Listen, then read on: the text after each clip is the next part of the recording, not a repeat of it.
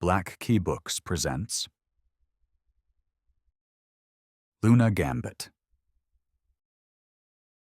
a full-case science fiction audiobook adventure, The Wild Nines, Book 6, by A.R. Knight. Chapter 1. Lunar Standoff. Follow the light. Easy enough. Davin tracked the cherry glow with both hands, cupping the dot as it drifted up and down, left and right. Curls and sudden dips. The captain had 'em all. At least until a long descent had Davin flipping over himself, floating as he was in the jumper's middle bay. A modded-out old freighter with its share of stories, the jumper provided an even-keeled float from Jupiter's red-gold domination to where they were now, somewhere about interstellar kissing distance from Luna, from Earth. Its hero would look a little different this time. Davin completed the flip, did a mock bow to his physical therapist, a black and silver orb named Puck. The bot, not much larger than a basketball, blinked the red light off. "You're progressing," Puck said, injecting some of that AI cheer. "I estimate you're at—" "No estimates," Davin said, lunging for one of the handles spaced throughout the ship. The jumper's greasy gray and green panels embraced the function over form argument, as should anything built for space travel. "I'll be good enough." Good enough for what? Fila, the jumper's primary pilot and Davin's squeeziest of squeezes, a term, if he said it aloud in her presence, would earn him a hard slap. "Adventure," Davin said, kicking off the wall to head towards Fila. The kick came with a new sensation, a buckle and extra press, as the leg braces boosted him along. The jolt came as a disconcerting reminder. Davin had, over the several weeks' travel time from Jupiter to Earth, come to ignore his braces. Their constant pressure no longer threw him off, instead adding mass to his movement, helping his fried and fractured muscles jump, kick, and hold form like they used to. "Forever?" Davin had asked Roddy when the mechanic first slapped them on. "I gotta wear these things all my life?" "Don't know, Davin," Roddy replied. The guy still sent his eyes everywhere, bumped into things as he learned how to roll with zero-G. "I'm not a doctor." "But you built these?" "Because Fornine said we should." Roddy put up his hands as a frown slid over Davin's face. "Look, the AI's right. It's what all the videos say to do when you're recovering from hits like the ones you took." The argument had about as much spice as the nutrient goop wallowing in the jumper's freezers, but Davin accepted it for one reason. Fila told him to stop being a baby. Less easy to get over were the hardened patches along his chest and side. Seals slowly repairing laser and shrapnel-marred skin from the last awful hours on Ganymede. Those bandages would eventually turn green and pop off. Until then, anyone lucky enough to get a look at Davin naked would see a patchwork man. Thankfully, the only person with that kind of luck stood right before him, reaching out to catch his floating approach. I think we should try again. Fila said when their hands gripped. She stood as much as anyone could without gravity, on the walkway as Davin hovered over space. "Getting a little old for kids, Fi." She sighed, but smiled in that special way she saved for Davin. Alyssa, Fila dropped the delight. Eden's all over Earth.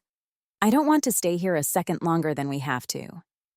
"You're just nervous. Once I flash this smile, the whole planet's going to be begging for my time." Says the man currently marked as the top terrorist in the solar system. Davin whistled. "The top spot's mine?" Since they took Alyssa off it, yeah. Now there was a question. No big broadcast the Nines had caught during their trek mentioned Alyssa's capture, death, or other horrible fate. She'd simply disappeared from the list, a broadcast blasted along standard comm frequencies every time a ranking changed. The only explanation Davin had found was, well, that she hadn't done anything awful for a while, and Eden had bigger priorities. because Eden controlled almost everything now. Not all that long ago, the company had just been large, a megacorp doing its part to own humanity. Now, with its grip over military, space, and most colonies off Earth itself, Eden was the de facto ruler of modern civilization, which made them naturally the bad guys. Not everyone met the big expansion with flowers and kisses. Alyssa Reinhardt, already a plucky fighter for the outer colonies, swept up the discontent and morphed it into actual resistance. Armed pushback against Eden's grasping hands. David and Goliath stories tend not to work out the way the first one did. Alyssa's people had pluck. Hell, she had a few nines working for her, but Moxie couldn't shoot lasers, couldn't build battleships. Outclassed, outgunned, and tricked. Davin liked to forget the part he'd played in all that. Alyssa's rebellion found itself blown apart. And Alyssa herself? The shining star meant to guide billions to freedom from corporate crap? She'd gone ghost, even while her lieutenants adopted guerrilla tactics and made Eden's life miserable. So miserable the big boy wanted to talk truce. But Alyssa still didn't show. Eden wouldn't accept anyone else's signature on the proverbial dotted line, leading to a slow slide back into the knife fights on moons around Jupiter and Saturn. And, eventually, Davin's crew was stuck with the task of finding the missing leader. Find her, get her to sign the peace agreement, return things to sanity. A cakewalk job for a bunch of mercenaries turned cargo haulers turned now, branded criminals. They had, at least, proved Alyssa still lived. Talked to her even, before they'd blasted away from Jupiter. There, after performing some skullduggery on Alyssa's behalf, the Nines used their good graces to extract a promise. Get to Earth, and Alyssa would meet with them, explain the whole song and dance. Except Earth wasn't, an exact address. The planet crawled with cities, and those cities with people. Davin wasn't about to bop from one creaky mall to the next, hoping to spot Alyssa standing in line for coffee. But if she didn't reply, what other options did they have? You can't bail. Phyla said as the pair floated into the jumper's four-seater cockpit. The 2x2 affair had that lived-in coziness, padded seats soaked in sweat, stress, and a few celebrations. Opal would shoot you. The old-school sniper might just do that. Opal packed more baggage than Davin in this fight, having done some devious death-dealing back in her Eden employ. She'd leapt at a leadership role in Alyssa's rebellion, only to find her ships shot out from under her. Hard to roll with a bad turn like that, but Opal feasted on vengeance like Davin feasted on scrambled eggs. She'd be fine, so long as Davin helped get some Eden goons in her crosshairs. The easiest way to do that would be getting Alyssa on the comm. Wherever she was, Eden's flunkies would be too. A call out the cockpit brought back the same nothing as before. A static hiss. Davin and Phyla stared at the console, willing it to change. Beyond, out the sloping glass shield, Earth's blue shape spun, thumb-sized. At the moment, the sun lay off to the left, its blasting light a constant annoyance going in this direction, like trying to fly with a flashlight pointed at your pupils. If she doesn't answer, what do we do? With your friend chasing us, turning around won't be easy. We could duck him. Captain Heath Swain, an android apologist and Eden scuzzball. Despite getting turfed to tacky assignments after Davin and the Nines proved androids were more dangerous to keep around than dump on the scrap heap, Swain nursed a grudge into a retread. When they'd met outside Jupiter, Swain sought to use Davin's execution by new android as a PR stunt to rescue his own career and rid his nightmares, Davin assumed, anyway, of the Nines captain in a single shot. Things hadn't quite gone Swain's way, and now he trundled after the Nines at busted old frigate speed. I didn't get back into this life to be hunted again. If Alyssa can't give us a way to stop Swain, I say we take it into our own hands. I love it when you get aggressive. And I love it when you keep it together, because we'll need your best, hotshot, if we're going toe-to-toe with an Eden frigate. A suicide mission, that, and they both knew it, barring a little cheat code in the cargo bay. The Nines had one functioning version of Viola's secret toy on board, a ship-disabling miracle device with a simple counter. If Swain didn't know the dodge, the Nines might be able to score a sneaky victory. If the Eden captain read his mail, though, the Nines would be toast. Team meeting. We get the group together, like we always have, and pick a path. This was easier when it was just you and me. Yeah, but our decisions generally concerned which nutrient goop packets to eat. There wasn't a good choice then, either. Davin made the call, and a full 7, 8 with Puck, and 9 if you counted Fornine, the jumper's converted android AI, meandered into the ship's middle. Like Davin, Viola, Vi, floated in tentatively, her torso and left arm still wrapped up in heavy, ointment-soaked bandages. Her eyes wore the puffy smear that came from pain-killing drugs. Roddy wasn't much better. Both had been lit up by lasers, much like Davin during the raid on Vi's homestead. Roddy at least kept the wounds to his extremities, and the legs at that, 2 of a human's least important bits in 0G. If Vi could barely carry herself, Roddy lugged a toolbox with him, as if this explained his place in the crew. Merc and Opal drifted down together from the mess, where they'd been enjoying a meal nobody envied. The two had fast-tracked their romance, dialed it up thanks to constant near-death days. Davin respected their back-and-forth dialogue, and the way both could turn an enemy to ash and laugh about it later. Relationship goals. Mox had already been in the center when Davin called the meeting, working out his exoskeleton's joints. All the carbon fiber woven into his muscles looked cool until you realized how much work it required to keep functioning. A greasy hinge was one thing. An arm that wouldn't move was quite another. That's the situation, Phyla concluded, holding serve with Davin's lungs still raw. We give Eden the business, or we go hunting for Alyssa. Do we have any leads? Roddy asked. Back on Ganymede, we'd get big ideas all the time and realize we had no idea where to start. The frequency. We can track where we hooked into it last. It's not exact, and Alyssa might have moved in the, 3 weeks since we spoke last. But that's what we've got.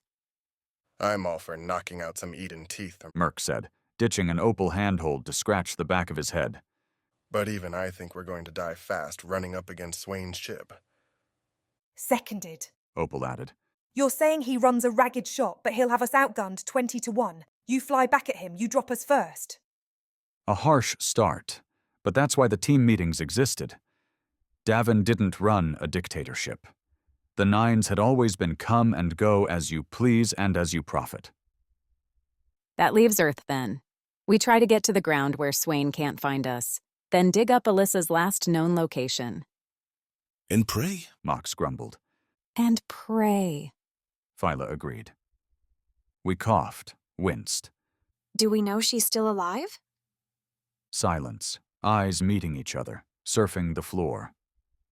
Davin tried to think of something inspirational to say, but nothing bloomed. He blamed his own painkillers. Don't be dumb. Fornine's voice came from everywhere, lancing out from the jumper's loudspeakers with a sardonic slant only a bodiless robot could provide. Your odds against Eden's frigate are basically 0. Your odds of finding Alyssa, while not much higher, are not 0.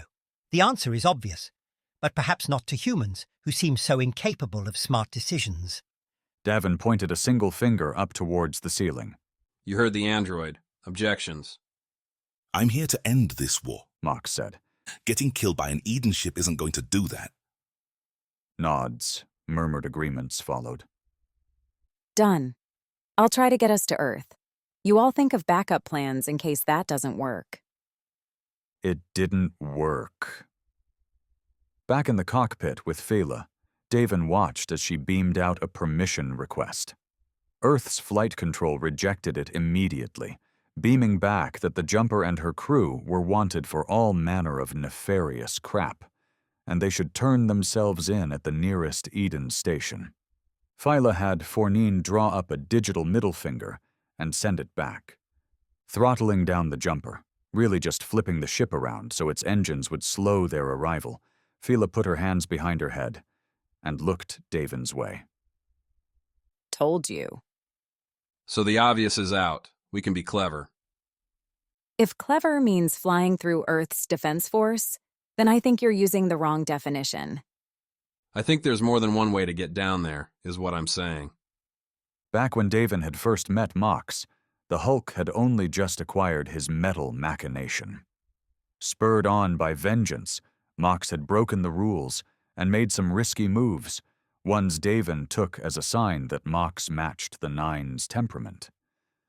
Part of the deal to bring Mox into the fold, though, meant realizing that revenge. And the target had snuck onto the moon through some more subtle channels. Not going to work? Mox said, still in the jumper's center, still greasing up his rig. Phyla elected to hang in the cockpit, keeping an eye out for any harassing patrols. Since contacting Earth, the local space would likely know sooner rather than later the jumper and her wanted crew were around. The need to jet off or fight back might be imminent. You're about to tell me the moon's tweaked their procedures, right? Davin asked. He lay on his back, floating about a meter off the ground, almost like laying in his bed. That they're so good at monitoring traffic now, any sneaky play is foolish. Right. So foolish a Centurion couldn't get us through? Mox threw a narrowed glare Davin's way. I want a life to go back to, Davin, not sacrificing that. If you don't, then we have to dive down Earthside. You know those odds aren't good. You're pinning me. It's what I do best. Mox grumbled, squeezed some oil onto a cloth and rubbed it along his left leg. Lucky you have friends like me, Mox said as he finished. Luck or design? I'm going to design a new shape for your bones if you don't float your ass away. Appreciate you, Mox. Luna's foremost former Centurion came through with a series of tight band calls to the moon. Thankfully, if there was one thing Lunar folks despised more than anything else, it was Eden. The company had ravaged the lunar economy, removing its gray plains as the kickstart to space travel by building orbital stations everywhere. All because Luna wouldn't allow Eden to buy up vast swaths of its dusty regolith. Mox took the conversations private, refusing to deliver names and details to anyone. Phyla and Davin waited outside the cockpit, sliding door shut for Mox to appear with coordinates, docking codes, and a new name. Stardust Swill, Mox said. That's what we're calling the jumper while we're on Luna. Not much of a change. It'll be enough. We land, we leave, they'll keep her sealed off. Phyla issued one of her patented suspicious stares. Sealed off how? Evidence, Mox said, a slow grin. We're criminals, right? Luna's gonna keep our stuff locked away until we get caught or turn up for a trial. And if we want to leave? We got to clear our names first. That's our ticket in and out. Either that, or give Eden enough trouble Luna thinks we've earned it. Phyla, Davin whispered. This is the only deal we've got. We take it. You're telling me to leave my ship. I'd better get it back. The pilot's words took on a sharper edge when she repeated them 2 days later, when Phyla and Davin were the last two hopping down the jumper's ramp into a dusty, near-abandoned docking bay on the moon's dark side. A motley bot collection waited to greet them. A remote-monitored skeleton crew meant to keep the 2 berths available for emergency landings. Tight ovals hollowed out in the gray sand. The berths lit themselves up in orange for the jumper's approach, and now shifted their spectrum to a pleasant blue-white as the Nines moved into the bay proper. Davin told the crew to pack light, as if anyone on board had enough stuff to do otherwise, and the shambling collection looked more like wayward tourists than a hardened mercenary company. At least if you ignored the hidden holsters, the long backpacks just large enough to store a rifle or, in Davin's case, a particular energy-blasting shotgun. Mox's Centurion subterfuge served not only to get the Nines onto Luna, but also to secure them transport. The enclosed rover would be picking them up shortly, then would ferry the Nines to one of Luna's couple cities. From there, find a way to forge some IDs and sneak onto Earth. Simple. So simple, Davin actually napped while they waited in the bay's small terminal. The vending machines here, so isolated, held only water and, yes, nutrient goop. A disappointment so profound, Davin could do nothing else, save find one of the soft plastic benches and spread out. The rest seemed more interested in stretching muscles gone so long without even a hint of gravity. To each their own. Phyla's hand squeezing his shoulder pulled Davin back from oblivion. It had been a nice oblivion, too, free from worry, pain, dreams, anything. The look on Phyla's face said there'd be plenty of stress, at least, in the waking world. Our ride's close, Phyla said as Davin blinked sleep from his eyes. They brought friends. When Davin was the one making snap changes to plans, things were good. When someone else did it, well, Davin snapped open his bag and hauled out Melody. Any coffee in this place? Davin asked, as Phyla checked her rifle's power pack. Powdered. I'll take it. Then get it yourself, Captain. Phyla nodded back towards the doors to the jumper's bay. I'm getting back on board to get her ready. Have a feeling we might need a quick exit. The other Nines had themselves hustling, too, gearing up for a fight that hopefully wouldn't be necessary. Then again, Davin's history tended to be filled with unnecessary fights. This one turned a whole lot worse when, powered coffee in hand, Davin saw Phyla stalk back from the jumper's bay, raw anger etching lines across her face. Davin called the Nines together with a whistle, and Phyla gave the unfortunate update. The docking bay doors were shut, the jumper sealed in. Can't blow our way through, Merc said. These aren't thin? Phyla shook her head. We'd need artillery. Then we're assuming those speeders coming in aren't friendly. Opal asked, her look angling towards Mox. Thought these were your people. They are my people. Mox replied. They're also Luna's people. They're cowards then. Roddy said. The only people after us are Eden, which means they're rolling over for, For their lives and everyone on the moon. Davin finished, putting a hand on Roddy's shoulder to quiet the kid. It's a bad call, but I get why they might be making it. His crew leaned in a bit to hear the whispered words, prompting Davin to clear his throat before he started in again. This was supposed to be inspirational, and a captain gasping his way through a pep talk wasn't exactly that. We set it up right. Positions. Make sure these Centurions know a fight's gonna cost them, and while they're thinking about it, I hit them where it hurts. You will not shoot them, Mox said, the tone brooking no argument. Don't worry, big guy. Shooting's not what I have in mind. The Centurions swept in on their speeders, encircling the docking bay. The moon skiffs all had a couple flimsy turrets on the top, enough capacity for 5 and a pilot. 20 Centurions in all piled out, suited up for vacuum, their crimson capes drifting down as they came through the facility's lone airlock. Standing there, looking decidedly less flashy in his burned-out coat, wraps and patchy, torched hair, was Davin. Mox stood alongside him, law-breaking exoskeleton on full display. Sure, the Centurions had granted Mox an exemption back when he played for their team, but now, a full 10 fanned out before Davin and Mox, the other half taking the speeders to positions around the facility. Davin only knew this because Vi fed the details into his ear. With Mox's door-busting help, the engineer had the base's sole office and its attendant systems at her fingertips, including area scanners.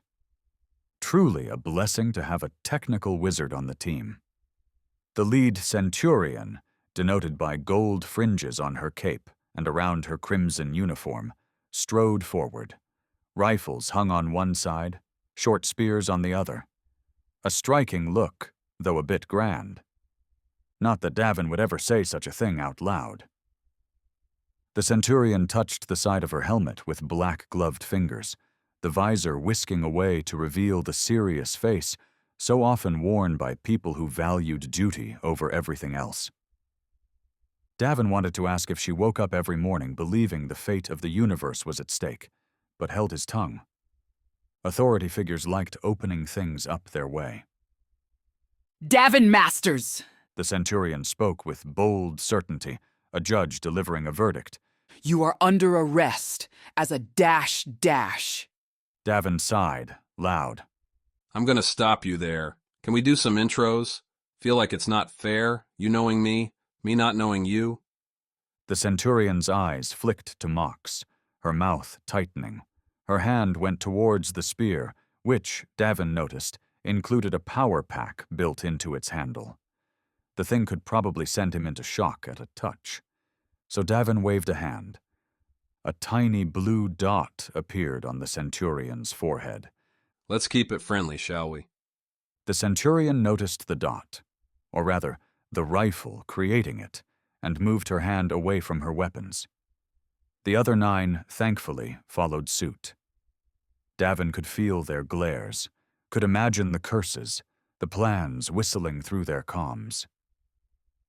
My name, the Centurion said, is Commander Farah Latrice, and you are making the biggest mistake of your life. Chapter 2. Medical Menace. Not even Mox could keep his composure at that threat. The man laughed, a low roll that echoed around the otherwise quiet facility. Commander Latrice, Mox said, do you know who you're talking to? This man has made more devastating mistakes than anyone I've ever known. He's not wrong. Davin took the wheel back. The bluster was starting to take a toll on his lungs, so he'd have to end the party here.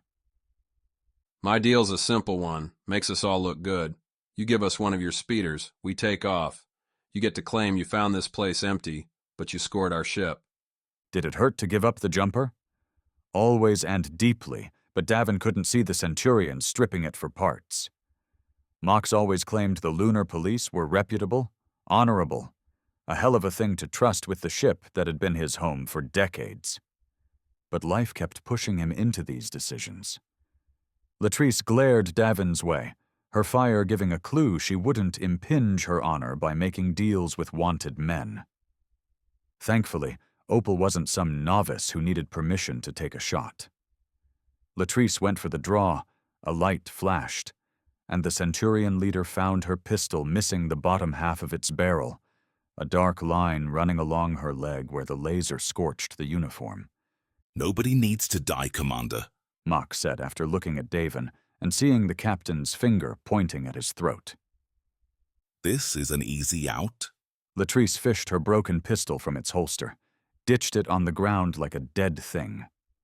She turned back to her Centurions, and for a long breath, no sound made its way to Davin. An earpiece aficionado himself, Davin figured there were hot takes spitting back and forth among the red capes. Time to nudge them a bit further. Latrice, Davin said, mustering past the pain. The jumper's AI will detonate the ship if you shoot us. It'll blow the building apart, taking you and your team with it. Latrice held up a single finger, turning back Davin's way. You say you're here to hurt Eden? Latrice asked. Definitely. And you won't tie what you're doing to Luna? Not planning on it. Latrice searched Davin's eyes for lies. There were none to be found. The lunar surface looked much like Ganymede's, all crater-pocked. Unlike Ganymede, though, the first half of their journey across the regolith zipped by in darkness. Davin, resting in a chair behind Phyla's helm, admired the view through the bubble glass. You get this in the jumper all the time, Roddy said next to Davin. Why is this so much better? Not better. Mox answered, watching the stars like his captain. Different. Something beautiful seen from a different side, still beautiful, Merc added. The fighter pilot and Mox held down the speeder's middle, while Opal kept her eyes out the back. The sniper's rifle hadn't left her hands for more than a few seconds, but now she sensed Merc looking at her and threw him a grin. Usually she's watching me, Merc said with a happy shrug. Vi sat on Roddy's other side, already asleep. An easy move given the soft, bouncing ride as the speeder's microjets kept them aloft. It'd be an hours-long journey, too. While Latrice and her group came from a closer domed town, Mox wanted to make for the capital directly. More contacts, more options. And better doctors, Mox argued. Eden will find us. You need to be ready. Vi, too, Roddy added, ever protective. The crew had kept watch, but so far there was no evidence Vi had anything other than friendly affections for the man.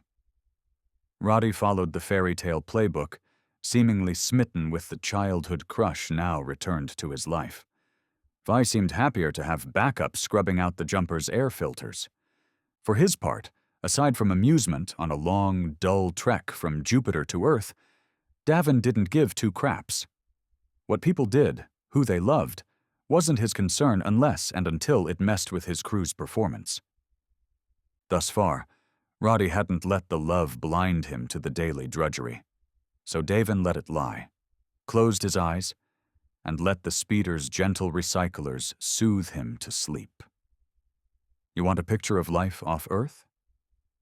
Think small corridors, simple white lights, cramped boxes made for efficiency and little else, nutrient goop by the liquid ton, constant vibrations and thrums rolling off devices keeping you alive.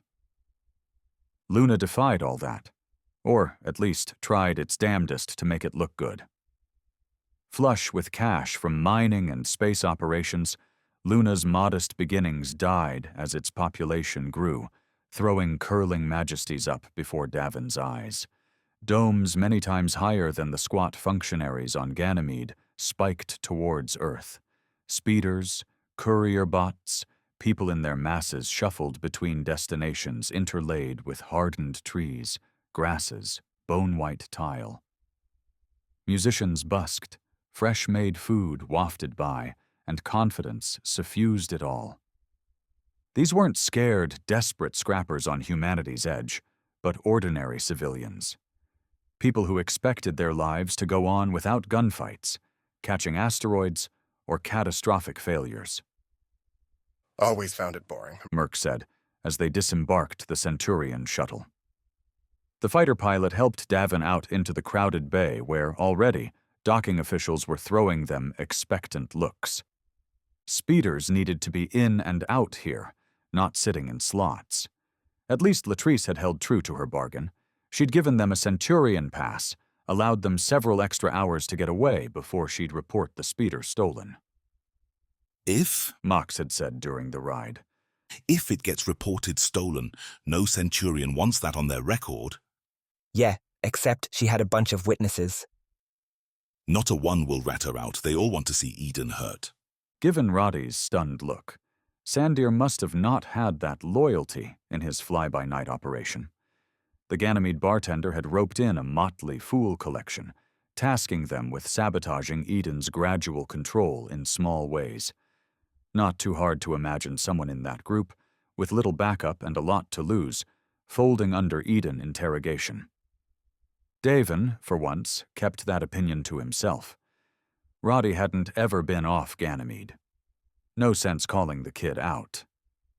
Davin suffered his own hard education when he'd left Vagrant's Hollow, trading picking pockets on Minor Prime for running cargo and contraband across the solar system, with crews ranging from slapdash to straight-up murderous.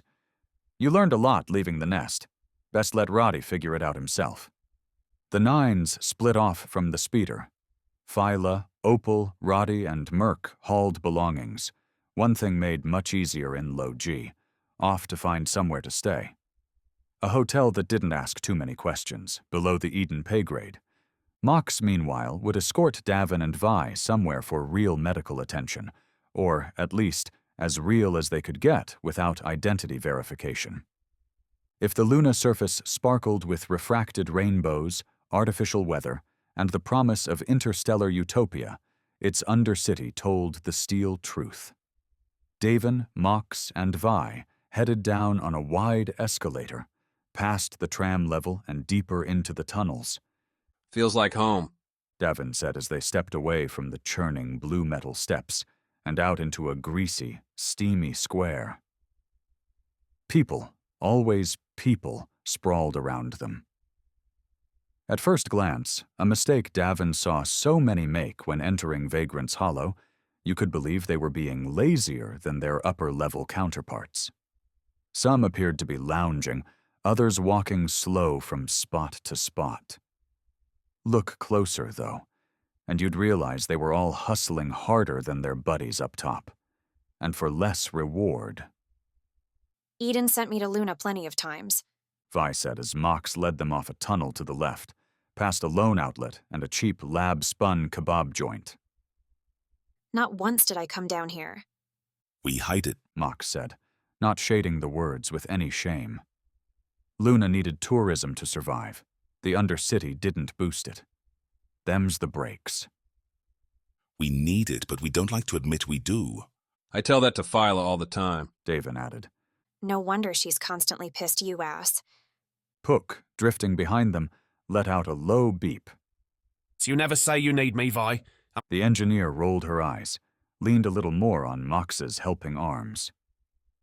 Help, I have a robot with self-esteem issues. You're a good bot, Puck. On the right, in a scattershot sparking glow, Mox's destination came into view. A red cross, that symbol of health and help, undermined somewhat by the signs hanging in the front windows, advertising all sorts of questionable treatments for all sorts of questionable prices. Where the hell are you taking us? Vi asked. You need something done without anyone knowing. You come here. We've let them operate for years because it's better than having criminals die in the streets. I've seen worse, Davin said, pressing the call button next to the locked doors. This place on Io, literally carved out of a wrecked ship, used the old reactor for its power. Flip the wrong switch, and everyone would go boom. Instead, a charming robotic voice greeted them, said there were openings, and asked the trio to leave their weapons outside in the lockers provided. Once the three did so, the doors unlocked, swung open, and the nose-killing scent of formaldehyde and rubbing alcohol welcomed them in. No lobby, just a double-wide corridor heading straight to a T-intersection and a large screen. Price-grabbing posters dominated the walls on either side, screaming for this or that drug, this or that procedure. New limbs, nuclear antidepressants, memory killers to keep nostalgia from gripping you too hard. Not a single one bothered with disclaimers, with legalese. This too felt like home, where everything was a risk. The only question was how much you could take. What a lovely place, Vi said as they walked, Davin leading and Mox bringing up the back. How many organs will I be donating today, I wonder? If they take any, I'll destroy them. Your angry vengeance makes me so happy. We topped off the words with an eye roll. As happy as the prices? Davin said, reading the screen. I think we can actually afford these. Not that Davin, if he really thought about it, was poor. Years working mercenary jobs, hauling cargo, and that blissful Hero of Earth sponsorship cash infusion made sure his accounts were buttery smooth. That said, medical care had a tendency to torch even the healthiest accounts, which was why the Nines used to employ a doctor. Getting patched up on the run was so much cheaper than a hospital visit. They skimp enough on the decor to cut costs somewhere. Which option are we taking, and can we pick it soon? The painkillers are getting soft. Of the offerings, the comprehensive review and repair offering seemed to fit the bill. Davin double-tapped it, let the computer scan his restored wristlet from the jumper's stock, and the screen chirped an affirmative when the payment was accepted. I'll be back, Mox said, turning to leave. Have some people I should see while I'm here. Leaving 2 wounded warriors behind, eh? Davin asked, but before Mox could follow up, a hand tapped Davin's shoulder. Going by the horrified look on Vi's face, Davin squared up his stomach for the turnaround. Goggled yellow eyes looked back at him, the apparatus bleeding back into a 3-spike red hairdo and down into an outfit looking more at home at a butcher's shop than a clinic. The man had a wristlet in one hand and a syringe loaded in the other. "Hello, hello!" the man said, his voice as sing-song as decades sucking smoke could make it. Various addictions made their presence known on the man's visible skin, trails and bruises, yellowed patches. "Welcome to the best clinic this side of the shade!" The man peered past Davin, clocking Viola and her expression. "Oh, don't worry. Looks aren't everything, especially down here.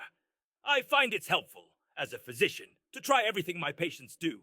Helps me empathize. Bedside manner. You understand." Do I? Davin asked. "Well, you will."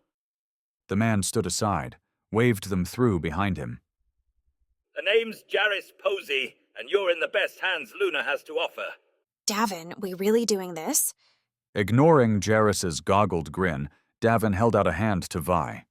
A braced hand, one whose every move crackled inexpert stitching, tugged at burned blisters still rippling over his body. We're already wrecked, Vi. It can't get much worse. "A great mindset to have, my friend." Jarris nodded. "Never fear, though. Our treatments are second to, well, many, but none nearby." Davin and Vi followed Jarris into the clinic's bowels, which catered to the privacy offered by the front. Every room in the gridded-out place had slate glass coating the entrance, blacking out the insides. Patient details, all anonymized, splayed across the glass. Things like heart rate, temperature, ordered drugs, and scheduled procedures listed out in ways clear enough to suggest some skill was, in fact, at hand here. Vi's breathing slowed, and her snide comments disappeared. "I know, the front is deceptive, but we keep it that way for a reason. Our patients expect privacy, skill, and reasonable costs. We deliver all, as you'll see." See, they did. Jarris dumped Davin and Vi into neighboring rooms, and within moments a combination of bots and masked personnel went in and out. Davin, lumped onto his bed, had his clothes tossed off in favor of a cream gown. The half-assed stitches were ripped away, replaced with strong salves. They stuck oxygen onto his face, had him breath deep while a whirling, blinding bot sliced and diced into his lungs. Torched tissue was scraped away, blisters were popped and repaired, and even older injuries, like a lingering bone bruise in Davin's left knee, had their causes removed. And how long did this take? Davin couldn't tell. It all passed by in a fog, a bedazzling drug cocktail that had him swirling through past, present, and various futures without ever setting foot in any of them. If there was a constant impression in that mental miasma, Jarris was it. The man kept poking in, those yellow eyes snapping Davin's slapdash senses back to the present. Jarris would lean in close, as if counting Davin's nose hairs, then pull back and nod. After this happened several times, with the nod growing more vigorous, more excited each instance, Davin saw Jarris again with shadows. The blurred forms didn't come close enough to take shape, but hung in the doorway. When Davin finally gathered enough consciousness to wiggle his toes and feel his fingers, neither Jarris nor the shadows were there. Only a single, forlorn medical bot. "Feeling well?" the bot asked, as Davin blinked at its corroded gray, spindly form. An oval approximation of a face had been staked, like a scarecrow, at the top of the spindle, and it stared down at Davin with a fixed smile. "Your vitals are good." As if vitals were the only thing that mattered. But Davin was almost ashamed to say. He was feeling better. His lungs didn't rasp with every breath, though they felt sore in a good way, like an overworked muscle. Looking down at himself, Davin saw healthy, fresh skin where blisters once marred, clear lines free from stitches. Some new scars, yes, but those were inevitable. The medical bot kept talking, running down the list of treatments, procedures, and, as Davin sat up, recommended therapies. How much? Davin asked, as the bot finally came to a close. No way what we paid covered all this. The bot had Davin hold that thought till it could summon Jarrus, who confirmed that all the treatment fell under what Mox paid for. A ridiculous deal, I know, Jarrus said, giving Davin an apologetic shrug. A smart man would adjust the terms, but I am only an honorable one. Nothing to do except get you and your friend back on the streets. Suppose not, Davin replied, and with nary a handshake and a hustle, he and Vi were escorted out the clinic's side door. Melody and Vi's pistol waited for them, overseen by a pleasant bot in the narrow alley otherwise occupied by trash bins and a weak orange light. Better? Davin asked Vi. Like a new woman. Vi replied, though she scrunched up her face as she said it. I don't really know what they did or how, but it worked. If we didn't have Mox's guarantee, I'd bet on it all falling apart in a day. Davin slung Melody over his shoulder, checked his wristlet, and confirmed the team's chosen hotel. As it is, I'm sure we're full of illegal juice now. Just what I always wanted. Davin threw her a sidelong glance as they left the alley, headed back towards the escalators. The team had found a place up on the surface, near an Earth shuttle port.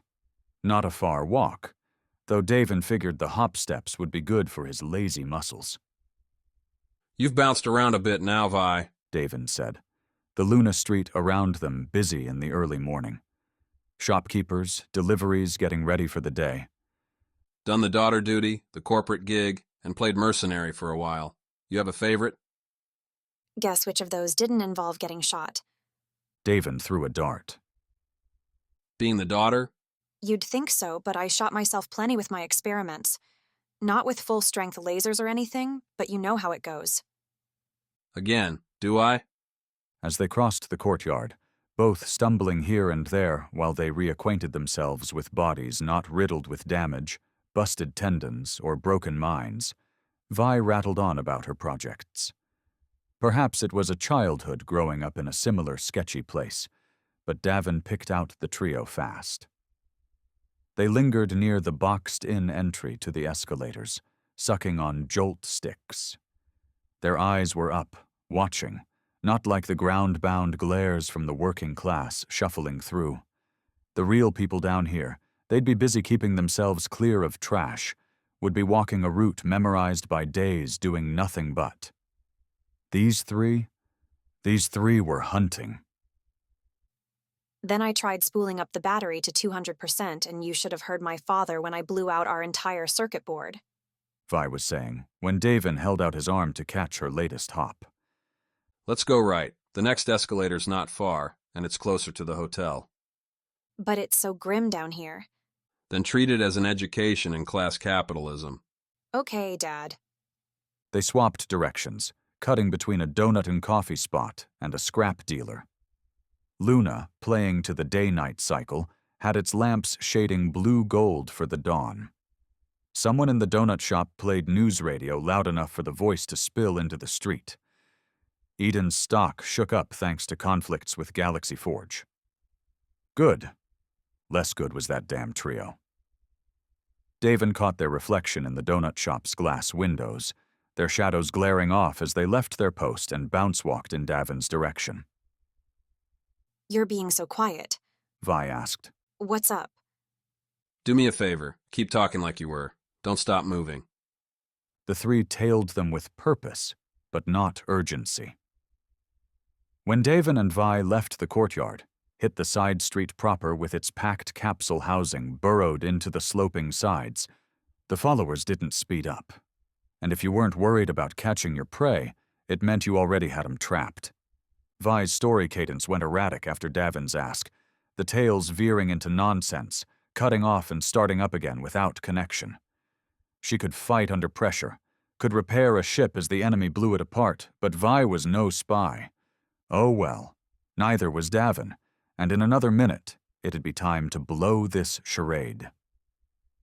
While they walked, Davin's fingers played on his wristlet, pinging the team their location, the situation.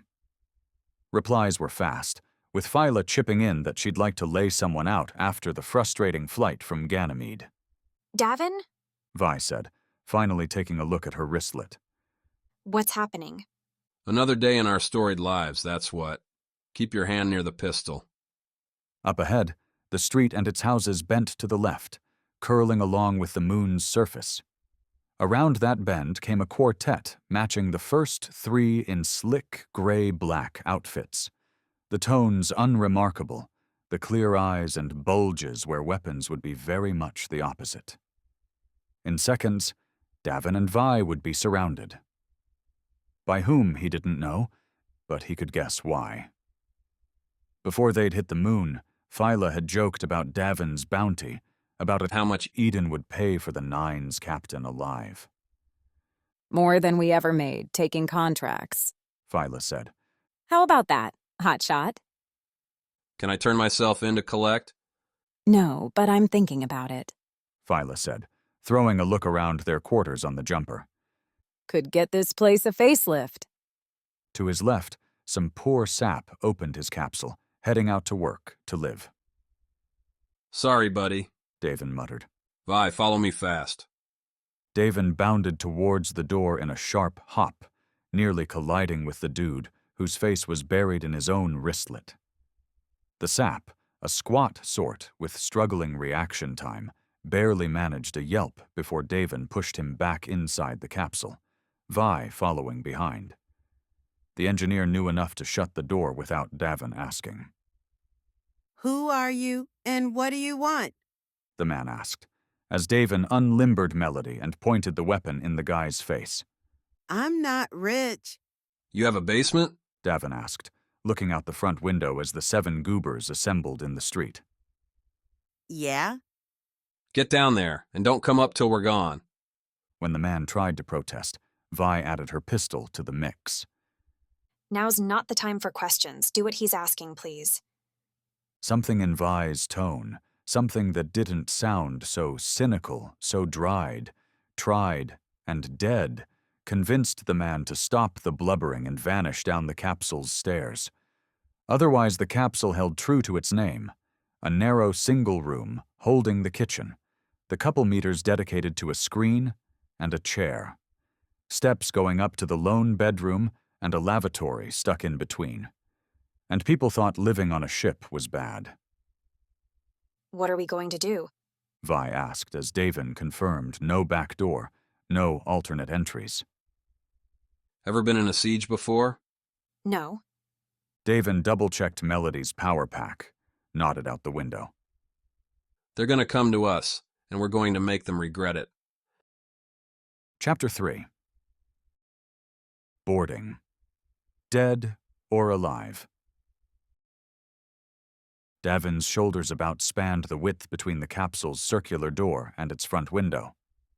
Vi stood to his right, one foot having drifted upon the upward stair's first step, retreat already on the mind as she typed on her wristlet.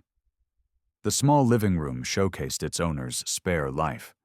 A single chair, cushions malformed and splotched.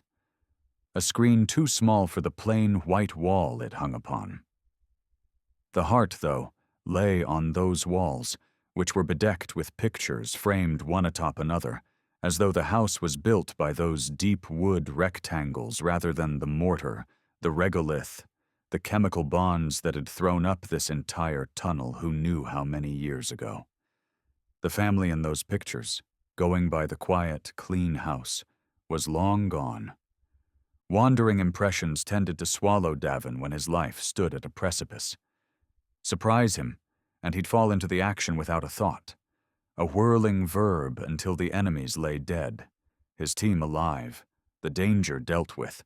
But the 7 outside decided to take things slow, gave the captain a chance at introspection, a chance taken because Davin felt pretty damn good for the first time in far too long.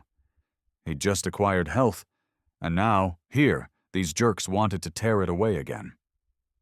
They're coming, Vi said, and Davin snuck a glance out the window, expecting to see the gang approaching. Instead they stood, the gray-white goons conferring among themselves. I mean ours. Mock's Merc, you know. Vi would be in Davin's same spot. Rejuvenated. So might the photographer cowering in his own basement. Davin would bet his hefty account the group outside was trying to decide how much ruin they could endure to score Davin's head. It had to be Davin's head. Had to be that Eden bounty.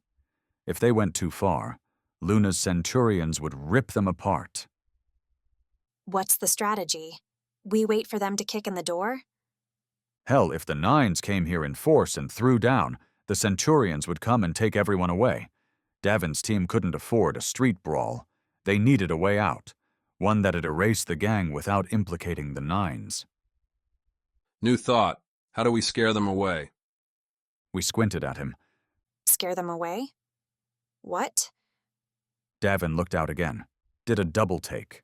Only 3 enemies stood in the street, these all holding more conventional arms of thuggery. A bat, brass knuckles, and, of all things, a crowbar. Where were the other 4? Publicity, Davin said. Luna's all about image. We get out that there's a gang terrorizing down here. The Centurions will respond fast. I can call the emergency, but you're a criminal, so... He's not. Davin nodded at the photographs. A crack, a glassy crinkle came from above. Get down there. Get him calling for help in the most public way you can find, but don't put yourself on camera. What about you? Vi said as she stood, looked up the stairs. They're coming in. I'll do what I do best. Charm. Vi shook her head, threw a look Davin's way as she hit the basement stair. Don't die on me. They won't kill their treasure. Don't worry. They might beat him up, but he could take a punch or 2. Curling to the door, ignoring the stairs behind him, and the morons definitely about to descend, Davin opened the spiral portal. Strode out into the street with Melody in his hands. The 3 goons eyed the weapon, didn't make a move. Gentlemen, Davin announced, loving the way the moon's gravity let his coat, frayed and fraught, swish around him. I get the feeling you're looking for me.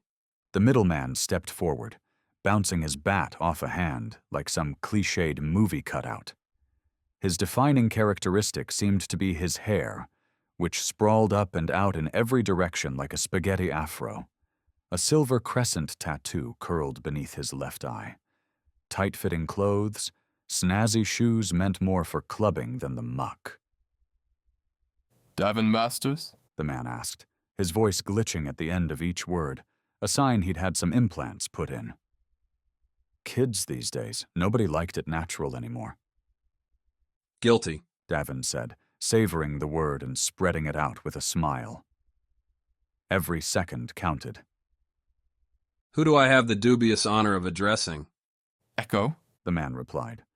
And you can take that dubious honor and shove it. Done and done. Echo jerked his head to the right, down the street. Behind him, Davin heard the clacks as Echo's fellow henchmen descended from the rooftops. We're going this way, Echo said. Have a nice walk, Davin replied, sticking right where he was. Echo laughed. You're a cocky one, eh? The voice implant slid Echo's accent around like a hockey puck, matching tones and places to make Echo's history impossible to trace. Didn't matter. Look, Davin said, sweeping his eyes across the 3 in front, then sidestepping to put the oncoming 4, also wielding a mugger's medley, into view. We all know where this is going, so let's make it sporting.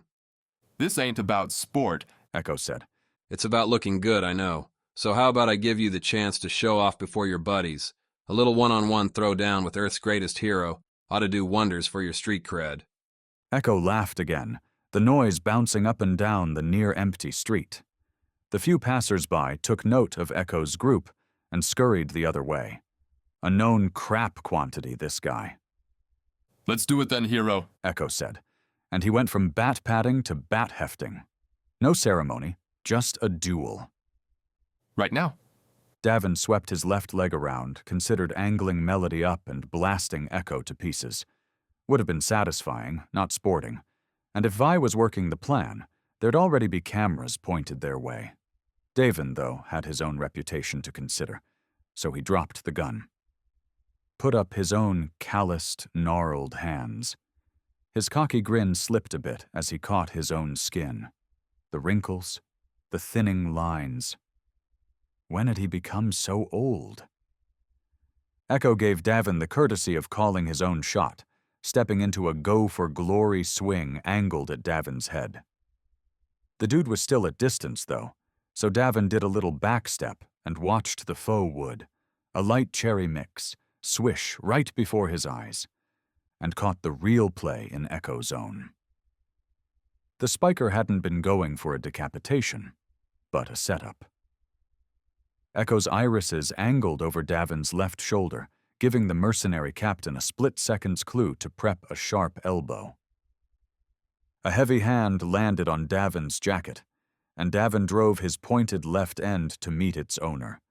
The blow stuffed its way into someone's gut, a grunted gasp, all the evidence Davin needed. The hand lifted off his shoulder, freeing Davin for a sudden dash right at Echo and his bat. People that dressed and moved like Echo tended to be actors, players putting appearance before results, giving a lot of bark, and ignoring the bite because it might get their clothes messy. Davin hoped Echo went the same way, that he'd fold over after a couple jabs and call off the others. Turned out, Echo had earned his bizarre outfit. Davin's lunge made it inside Echo's reach, making the bat an awkward tool, but Echo made the savvy play, angling the wooden haft in front of himself like a shield, catching Davin's first swing, a right-handed kidney shot, on the bat's fat end. And ouch! Damn! Echo pushed back as Davin cursed, driving forward into the captain as a whistling told Davin something else swung at his back. Thankfully, gravity gave Davin an assist. Pushing off with his right foot, Davin fell left. The pipe, corroded and red-orange, whisked over his shoulder, forcing Echo back. The moon's lighter tug gave Davin enough time to get his feet under him, a dancing move that must have looked ridiculous to anyone watching. That nonetheless bought Davin dash. Two more thugs hit Davin from either side, the crowbar dude and another from behind with those grasping, leather-gloved hands. Gravity rescinded its help, leaving Davin stuck in a sort of slow motion, the crowbar crashing into his left shoulder, letting those hands get a stronger grip on Davin's waist, wrapping up for a tackle. Before Davin could throw another elbow, the grabby one planted him on the ground, face down in the stones. A soft buzzing filled the air as Echo told someone to knock Davin out. Stun battens. Great. The scum who threw Davin on the ground tried to plant a foot on the captain's back, to pin him. A neat move, if perfectly done. But Davin's ratty coat and tilted body meant the step didn't stick. Davin rolled with the contact, sliding the foot off him and turning face up. The stomper slipped, giving Davin a clear view of the new guy with the glowing stun baton. This dude looked all business, shoving aside his bumbling pal and jabbing his glow stick right at Davin. Davin leaned on his left arm, kicked up with his right foot, and smacked the offender's wrist, throwing the baton jab into the street instead of Davin's chest. Planting his left palm on the ground, Davin pushed himself up and into Baton Man. Little unsporting, don't you think?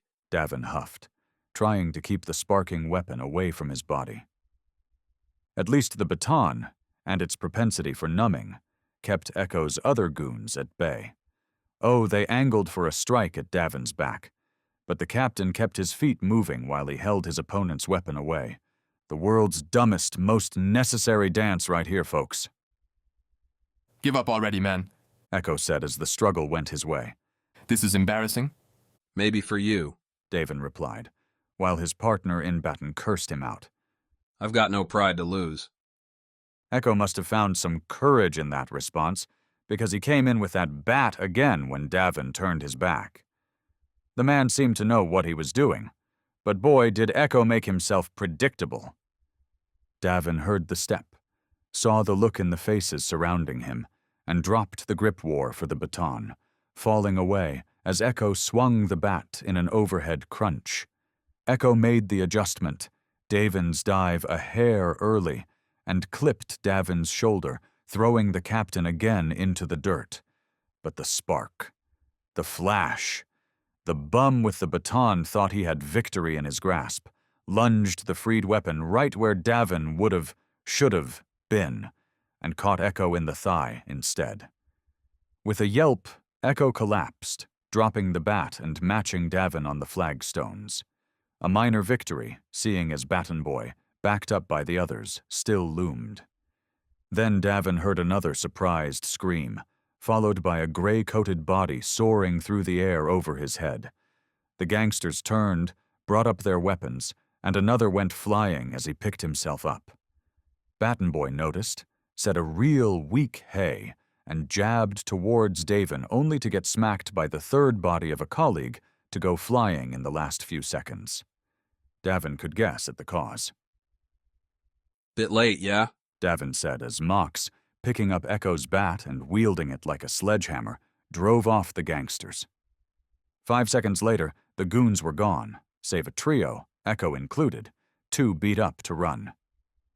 Came as fast as I could. Where's Vi? Inside. Davin pointed to the house as he scooped Melody off the ground. She'll be out shortly. Better be. We're drawing the wrong attention. With the gray coats' retreat, the street crowded over with curious onlookers. Some stared from a distance, while others edged towards the bodies, eyes on the weapons, the clothes. The same thing would have happened in Vagrant's Hollow. Not only would you lose the fight, you'd lose everything else, too. The others aren't here? The others are going where we need to be. There's an Earthbound shuttle we can get on. And with this stunt, it's gotta be now. As if on cue, Vi emerged from the house, tossing back a wave to the photographer guy, who peeked out at them before bringing up his camera for a long shot. Davin gave the man a grin, held up Melody in an action pose. I caught it all live, Vi said as she joined them, with Mox wasting no time heading back towards the square, its escalator. Said Eden's funding local thugs to attack people it doesn't like. Beautiful. Why? I'm risking my reputation to get us cover and you're blowing it? And I appreciate that, my guy. But here's the thing. Eden's got to play a bigger game than us. They've got investors, a nasty public to keep happy. If we're lucky, Vi's video will help make us untouchable. Mox grumbled that he didn't get the details, so Vi and Davin took turns rambling off the playbook. Davin was already a local legend, and while Eden had branded the man a criminal, they didn't have a counterweight to Davin's star power. Coupled with their earlier broadcast out beyond Saturn, the Davin Masters as Man of the People project was in full swing. They'll see 1 guy versus 7. Vi finished as they crossed the courtyard, keeping away from a Centurion squad dashing towards the fight scene, red capes flowing. Davin will get sympathy points. Eden will go on the defensive. They'll have to be more careful. Best of all, no snipers. Any kill shot now would look like Eden playing the wrong game, approving assassinations instead of rolling its wrongdoers through the justice system. Sure, Davin and crew could still be arrested, but outright murder? Lucky us, Mox grumbled at the finish. Damn right, lucky us. Can you imagine getting me in a courtroom? I'd have Eden arresting themselves before the day was out. Sure, Mox and Vi rolled their eyes at that, but deep down, Davin knew they agreed. You don't get to be a celebrity without getting used to watching eyes. As the trio ascended the escalator, Davin's skin crawled with uncounted stares. Some had to be collateral looks, splashing off Mox's imposing shirt-and-metal skeleton combo, but others held to Davin's face, their descending stares matching his stubble, jawline, ragged hair to the latest photos Eden blasted out. How many did that because they recognized Davin from the news, had a faint recollection of someone important looking like him? And how many held the same gaze wondering about the Eden reward and whether they could collect? Jarrus is going to receive a visit, Mox growled. The man knows better. A younger, more sassy Davin might have gone along with the idea. Jarrus had seemingly sold them out, but Davin didn't know the details. Was it all about greed, or did the doctor have other pressures? Regardless, a service had been rendered, a valuable one. Don't bother, Davin said. The escalator had them shoving up towards a brighter daylight, morning advancing, and maybe the happy glow smoothed his mood. Jarrus fixed us up good. Eden's the one dropping the bounties. The doc's just trying to survive. Vi, you with him on there? You think I'm not going to take the nice girl angle for once? Vi replied. She raised her right hand, waved the wristlet around. You know what's not pleasant? Sitting in a basement with a scared man wondering if you're about to get the crap kicked out of you again? Screw Jarrus. You don't have to kill him, Mox, but if he's promising privacy, he should deliver. Davin did the old double take, appraised Vi's hard stance in the reflected sunlight as the escalator reached the surface.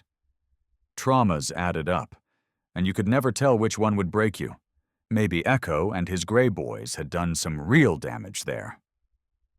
The escalator dropped them up on Luna's surface, a broad square offering a traveler's banquet. Shops, newsstands, maps, and more. Fresh-fried donuts and their cinnamon scent wafted by. Above them, the escalator's grind was matched by air taxi terminals, the speeders whisking in and out with man-made efficiency. Amid all that, Davin counted 5 separate groups keeping tabs on them. Several had hands inside coats as they lingered near benches, in the spaces between stores. Did that Eden bounty say alive only? They'll take your corpse too. The killer'd lose a bit on the deal, but they'd still be richer than you ever were, boss. Maybe I should pull the trigger. We mused as they took a hard right, cutting across the square. Eden would never see that coming. They might even offer you your old job back, Davin said, trying to put his eyes everywhere at once. Straight up murdering someone in the open seemed a risk not worth taking. You couldn't exactly collect a bounty on Davin without proving you'd killed him, which could land you inside a Centurion prison. Most of these seemed content to wait till Davin went somewhere less crowded, less watched. We're never getting on that shuttle, Davin said as they neared a cross-dome walkway.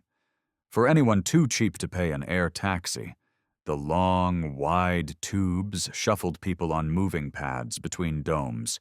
Transportation for the common man. Why are you saying that? Mox asked. You're not picking up all the people suddenly interested in where we're going. We're walking with a celebrity, aren't we? One they'd like to knock out. Mox, can we stay in the open the whole way there? Not in the bays. Luna and Earth sent an absurd amount of people and cargo back and forth. Given the gravity advantages, most everything routed through Luna first. The big boats docking off the moon and shuttling containers onto Earth-bound hoppercraft.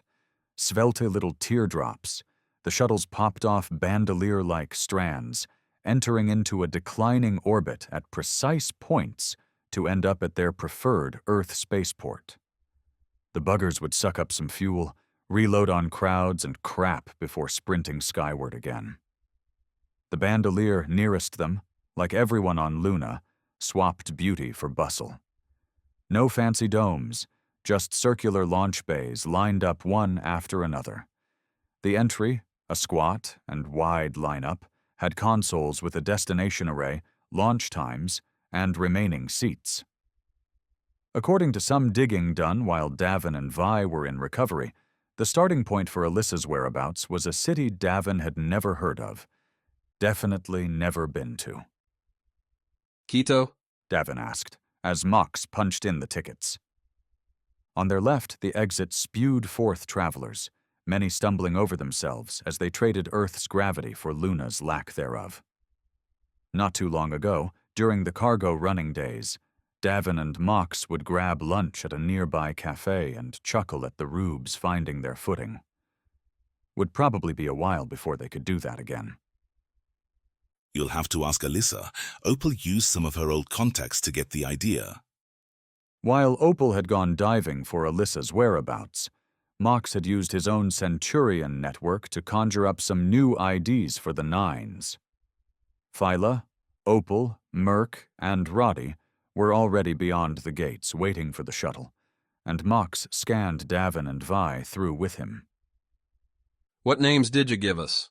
Davin asked, as they went through into the building, a not inconspicuous lineup following them to the consoles, no doubt buying the cheapest ticket to get through. The fun, if any fun was to be had, would start not all that far ahead. Though it'd be an interesting sort, the bays had warnings plastered all over that weapons were forbidden past the cargo checkpoint. Mox scanned the wristlet again at one of several different screens, each scan spitting out a tag to slap onto whatever the Nine's members wanted to send with their shuttle. Davin pulled out Melody, gave her the new white patch, and sent her sliding along. Vi eyed her pistol, as if wondering whether the small gun was even worth it, but shrugged, stamped on the tag, and dropped it after Melody. Mox took nothing, his big cannon left on the jumper. After the conveyor belt was a wide, blue-black line. Warnings posted before the 2-meter thick strip insisted anyone dumb enough to try crossing with a weapon would simply be warned to turn back, and if they kept moving, would be shot immediately. On the other side of the line, 3 automated turrets, each 2 meters high and glaring with red lights near their barrels, made the threat more than idle. Guess what? Davin said as the trio took their first steps onto the black line. Past here, it's all fists and feet. Or, we could try not getting in a fight for once? Vi suggested. The black line made Davin's body vibrate, an unnatural massage coupled with a faint burning sensation as lights and lasers beamed his body and declared it safe. Mox and Vi, too, were given clean bills. Past the turrets, the warnings disappeared, and the birth bandolier put on a pleasant face, with restaurants, bars, and shops offering respite to anyone needing a pre-Earth pick-me-up. Where are they at? We have a couple hours, right? Quito, not being a high-profile destination, only ran a single shuttle a day.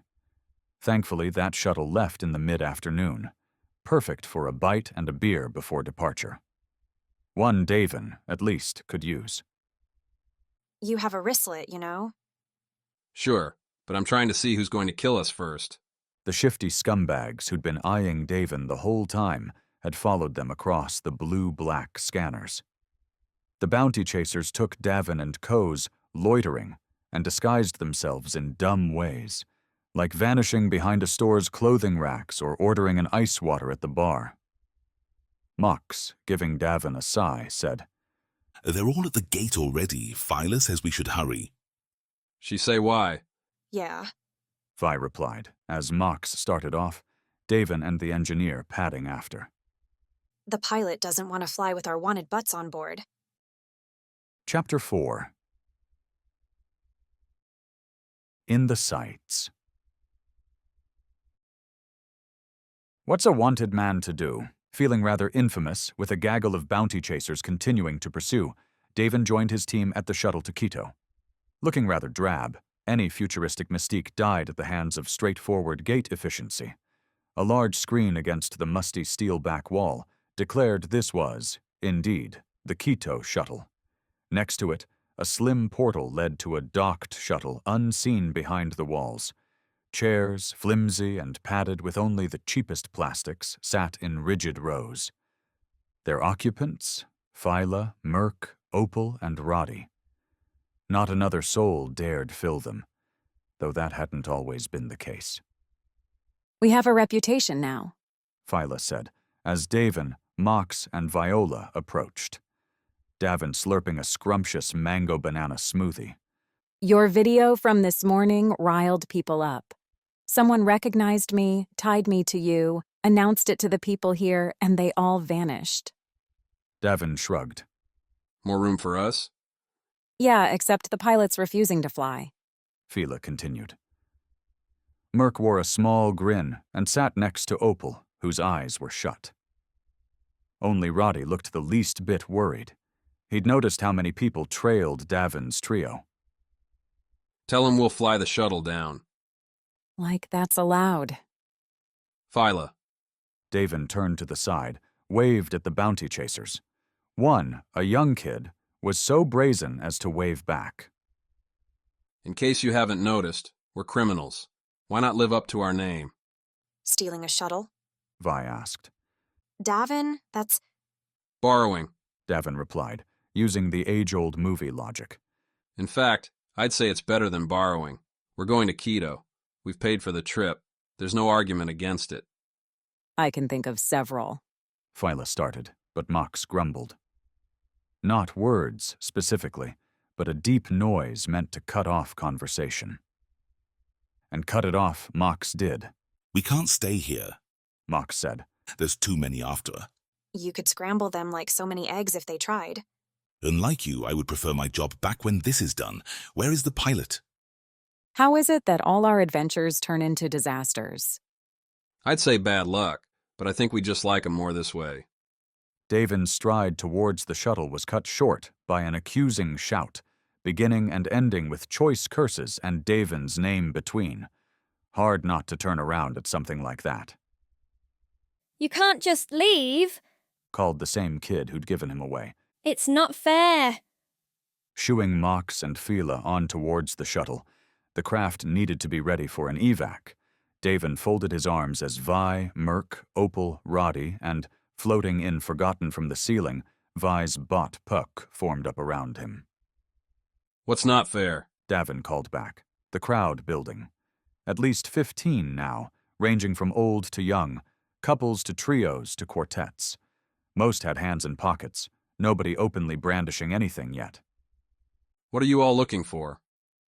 The rabble had, in their haste to pursue Davin's golden goose, forgotten to elect a leader. That's what thinking only about yourselves would get you. Davin's cocked eyebrow climbed higher and higher with every tick of the moment's metronome, looks thrown around the place like darts. None struck home. You? The same kid, finding some courage in desperation, called out as Davin started to turn his back on the bunch. We're after you. Clarity and purpose restored, the mob seemed to find their courage, edging forward around the chairs, across the hall, much to the confusion of poor, ordinary tourists, and towards the gate. Davin, hate to be a downer, Merc said, but I'm not feeling like brawling with all these people. I'd feel bad shooting them too. Opal added. Did enough of that before. Fair points, both. Davin felt the pressure on his shoulders, the slight weight coming down whenever he had to make a captain's decision. Embrace the mantle, make the call. So he whistled. The noise, high and sharp, cut through the growing mob momentum. The closest two, a pair looked cut from a greasy cloth, their uniforms still on, came to a sudden halt. Had Davin just unleashed some rabid hounds or summoned centurions to arrest them all? Eden had built up his legend, marked him as their #1 target, so who knew what Davin was capable of? Run, Davin whispered. Genius came and went in many forms, and Davin chose to exercise his in fleeting footsteps, trailing Opal and Merc, with Pook buzzing along above, down the boarding ramp. The crowd, confused for a critical moment, found their voice and roared. Getting a coordinated stampede takes time and effort, practiced soldiers marching in concert. Davin only had to listen to confirm the bounty chasers at his back were not such an illustrious bunch. The curses, the shouts, the bangs, the frustration came pouring after Davin, and not a single enemy soul reached his back foot before it crossed the shuttle's threshold. Shut the damn door and get us going, Davin hollered, though he didn't need to. Mox draped the entry, slammed the thick hatch as soon as Davin flew by. The shuttle lurched a half-second later, Phyla at the controls. The others scrambled to their seats, the design the same, if a smaller size, than the Galaxy Song's escape option. After a quick confirmation that nobody had suffered a stubbed toe or a surprise shanking, Davin joined Phyla up front, in time to see the crowd's foremost fighters throwing up some pointed gestures their way. Davin laughed, expecting Phyla to do the same, but all she had on was a frown, while her hands danced across the shuttle's controls. To them you'd mean everything, Phyla said when Davin asked her why. That bounty would change their lives forever. You trying to make me feel bad about running? Should I have held a contest? See who most deserved to drag me into Eden's arms? If anyone deserves that bounty, it's me. She turned the shuttle left, its microjets lifting it off the smooth rock. They would taxi away from the berth, out through a magnetic shield and into pure vacuum. The shuttle's AI would guide them to the takeoff point, where Phyla would aim the ship right at Quito and cast off. Only if we split it, Davin said, but Phyla spoke up again before he could lace in another joke. We've got to find Alyssa, Phyla said, back in mission mode. Eden's scared of her. She's the only chance we've got to make this change. Break their hold. And we know for sure she's in Quito?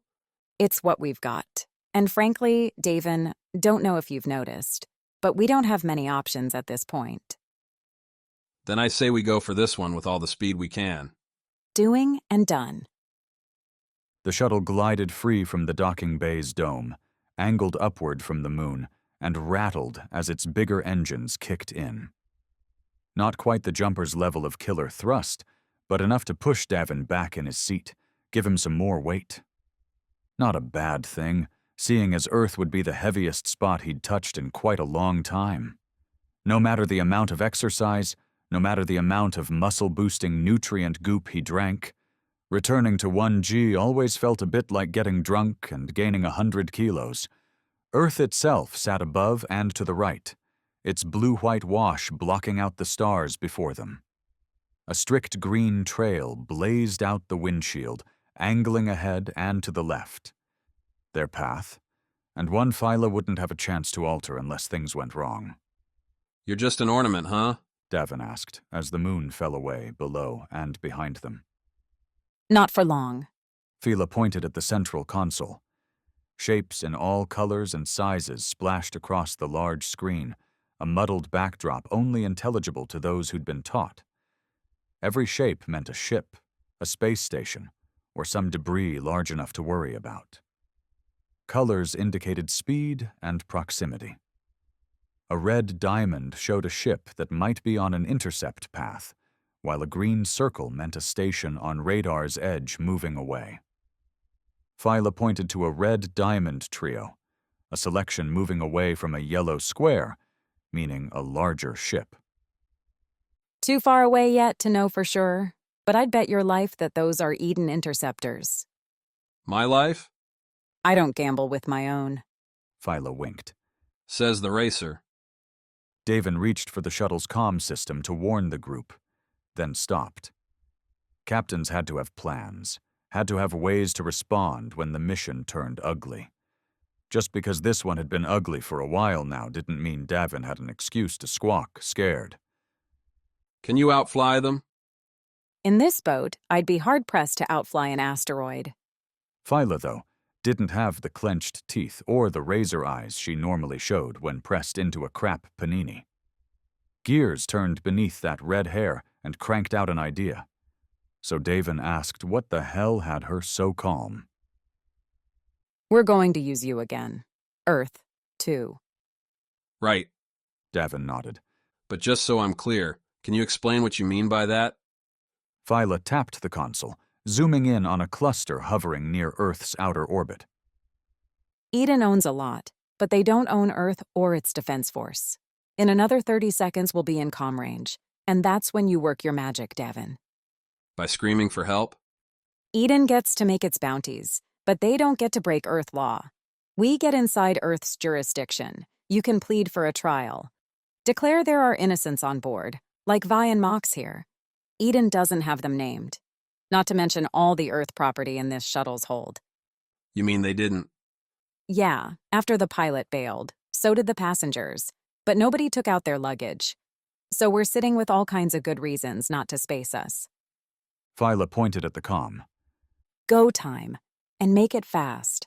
We've got 2 minutes before those Eden Vipers can blast our asses. Contrary to the odd souls manning comms in the solar system's outer reaches, you had to be a bit off to clock the phones out by Saturn. Earth gave Davin a straight conversation. They listened, he spoke, they asked questions, Davin gave them the slanted answers they needed. A succinct summary. One of Earth's greatest living heroes was about to be gunned down in cold blood above Earth's own atmosphere, and with a few priceless bits of Earth property to boot. Earth dispatched fighters, sent a warning to the Eden trio. Phyla sighed, sat back, all relieved.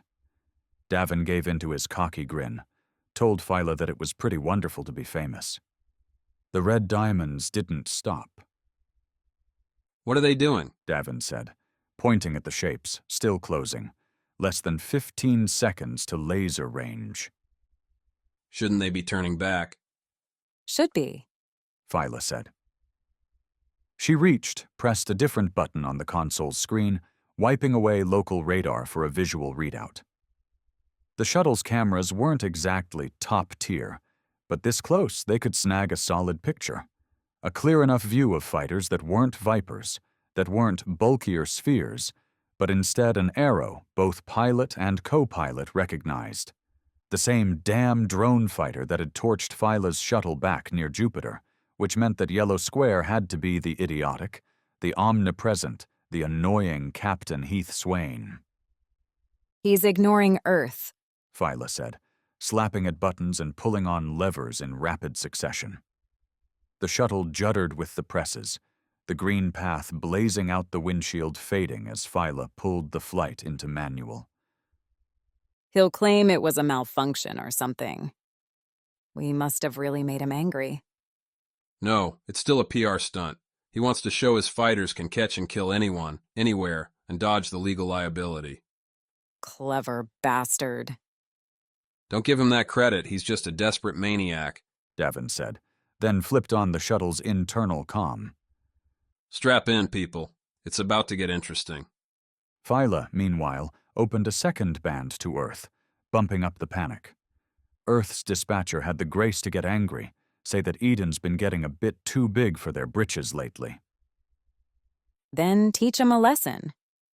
As if hearing her directly, the 4 yellow diamonds showing Earth's fighters kicked up their acceleration, blitzing across the console in a tighter orbit to intercept Eden's trio. An intercept that had come well after Eden could nuke the Nine's shuttle. The first rule to fighting in a new ship was to make that new ship feel as familiar as possible. Davin and Phyla used the last 10 seconds to scan every possible button, switch, configuration they could find. That they completed the scan in 10 seconds showed how little they had to work with. Phyla broke their flight path first, burned the shuttle away from the approaching Eden fighters, and cranked up the engines, draining batteries not meant to be used until it came time to rocket back off Earth's surface. So there'd be a bit of a delay on the outbound. Oh well. Davin shifted the shuttle's shield energy, a paltry amount meant for atmospheric entry and micro-meteor protection, to cover their butts. The only other option? A single lifeboat, capable of holding everyone on the shuttle if they mashed themselves in like sardines.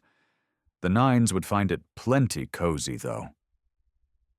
At least we can run, Davin said as the Eden androids kicked into their opening salvos. We drop out now? They'll blow us before we hit atmosphere, Phyla replied, juking the fat shuttle to port, declining the orbit bit by bit. We've got to get into cover first. The first hit came as she finished the sentence, the lead drone fighter delivering a searing strike to the shuttle's left rocket. The shield sucked up most of the burn, but a flashing indicator still popped on the console. 20% of their thrust gone. New plan, Phyla said, twisting the shuttle hard as the drones neared. The Eden fighters, racing to close, had to flip too, and their velocity carried them past the shuttle. Laser fire splashed all around. We have to protect the engines or we'll fall to the ground like a rock.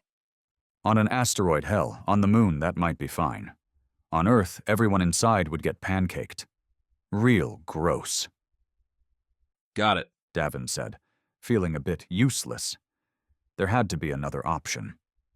He slid the shields as Phyla continued the turn, burning the engines hard, then cutting them as the shuttle's cockpit faced the fighters. What if we do something different? Different. Phyla kicked on the shuttle's maneuvering jets. The things were too slow for dogfighting, but would keep the shuttle from sitting still. With Earth now sitting above them, Phyla shunted the shuttle that way, closing the distance. What kind of different? On Davin's right, 4 little buttons controlled the shuttle's cargo compartments. Each one could be opened, shut from the front, giving the shuttle more means to control its weight in a catastrophe's event. He flipped the first one, ejecting who knew what into space. Melody might have been in the mess. A chance Davin hated, but his beautiful shotgun wouldn't mean anything if its owner became space dust. Kick the reverse jets, Davin said as the first lasers came spitting their way.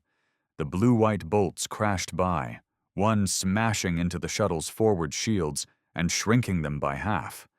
Others, though, went wide, went low or high, erasing everyone, some spare luggage. What are they doing? Trying to kill me. Heath wants me dead, and my target profile's a lot smaller than the shuttle. They're trying to make sure I'm not skipping ship. He flicked another lever, dumped cargo hold number 2 into its sacrificial orbit. The drone fighters took the bait, their angles flitting off to annihilate the disparate debris. 2 gave up their attack vectors entirely, looping around to ensure every spare suitcase met with a fiery end. Guess they're not all dumb, Phyla said, spinning the shuttle with its microjets to dodge another laser flurry from the lone remaining fighter. Any other ideas? Yeah, suits on. With the Earth fighters still a minute out, Davin broadcast the warning through the shuttle. The 9 scrambled, Mox throwing 2 suits up their way. The shuttle's shields absorbed another 2 strikes, crackling and fizzing out, leaving their poor boat undefended as Earth sucked them in. Davin released the 3rd cargo hold. Melody was now a sure loss, along with their various rifles, pistols, clothes. The drone fighter ignored the clutter, left it to the others. Sorry, Phyla said as the drone settled in for another straight strike. I couldn't do it. Not you, Davin replied, his helmet snapping into place, the oxygen levels going good. It's this crap ship. Appreciate that. The fighter shot. Phyla juked. The laser slammed into the shuttle's front right corner, blowing off a hole. Vacuum slammed Davin into his seat, the sudden leak throwing the shuttle into a spin. Alarms blared. Everyone alive? The fighter shot again, hit the shuttle in its center as the craft spun. Something exploded behind him. Steam hissed from a busted valve, immediately racing off into the nether. The temperature inside the shuttle plummeted, Davin's seat going brittle. But the check-ins came. Mox, Vi, Opal, Merc, and Roddy all clicking that they'd lived through the volley, that they'd done the sensible thing and found the lifeboat, clambered inside. We should be doing that too. Not yet. If it gets another free shot, it'll torch the lifeboat too.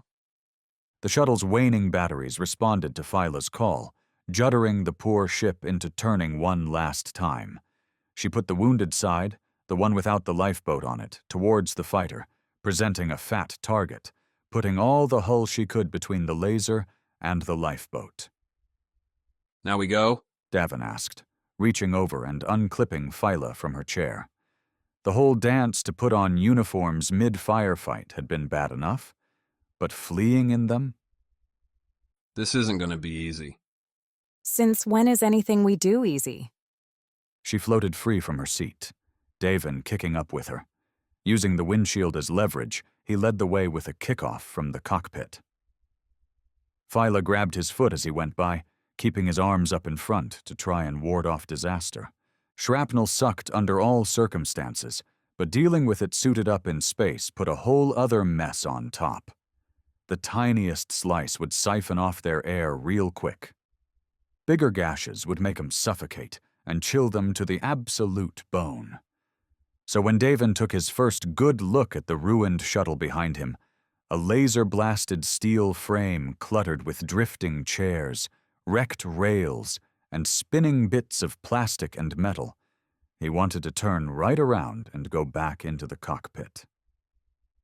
It's real ugly, Davin said, navigating to the cockpit's end. Looking out into the shuttle's body, past all the damage and destruction, Davin spied the lifeboat hatch back and to the right, shut tight, but still there, his crew waiting. The floor and ceiling had large patches missing, spaces infinite below and above, bracketed by charred frames. Laser flashes mingled with the shuttle's few remaining powered lights, strobing the view. Any second, that fighter's going to finish us off, Phyla said, joining Davin at the edge. Ready? Jumping off into certain death with you by my side, always. You're so melodramatic. That's why you love me, Davin said, kicking off as he spoke. As they had bantered, Davin had hooked Phyla's suit to his own with a link line, kept it taut so they'd never be separated by more than a meter. Together, then they launched off, batting away encroaching garbage, debris, death. Davin swatted away a miserable chair cushion, blinked as a cup holder bounced off his helmet. Phyla swore, her leg catching for a moment on a jagged hull piece. Only 5% loss? Phyla said a second later as they crossed the shuttle's center. Should be fine. A hard white light splashed across the pair. Davin turned, saw the drone fighter coming to a rest near the shuttle. Inspecting, looking for a target. This close, the fighter seemed massive. Earth cut across behind it, a crescent cerulean line. The drone fighter's front flaps were open, its twin cannons pointing right at them. No chance they'd get away from this one. Nice knowing you. Nice loving you. He couldn't help it. Imminent death tended to make him a bit emotional. The drone fighter narrowed the light's beam, centered it on Davin and Phyla as they reached the lifeboat's hatch. The laser fire burned everything away. Chapter 5.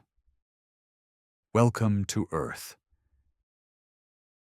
Davin didn't see the laser, only the aftermath.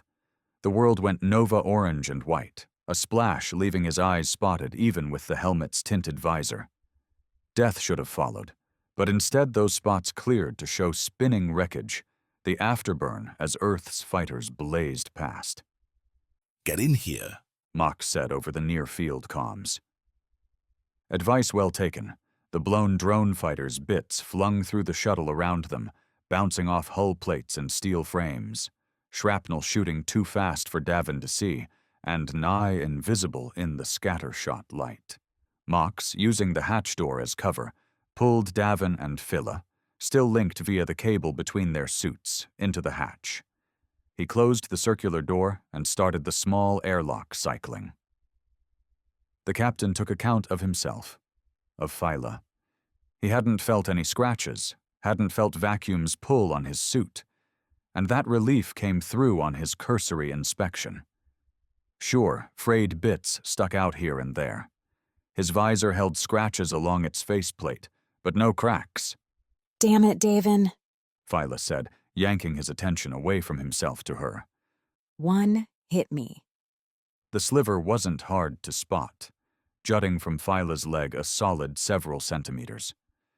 Both Davin and Mox bent to look at it as the airlock finished cycling, the inner hatch popping open. We'll treat it inside, Davin replied. Phyla's skewer looked about the size of a pencil, driven into her front thigh. Not likely mortal, whereas a subsequent assault on their ruined shuttle before the lifeboat launch would be decidedly fatal for everyone. Merc kicked the lifeboat off as soon as the trio finished climbing inside. The lifeboat held no gravity, but it did have air.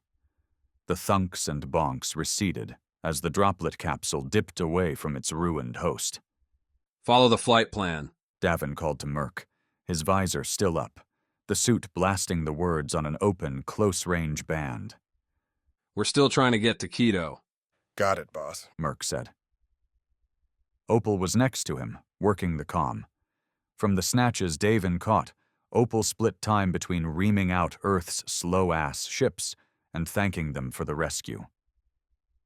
A soft slip curse drew Davin's attention back to his primary patient. Phyla, Vi, medkit now, and get your bot over here. You can address me by my name, Pook said, floating over and shining a light on Phyla's injury. Mox and Davin had Phyla laid out across several seats, the placid cushions and crash belts shoved out of the way. Under the flight plan, they had a few minutes to get Phyla stabilized before everyone would have to step in. Riding a drop into Earth's atmosphere was not something to do free-handed. Mox backed away to give the Davin v. Pook trio room to work, with Vi springing open the lifeboat's med kit and cursing as the contents promptly floated everywhere. Davin, hooking his knees under the chair lips to keep himself secure, bent down for a closer look at the stabbing. The metal piece, glinting and jagged, looked like it cut clean through the suit's fabric. The suit itself had done what the best suits did, closing as best it could around the tear to minimize oxygen leaks. Get it out. Not till I see where it's gone in. Taking off the suit in their current situation, who knew what was going on between Earth and Eden's fighters, was a risk one Davin asked Phyla to take. Either we leave it in until we land, or we take it out and patch the suit now. Take it out, damn it. You heard her? Vi added, the repacked kit coming back into play. I'm ready. Pook, can you give us a bigger hole? Davin asked the bot, and the machine complied. Hovering overhead, Pook's sphere split open a small panel, a micro laser jutting out. Don't you dare burn me, Phyla said, glaring her furious green eyes. as if I would make a mistake like that, Pook replied, igniting the blue-white laser. Smoke wafted up from Phyla's suit as the laser, powered precisely to not burn too far through, cut a patch. Davin boosted his opinion of Pook a few bits in that moment, started wondering if he'd been keeping the bot a little too far down the cruise bench.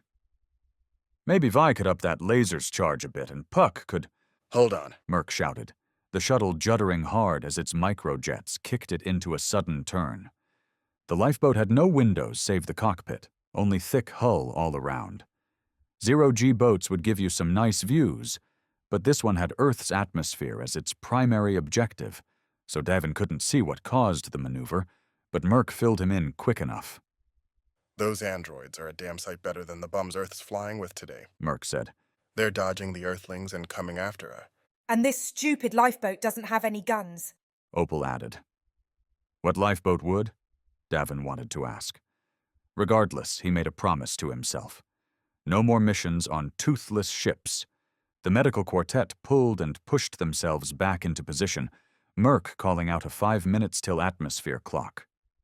Phyla's right leg had a nice patch burned off around the skewer, bloody skin bubbling up at the impact point. Davin winced, Vi sucked in her teeth, and Pook offered a straightforward diagnosis. It's deep, but not mortal, Pook said. The angle and location suggests it did not pierce an artery. So get it out. Get the patch ready, Davin said to Vi. I'll yank the skewer. No, I will remove the skewer. Your human hands may get cut and your pull may be imprecise. Who the hell are you calling imprecise? Not now. Phyla cut him off. Do it, Puck. Vi handed Davin the bandage, keeping the suit patch for herself instead. The little bot lowered a tiny mandible, one Vi must have designed for help building all those horrors she'd left on Ganymede. With its light shining bright, forcing Davin into a squint, Puck drifted down, put a tight clamp on the skewer. Merc cursed, the lifeboat cracked. A bright line ran across the lifeboat's ceiling, alarms blaring as the craft rattled. Phyla bounced off the seat as Merc twisted the lifeboat, throwing Davin and Vi away. As Davin bounced towards the cockpit, he saw Mox spring up, grab Phyla. Phyla's blood flew from her leg, the skewer gone. Suits on, Merc said between more curses. Can we get a patch on that hit? On it. Vi said, kicking herself off the shuttle's floor. As she went, Vi threw a silver square Davin's way, the suit patch for Phyla. We don't have tons on here, so let's not get hit again. Tell that to Earth, Opal said. Vi, swapping the med kit for the lifeboat's repair box, bounced towards the bright line, where a laser's near hit had thinned out the shuttle's hull. Going into Earth's atmosphere, that'd be a problem, likely turning the lifeboat into an unpleasant pressure cooker. Wild nines flambe. Mox bounced Phyla back to the chairs where Davin and Puck met them. The little bot still held the skewer in its mandible, crimson end sharp and ugly. Its gnarled edges proved damning, tearing a broader gash in Phyla's leg than anyone wanted. Swear to God, Davin, you get that bandage on, or I'm gonna kill you, Phyla said as Davin, suit patch in one hand, bandage on the other, went to work. Don't know if you've noticed, love, but it's a bit crazy in here. Not my fault. Davin placed the bandage, its adhesive sealing fast and tight around the edges when Davin put pressure down. A tiny pod in the bandage's center released nanobot-infused cream, a medical miracle that had surfed through Phyla's wound and rid it of anything nasty. The suit patch came next. Phyla sighed as Davin put it over Puck's burned hole. The little bot, ditching the skewer and fishing painkillers from the medkit, offered pills to Phyla, who gulped them down with a helpful straw-poked water pouch. Integrity good? Davin asked, stepping away. Suit's telling me I'm not going to die, Phyla said, her eyes closed. Leg's telling me I'm going to be limping for a while. Could have been worse, Mox said. Davin, the not-too-long-ago detonation outside Heath's frigate replaying in his memory, said nothing, just held her hand while Merc spun the lifeboat through one maneuver after another, dipping down into Earth's atmosphere. Another wild ride.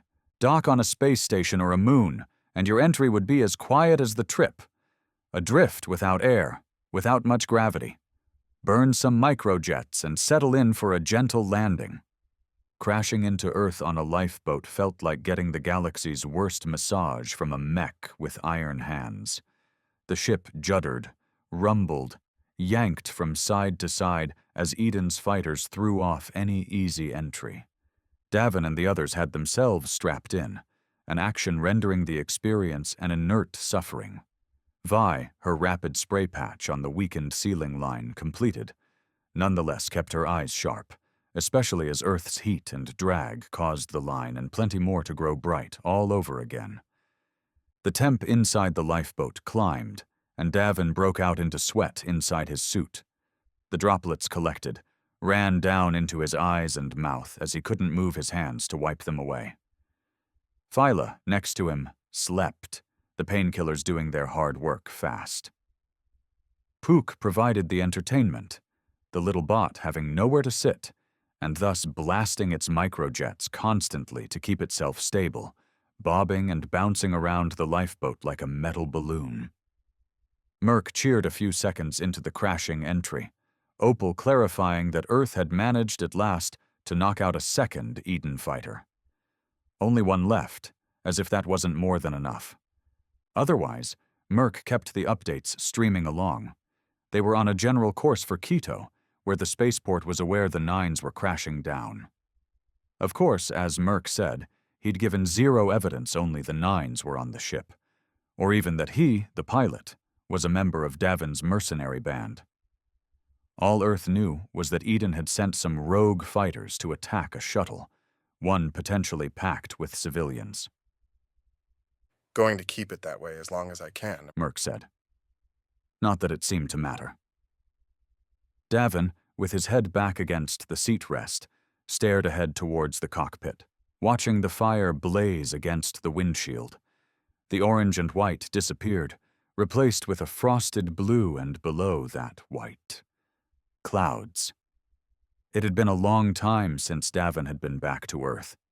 Cargo running in the jumper tended to be more profitable between Luna and the outer systems. Easier to stuff the ship full when you didn't have to leave Earth's gravity well. So the blue planet's natural wonders did what they tended to, made all the other concerns fall away. Most spacers Davin met, Sandir on Ganymede definitely included, took Earth as an unreachable legend. An expensive place to get to, a difficult one to survive. The planet's gravity meant you had to keep yourself in strong shape suffused with muscle-boosting nutrient goop, or your bones might break just setting foot on the place. If you managed that, then you'd find a whole different culture. Out among the asteroid belt, the far-flung moons, everyone operated with extra caution, the knowledge that death was an atmospheric leak away. That everything necessary for survival came from off-world. Earth had abundance. The beauty stunned Davin every time. Earth had rebounded from climate crises and industrial pollution to transform itself into something of a paradise. Genetic marvels coupling with massive vertical farms to make a planet of plenty. Earth did, after all, feed the whole damn solar system. And all the people on the planet seemed to know it, seemed to regard spacers with pity, as if there'd been some sad misfortune forcing Davin and his ilk off into the stars. In moments like this, with his bones rattling, teeth chattering, the lifeboat veering between hot and cold, Davin could agree.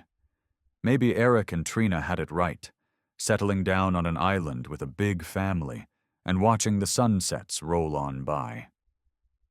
Hold on, Merc said, a pilot's angry slash in his voice. I can't move this damn thing in atmosphere. The drone's coming in right up our ass. Opal added. Earth's blowing it. Like they do every time, Mox rumbled. The laser struck the lifeboat's engines, blowing into the rockets as Merc tried to level the craft out. South America, its replenished jungles sprawling out below them, swung into view and out of it again, the lifeboat entering into a tumble as Merc tried to get its microjets working. Someone screamed. It might have been Davin. Merc and Opal jabbered at each other, hands flying frantically. The lifeboat lurched. A laser flashed by, then another, beyond the cockpit's windshield.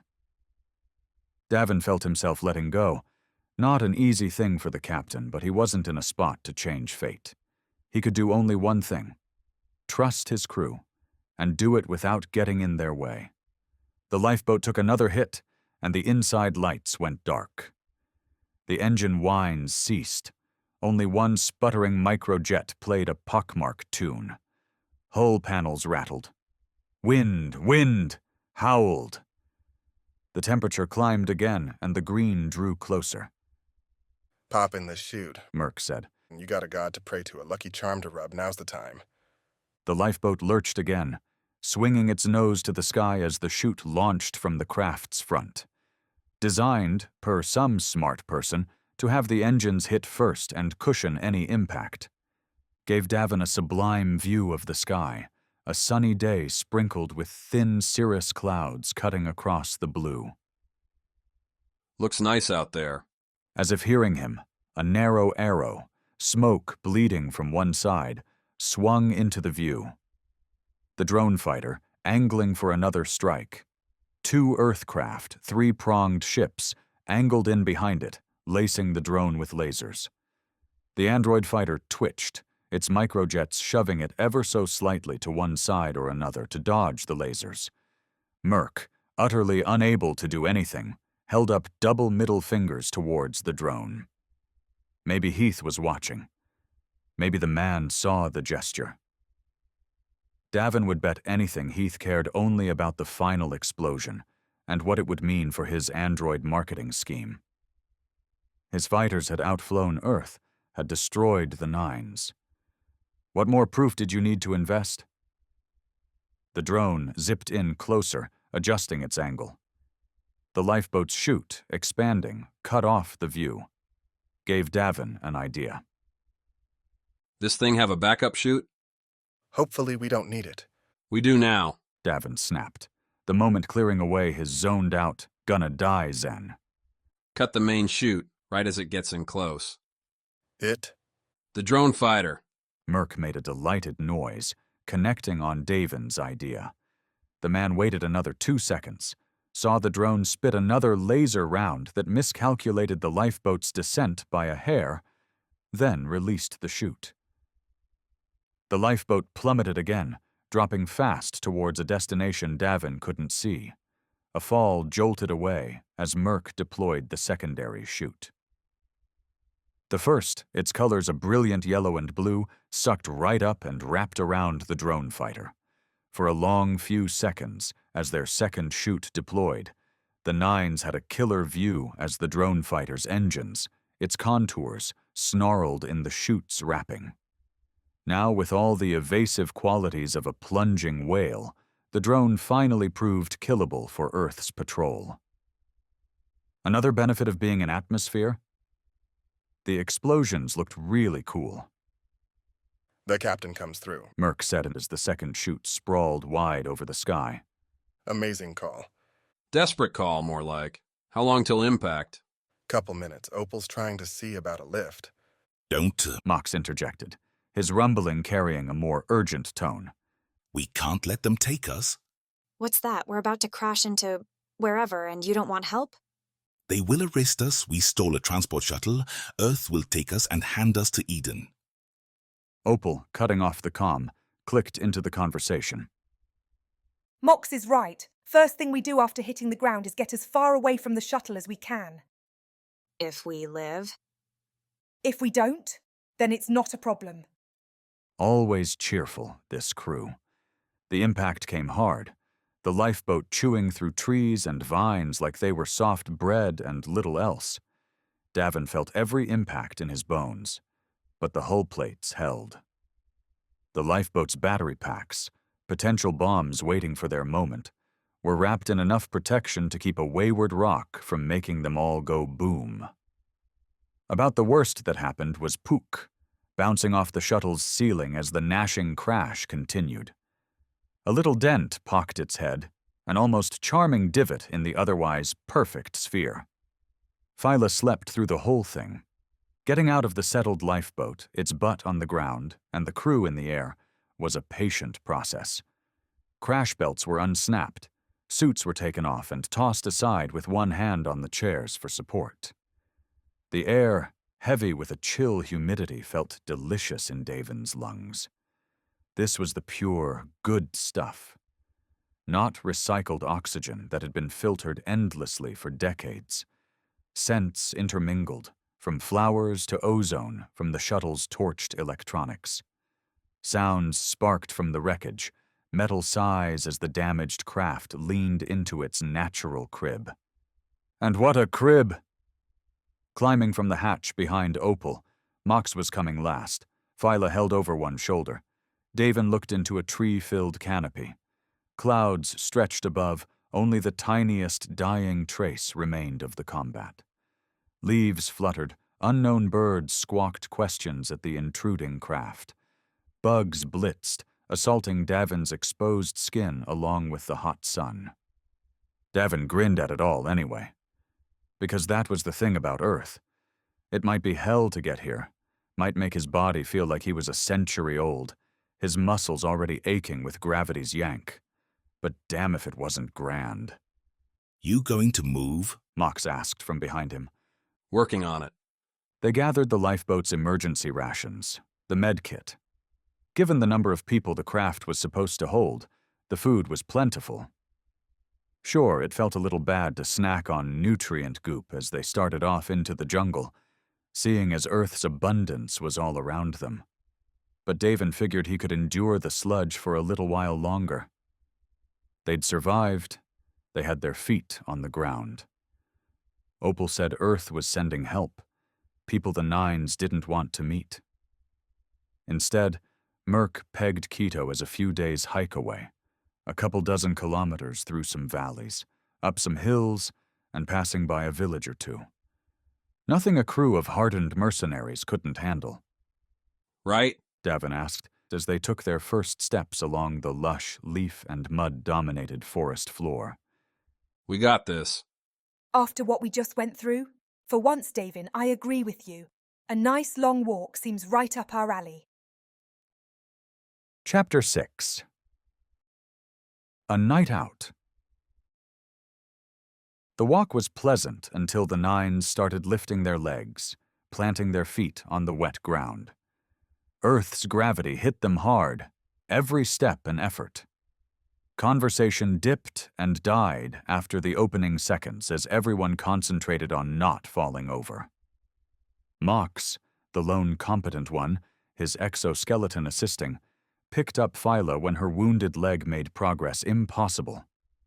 Wrapped as they were in spare clothes, makeshift satchels holding nutrient goop and the med kit, the Nines hardly resembled a dangerous mercenary crew. Dirty, scratched up, smelly, and once again sweating, the lot of them were a mess. Except Pook. Despite the dent, the little bot zipped around using its microjets, blistering ahead to scout out the way and occasionally blipping back to tell the Nines to lay low.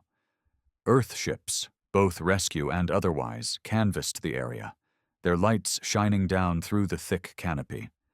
Pook's directions, straight to Quito, they'd figure things out from there, led them largely uphill, the jungle fading around them and giving way to long, wavy grasses, tree clusters, and whipping clouds as the afternoon descended into evening. Oxygen's thinner up here, Opal huffed. Makes me want to put a suit back on. She, Merc, and Davin formed the front trio, with Mox, Vi, and Roddy, along with Phyla over the shoulder, in back. Suits are heavy, Merc said. You want to try walking in one after this? At least I could breathe. Davin could sympathize. His own lungs felt like they were never full, constantly searching with every breath for something more. Tack on the sheer exhaustion from a day that had begun fighting goons on the moon, and something had to change.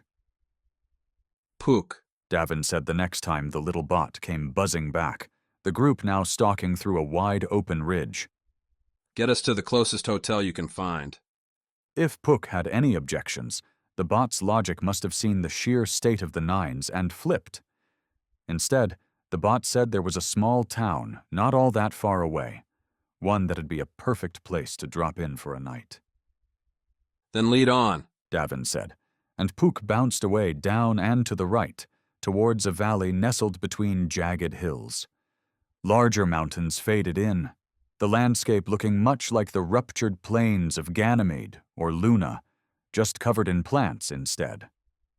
Spacecraft and various planes flitted across the sky, some circling back towards the crash site, few bothering to orbit out beyond it.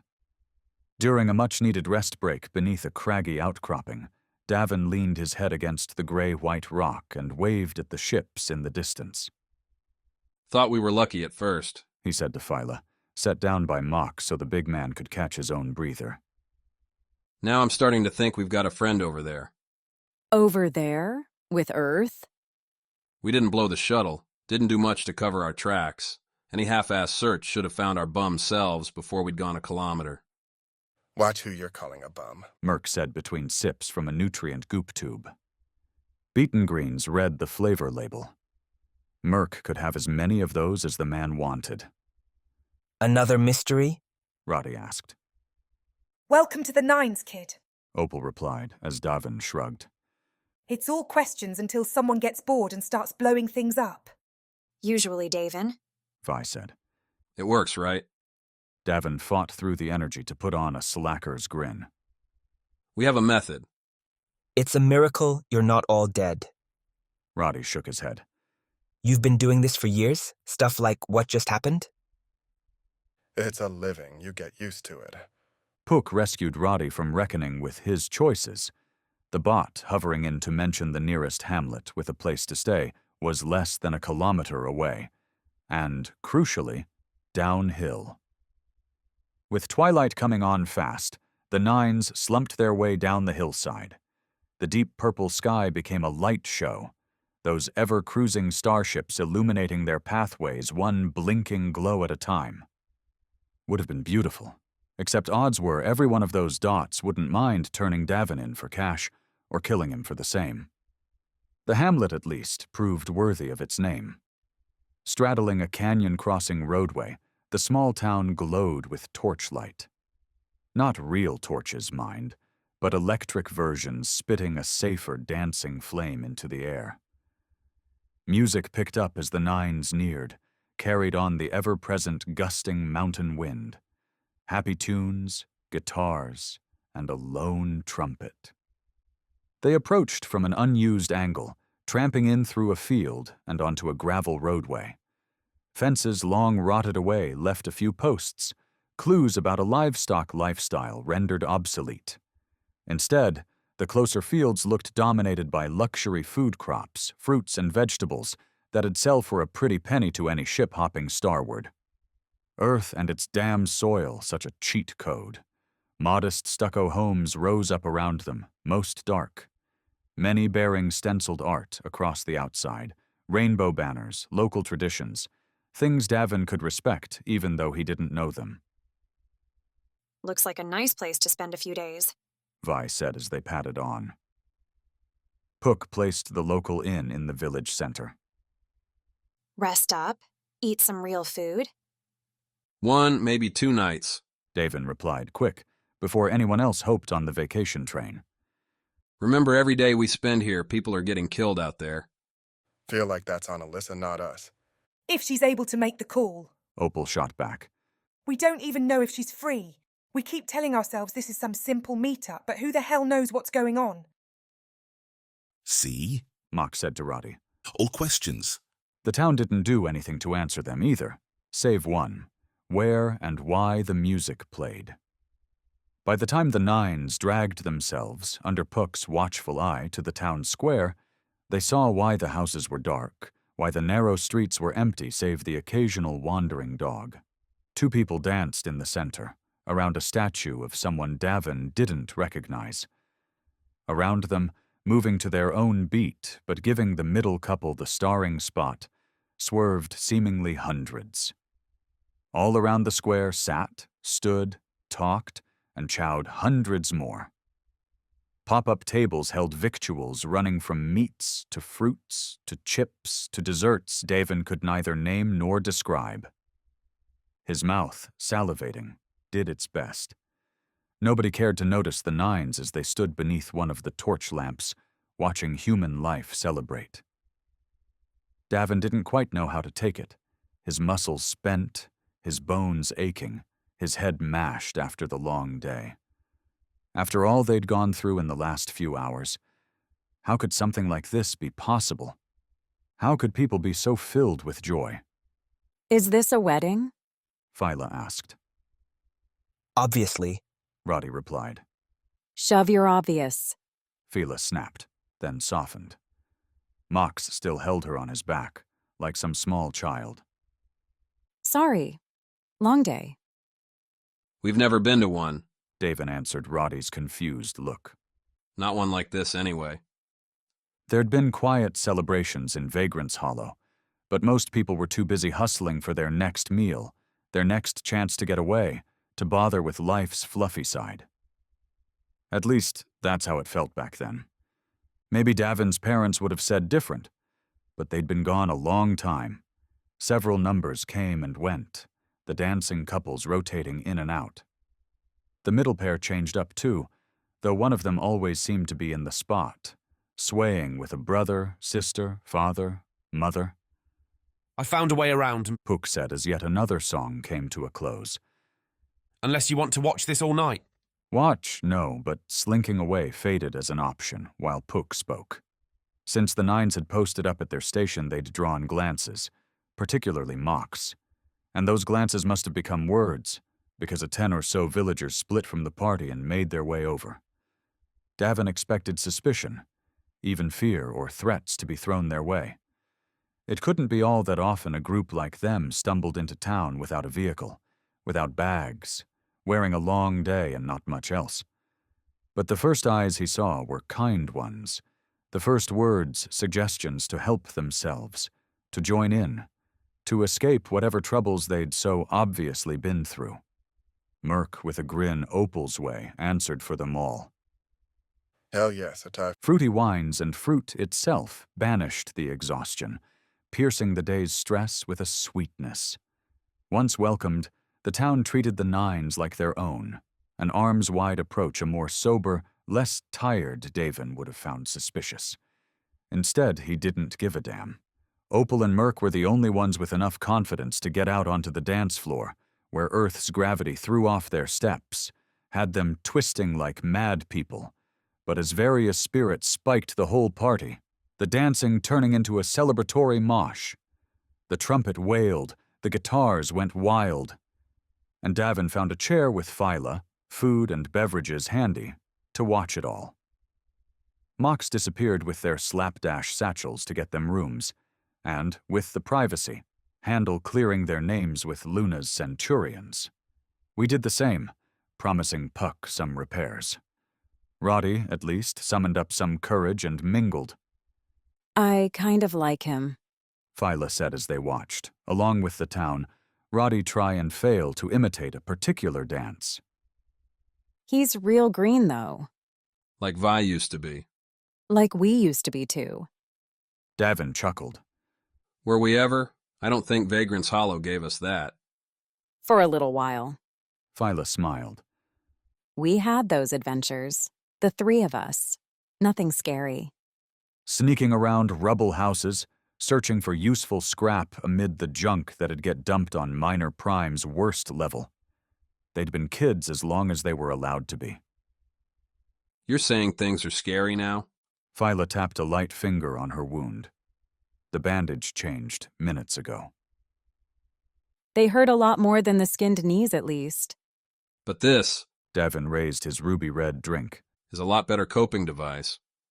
You still going to raise one every time I win? Win, lose, I'll be there. Phyla nodded.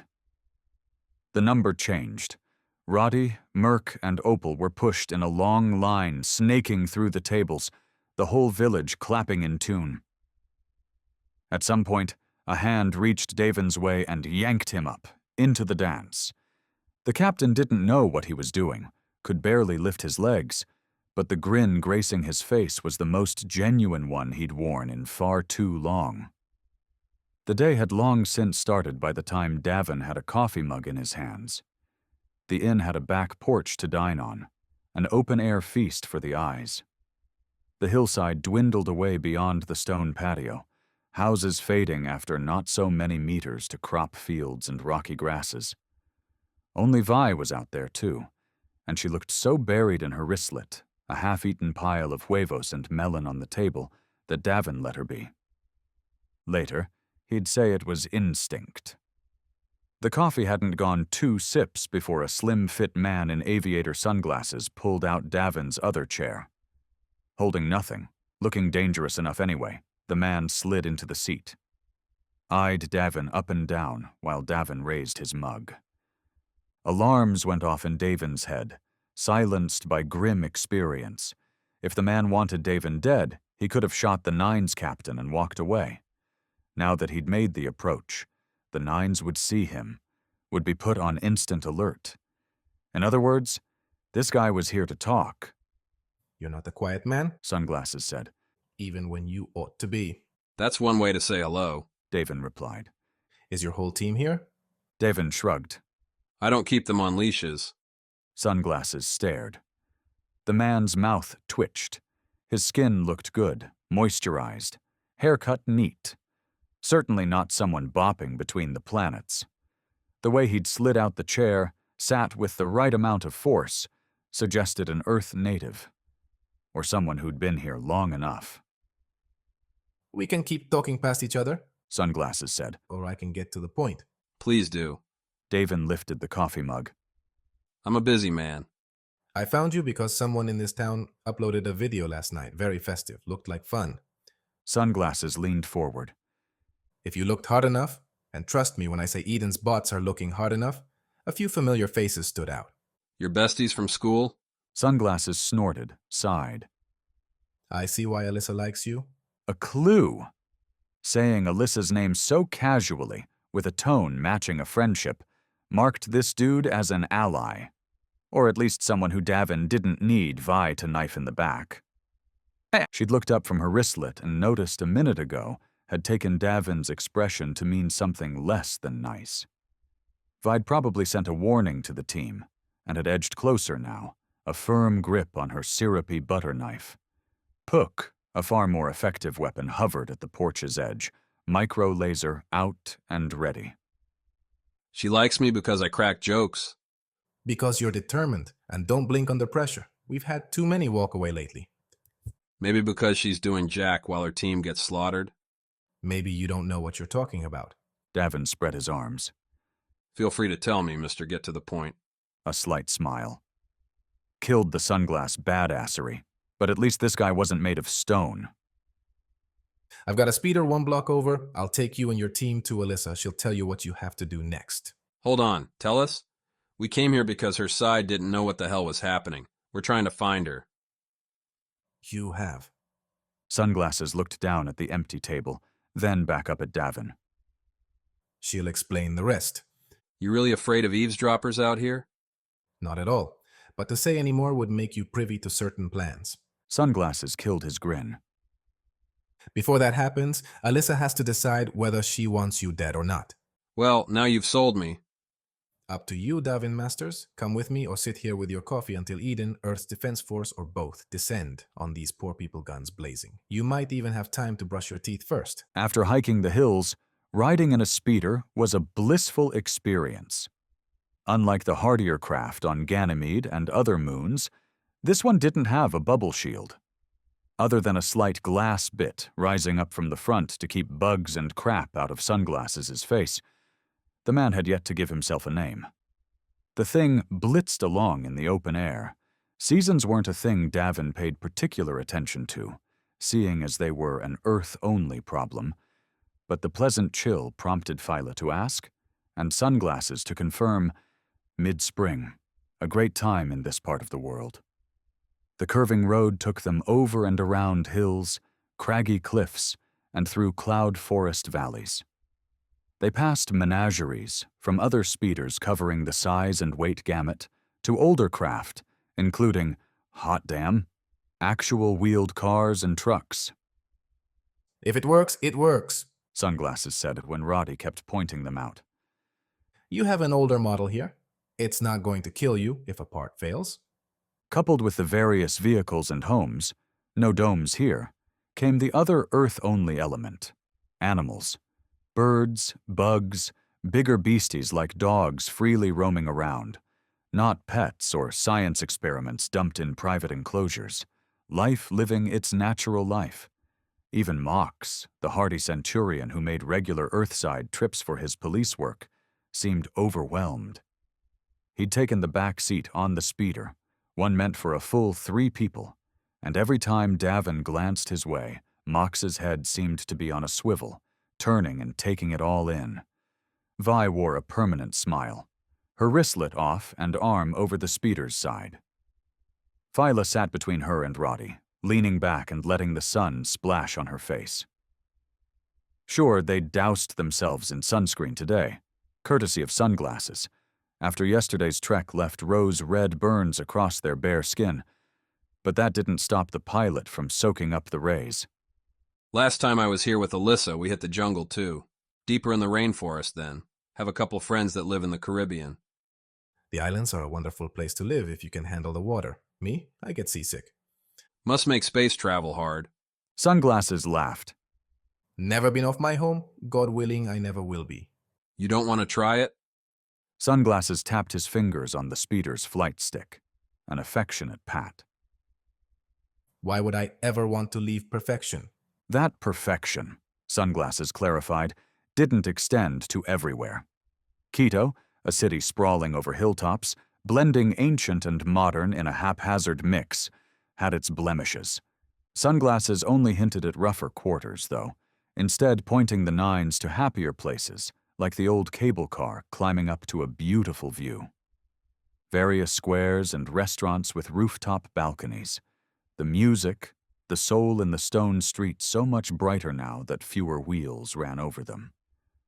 Sunglasses piloted them through newer neighborhoods towards more classic quarters, where age mingled with choice upgrades. Shops within ancient buildings sold new model wristlets, and cafes boasted traditional meals alongside vitamin shakes and, unfortunately, nutrient goop. Even the bars advertised Martian booze. You look disappointed, Phyla said as Sunglasses took the speeder down a narrow, descending street. Sometimes I'd just like to be somewhere different is all. Davin shrugged. For all the work we did to get here, To see nutrient goop again? Sunglasses laughed, the speeder slowing down. Those signs are for people like you. The tourists who don't know what to do with themselves. Tell you a secret? What? I've never had nutrient goop in my life. That revelation stunned Davin as Sunglasses stopped the speeder alongside a pastel orange building. 3 stories, balconies carved along the top level and scratched up stone at the base.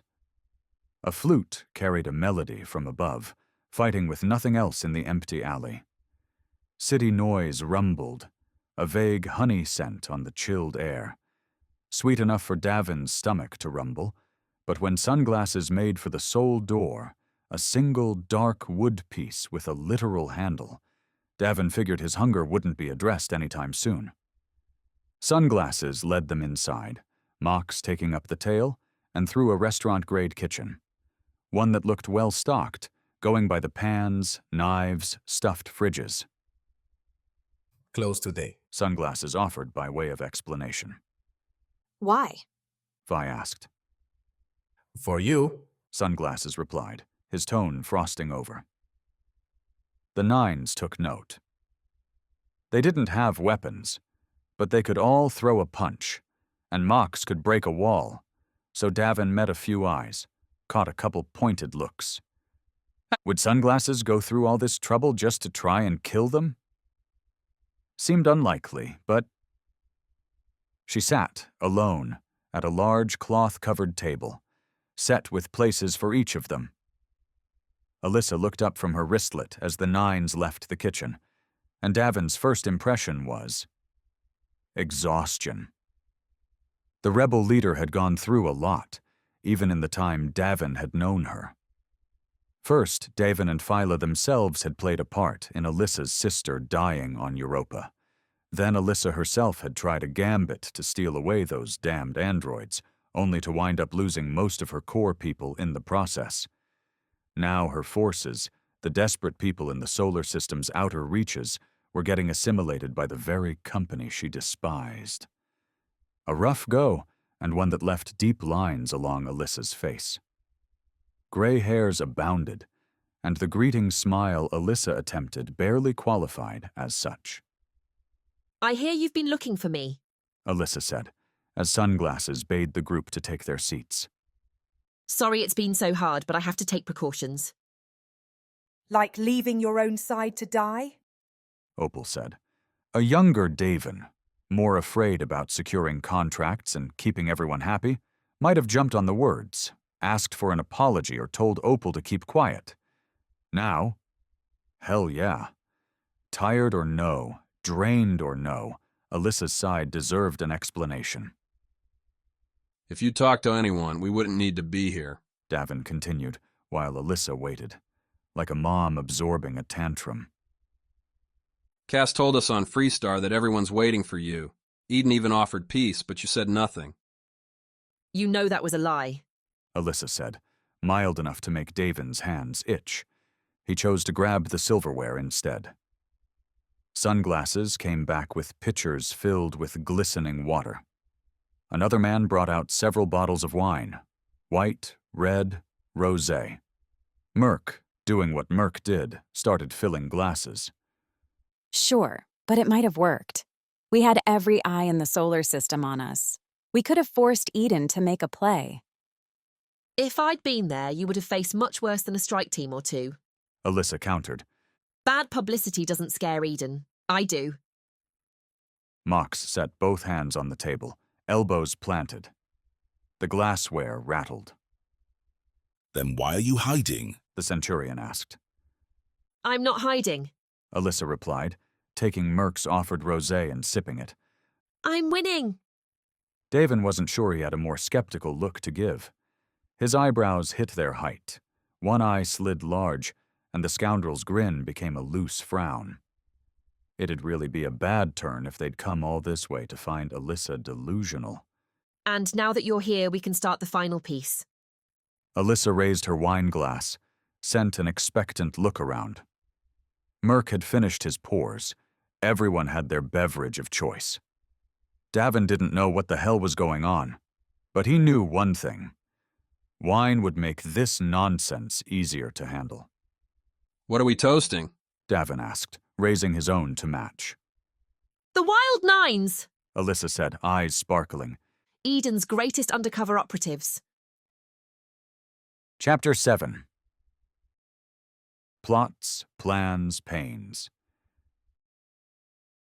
Being the sort of guy that gets around, Davin had met a lot of so-called masterminds, geniuses whose greatest satisfaction came when they laid out their clever plans for Davin and everyone else to see. Alyssa didn't come off quite that bad, mostly because the seeds of a sneaky stab into Eden's back lay at her idea's core. But she spent the dinner detailing a scheme so convoluted as to be useless. At least, useless to anyone outside of Alyssa herself. There were scared investors and companies on Earth and Luna, people afraid that Eden would become unstoppable, moneyed folks who proposed fighting with stocks and supplies over lasers. Alyssa, continuing to down the rosé with gusto, laid out all the acquisitions made in secret, the traps laid through Eden's contractor web that'd make the whole company grind to a halt unless Eden changed its ways. And the last push to get Eden over the proverbial edge? Alyssa's very public, very glittery arrest. All those investors would see Eden's last obstacle taken out, would pull the trigger on the purchases they'd been lining up, and Eden would find itself with Alyssa, and nothing to kill her with. Except all the stuff they already have. Vi said when Alyssa finished her speech with a flourish. They can still kick you out of an airlock. Not if they don't own the ships anymore, Alyssa replied, holding that wide grin. She'd thought of everything, this one. Eden's all debt-financed. Growing fast, fighting a war's expensive. My friends will call in those debts and Eden's going to have to sell. You're playing games instead of fighting a war, Mox declared, pushing himself back from the table. This isn't what I signed up for. What did you sign up for, Mox? Alyssa asked quick, before the metal man could stand. More bodies in bags. More scars to add to your collection. I'm trying to end this in the least bloody way possible. When Mox opened his mouth, Alyssa slammed it shut with a stamp of her left hand on the cloth. We cannot win this fight with guns. We have to use the only weapon they care about. Money. Nobody had an immediate counter. Davin used the silence to surf his crew's faces, see what he could pick out. Opal seemed to be nodding along with Alyssa's argument while Merc had his attention on the next wine refill. Vi stared down at the table, brow furrowed in the obsessed look she tended to get whenever a sticky problem found its way to her. Roddy? Roddy was still a fish very much out of the water. Phyla, though, gave Alyssa a healthy glare. She caught Davin's eye, grimaced, and broke the silence. You say they. Who is they? Everyone that's bought Eden stock? Not quite, but close. When we cut Eden's legs off, it'll be their employees who do the fighting for us. They won't wage a brutal war in ships that won't fly, with guns that won't shoot. They'll push for change, and the suits at Eden's top won't be able to stop it. You're talking like a rebel again, Davin said. Never stopped being one. Just got quiet there for a little bit. Had to lower my own temperature to get the meetings I needed. Why are they helping you? Vi asked. Why risk their biggest business partner? Biggest? Alyssa scoffed. Try only. Everyone sees the endgame if this continues. Space will be Eden's and Eden's alone. Make ship parts? Guess who's your only buyer? Thinking about mining that asteroid? Better hope Eden gives you good terms. Eden represented opportunity once. Now it's the toll everyone doesn't want to pay. His crew asked more questions, threw more barbs. Alyssa batted away with rehearsed precision. This wasn't some improvised ask once the nines happened to land. Alyssa had planned for this, and Davin figured if the nines hadn't made it, she would have found some other group to do the same. Always being used. But this time the price would be, should be, freedom for a lot of people Davin cared about. He called the vote after the meal, a delicious yucca, rice, ceviche, and coconut medley far outpacing any flavor nutrient goop could hope to achieve. With Alyssa watching, the Nines came back unanimous to go along with Alyssa's arresting idea. Convoluted, sure, but all the risk, as Davin said before calling for hands, sat with Alyssa herself. The Nines would get a clean name. No way Eden could press its campaign if Davin's crew turned in their enemy's leader. With the steps confirmed, Alyssa herself begged off to work on the plan. She wanted to get media lined up, make sure the show would get everywhere human eyes could see it. Her protests would break Eden's rotting enchantment in the public's eye and break economic binds. Still think it's stupid, Phyla said, as she and Davin walked from the building, Vi and Roddy with them. A soft darkness lay over Quito, charmed by the electric torches and the constant music drifting along the streets. Overhead, spacecraft lights glittered more brightly than any star. They tried the shootout. They lost their fleet, most of their fighters. What happens when Eden cuts off their cash? All these contractors are just going to take the hit? We have to step up, Roddy said, the four of them walking, limping, in Phyla's case, down a broad Quito street. The outer planets have to play the game. We're trying too hard to support ourselves. Bold talk, kid. He's right. Vi added. When I worked at Eden, I'd see it all the time. If I needed a new thing made, I'd get bids right away. Everyone's desperate for Eden cash because there's nobody else. That why you're heading to the comm center? When he and Phyla left dinner saying they had a message to send, Vi and Roddy had joined in after sharing one of those meaningful looks. We're going to tell Sandir and my dad. They get enough heads up. They can get in place to take advantage when Eden bites it. So you think it'll work? I'm choosing to bet on us. Davin should have used that phrase. Would have, except he still had doubts about this whole enterprise. As it often did running around with rebel plans, a cargo hauler's life looked attractive. So boring. So many less shots to the back. The comm center came and went without much issue.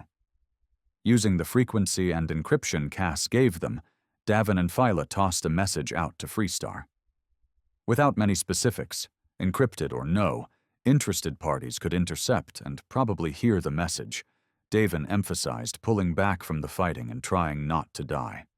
Real inspiring stuff there, Phyla said as they left. Vi and Roddy had already gone. Quito's night descended into an urban, dark, purple and yellow pools, wherever torches shone.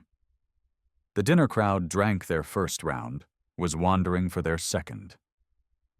The city hummed, and Davin found exactly nothing appealing about going back to Alyssa's dark, brooding haunt. Here, Davin said, pulling Phyla into a random bar. Earth sapped their muscles, made pulling the old red-painted door open harder than it should have been, but the inside was worth the effort. In space, history was a recent feel. Everything came about within the last couple centuries. Rapid advancement coupled with equally rapid destruction as old components collapsed under radiation, micrometeors, poor piloting, or plain old neglect. Anything looking a bit derelict was cause for suspicion. Here, history reigned. The patchy bronze and wood inside bustled with more local flavors inlaying the countertops, adorning the walls. Screens abounded, all showing football matches while patrons quaffed pints. 2 pool tables lay in the center, coins docking the sides where next-ups staked their place in line. The balls clattered as shots struck, laughter mingled, and the thick, homey air of human camaraderie held sway. And that history? Davin felt it in the worn tiles beneath his feet, in the old signs on the walls advertising booze and events from years long ago. He used a handrail to get down a couple steps, not quite trusting his control, and in the refinished wood was the 1,000 million nicks of customers past. Intoxicating, though not as much as the cinnamon-spiced rum Phyla and Davin downed seconds later. They found a table against a side wall, forgotten and perfect. We could have been doing this for years, Davin said as they sat down, clinked glasses. Why didn't we?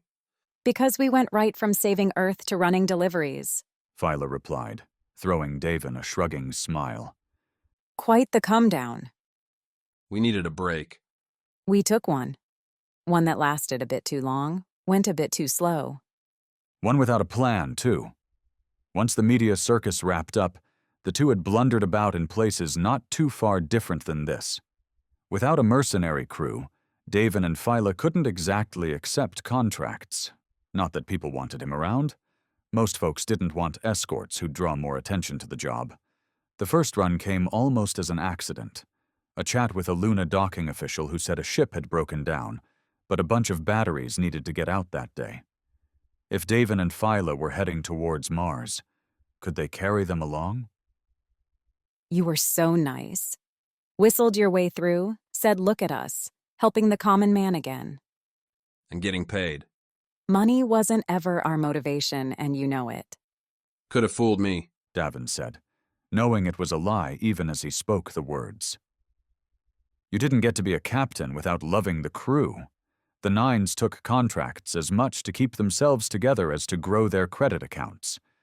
The rambling back and forth through the galaxy, the bar nights and blasting days, all worth way more than any bottom line. So we're arresting Alyssa now? Apparently, getting to be Eden's best buddies. Just in time for them to fall apart? Davin shook his head. That's what I don't understand. She thinks Eden's going to roll over. I don't buy it. How many times have we cornered someone and had them surrender? Point. Bet you Eden shoots back. Tells those suppliers either work with us or we'll blow you to pieces, march in and take you over. Earth won't stand for that. Phyla's words lacked conviction even as she said them, because she knew as well as Davin did Earth had no way to force Eden to do anything. So Davin laughed. You want to change Eden? You either need to smash it to little pieces first, or you need to get someone, maybe several someones, high enough up their food chain to force a change. And who's that going to be? Vi's out. We don't know anybody else. Admiral Yang seems solid enough, Davin said, referring to the officer who'd drafted Vi back all those years, who'd just toasted the rebel fleet. Don't get the bloodlust vibes off him. And what's your argument, Davin? Phyla swirled her cinnamon cocktail. Hey, Yang. How about you and me overthrow this giant company and break it into pieces? Can you imagine me, or you, or any of us in a damn boardroom? Only if we're holding them all hostage. They wound up back near Alyssa's place as the hours crept past midnight. Phyla and Davin weren't drunk exactly, definitely not. They'd had plantains, they'd had fruits and nuts, they'd had lemony sorbet, and all that turned the alcohol from deliciously devastating to delightful. Alyssa's manor, her estate, whatever you wanted to call it, still seemed too dark despite the time. No lights beckoned through the windows. The fancy carvings on the walls, around the windows, hardly showed, save for flickered shadows. Davin and Phyla both sighed as they found the main door, heard not a whisper coming from within. Just you and me, Davin said, hand on the door's handle. Since when did our crew get so lame? Next time, make it mandatory, Phyla replied, eyes glittering just like emeralds in the faux firelight. Crew bonding. A great idea, pilot. Co-captain. Davin chuckled. Co-captain. Pulling the door open, Davin led the way inside. From the street, he could forgive a lack of noise. The rooms had windows, people might be sleeping. Maybe the urban sounds washed everything else out. From inside, the empty lobby spreading into the table-cluttered yet abandoned courtyard. The quiet cut a sober knife through Davin's good times, prompting a halt just inside the door. A reach for a pistol he didn't have. For Melody, lost somewhere in space above Earth. Phyla caught the same pulse, stopped next to Davin, searching the gloom. Something seem off to you? Davin whispered. Everything here seems off to me. Davin cursed his own idiocy. He hadn't asked Alyssa where they kept the weapons. The manse was large enough he and Phyla could dig for a while without finding a pea shooter. And if whatever caused the quiet was still around? Run? Dash back out the door, try to disappear into Quito's streets, and what? They had no ship, had no contacts, no weapons. If there's a chance we can save someone, we've got to take it. Then go right. Now. The pilot gave the directions. Davin led the way, letting the door shut softly behind. Phyla's course put them from the lobby into a sitting room, one overlaid with floral decor and sporting a fireplace along one wall. Phyla made right for the yawning portal, grabbing a poker from the holder and tossing the iron bar towards Davin. She picked up a second for herself. Despite the cocktails, despite the laughter they'd been sharing in the hours before, Phyla had on her serious bent. This was the pilot. This was the woman who kept Davin on track, and he felt his own nerves steel themselves up. Someone might have had the drop on Alyssa and the Nines, but that someone was going to find it hard to close the trap. Let's go hunting, Phyla said. First goal, get up one level. All the bedrooms were on the building's second and third floors. Any Nines still sleeping deserved to be found, added to their retinue. The building had sweeping stairs up from the central courtyard, but those had about as much cover as waltzing into the open screaming their names. Instead, Davin and Phyla went out of the study through the other door, passing into a dead-end nook with a toilet.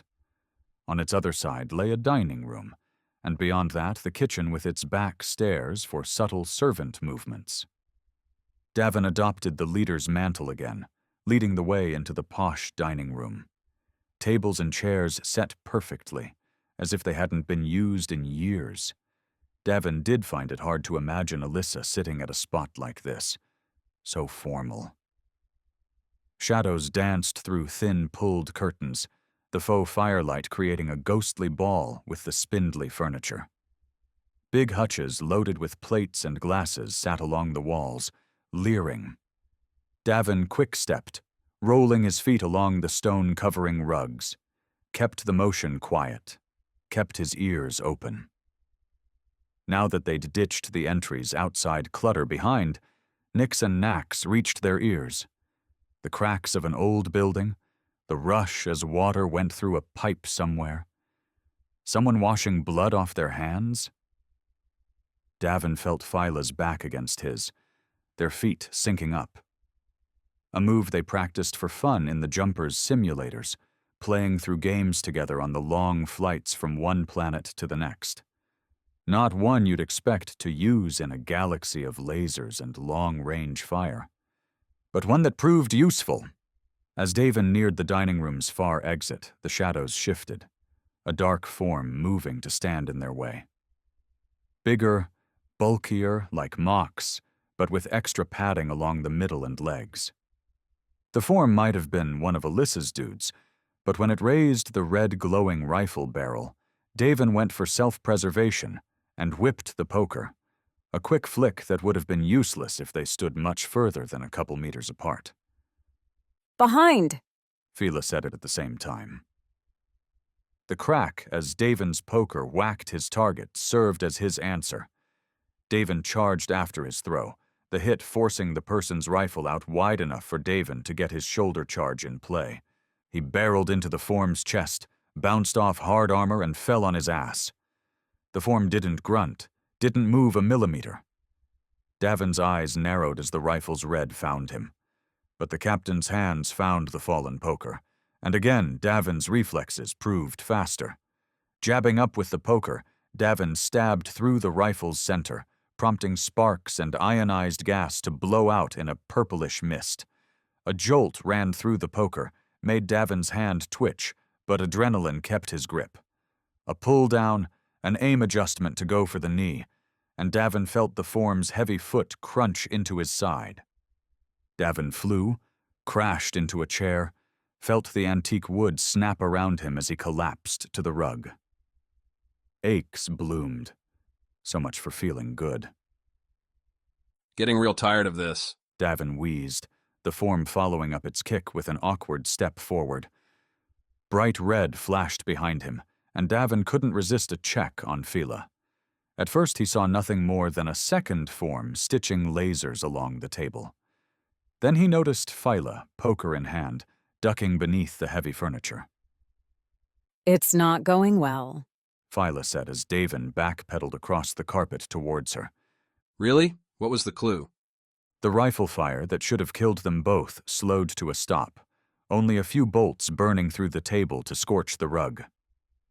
Both attacking figures marched to the room's middle. Before turning to face the table Davin and Phyla hid beneath.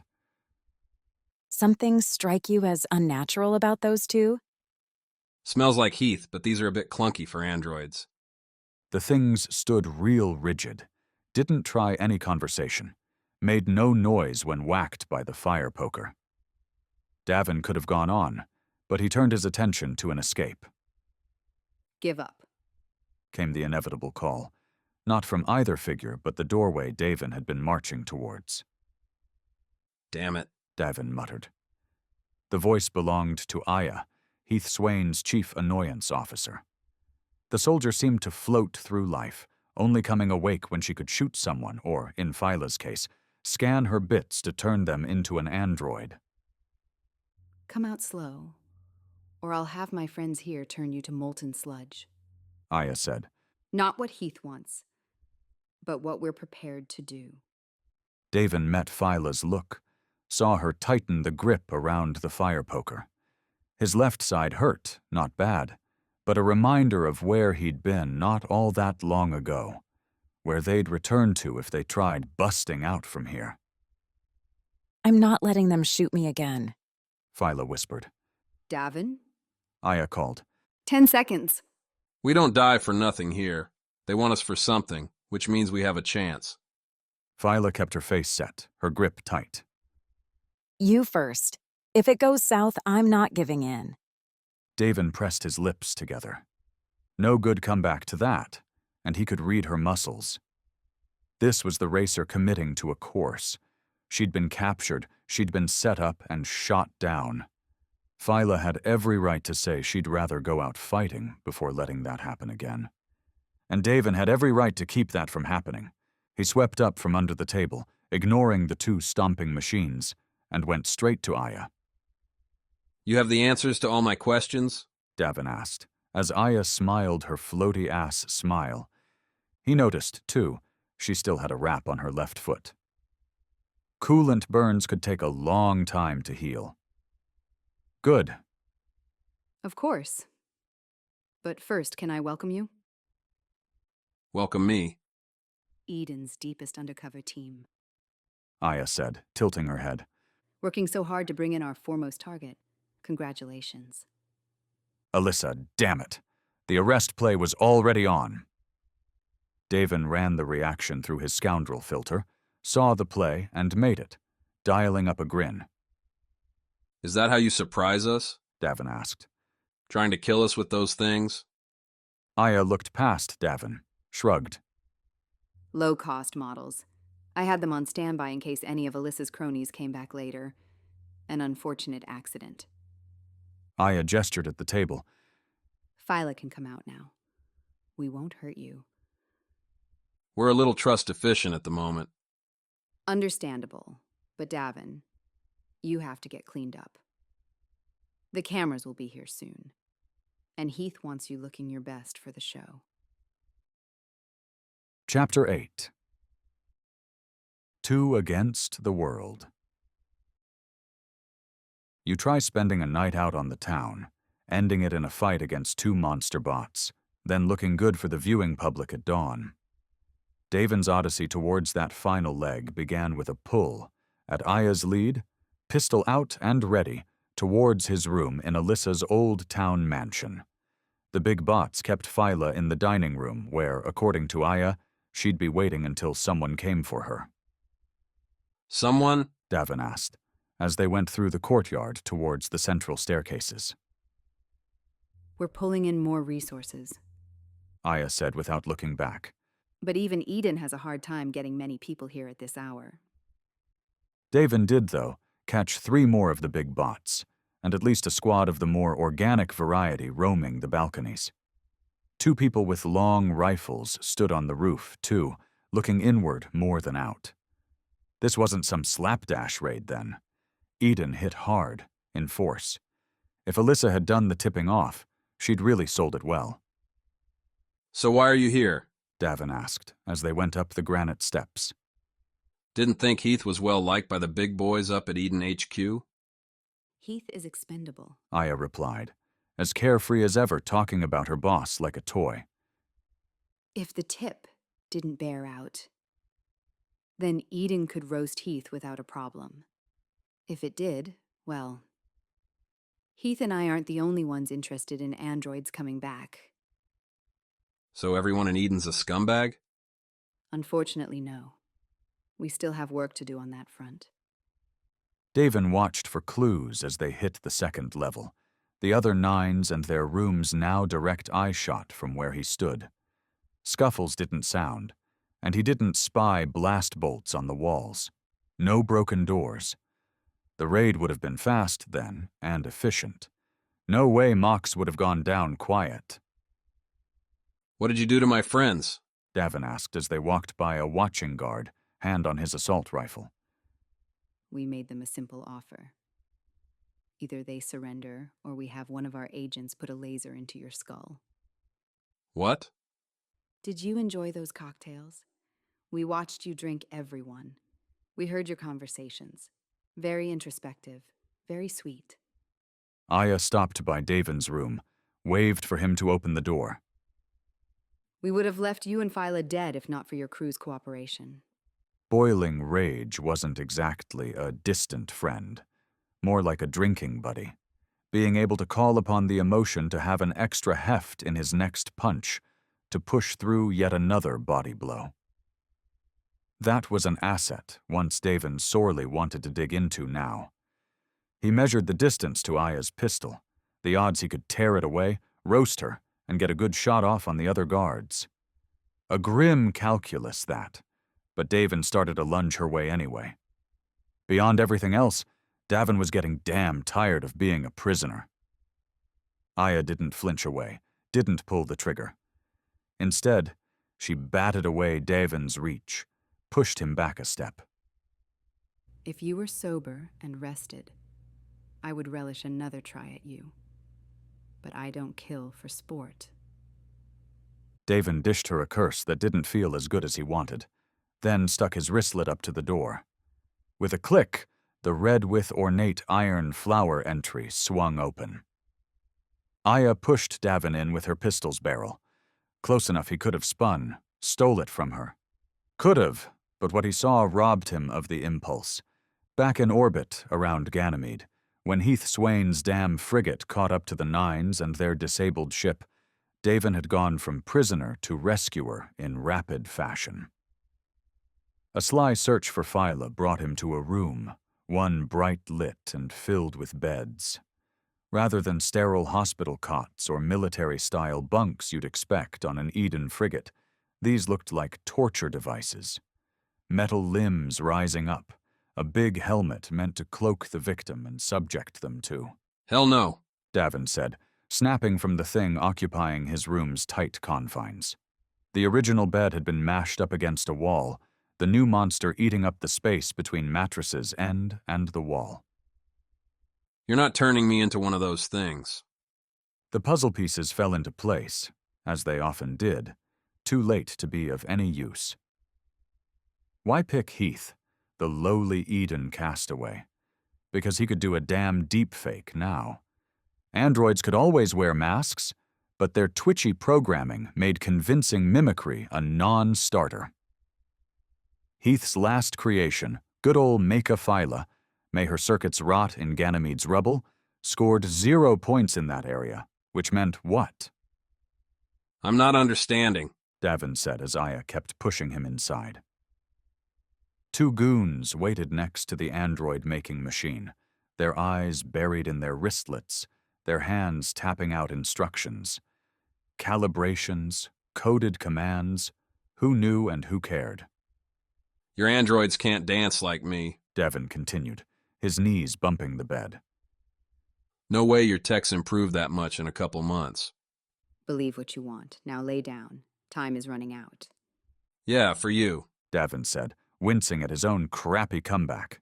He turned, bending as if he was going to sit down in the machine. Glancing behind Aya, he saw no secondary fighter, no covering chonker with a beam-spitting rifle. The opening was there. Throwing a knee, pressing the pistol wide with his left hand, Davin locked Aya against the wall. Heath's chief crony took the hit with unexpected grace, falling back and letting Davin snare the pistol. Not expecting to get the weapon by the barrel, Davin took a half-second to register he'd just won the arms race. A half-second turned out to be enough time for one of the goons to nail Davin's neck with a stunner. The little handheld taser pushed Davin's nerves to their max, causing a shaky jumble and the pistol to fall to the floor. The other goon reached out, pulled Davin back onto the android cot while the Nine's captain tried not to chew through his own tongue. Success came with experience. Davin had been stunned like this so many times by now the spasms felt almost like home. Perhaps, just perhaps, a sign he had a problem. You waited, Aya said, retrieving the pistol and helping to strap Davin in. I expected the attack sooner. You should have been more reckless. She talked like she knew Davin. Her stare said Davin hadn't played his programmed routine the right way. Her attitude said she needed to get out more, if she thought humans would make the same moves every time. Not that Davin could give her the advice. The stunning zap was already starting to wane, but they had his hands and feet anchored in now, had a headrest pushed up against his neck to keep his top half vertical. Comfy, this was not. You'll feel a buzzing as the helmet clicks into place. One goon. Davin, head locked into Aya's sharp gaze, couldn't tell which one, said. It's expected. Then follow the prompts. If I don't, Davin said, his words coming out fractured, more noises than anything. But Aya must have understood. We'll kill them all, Davin. Not just your crew here, but everyone you've worked with. Then, and this will be the fun part, we will replace them. She didn't smile. No joy tinted her eyes. The helmet started down, its gears giving a soft hiss. We won't let the families get close, of course, because that would ruin the illusion. Instead, they'll think the ones they loved abandoned them, and they'll never know why. That's comically evil, Davin sputtered. The helmet closed over his eyes, settled on his shoulders. Then don't make us do it, Davin. Aya said, the helmet muffling her words. It's up to you. Take a ride in a simulator and you'd feel your whole body pulled along for the fun. Davin would nestle into a pod, hook his arms and legs into the right spots, and suddenly his senses would be transported to an icy moon, a volcanic wasteland, or a crowded city street. Aya's android machine wasn't so fancy. Davin heard the noise cancellation click in, the surrounding sounds from the hotel room vanishing, replaced only with a chilly robotic voice. State your name, the voice said. please.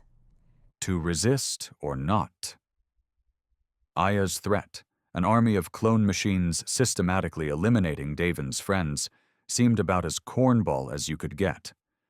But he'd also felt Mesha Phyla's hands around his throat, saw those glossy green eyes glaring at him just like the real version would.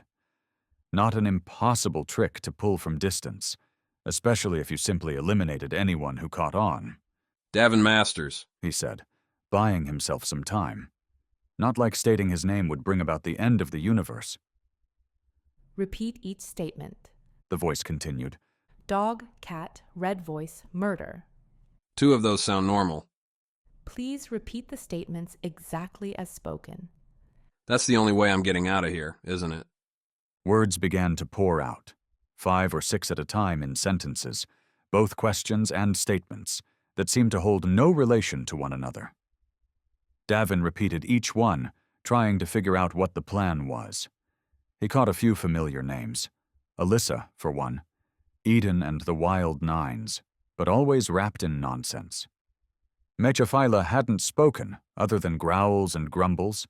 A couple ideas percolated, but the session ended before Davin centered on any one reason. The helmet went dark, silent. Then, without any warning, a bright light flared on Davin's right. He winced. The light vanished. Something poked his right side, and Davin jerked, uttering a curse. A chill ran across his neck where the helmet touched, prompting a shiver. The sensory bombardment continued. Davin wasn't sure for how long, wasn't sure of much in those minutes. This time when the helmet fell dark, someone pulled it off, bringing Davin back to the hotel room. Natural light bled through the curtained window, morning on the approach.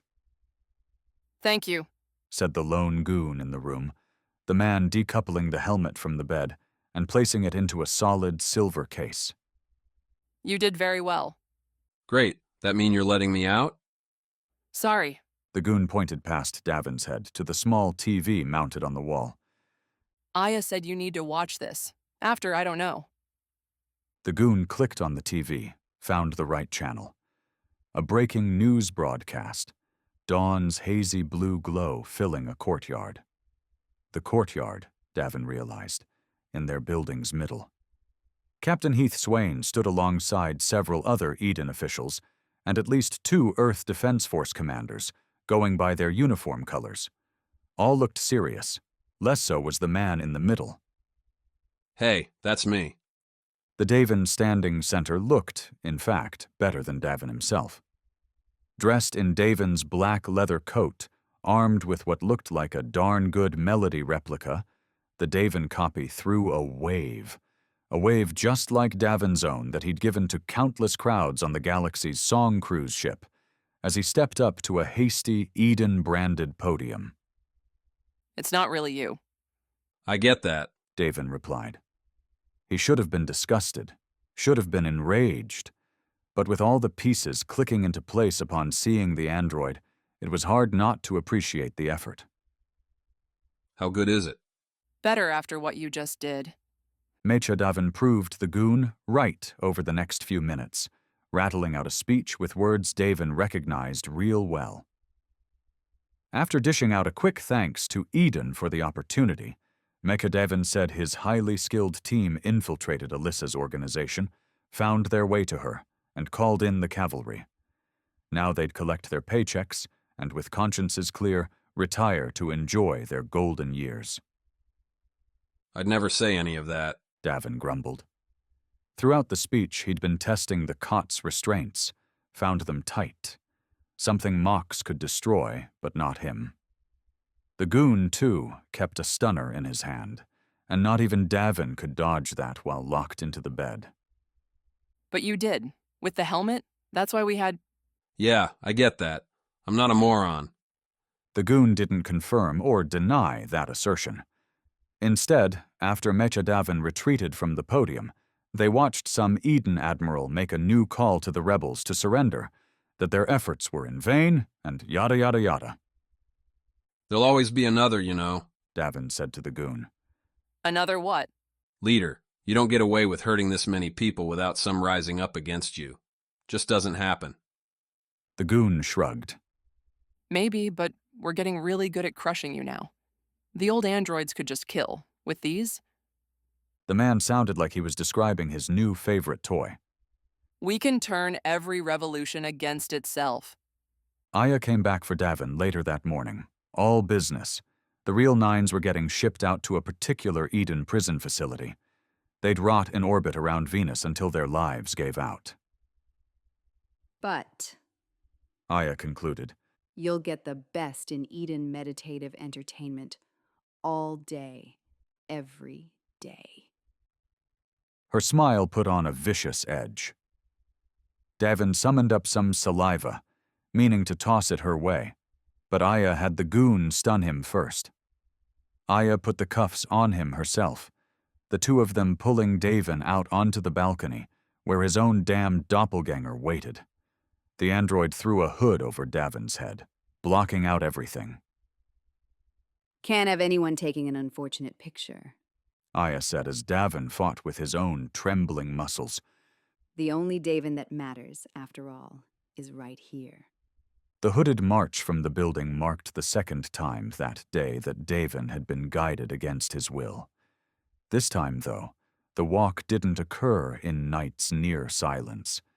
Instead, voices cracked around him, reporters hollering questions and Eden reps replying back with static answers. Rich coffee clung to the air, along with pastry's tangy sweetness. Not that Davin could get any. Should he dare to speak up, so Aya said, the Nines would be slaughtered long before reaching their prison. Friends and families, too. Amazing how much the threat of a loved one could paralyze a person.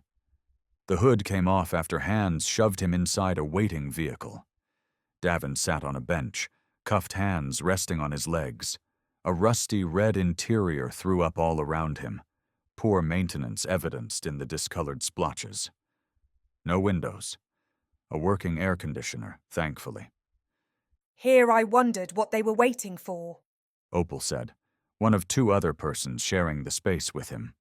Her hands were cuffed, just like Davin's, and it looked like she'd slept as well as he had. I get stuck with the traitor? Morning to you too, Opal, Davin said, trying to free his mind from exhaustion's mushiness only for hunger, thirst to take its place. Why am I a traitor again? As he spoke, Davin took note of the third person, the only one standing. Wearing Eden's green fatigues, a full face mask, and a rifle in both hands, the guard said nothing. At first, Davin wondered if the man was another android, had a fearful moment wondering how many of the damn things Heath might have made. But then the man took a breath. Just a regular human monster, then. Because of that speech you just gave. Does it seem like, if I gave that speech, that I'd be in here with you? The vehicle rumbled to life, its jets kicking it forward. Davin swayed with the acceleration, his stomach wondering what the hell was going on. Windows. Turned out they were nice. Doesn't, but it sure looked like you up there. Heath's been making lifelike copies. Not just killers, but replacements. Opal sighed. Of course he has. You don't sound surprised? Davin waited till Opal glanced at him, and he flicked his eyes towards the guard. Predicted this one? I just assume my life is always going to get worse. That's a given, Opal. Davin leaned back, brought up his cuffs and coughed into a closed fist, tapped his heel against the floor. When have our lives done anything else? Opal resumed glaring, this time at the ceiling. Davin felt the guard's eyes on him. The captain coughed again, not bothering to bring his hands up this time. Have any water? Davin asked the guard, who shook his head. Silent type, eh? Don't blame you. Rolling along on jets, the speeder tilted as it finally went around a curve. Davin went for another cough, leaning left with the turn. He curled over, turning his back to the guard. Coughed again. Turn around! The guard snapped. Davin didn't bother. Coughed. Ignored his throat telling him all this faking was going to have consequences later. You can't get the man some water? Opal asked, putting just the right amount of exhausted indignation into the words. Davin coughed again. Here, the guard said, marching forward a step, uncoupling his own water bottle and twisting off the lid. Davin, cupped hands near his mouth, looked back at the guard, the solid face staring back at him. The black water bottle held forward like a grim peace offering. Thanks, Davin said, reaching for it. Opal rose, wrapped her cuffs around the guard's neck in a single fluid move. She fell back between the benches, letting gravity whip the guard backward to the ground. Davin, grabbing the water bottle, stood and snapped a kick, knocking the little remote that'd activate the stun cuffs away from the guard's frantic hands. The tiny rectangle bounced off beneath the benches, so the guard went for his pistol instead. Pulled it from its holster, shot, a hair too slow to catch Davin's backwards dive. The laser burned into the rusted interior, sparking up some smoke and splashing in a tiny ray of natural light. Davin told himself the guard got a good look at the sun before Opal's chain-linked choke took him out. Remote's somewhere by you, Davin said, disarming the limp guard. Kicked it. Opal squeezed out from the guard. Figures. She turned over, started the search. Good play. Been a while since we used that one. Been a while since you and I were in cuffs. Davin slotted the pistol away in a pocket, picked up the rifle. Standard issue. No advanced safety measures. Some of the things tied themselves to ID badges, to passcodes. But Eden wanted volume, and that meant cutting costs.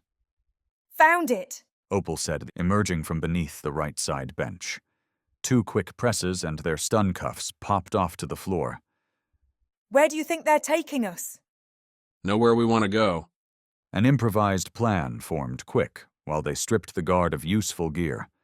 No grenades, but a second pistol and a utility knife. Davin and Opal didn't have their wristlets, stolen by Eden, so the guard's emergency radio delivered some options. Ready? Davin asked, the two standing near the hatch. A red lock said it wouldn't open while the speeder was in flight, but the red lock itself was none too sturdy. I've been in these cuffs all night. Let's get the hell out of here, please. She stayed back while Davin unloaded several lasers into the lock, melting the thing off and springing open the hatch. Outside, a highway zipped by. Not exactly a prime evacuation option.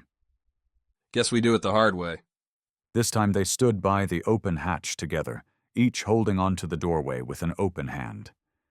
Davin aimed straight ahead, held down the trigger, and sent bolt after bolt flying towards what should have been the speeder's cockpit. The shots burned clean through, right onto the outside. No pilot hell, no cockpit in sight. A drone hauler. Point A to point B with nobody to bribe in between, no loyalties to question. Eden must have overridden its danger sensors too, because the craft kept on zooming. Its target loomed too, Quito's big spaceport, rising up as the speeder neared a cresting hill. We never catch a break, do we? Not one.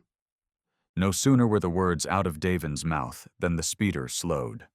Not a panicked braking, but a gradual decrease until it moved along at a fast walker's pace. Davin and Opal glanced at each other and leapt. The two caught the reason as they ran across the old concrete, stomping on weeds allowed to make headway in this era of floating cars. A traffic toll, charging anyone making entry to the spaceport's grounds and scanning them for dangerous weapons at the same time. Thank you, Quito, Davin shouted as they ran. Shut up, you moron! We're not done yet. Celebrate the little things, Davin said as they hit the freeway's far side, then climbed over a pitted guardrail and dove into the grass. Once we have our people back, Opal replied, delivering Davin a no-joking glare. And once those Eden bastards are dead, then I'll celebrate, you hear me? Chapter 9. Skybound. Fulfilling Opal's oath wouldn't be easy from the grassy hillside, so the pair took up a stumbling wander through the brush, angling away from the spaceport till they hit a dirt path heading back towards Quito. A sunnier day than the last, the rays cut through the lighter alpine air and had Davin sweating. A headache murmured, and his limbs dragged as sleep's lack crept on, and adrenaline ebbed. Vengeance. Rescue. Davin repeated the two words to himself, trying to use them as leverage for a bit more stimulus, a bit more energy. You gonna keep muttering like that? Opal said as they trekked along the dusty, tree-lined road. Was I talking aloud? The whole way, Captain. Might be my mind's finally going, Opal. Just saw myself give a speech to the whole solar system while sitting cuffed to a cot. Thing like that'll mess with you. Opal threw him an arch look. If that's what's going to break you, Davin, after all the crap we've been through, come on. Get me some coffee and I'll be all right. Better be. We don't have time for a mental break right now. Truth. Assuming Aya and Eden would stick to their words, the Nines, Alyssa, and her band were on their way to swift, silent trial and to toss out an airlock. They would be on their way to Eden's prison station already, could be dead by tomorrow. That, at least, gave Davin some pep. At least we've done it before, Davin said. Keto's bustle played backdrop to the words, growing as they neared the city's outskirts. Prison breaks are kind of our specialty. Might be worth wondering why that is. Thought we didn't have time for chit-chat? Davin flashed a smile, caught one from Opal in return. Point is, we've got some tried-and-true methods. Option 1? Find a way into the prison, get to a control center and pop all the cells open. Hope the prisoners cared enough to fight for their lives, rescue the Nines in the resulting chaos. It's worked before, but I'm not betting on it here. Why? You ever been in an Eden orbital prison? Can't say I've had that honor. Davin tilted his head at Opal. Have you? Nope. Not planning on it either, but I've met rebels who took stints there. Opal said. In fact, we had our own prison-busting missions drawn up, just never had enough people stuffed in them to make it worth it. So? Right. These things, Davin, they're cylinders. Prisoners stuffed into cells around the outer edges. Every floor locked down at Eden's whim. They'll isolate anyone causing trouble and gun them down. Not helpful. The dirt path found its way through some houses as they spoke, transitioning to paved suburbia. It was around noon, and people young and old bounced around the streets. Davin and Opal drew more than a few stares. Hopefully nobody here cared to wonder why the face they might have seen this morning was going for a stroll. Prison break option. 2. Bust through the prison from the outside, blowing cells open, attaching an airlock, and sneaking out the good guys. Opal had her head shaking before Davin was done talking. How are we going to get Mox in them suits? We'll just suck them into vacuum. Not something you want to see. Throwing cold water on everything? My optimism's taken a hit lately. They veered towards a small shop, one selling a little bit of everything, including, thankfully, coffee and sandwiches. A bathroom turned into a major plus, too, and the two reconvened on the curb to eat while bicycles and the occasional speeder zipped past.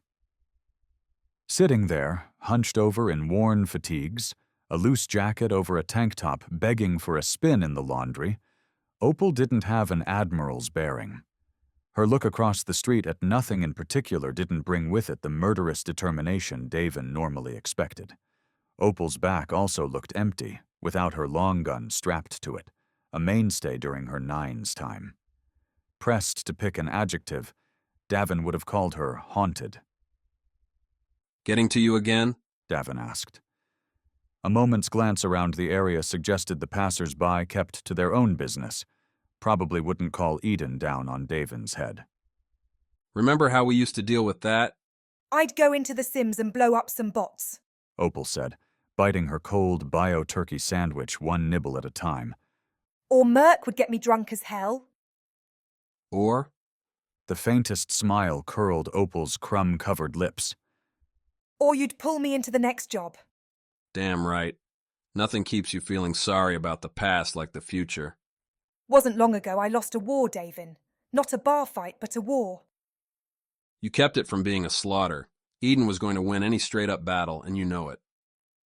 That's not what I told the people fighting with me. Davin sighed. What were you supposed to say? Chin up, everyone. We're all going to die today. Seems to work in the movies, doesn't it? Davin gave himself a thoughtful chew, embraced the thick bread, the cheese, real texture in his mouth. Sure, the day had been one big suck from the start, but he could hold on to this as a bright spot. Everyone knew it, Opal. We held on to Vi's gimmick, but everyone going out with you that day knew they probably wouldn't be coming home. They fought anyway rather than roll over. Now Alyssa's thrown them away. Can't say her plan makes the most sense. She's done that before, with the androids. Remember? Opal finished her sandwich, popped open the canned cold brew, and guzzled it before shaking her head. You saying we're not just planning a prison break, but a full-on rescue of the whole organization? Davin nodded. Opal laughed. All that hero crap's going to your head. We saved everything once, we can do it again, and I've got an idea how. Prison break idea number 3. Take the inside track. Use the system against itself. New space-age prisons had all the fancy tools, so they didn't need to feed and support so many guards. Get inside. Subdue anyone who gets in the way. Get back out. You and me versus the world. Feels like your equation's missing a few steps. Might be. Davin felt his eyes lighting up. Normally, he'd get that feeling after a whiskey. But now, whether it was the coffee or the turkey, invigorating inspiration struck. But let me fill in those gaps for you. We're 2 of the baddest asses in the solar system, Opal. Time to remind Eden who they're messing with. Talking through a prison break, a full-on revolution, took time. Getting around Quito, a sprawling city, also took time. The domed towns and space stations in the outer planets kept themselves compressed, made it easy to dash from one vendor to the next without scrambling through traffic-filled blocks in between. Not so in Quito. Even without the traffic, finding what the 2 needed took longer than either expected.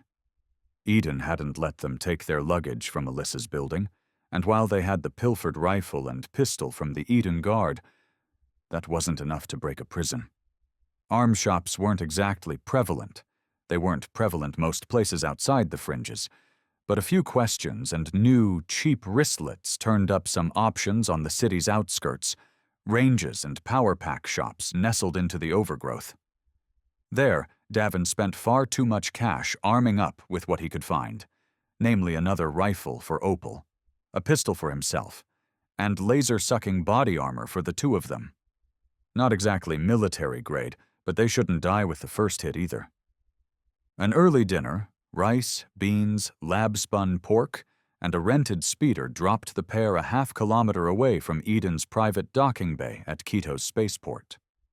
Dusk set in as the 2 ditched their slapdash ride off the roadside, sneaking again into the tall grass. Approaching from the back like this let them skip the spaceport's entry scanners, though Davin found the hike even harder with a full equipment load. Earth and its gravity. Ahead, Quito's spaceport sparkled with white lights. The occasional launch rumbled as one spacecraft or another shuddered off into the sky. Depending on the engine, the ships left black or blue trails, dissipating energy or smoky chemicals. Nothing launched from Eden as they walked, both mostly sticking to silence. They'd spent the day together, dishing memories and ideas back and forth, and now they focused on the mission, the odds stacked against them. Davin figured he'd bust out the jokes again once shots started coming their way. Eden's docking bay didn't have the courtesy to sit undefended. A 4-meter-high fence wrapped the place, broken up by tall lights every few sections. The launch pad bled out from the bulky docking bay building, a gray concrete platform mostly unnecessary with today's tech. And yet, parked there, as if waiting for them, sat a small Eden shuttle. It's meant for us, Opal said when Davin mentioned their good luck. It's still here because we were supposed to be on it this morning. Nice of them to wait. I'm sure that's what they're thinking. Opal flipped off her rifle's safety as they neared the fence. I cover you? Always a pleasure to have the sniper watching my back. Once the chaos gets going, make for the shuttle and get her warmed up. You know I'm not a pilot, right? Just turn it on. I'll handle the rest. Getting through the fence would have been tricky if they hadn't planned for it. Davin took the heavy clippers he'd been hauling over his back, hoping they'd be good enough to chomp through the chain links. The fence didn't have barbed wire at the top, didn't have warnings about electricity or other deadly defenses. Luck of the location. Quito probably didn't have the commerce or Eden investment to warrant heavy protection. Here we go, Davin muttered. He rested the clippers against the first link and snipped. The link snapped, the metal breaking apart with a satisfying click. Davin glanced back at Opal, gave her a wink. Easy. The hope held for precisely one more second, until the spotlights flipped red and a hard klaxon sounded its displeasure. Plan B, Davin said, wielding the wire cutters like some sword. He jabbed them in at the links, snipping and snapping as fast as his hands would allow. Almost through. I'm ready, Opal replied, set off a couple meters to his right. Don't need to make the hole big for me. Not your size I'm worried about, Davin said, completing the circular cut. He kicked into the cut piece, folding the loose section through. The hole wasn't exactly inviting. Razor metal pieces glistened on every side. But a torn sleeve or a cut on the wrist wasn't worth worrying about. Dropping the wire cutters, Davin climbed through his hole, getting the expected scrapes along his head, left leg, and an annoying snag on his right wrist that took an extra yank to get free. One coming, taking aim. A dark shape, followed by several more a couple meters behind, was cutting across the landing pad on a hard dash to the shuttle. A reckless play, but Davin could guess why. Prepped for launch, the shuttle's ramp lay down and open. Letting the enemy get inside would make everything suck loads, and probably get the pilot disciplined. If Davin had his way, everything would still suck loads for Eden. Opal's first shot flashed behind Davin as he started his own brake for the shuttle. Rather than gunning for the lead form, Opal's laser hit a luggage cart near the following figures. The spindly, wheeled vehicle crackled with the hit, sparks flying. Come on, Davin muttered, watching as he scrabbled from the grass beyond the fence onto concrete proper. Be a hero. Opal fired another, the red laser, low power, streaking to the right this time and beaming into a big emergency water tank. The bulbous thing blew out steam, a whistling whine joining the alarms. Eden's lead player kept on chugging, arms pumping towards the shuttle. The person's reinforcements weren't so strong-willed. Opal's shots had them backing off, diving for cover. So perfect. Now get yourself going.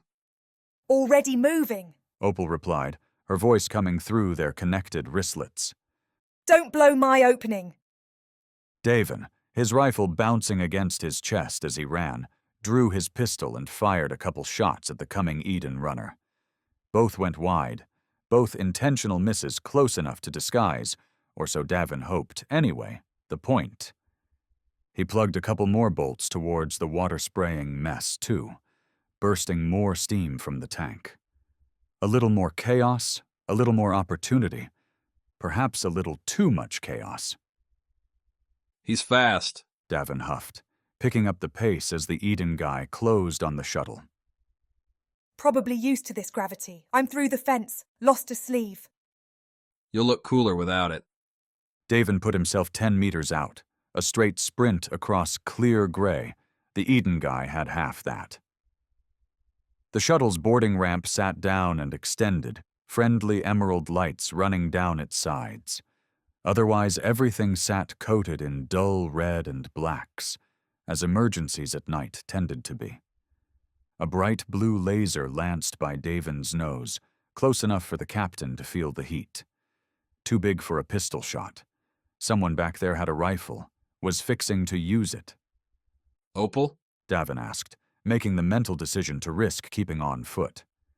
Plucky bastard, Opal said, her red counters playing off the shuttle's front. He's hiding again. The same couldn't be said of Eden's leader.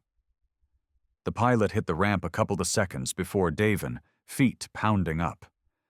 Davin had his pistol up, decided a roasted leg wouldn't hurt things too bad, and squeezed off a bolt. The shot missed under, vanishing through the slit between leg, ramp, and the shuttle's hull, continuing into Eden's night. Don't damage our ship, Opal snapped. We won't get another. Thanks, Mom, Davin replied, hitting the ramp and feeling its levers shift as the pilot told the shuttle to close. 2 long lunges had Davin inside the shuttle's small confines, not much larger than the busted prison van they'd stormed from this morning. The pilot greeted Davin with a pistol. Davin caught the pilot's turn, her gun aiming where his head ought to be, and went to a crouch. Her shot blitzed over his shoulder, buried itself into an unlucky crash couch. Davin countered, throwing his own pistol. The small gun twirled end over end to smack the pilot's face, prompting a curse and a stumble, and creating an opening. A longer ship or zero gravity would have made Davin's bum rush a dicey tactic. The shuttle offered no cover inside, and if the pilot had more composure, more time, she could have torched Davin just about anywhere she wanted to. Instead, by the time she had her pistol pointed back the right direction, Davin had a hand on it, pushing the barrel down. The pilot fired anyway, the orange shot flashing into the metal tiling at their feet. "Stop it," Davin said, wrestling the pistol away, only for the pilot to ball up her freed fist and slug him in the stomach. "Ow, damn it!" He blocked her follow-up with his left hand, letting his right take the pistol and shove its hot barrel right up under the pilot's chin. She flinched away at the touch, but the shuttle's cockpit didn't leave her anywhere to run. "Just hold still," Davin said, feeling his kidney throb. That had been a good socking. "We're borrowing the shuttle, and you. After, we'll let you go. No harm." Screw you.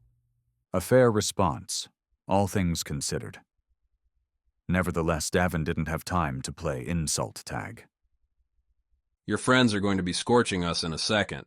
They start doing that, I'm going to shoot you and take my chances. You really want to die for Eden? 'Cause I guarantee they won't do crap for you." The pilot didn't move a centimeter towards the captain's chairs, the flight sticks, the engine starters. Instead, she spat at Davin's feet. When did people get so difficult? "Davin!" Opal called, her voice climbing up the ramp into the shuttle. It's past time to go. My power packs are almost empty. "Well?" Davin asked. The pilot shook her head. My family depends on this job. I'm not... Davin reached into his jacket with his left hand, brought out a small taser like the one the Eden guard had that morning. A little insurance. Before the pilot could protest, Davin jabbed her with the stunner, let her sink to the ground. Davin, setting the pistol aside, stepped over the pilot and into the captain's chair. Eden's launch console greeted him, its green logo playing around a white background. Small text across the bottom told Davin to scan his ID to get things going. "Mind if I borrow this?" Davin asked the pilot, who twitched on the shuttle's floor. He leaned to the side, grabbed the pilot's arm and its attached wristlet, tapped it against the shuttle's console, and the thing sprang to useful life, welcoming Zoili to her shuttle. "Opal, get on in here," Davin called, slapping away at the suite options now available. The shuttle's engines spun up with a high-pitched, delightful whine. The interior lights popped on, and the ship's small but standard shields blossomed. Small arms fire peppered against the shuttle, the scrambling guards outside figuring out their buddy had lost. The rifles and pistols could hurt the ship, sure, but not with the energy-absorbing field in place. Not unless Eden kept some real artillery at their small-time spaceports. "Please let that not be the case," Davin muttered. He wrapped his hands around the shuttle's flight stick as Opal climbed. The boarding ramp clicked shut behind her, Davin's clue to rise. "Guess who's flying again?" Davin asked, as Opal poked her head up beside him. The obvious question on her face wasn't the one Davin had asked. "Zoli didn't want the job, so I'm giving her time to think on it." I'll make her comfortable then. Outside, the shuttle drew even with those red spotlights. The shields held steady, the ship pinging a mild note that told Davin it was taking pointless hits. Rudimentary radar showed nothing on an intercept course, though an incoming hail from Quito's flight control begged to be answered. "What's going on over there?" said some poor soul when Davin acknowledged the call. "Lots of confusion. Don't worry about it." "Don't worry about gunfire around my spaceport." "I'd call Eden and complain. I'm just following their orders." While he spoke, Davin pulled up the planned flight plan, the route going right where he and Opal suspected, a particularly nasty orbital prison. "I will. What's your name? So I know who to blame?" "Heath Swain. You tell him Heath got bored and decided tonight was the night to ditch this town.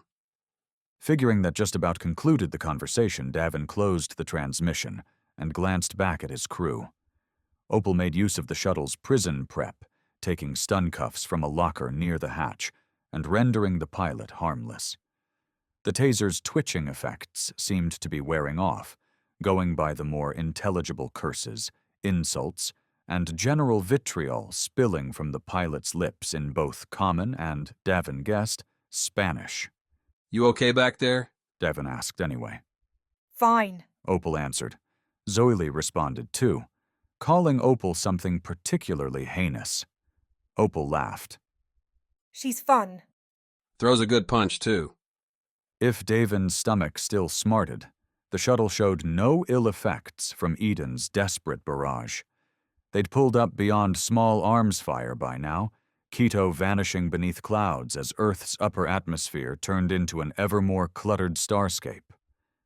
Would have been a time those dots were actual stars, too. Now Davin guessed almost all were satellites, space stations, or starships zipping around. The old stars would be back there, hiding. I'm sure Eden will get to you eventually, Davin muttered. The shuttle handled its own piloting now, funneling along the pre-plotted course. All Davin had to do was sit back, watch, and try to convince their hostage to play along. Eventually, the prison station would ask why the hell their shuttle was coming in so late. And unlike those little workers down at Quito's spaceport, the prison would have the weapons to turn the shuttle to ash. At that point, the only thing that'd keep Davin and Opal alive sat behind him. And from the sounds of it, she still had some anger issues. Time for the scoundrel to turn on the charm. Chapter 10. Break-in. A pinch, a yelp, and an avalanche suffused with androids, plots, and dire straits left the poor Eden pilot with angry eyes and a twitchy right hand. Zoe's fingers drummed on the seat's light cushion, one she pressed into good and hard as the shuttle climbed to catching orbit for Eden's personal prison. Opal had traded spots with Davin, taking her lukewarm piloting abilities to the shuttle's front. Any minute now, the Eden prison would be asking a whole slew of pointed questions to which Opal had no good answers. She'd have to lie, evade, and spin, all things the sniper did as well as Davin sang pop songs at karaoke. In other words, if Davin didn't get Zoe and her passcodes, docking procedures, and general authority on his side, this was going to be a rough ride. You going to pay me? Zoe asked after mulling through all of Davin's nightmare scenarios. What now? Davin asked the question sitting to the pilot's right, across the narrow aisle splitting the shuttle. He'd debated whether to take the spot right next to the pilot, but that bubble-bursting proximity seemed a tad aggressive, so now he spun her way like an annoying passenger who just couldn't handle not talking to someone during the ride. Zoe's glare reinforced the impression. You're asking me to turn against Eden, who cuts my checks. Eden pays for my apartment, my dog, and my car, which has a crap rear axle waiting to snap, Zoe said, her tone suggesting there were quite a few other demands on her bank account as well. So, if you're asking me to cut those ties, you'd better be willing to replace it with something. Guessing a clear conscience doesn't count for much. Does it buy bananas? Davin winced, glanced towards the cockpit. The shuttle had cleared Earth's blue-white bar, the atmosphere's heat long replaced with cold space. Another couple minutes, and one of those flickering dots in view would resolve itself into Davin's future home. Look, the Wild Nine's captain said, dropping in a heavy sigh. I didn't want to take the conversation this way, because you seem like a nice person. I'm not. I do grunt flights for Eden. My life's a shell. My mistake. Davin nodded at nothing. Nobody. Does that mean threatening you won't get me anywhere? Bingo, bucko. Davin, Opal called back. They're hailing us. I can buy a minute claiming technical difficulties, but you'd better have something soon. Not me, you have to convince, Davin muttered. The glowering pilot kept her arms folded. A tough crowd. How about something else, then? What? Zoe asked, not an ounce of trust in her voice. Adventure, lasers, action. A story to tell to that cutie at the bar you'd always want to talk to, but never felt you had something to say. Zoe blinked. A flush threatened to creep up, then vanished into a scowl. Opal called Davin's name again, this time followed it with a curse. Well, last chance to do something worth remembering. The scowl settled, softened.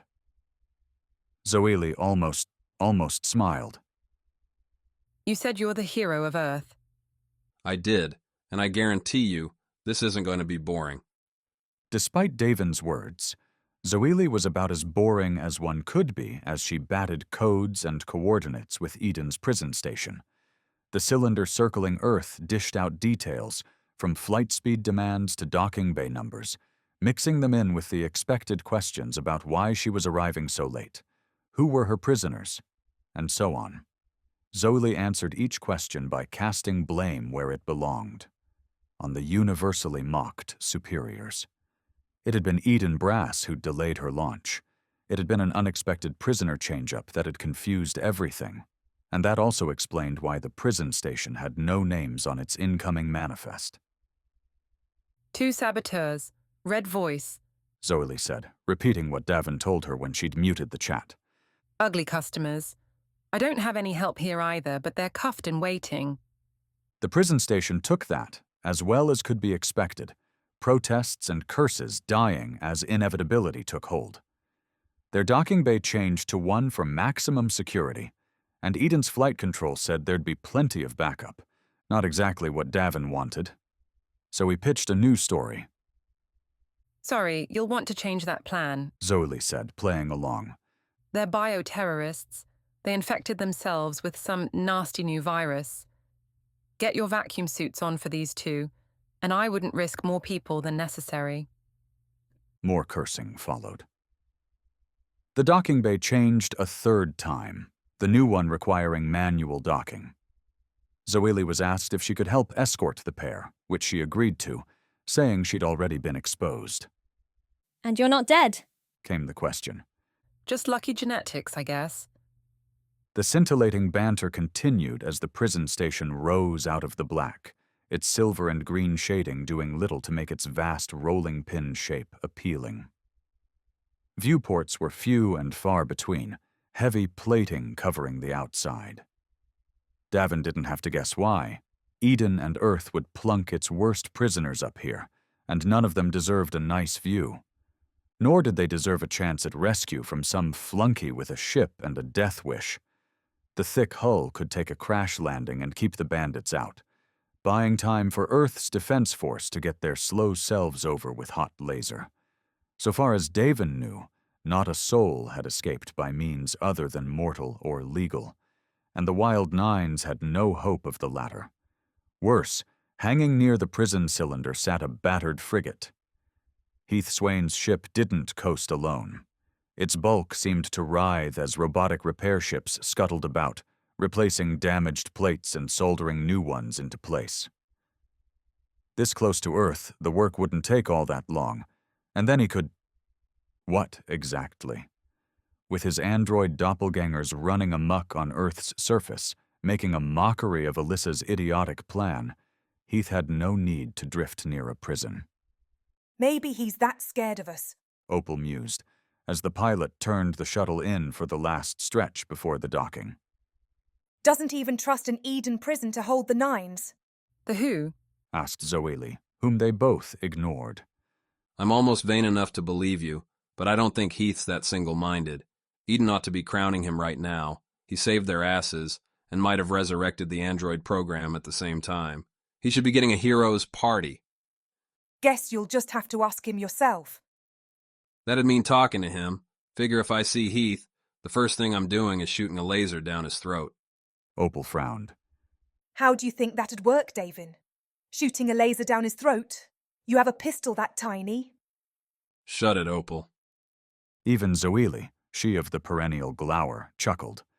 Landing came and went with a smooth precision that clowned Davin and Phyla's continual jank with the jumper. not a reflection on Phyla's skill so much as how the dives they docked with ran their bays.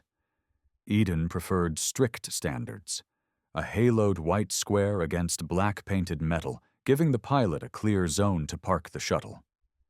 The rest of the bay, marked for sensitive prisoner drops, had biohazard signs blazing on the walls. Those swirling, interlocking diagrams mirrored onto the forest green uniforms of the Eden personnel greeting them, a foursome sealed head to toe in what could have been an ancient spacesuit. 2 carried stun batons in their thick gloves. One held a tablet tapping away, and the last moseyed their way around the shuttle as she sat down, apparently curious whether there'd been any outboard stowaways. No way they can move well in those, Opal said as she and Davin took up positions on either side of the boarding door. We each take a baton, and then the fun starts. While Davin was a fan of Opal's apparent bloodthirst, he had some reservations about starting a brawl in a giant prison. Eden would have backup, and they'd come running with lasers quick enough. Stunning these 4 wouldn't be. Wait, I have a better idea. I get nervous when you get ideas, Davin. It's not mine. Stole it from a movie. Opal's sigh said all the wrong things, but by the time Davin finished the explanation, when Zoli unlocked the door and lowered the ramp, the sniper had bought in. Zoili greeted the thumping pair climbing into the shuttle, the 2 galumphing guards with the stun batons. The pair looked past the pilot to Opal and Davin, both sitting in their seats with stun cuffs resting on their wrists. Glum expressions coupled with slouched shoulders and an affected sniffle or 2 completed the picture of prisoners looking forward to an eternity surrounded by space and steel. Eden's guards told the pilot to scram. She'd have reports to file about everything while the shuttle recharged its batteries for the drop home, and Zoli didn't protest, slipping past and down. Whether Davin's appeal and his promise of Alyssa's large bank account would work was immaterial now. He couldn't do a damn thing except hope the woman's conscience took his side. At his side now, but very much not on it, was the Eden guard, looming over him with the stun baton crackling next to Davin's ear. The suit coated the guard's face in shaded plastic, a shield that made Davin's surprise surge, left hand gripping the baton's hilt while his right slugged the man's chin. Easier. The guard grunted, stumbled back across the narrow aisle towards Opal's seat. The sniper stood, threw her stun cuffs and the link between them over the guard's neck and pulled tight. The choking started as the guard's buddy, cursing, tried to raise the baton, only to hesitate. A tough problem. Save your distressed friend, or deal with the enemy ripping the stun baton away from the same? Davin helped the guard answer the question by taking that freed stun baton and jutting it, spear style, towards the person. The suits belied telling whether a man, woman, or android lurked beneath. The Eden guard jerked back, tripping over the thick boots, while their pal gurgled away next to Davin.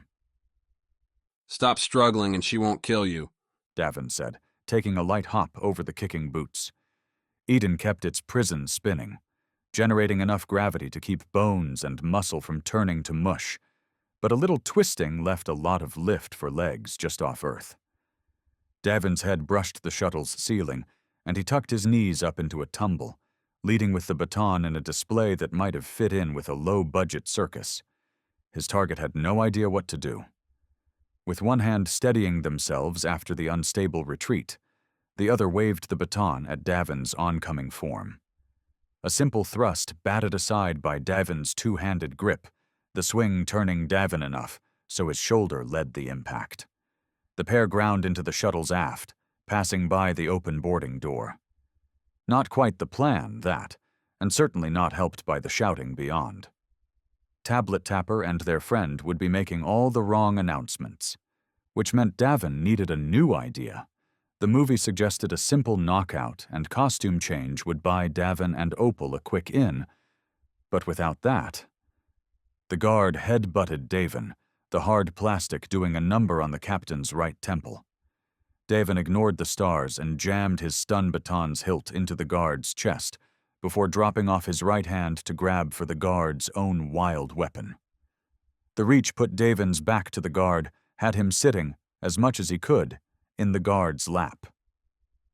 A ridiculous, terrible pose, but it kept the damn sparking end from numbing Davin's gut, so he held it, dug elbows into the mushy suit, drawing grunts and groans every time.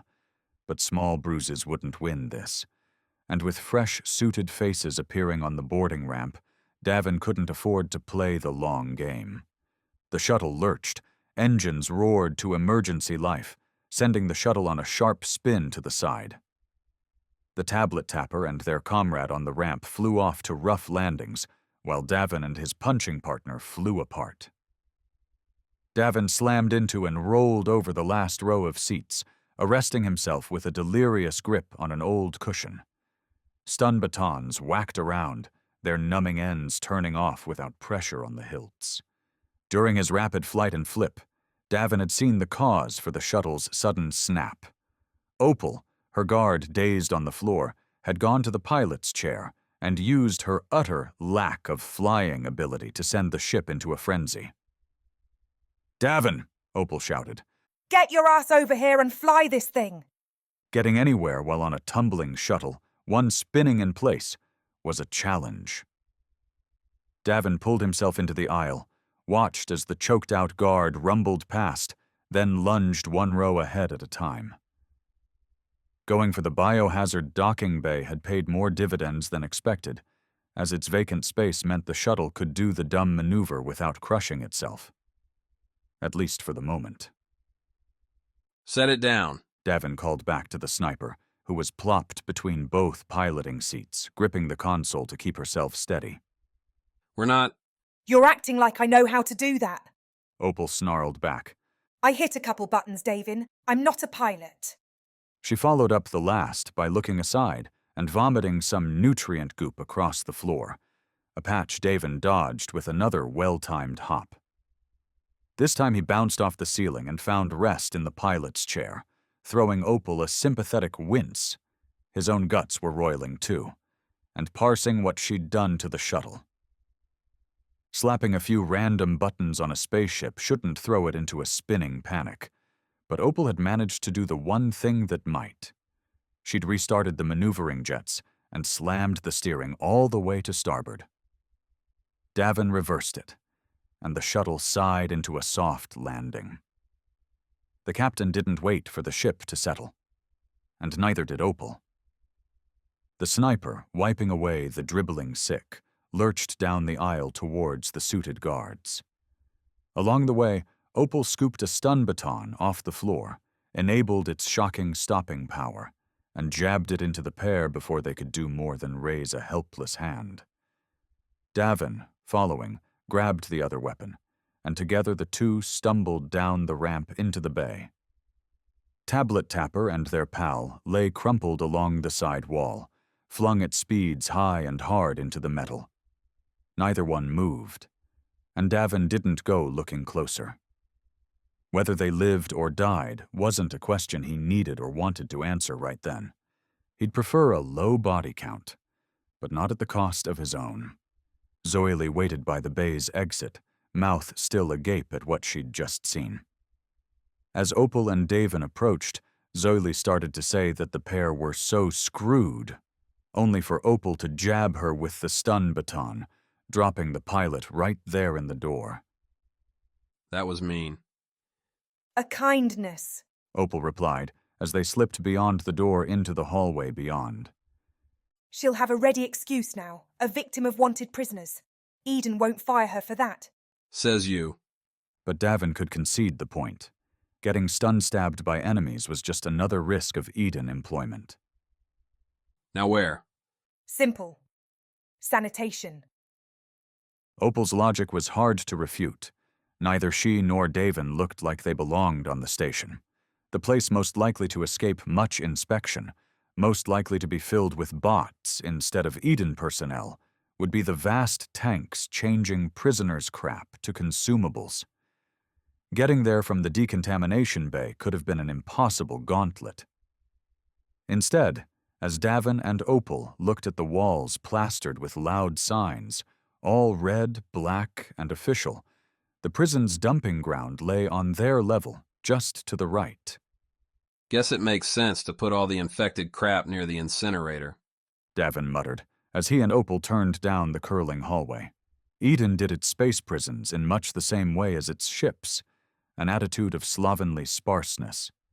The walls and ceiling, aside from the official warnings, bore splotches and stains. Lines between plates spawned rusted tendrils here and there, while dust drifted from vents long left without a cleaning. At least soft air ran through, showing the prison hadn't neglected the absolute essentials. And they want this company to run the solar system. Really? Opal said under her breath, as they walked past dark rooms, vacant offices, supply closets, and unknown other hallways all sealed with blinking security scanners. That no alarm rang. No guards came pounding their way, despite the shuttle mishap was both stunning and strange. Without much explanation, Davin wanted to chalk it up to Eden incompetence, but Heath Swain's proximity suggested something both dumber and more sinister. What? You think this is another ploy? Opal asked as the hallway continued its wraparound. Heath letting us stage a prison assault so his androids can wrap us up? Seems as likely as anything else. Eden's awful, but I can't imagine they're this lazy. That question was again put to the test as they hit sanitation's entry, an inward double door again locked with a security panel. The prison didn't run on easily stolen ID cards, instead demanding both a fingerprint and voice identification to open up, a fact Davin discovered when he tapped the scanner and found little leeway. I could shock it, Opal said, flicking the baton on and off so little sparks shot into the air. Maybe it'll short. You're feeling violent today. Oh, I'm sorry, Davin. Is this too much for you? Just because Mark's not here doesn't mean you have to be mean. Opal laughed, then reversed her grip and pounded on the double door with the stun baton's back half. The sound echoed. Davin sniffed. What are we going to say, that we're selling insurance? If they're dumb enough to open this door, we're not going to say anything. Also left unsaid was the plan if the door didn't open. Trekking back down the hall would, Davin had to imagine, run them into some sort of Eden resistance. Even if not, assuming every way off the level was locked meant Davin and Opal were stuck, and there were few hells more unappealing than a space prison corridor to be trapped in. Davin was just about to voice that dire outcome when the door shuddered, slid apart. Well, well, well, said the man standing inside. One Davin did not, definitely did not, expect to see again. Nice to see you after all this time. The Wild Nines captain didn't say a word.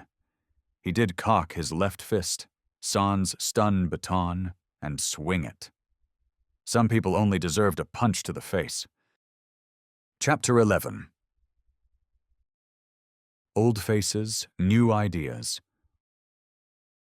Uros, the bearded, quiet rebel captain, had adopted a severe diet and a grungy, stained jumper. That beard, busy, red, and wild, seemed the only thing clinging to what the man had been, and Davin found his swing catching in its bristles, losing weight before connecting with Uros's chin. The man retreated a step, then burst out into a mad chuckle. After all this time, that's the punch you throw? Uros declared, as Davin eyed his right hand like he would a traitor. Cold cocking had never been Davin's strong suit. But laughter? That was insulting. Now he'd have to go practice. Opal's greeting measured better on human scales, the sniper reaching out and shaking Uros's hand before drawing the man into a friendly hug. After, Opal gave the captain a once-over before declaring the man looked terrible.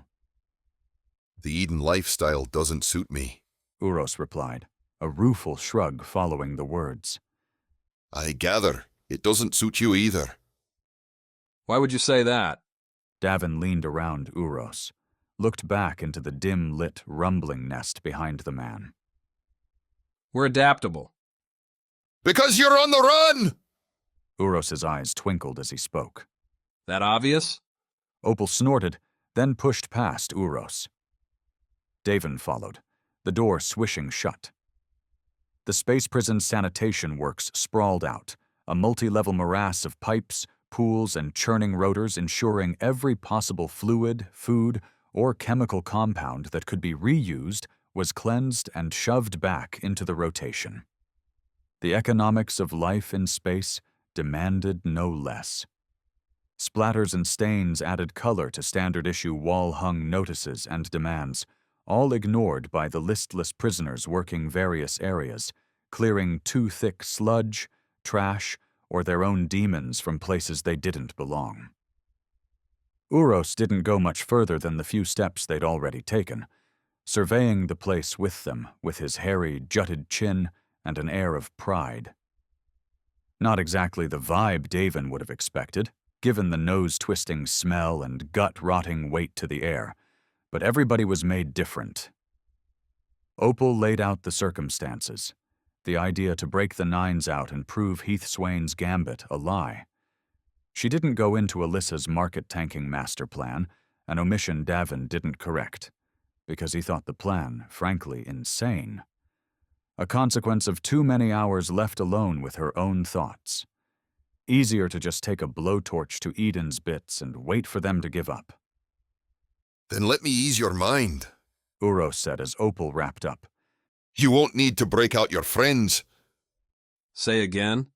This is an Eden prison. Only a few guards. The ones you already hurt, I think, are about all on the station. That sentence, after throwing Davin for a reality check, prompted more than one follow-up and a snappy answer from Uros. Those same outer space economics, coupled with Eden's desire to drop expenses by any means necessary, meant the prisoners were left to rule the roost. There were no escape pods, no shuttles to capture, no ways off the station, and if the prisoners didn't keep things in good working order, then they'd all die. Which, so far as Uros could tell, would suit Eden just fine. The token administrator and guard trio Eden, kept stationed, existed just to oversee supply shipments and dumping new arrivals into the central levels, where all the prisoners lived, fought, and accepted, sometimes with threats, their assigned duties. Who gives them their assignments? It's a list, and people take the spots. You slack, you don't eat. Uros nodded as he spoke. It works, mostly. That a whole bunch of rebels, criminals, and random troublemakers would unite to keep a space prison in operation seemed far-fetched. But Uros made the compelling argument that staying alive, staying fed, and staying free from your own refuse tended to motivate people. Beyond that, Eden delivered cheap movies, books, and time-wasting tidbits to burn the days away.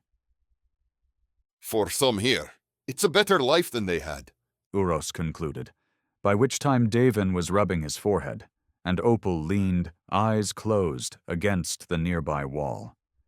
You might find it so. Yeah, but no, Davin muttered. Not staying here. My ship's on the moon, and there's people back by Saturn that are depending on us. Then you want to leave? Uros, was it your capacity to see the obvious that brought you to the captain's chair? That, and my good looks. Davin blinked, took a deep breath, which he immediately regretted, then coughed his way into another question. Any ideas for how we get out of this place? Didn't you come here in a shuttle? Man, again with the obvious, coupled with the man's revelations that Eden regarded its space prison as a money sink best ignored, Davin figured he might be overthinking things. Maybe, having made it here, they could waltz right in and take his crew out. One step at a time, then. Access about the station came courtesy of those keypads and daily code changes delivered to the prisoners who took every area's jobs. Decide on shoveling slop with Uros, and you'd type in 3231 and hold your nose when you arrived. Leaving was a simpler choice, One Uros explained by giving Davin and Opal directions to the space prisoner's central lift ring. Won't those guards get in our way? Davin mused, as Uros guided them back to the sanitation sector's exit, the man's shift far from over. They aren't paid enough. If they're moving, they will leave you alone. The confidence in Uros's voice suggested more than one tussle that had been left to lie. As Davin and Opal still had the stun batons, the captain didn't push the issue.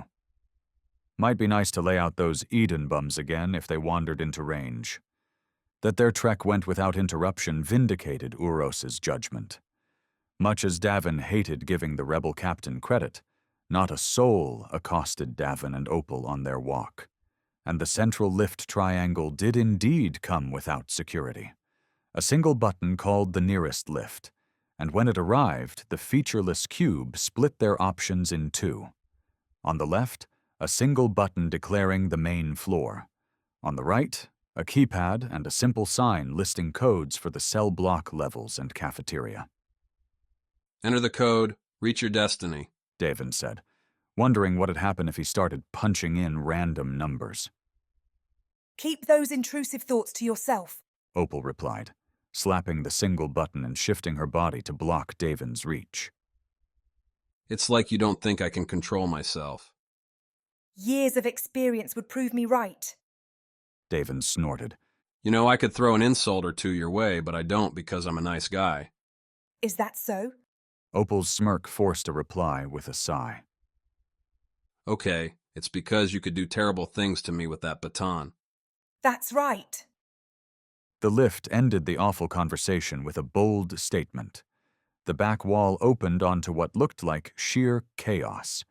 Eden's packed prison made dense use of its space, with the central ring giving a few stories to open-air recreation before hitting a hard inner cylinder ceiling, whereby food, entertainment, and other options waited via open lifts.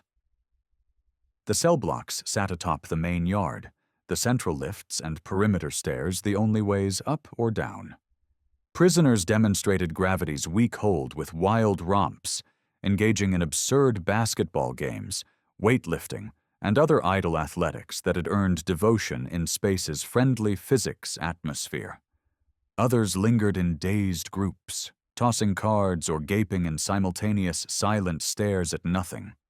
The abyssal gaze that Davin had seen all too often among peers in Vagrant's Hollow as they contemplated a long, unchanging life. Blending it all was a pulsating soundtrack, at the moment a thumping, ricocheting bass that made any spoken words unintelligible. The music echoed off metal walls, a mess of noise that nobody seemed to mind. Torture, Opal muttered as they stepped into the space. That's what this is. Don't see anyone trying to get out.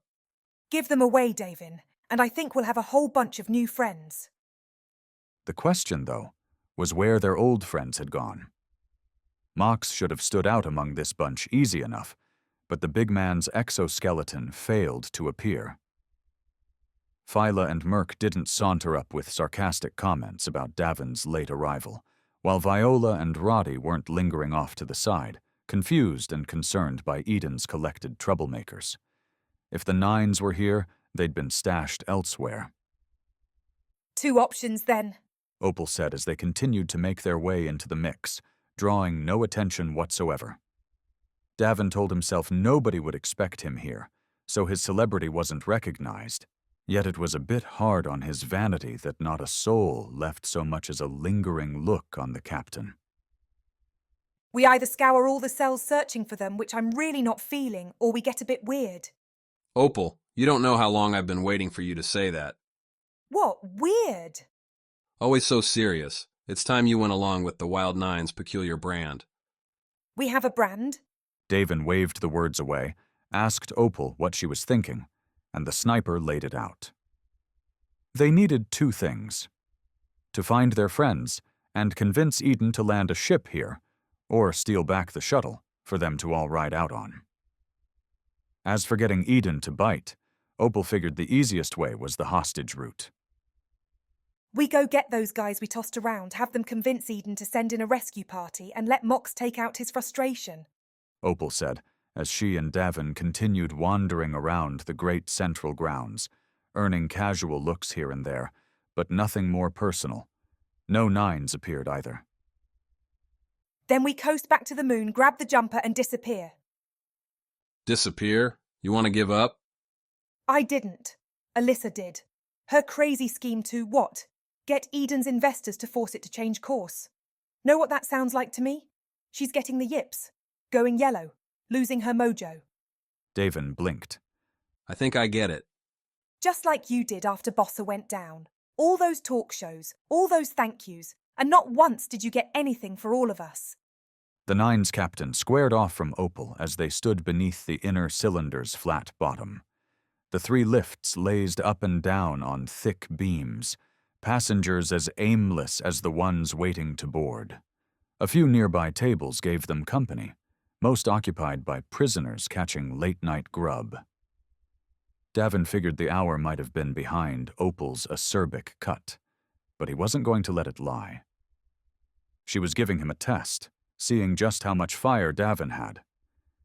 If there'd been a slug of whiskey in his hand, the captain might have tossed some harder words. But as it was, after a long and not particularly great day, Davin gave Opal a squinted sigh. You think there was anything behind all that, save some cash and a bunch of forms promising if I said the wrong word, I'd get thrown right into this damn prison? Davin answered. Eden needed its image buffed, and I made a good show pony. I had no power, unless you wanted free drinks in the green room. I could have scored you those. Davin flipped on a grin. Some were pretty good, too. Like this one with the pineapples in. I swear, Davin. Opal started, but her argument petered out into a shaking head. It's late, I'm tired. Think we'll find our crew if we head up. With our luck, I wouldn't bet on it. Davin should have placed that bet, because the Nines were right where, if he'd have thought for a minute, his captain would have expected to find them. Eating in the narrow cafeteria band, where nutrient goop dispensers offered endless, chalky options for the discerning convict. All 5 of the Nines, from Merc to Roddy, sat clustered around a single table in the greasy circle. As places went, the Eden Space Prison Cafeteria continued the company's trend of sparing most expenses. The nutrient goop itself came from 10 flavor tanks in the room's center, each stretching to the ceiling several meters above. Davin imagined vast pipes shuttled the awful stuff around at all hours. Nozzles at their end placed the goop into metal cups beneath handwritten labels describing the contents in colorful language, both accurate and unutterable in polite society. Not that this society was very polite, as the conversation drifting around, including the enthusiastic expletives shot from Merc's mouth as he saw Opal, put the prison cafeteria well into adults-only territory. The Nines erupted from their chairs after Merc's outburst, drawing cursory attention from the other prisoners, who all returned to their late dinners upon determining the current chaos wasn't directed their way. Davin contributed, breaking into a short run to Phila and wrapping her in a hug, one she returned with a tight enough grip to spark some worry. Did you actually miss me? Davin said, pulling back. Always. When you're around, nobody bothers shooting at me. Because they're scared? Because you're such an easy target. Davin relaxed into a grin. There we go. That's the Phyla I know. Stories flew back and forth, adding color to the sudden abduction that had occurred in Alyssa's Keto hideout a couple nights back. The various android clones had hit the Nines one by one, posing as their real-life pals until the proper chance came for a stun baton to the back. They'd been dumped on a shuttle and deposited up here without much word, without a single damn clue. But Alyssa's not here? Haven't seen her at all, Merc replied, returning from the nozzles with some fresh, bluish nutrient goop. Opal started slurping hers, but Davin pushed his grumbling stomach away. Not quite desperate enough. Not in the shuttle here, not before the attack on the surface either. So she'd been arrested and shipped off somewhere else. a question Davin wasn't so sure he cared to answer. So here's the plan, the Nine's captain said, drawing on the voice of authority every real captain had for times like these. We're breaking out of here, getting our ship back, and ... Davin trailed off, running his eyes across the crew, seeing the thing every combat leader wants to find staring back at them. Not loyalty, not happiness, but a burning desire for vengeance. We're taking out Heath Swain and his bots, every last one. Opal coughed. And the rebels, Davin? Cass and the others? Easy, Davin replied, leaning back in the stiff plastic chair. When we tear Heath Swain apart, we're going to make sure everyone knows it was Eden's fault. Confusion met his words, and Davin let his grin grow wider. The suspense grew, and Davin figured he could let it simmer. Take a few bites of that nutrient goop. It was, as Davin expected, terrible. Phyla gave Davin the finger as she took her spot in the central level, the prisoners starting to fill it up after a long night in their hard-as-rocks bunks. Davin hadn't slept more than an hour, even counting a little bit of reunion fun with Phyla after his grand scheme won the Nine's approval. What, though, had sounded good overnight had a different feel in the morning, especially when it meant drawing everyone's attention to one particular bullet pilot. "You got this," Davin mouthed her way, his arms folded, hair wet after a fast shower with towels too thin to dry a desert. The jumper's pilot didn't respond to that one except to raise her right arm, a metal nutrient goop cup in her hand. Phyla threw the container down, smacking it off the tabletop at her feet. The timing was precise, hitting in the slow transfer between bass-bumping songs, a musical assault that never stopped, no matter the hour, on this level, and getting a few looks. Not many because this was a prison and who gave a damn, but a few, and that'd be enough to get things spreading. 6 hours, Phyla announced. 6 hours, and we're bringing this place down. Davin repeated the time, calling out 6 hours, and hearing it echoed across the level by Mox, Roddy, and Merc. Opal and Viola would be saying the same in the cafeteria, crowded with prisoners resigned to another nutrient goop breakfast. They'd get stares, they might get questions, but neither mattered. The time, the phrase, would be repeated, and it would make its way to the right ears. Davin had sparked the fire. Time to fan the flames. "Ready?" Davin said to Mox, meeting the man near the same lift he'd ridden in on with Opal. They'd split for the rabble-rousing portion, but the pair came back together for Phase 2. How many phases there'd wind up being? Davin wasn't sure. Best to keep plans flexible. Mox, sporting the same loose forest green prison jumpsuit available to anyone who'd ruined or worn out the clothes they'd had on arrival, grunted and slapped the call button on the lift's support beam. Davin's purpose in picking Mox for the role was already proving prescient. The big man's exoskeleton had a way of keeping people away, so nobody sought to join them on an elevator ride. The metal man's hollow glare helped, no doubt. Davin studied the lift's keypad, trying to find some intuition that might get them to Eden's administrative level. When blind luck failed, he tried the 1, 2, 3, 4 classic to no avail. Davin tapped them back to sanitation's floor, courtesy of Uros's insider knowledge. Mox settled against the lift's back, said not a word while the elevator descended, until the man squawked in surprise when his would-be rest retreated, becoming the door into the bland, branded corridor. "You could have warned me," Mox grumbled as Davin marched on by. "Gotta get my kicks somehow." "I'll remember that next time you want my help." "Betting you'll forget it quick enough." Davin spun while walking, threw Mox a cheeky wink before sauntering back around. "It's part of my charm, Mox." "Your charm's getting old just like us, Young at heart, I say." Mox's muttered expletive only made Davin's grin wider, though the shuttle's absence from the decontamination landing bay threatened to shrink it back. Phase 2 was a branching step, offering options depending on how Eden operated things, and if they'd left the shuttle here, then life would have been oh so much simpler. Instead, Davin ticked the plan to the second line. Eden's space prison, like just about any modern space station, had ways to get words just about anywhere you wanted them. The key, here, was getting the right person to listen. Outside the landing bay, a simple wall comm and keypad waited, installed so anyone in docking trouble could ask for help. The black screen offered no easy options, but Davin figured Eden wouldn't break emergency standards. 4 zeros on the lift's keypad might not get them anywhere. 4 zeros on the comm did what Davin hoped. Put them in touch with the bums running this place. Problem? Asked the same bored voice who'd been chatting with the pilot during their run-up. And what are you doing down there? Residents aren't permitted in that corridor unless you're going to and from an assigned task. Residents? Is that really what you call us? You live here, therefore you're residents. Boy, Eden really has you roped, don't they? A sigh. What do you want?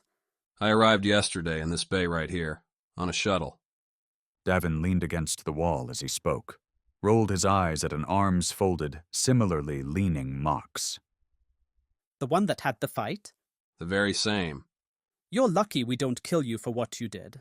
Well, here's the thing. I've come around. See? We took that pilot hostage. Made her land the shuttle, or we'd throttle her into the next life. That, though, wasn't everything. We're space pirates, see? And we have that shuttle rigged to blow in about 5.5 hours. What? You heard me. Engine overload. Big boom. Nothing you can do about it either unless... Background noise came through the income. The fuzzy spray of voices away from the mic engaged in frantic back and forth. Telling you, Davin continued, you won't find it, no matter how hard you look. We're pros. It's why Eden wanted us so bad. The conversation died on the other side. Someone probably going to look at the utterly unaltered shuttle and find indeed no evidence of a trap. Thing is, I've realized life's not bad in here. Free food, no debt collectors coming to skin me alive. Changed my mind. Vacant hesitation on the other side. Mox rolled a finger, telling Davin he'd better spell the whole thing out rather than rely on Eden putting anything together. Probably the safer play. What I'm saying is, you bring that shuttle down here or tell me how to get up there, and I'll disable the whole thing. Your job's safe. Nobody needs to know. I don't believe you, came the voice, but Davin could tell a dry throat when he heard one. Look me up. Davin Masters. Notorious criminal. A bounty the size of Jupiter on my head. You gonna risk it all calling me a liar? Give me a minute. Davin glanced at Mox, tried to figure what gesture he ought to use to show his mocking confidence. He'd already winked earlier, and a finger snap didn't quite seem up to it. Nodding at nobody was always good, but when Mox reached out with a fist, the answer was easy enough. A bump, a cough on the other line, and Davin Masters was in business. Chapter 12. Under fire. Davin licked a finger, ran it through hair, getting more and more wild. It had been a long time since he'd sat beneath a barber's scissors, his look veering from swagger-filled captain into mangy renegade. Which, given where he was going, might serve him pretty darn well. Eden had invited Davin into their home, and he was going alone, riding the lift solo into the sealed-off level reserved for Eden's scant space prison staff.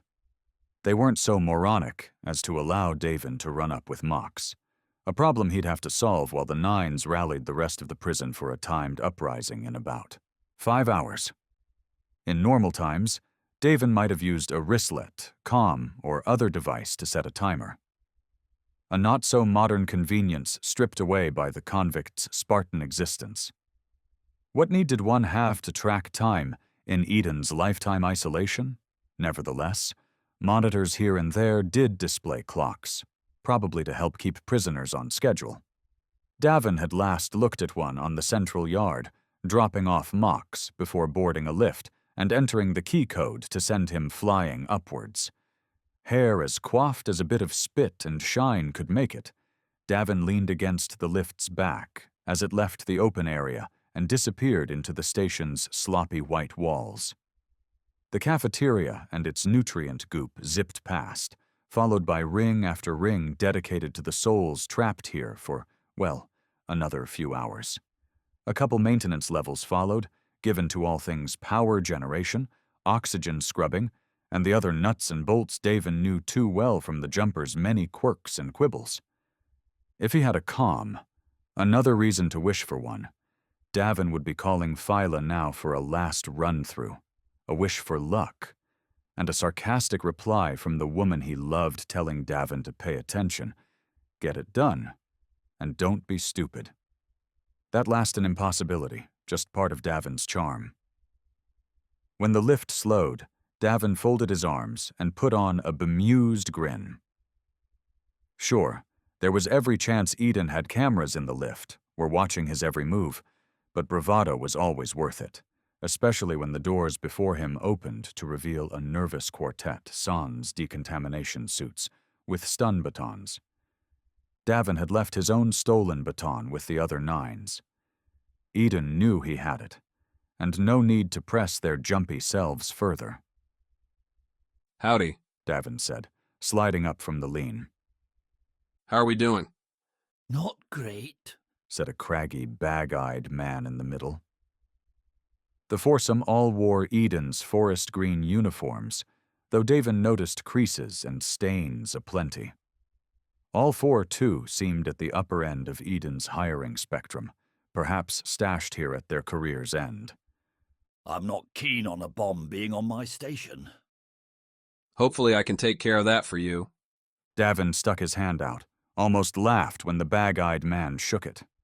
Davin Masters, here to save the day. Tamways, the man said. I run this station. And these? Davin asked, running his eyes along the 2 other men and a bleary-eyed woman completing the Eden semicircle around the lift's plain metal landing lobby. You don't need their names, Tam said, flicking his right hand to dismiss them. We would prefer our staff stay anonymous. It prevents conflicts. Conflicts? Some of our prisoners may have free friends. If they get out word, those associates may threaten our families. But not you? Tam stretched a smile. Not every name is real, Davin Masters, as I'm sure you've come to know during your auspicious existence. Ah, then you have heard of me. Tam had, and explained that Davin's exploits had bandied around Eden's internal forums for years now. At first a hero, and then a thorn, a rogue and a ruinous man who deserved nothing less than a laser to the eyes. To the eyes? Davin quipped, as they passed by personnel rooms not far off the prison cells, in size and sparse amenities. That's cruel. You've killed or hurt a lot of Eden, and therefore, a lot of our friends. Yeah, well, I'll claim self-defense. Tam snorted. Your type will always be violent, no matter the situation. Thankfully, Davin didn't get the chance to ask what the hell Tam meant. As they'd reached the small docking bay reserved for private transports, small deliveries, and whatever Eden felt couldn't be trusted getting anywhere near the prisoners. There, much the same as it had been the previous day, sat the shuttle. One very much harmless. Standing next to it, the glower having never left her face, was Zoli. She'd received the same spruce-up treatment Davin endured, and seemed to be running on the same mix of adrenaline and caffeine that had fueled the Nines for decades. Sure, Zoli didn't know the plan the Nines had concocted lower down, but the pilot had made the connection that proximity to Davin Masters meant the usual was taking a long vacation. Hey there, Davin said as Tam hung back a step, whether because he thought a single stride might keep him alive if the shuttle went boom, or because the man wanted to judge Zoli's reaction. Either way, Zoli grunted an acknowledgement and moved aside to give Davin a clear walk up the boarding ramp. That's all I get after our conversation. Conversation? Zoeli's eyes flashed. You took me hostage, almost killed me with my own ship when you pulled that maneuver in the docking bay. What do you expect? A smile and a hug? Wouldn't hurt. It'd hurt me plenty. Get in there and fix my ship. You got it. As Davin walked up the ramp, he noted two things. First, the docking bay was hard closed.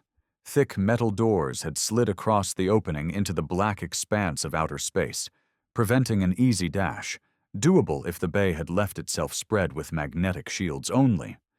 Second, Zoli didn't follow Davin up. Did Zoli believe Davin had rigged the shuttle to blow somehow? Or was she still choosing sides? The answer to that troubling development didn't reveal itself as Davin walked into the shuttle's main hold, moving down the aisle and peeking out the windows to see the pilot have a brief, sharp word with Tam before leaving the docking bay behind. Tam pulled up a frown, folded his arms beneath his armpits in the classic pose of someone none too used to oddities. At least it didn't seem like they were buddies. Davin settled into the shuttle's pilot chair, the several screens powering up to show all kinds of fun details. First, Zoli had charged up the shuttle's batteries to well beyond a usual flight's needs. Either Zoli was planning on making a run to the moon, or she'd hedged her bets that what was coming might need some extra slack. Second, several plotted trajectories had been dropped into the autopilot, including one that had the shuttle floating out this bay and flying right back down to the decontamination level. A perfect pickup that had Davin breathing his first relieved sigh in far too many minutes. The Nines had persuaded Zoli, and with her, the opportunity. How long is this going to take? Tam shouted, the man preferring to yell up the ramp from his safe spot outside the ship. Just gotta make sure I get this right, Davin replied, dashing through a few pre-flight checks. Wouldn't want to botch the job and set things off wrong, you know? Please don't.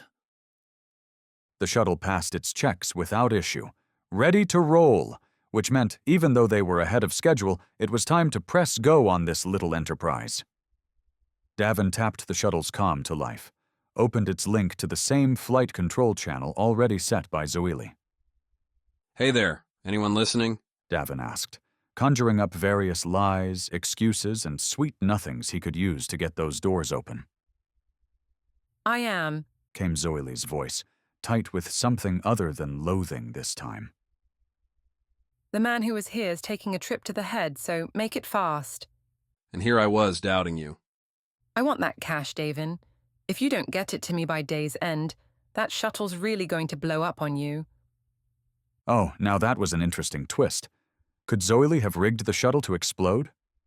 Probably a bluff, but why call it if he didn't need to? You'll have it, Davin swore.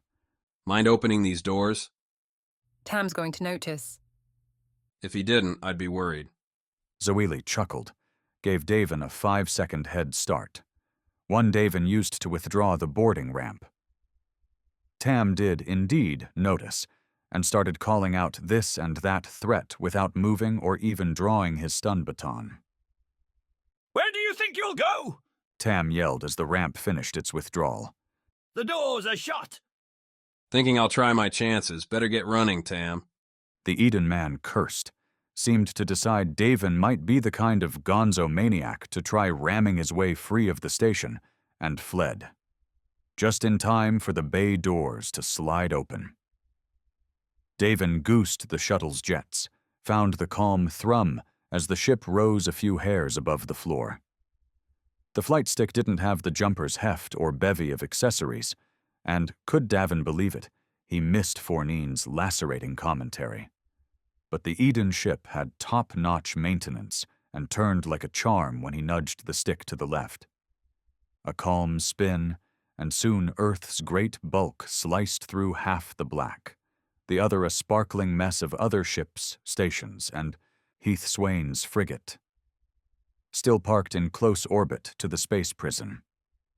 Davin eyed the big ship, scarred from the jumper's surprise shuttle bomb way back out near Saturn. Enough firepower on there to blow the space prison to dust. That Heath would have done that already if he wanted to calm some fears, but gave rise to others. As Davin eased the shuttle from the docking bay and punched up the first plotted plan towards the decontamination bay, the frigate seemed to wake. Turrets along the ship twisted, something Davin only knew because his shuttle lit up with warnings. Meanwhile, slits on the frigate turned yellow-white as docking bays opened, shuttles like Davin's own leaking free. Having his gut turn to ice was never a fun experience, and this time was no different. The only way Davin knew to fight that feeling?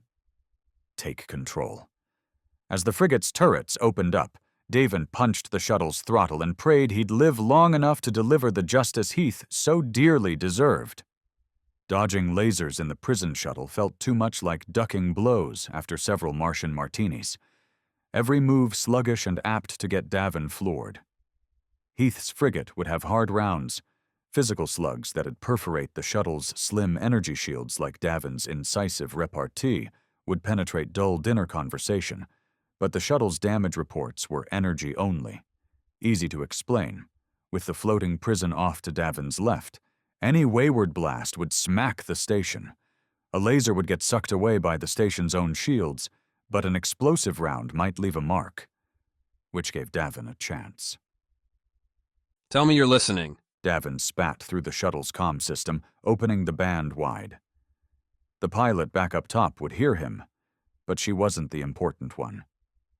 I'm going to need a helping hand at the decontamination bay real quick, because this boat's not going to make it in good shape. Any reply fuzzed out under the assault. The Nine's captain winced as the viewport near his face flashed white and orange, the colors showcasing low-powered lasers meant to blow Davin's escape into a tumbling disaster rather than an outright annihilation. Or, again, sparing the prison collateral damage. Hits didn't shake the shuttle, didn't blow hull plates away. Instead, where Davin's jukes failed to evade the light-speed zaps, the shuttle's wires melted. Circuits fried and metal boiled, creeping closer to a vacuum leak and Davin's swift death by asphyxiation. A delightful end Davin had no plans to experience. He pulled the shuttle hard to port, angling it into the Eden prison's smooth line. The shuttle didn't like that one bit, blaring fresh alarms about imminent collisions and the atomization that'd occur if Davin didn't adjust his trajectory. Whiner, Davin muttered to the ship. 49 would have understood. Shut up. With the big station swallowing up the space to the shuttle's port side, the frigate's shots dwindled, became more precise instead of a wild barrage. The old trick of ponying up to the larger craft still held true after all these years. Targeting computers and ill-trained gunners had a hard time defining the small silhouette against the bigger station. At least that's what Opal had said, what had been a core part of rebel tactics in the last few run-and-gun years, and it seemed to hold true here. Not that the shuttle was thrilled. Davin scanned the console, read enough integrity alarms, and smelled that classic heart-stopping whiff of burning wiring to guarantee this little box wasn't going through atmosphere again without major repairs. Thankfully, it wouldn't have to. Heath hadn't just launched lasers Davin's way. The frigate joined its guns with a shuttle wave. The svelte crafts, made for military work and thus packing more weapons, a shinier green frame than Davin's lumpy ship, raced in towards the prison. Some seemed to be angling towards Davin's own decontamination bay, while others raced for the prison's top bays. A full-on assault, packing way more heat than Davin's little escapade demanded. Whether that'd work out in the Nine's favor remained to be seen, and Davin didn't have much trust in his luck. A few more lasers pounded into the shuttle as Davin scooted the craft into a hard turn into the decontamination bay. Davin pulled the 90-degree shift with a hard push on the shuttle's starboard maneuvering jets, twisting the shuttle's nose into the opening while blowing its front jets to slow the ship down. Velocity in space was a tricky beast to calm, and the shuttle wasn't made for anything other than chill landings. The viewport went from a split screen between the station, black space, and Earth's blue haze to the red-washed decontamination bay. A swap that would have been fine if the slide hadn't continued to the bay's edge and the prison hull beyond.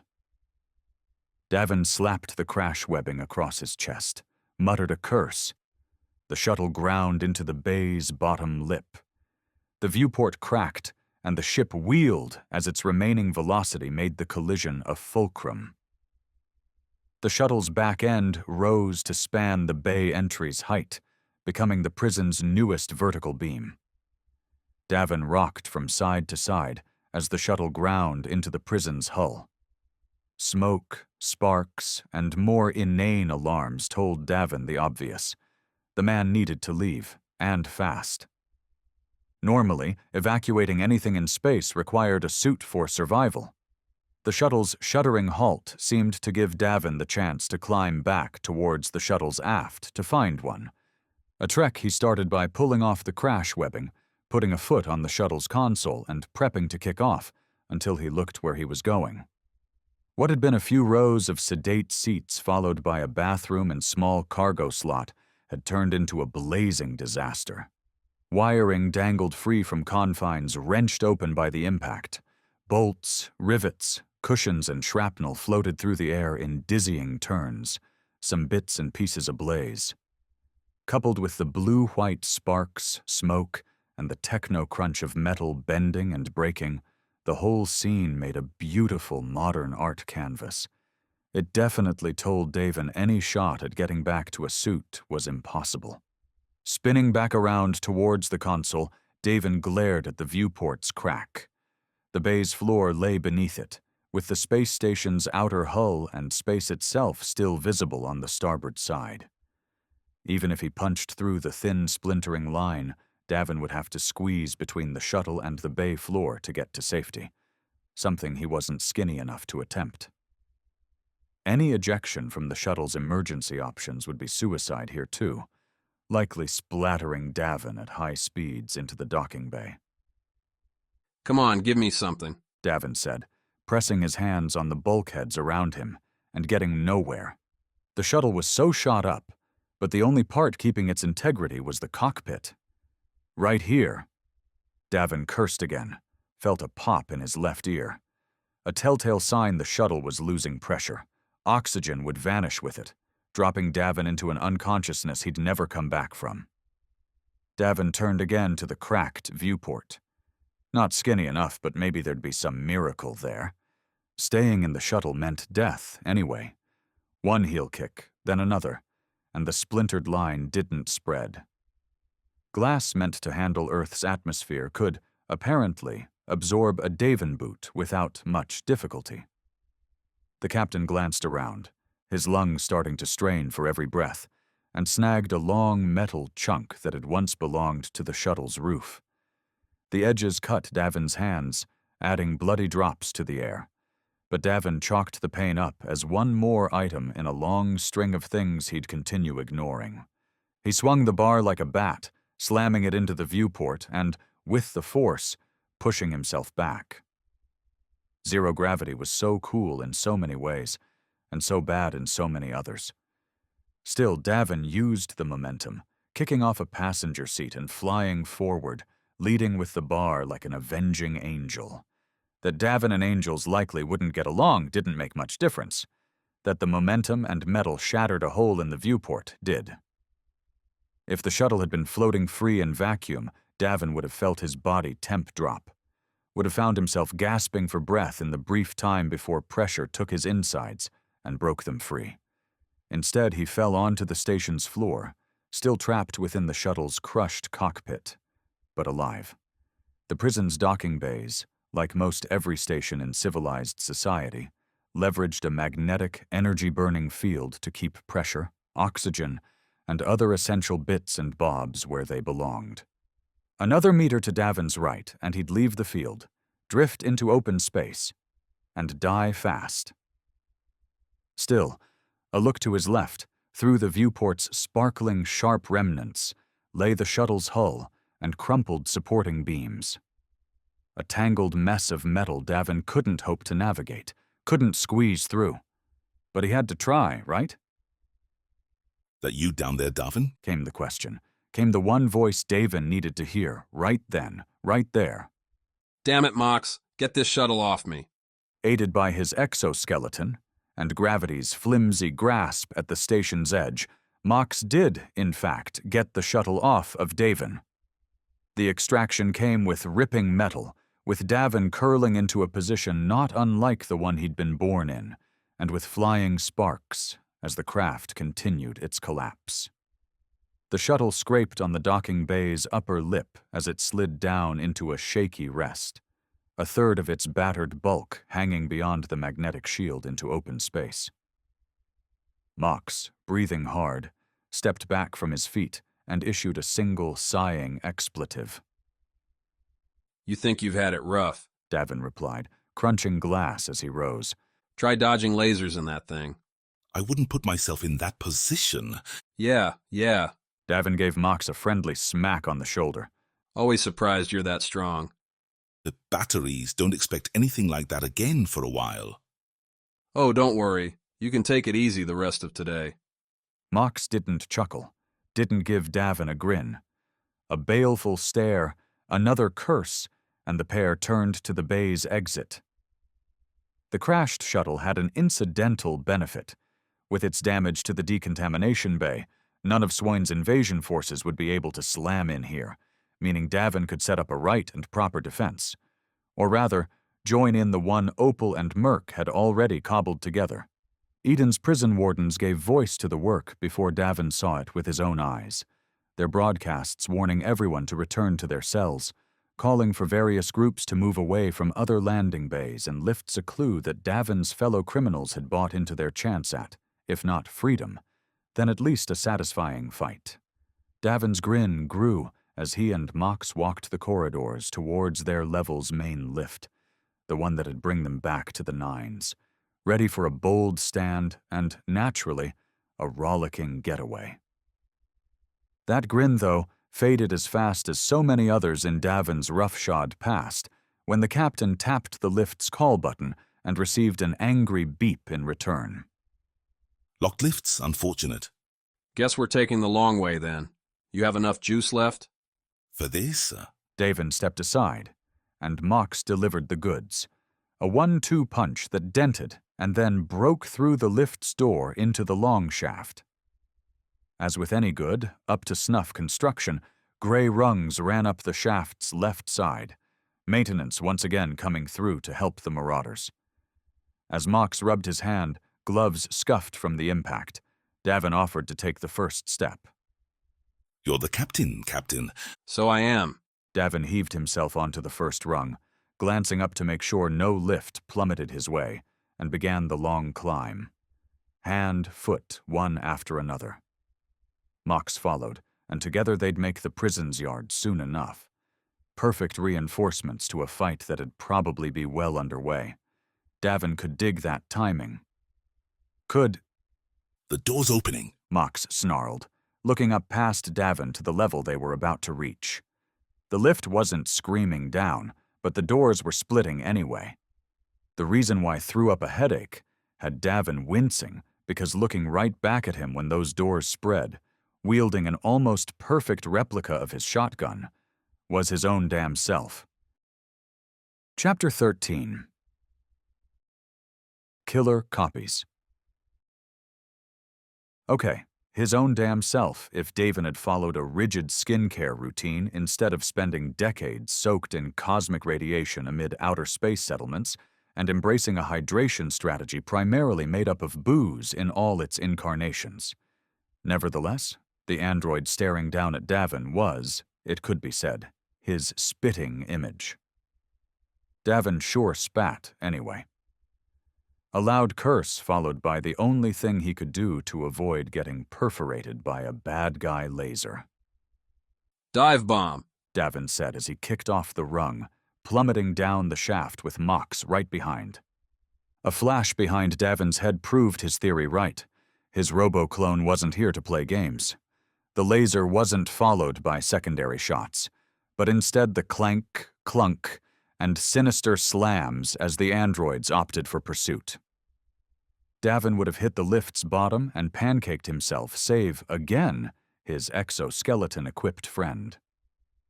Mox, who had many metal kilos on his captain, beat Davin down the shaft. He made a rapid grab and launch that cut Davin's descent and bounced him around the metal box. Mox landed hard, the exoskeleton creaking under an impact softened by low gravity. Davin followed, grabbing and kicking off rungs just enough to give Mox a catching chance. Even so, wind blew from Davin's mouth as Mox's hands compressed his chest. Spots scattered, and Davin's knee jerked, clocking Mox in the mouth. Damn it, Davin, Mox snarled, dumping the captain onto the shaft's floor. For some reason, Davin had expected to return to the sanitation level, where they'd broken through the closed lift door. Instead, they'd fallen a fair bit further to the station's lowest point, where a thin exit smelled stale with disuse. That state ended quick, with Mox winding up his fist and smashing through with a single punch. The doorway flew off, scraping against nothing into an open space beyond. Coughing, Davin grabbed Mox's leg and pulled himself up. Sorry about that, buddy. Great save. Need to keep my human shield around. Say again? Mox flicked his eyes up. Davin followed and witnessed an android trio, led by the captain's own doppelganger, jumping back and forth down the shaft. That they weren't firing indiscriminately said collateral damage was something best kept to a minimum. That they cared at all about such nonsense meant Heath, again, had other motives. This guy, Davin muttered, scrambling from the lift with Mox. Why is it everyone we know is trying to play some complex game? I'm not. Yeah, well, you're one of the good ones. The pair straightened in the prison's basement, finding exactly what you'd expect to see in a little used space. Stacks of material, from stun cuffs to cots, replacement nutrient goop dispensers, and oxygen filters. Row upon row spread before them, illuminated by soft white inset lights above. A small panel to the lift's left lit up as Davin took the first step inside, offering an at-a-touch catalog of useless crap. Want to bet there's only one exit? Davin said, his voice coming back to normal as his lungs made a full recovery. No chance. Mox nodded ahead. 213, ready? The 9s are always ready, Mox. I'm a 9, Davin. I know that's not true. The captain grinned, then broke ahead and right.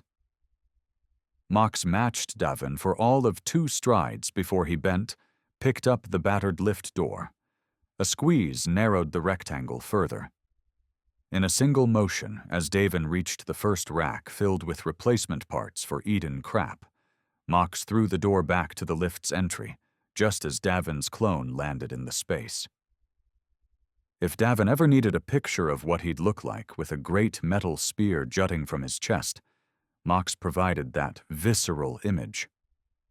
The android, complete with Davin's slight stubble, jerked and sparked around the throne door's sharp edge. Melody's copy dangled for a moment before Mecha Davin smacked the bent door aside, raised the shotgun, and fired. Mox, though, hadn't stayed around to offer himself as a target. Melody's green, glowing energy balls rocketed to strike random garbage deeper in the level. Davin felt loss's faint pang before twisting the sight into fresh possibility. Mecha Davin could die, and leave Davin a brand new Melody. This new objective acquired, Davin snagged a long pipe off the rack and backed up against the level's curling wall. The space prison's long cylinder gave most of its edges a wraparound flavor, and the bottom was no different. Davin crouched, watched the small hallway's entry into the large room. Mox had disappeared among the racks, plotting his own ambush. If Davin could. His clone wasn't the first one through. Instead, Opal's android clone marched in.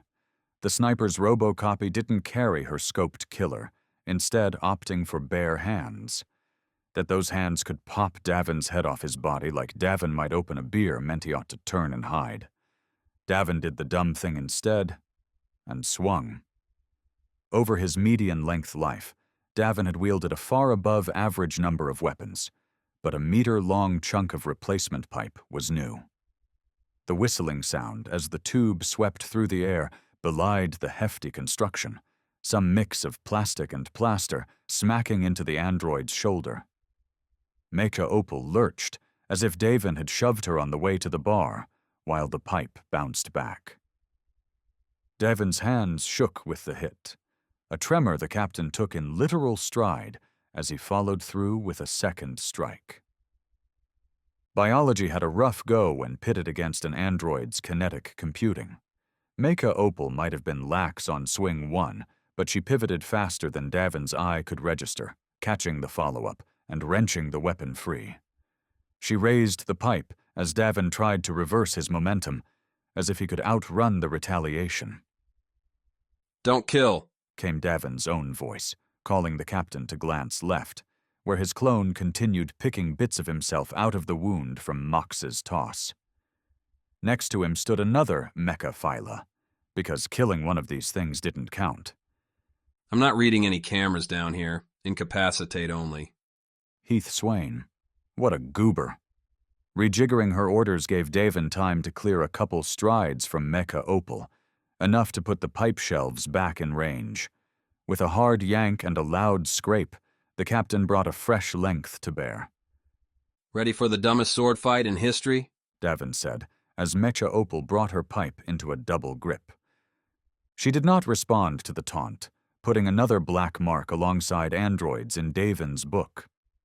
At least Fornine and the earlier models would crack back. Heath and Ava's creations had all the personality of an asteroid. They hit like one, too. Mecha Opal came at Davin with a sweeping cross, driving the pipe through shelving and breaking it, scattering the contents in a wild shower. The captain tried to block, but the pipe was far from an ideal shield, so random objects across the metal and plastic spectrum crashed into Davin's side, followed by Mecha Opal's own pipe. Davin's coat and clothes, unchanged since Quito, and likely smelling as such, soaked the hit, slowed from the plow through all the crap, with a bit more aplomb than Davin expected. No ribs broke, no blood poured free, but the captain still found himself mashed into the next row, half buried under more pipes, screw boxes, and tools. "Anytime, Mox," Davin snarled to nobody, planting his hand on the debris-strewn ground and earning scratches for his effort. Still he stood, shrugging off the crewed, and gave Mecha Opal a sloppy grin. "Almost had me there." Mecha Opal answered with another swing, fast and aimed right for Davin's gut. Davin did what no android would expect, though, and closed, sidestepping the android's swing and putting his own pipe into Mecha Opal's left side. The simple jumpsuit the androids all wore, dull in Eden's forest green, shredded with the strike, but the reinforced fake skin beneath had the pipe giving up. The tube cracked. Mecha Opal didn't flinch. Instead, she dropped her whiffed swing and threw her left arm off the double grip into a hard backhand. As cheeks went, Davin always considered his quite the specimen, sharp and tight. No longer. The blow cracked something in Davin's jaw and sent him flying across the level's central aisle to smack into yet more shelving. Junk cascaded around in a metal rain that would have looked right at home in some insipid comedy skit, save for the blood pooling in Davin's mouth, the spots dancing in his eyes. Really, Davin needed to find poorer enemies. "Bring him," came the order from Davin's android. Mecha Opal kicked debris aside as she walked up to Davin, the Nine's captain unable to summon up a wisecrack as she reached for his hair. That dragging Davin would loose the fragile locks from his scalp was a point he started to bring up. Iron-tinged wet words and all, until a hammer spun end over end to smack Mecha Opal's too-perfect head. Sure, if Davin had thrown the thing as hard as he could, the hammer might have left a dent. When Mox did the same, hitting fastball pitcher speeds, the same hammer detonated. Mecha Opal's mechanical head blew apart in a fantastic sparking rain. Her body shook, froze. "You alive, Davin?" Mox called from deeper in the level, following the strike from Shadow's strategy. "Oh yeah," Davin said, standing, then giving Mecha Opal a hard shove. The machine, bereft of its sensory inputs, toppled over with a satisfying clunk. Couldn't have done that a bit sooner? Mox didn't reply, not giving up his position. A smart play, and not one Davin was going to make. Not when there was a guarantee to abuse. Davin walked into the central aisle, swept his tongue around his chin to catch some leaking crimson, and waved at the android pair.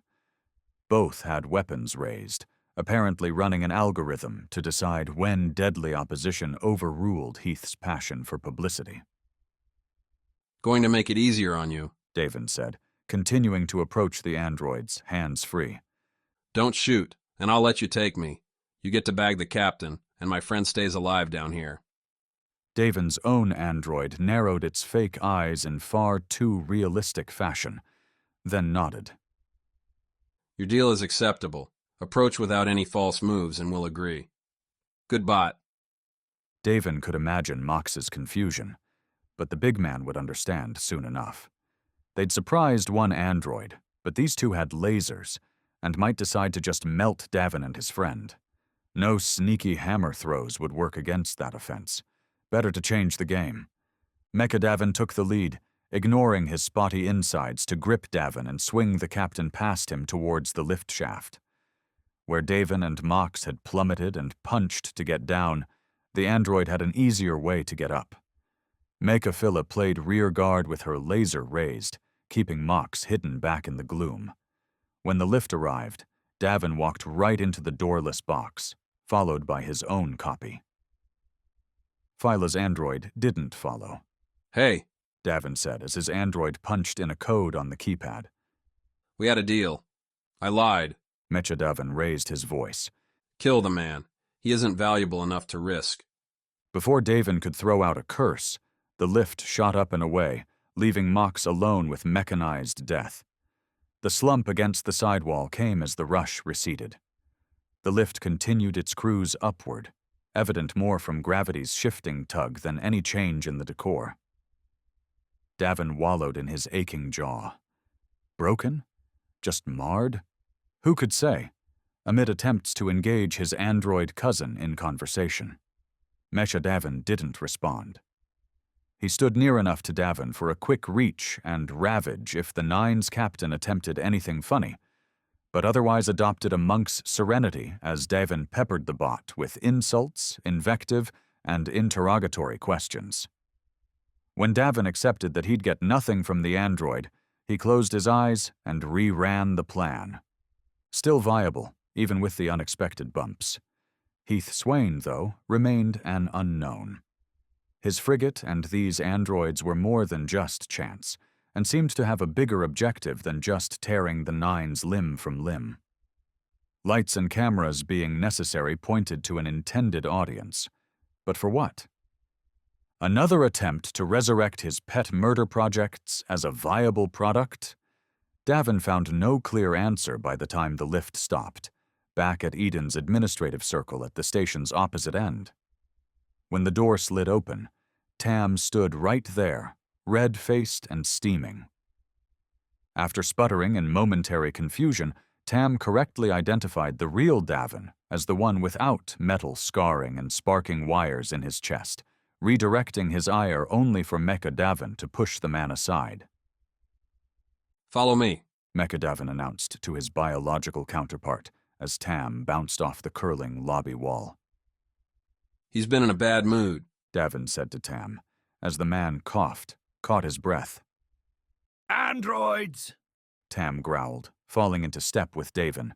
What did you do to get androids on my station? Ask Heath Swain. Who the hell's that? Davin chuckled, his jaw telling him that wasn't the best idea. Betting you'll find out soon enough. Sorry about your shuttle, by the way. You'll find what's left in the decontamination bay. Tam relayed he knew damn well what happened to his shuttle, stated the traitorous Zoli was locked away in the visitor's cell. If you don't want me to shoot her this minute, you'll tell me what else you've got going on. Figure you'd have noticed already? Mecha Davin was taking them along a familiar route, past the barracks, including the pilot's timeout box. The docking bay would be coming up any minute, and with it, Davin had to guess, a swift ride to Heath Swain's favorite execution spot. They're riled up, Tam answered, a mix of gruff and befuddlement blending in a delightful way. What we can't figure out is why. But I suppose it doesn't matter if there's more of these things on board. How many, you think? Androids. 4 shuttles docked, including the one on this level. Tam's eyes unfocused as the man did some random math. A couple dozen? Davin winced. Mock's one-on-one with an android was bad enough, but 20 or 30 of the things could turn this whole prison into a mausoleum without much effort. At least, not without a particular trick or two. He could really use a comm right now. Mecha Davin's reason for bringing Davin all the way up here instead of the mid-level docking bay they'd come in on became obvious when Davin saw the shuttle. Unlike the bare-bones military transports Davin was used to, had ridden here, this one belonged to the brass. Eden's decals were all over the green ship, but its boxy form shone with more care and better quality than its fellows. If the ship flew into a fight, Davin wouldn't be surprised if the bumps abounding the boxy shape would pop open to show turret teeth. As Mecha Davin walked into the bay, that the android hadn't bothered turning around once showed the machine's invincible confidence, a vain assumption Davin left alone. The shuttle opened up, its boarding ramp descended, and no soul appeared to greet them. Instead, Mecha Davin turned around, faced Davin, and its head twitched. You okay there, buddy? Davin asked as Tam scowled.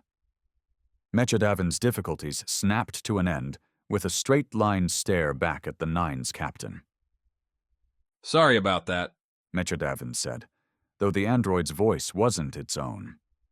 Instead, the rasped, haughty tones belonged to a particularly punchable fellow.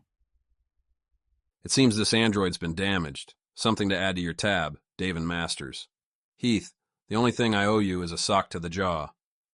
By that bruise on your face, it looks like you've already had that yourself. Mecha Davin laughed, an awful tinny sound. How do you like this new feature? Mecha Davin waved the laser rifle in its hands, swooping it through a few combat poses. Remote control, something the original models never had. Because they were designed to be neutral arbiters, Tam grumbled. Not weapons. Oh, please, Tam. Neutrality's dead. Eden has to show Earth it deserves support, and the best way to do so is staring you in the face right now. Mecha Davin leveled the rifle at Davin. A politician, a criminal, a rebel. We make our own version and out it goes. Free to change the narrative to whatever we want. Brilliant, right? Tam kept up his admirable, old man scowl, while Davin rolled his eyes. Heath, what's with you and justifying yourself to people you're planning to kill? Davin said. I don't care what you're planning to do, because you'll be dead long before you can pull it off. Mecha Davin's smile vanished. Puzzlement didn't replace it. Now there was a feature Heath ought to work on, but the flat line and stiff body said enough. Dead? Davin. You're the one who's about to be dead, along with your crew and every rioter on this prison, cleared out without the loss of a single innocent life. Mecha Davin stepped aside, gestured towards the shuttle with the rifle. Now, if you would please get on board. So you can, what, eject me into space? Something like that, if you would. Gee, you asked so nicely. How can I refuse? Mecha Davin followed Davin up the boarding ramp, a journey Tam wasn't allowed to undertake. Despite grumbling, he didn't dare push the android, and the man disappeared back to his bureaucracy without raising a ruckus. Too bad, but not essential. As Davin sat in the shuttle's back, Mecha Davin forcing the issue with that rifle, the shuttle's ramp closed. The doors sealed and the jets spooled up. For the second time in little more than an hour, Davin was taking off into space. For now the plan held, but the seams were showing. Davin leaned his head on the hull plating behind him as the docking bay spun around, stars showing out the cockpit. And drifting into view on the far side, the moon's great gray expanse. As good a sign as any. Heath, you listening? Davin asked his android clone. Mecha Davin glanced back and told Davin the Eden commander wasn't available, that it wasn't necessary at this point. Oh, really? The android didn't answer, returning to the pilot console. Setting some trajectory, and Davin could guess as to where. A captain had to be ready to zig when zags weren't allowed, had to duck when he couldn't jump, had to fight when he couldn't flee. Davin rose, took several floating steps up the aisle towards the android. Mecha Davin turned, pointing towards the shuttle's aft, a command Davin ignored. You made a mistake, Davin said, nodding past the android towards the console. Just there. The android didn't flinch, didn't buy the bluff. Straight on. Mecha Davin had seen better days. Mox's door-busting blast had rent a big hole in the android's midsection, right where a human's lower lungs might have been. Dangling wires and scaffolding glimmered in the shuttle's placid, icy light. With both hands empty, arms loose at his sides, Mecha Davin seemed unaffected by the damage. But Davin knew better, or rather, hoped.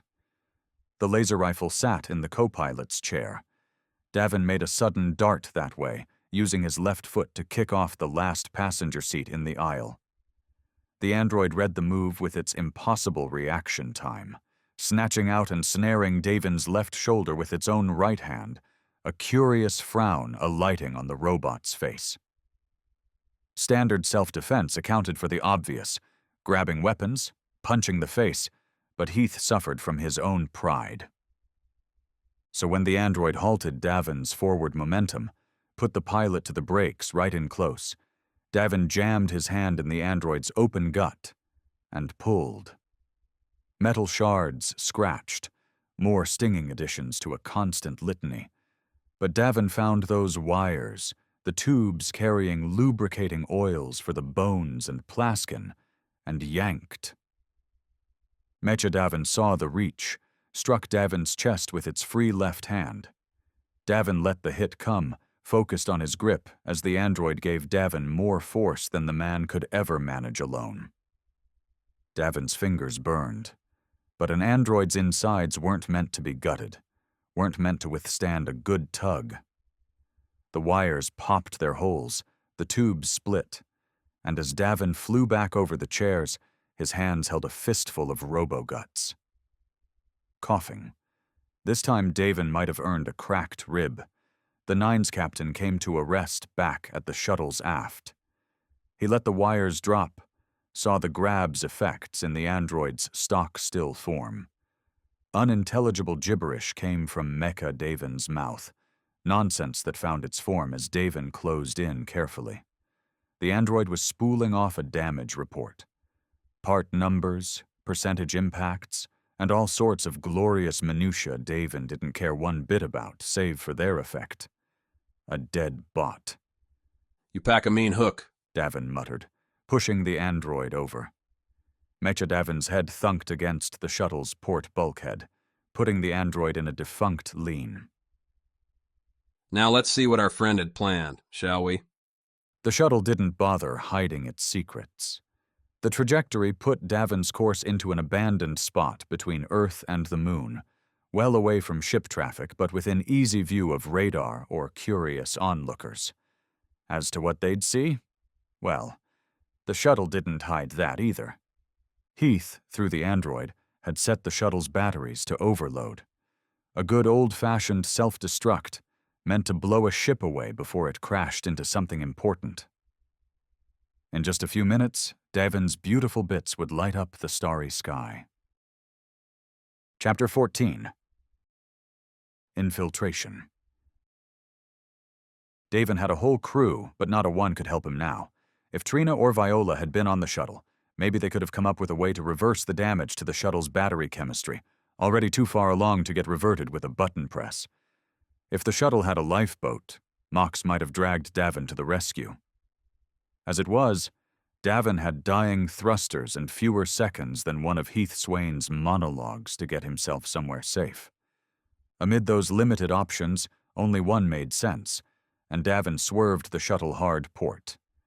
The moon and stars around it slashed from view, replaced with an ugly lump Davin had been aboard once before, wanted never to set foot on again.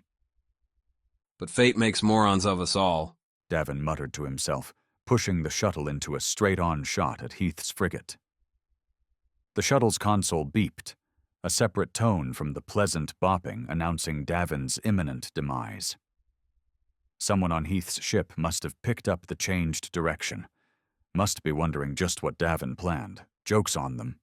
At this point, Davin wasn't planning anything. All instinct, all hope. He set the course, the shuttle indicating less than a minute till Davin made it. Either that, or he'd go boom, and this would all end anyway.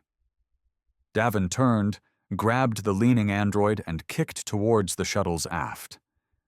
The robot would have been too heavy in any normal situation, but here in the magical land of 0G, the lifeless metal was merely awkward.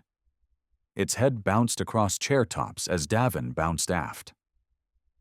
Sorry about that, Davin said to the bot as he bounced past the final row, swerving as his internal clock hit 0. The turn revealed a terrifying, glassy sight, lightning flashes zipping all around the shuttle as Heath's frigate tried to defend itself. Too little offense coming far too late. Davin scrunched himself up, slung across the crash belt, hugged the android close, and prayed to any listening god to make it through the other side. Crash a spaceship into another one, and you invited a cavalcade of calamities. Leaked atmosphere, fires, broken hulls, and lost lives. When the shuttle struck the frigate's uppermost bridge, the private space where far too recently Davin had been tossed around by Mecha Phila, the Nine's captain hoped it'd be as deserted as it had been then. Not that Davin could tell, because he wasn't looking. He heard the shuttle's cockpit smash through the thick glass shield, heard the shuttle's own viewport shatter. The craft's metal frame dug into the dual-level space, crunching into Heath's domineering upper console, the thing's sheer size stopping the shuttle's grinding entrance. The crash belt held for a moment before snapping, and Davin shot forward in what would have been a soul-splattering experience, save for one thing. The android. Dragged back on its side, Mecha Davin continued its crosswise existence as Davin's battering ram. The Nine's captain pulled up his knees, rode the bot's back as it ran first into the shuttle's seats, one line after another. Every break slowed Davin's momentum even as it jolted his teeth, even as his ears popped with the pressure changes. Chairs flew, sparks showered, gas and shrapnel filled the air. Davin didn't let go, and Heath's androids proved their sturdy construction. After mashing through the last row, Davin and the remnants of his robo-clone crashed out into the upper bridge, tumbling through a fiery wall to bounce off the floor and roll to a bone-crunching stop. With the android turned mostly to mush, Davin let the machine go and lay on the metal floor, feeling the aches abound and cackling anyway. Behind him, the shuttle's aft jammed in the reinforced glass, leaving room for leaks but saving an all-out rapid decompression. Burning blooms expanded before his eyes as the shuttle continued its collapse, those batteries completing their meltdown in lurid pink, blue, and white bursts. They were beautiful, but they'd also be the last things Davin ever saw if he stayed on that bridge one more second. So the captain lurched towards the exit. Any smart ship in a vacuum emergency would slam shut doors to keep any leaks from spreading. Davin figured Heath's frigate would do much the same. And sure enough, the big double doors had closed. A blinking red light above their middle suggested they'd stay that way. Adrenaline, fear, trauma had a way of dooming or defining a person. And if Davin hadn't ever been in a situation like this before, with the very air alternately igniting or disappearing around him, the Nine's captain might have given up right then. Instead, in a bleary glance at his ruined robot clone, he found inspiration. He slapped the keypad at the door's side, The same panels along all the damn things that let you lock and let you talk. Target eliminated per orders. Davin spoke into the microphone, as low and robotic a growl as his pressure-scarred lungs could manage. Open the door. A bet placed. A bet made that the smoke, sparks, and chaos would convince some Eden toady that the Davin making the call had insides full of circuits, not blood. A bet made because Davin had no other. Trace a common thread through Davin's life, and you'd find steady beats where the captain had rolled dice and come up a winner or a dire loser. There'd been the Gambit bringing the nines out to Europa, and Eden Prime for a steady job. A win until he'd decided to risk the crew by helping some soon-to-be dead inspectors on the down low. Then Davin had thrown everything in with Bosser to keep the nines alive. A losing play corrected by betting Trina and Viola could twist an android's insides.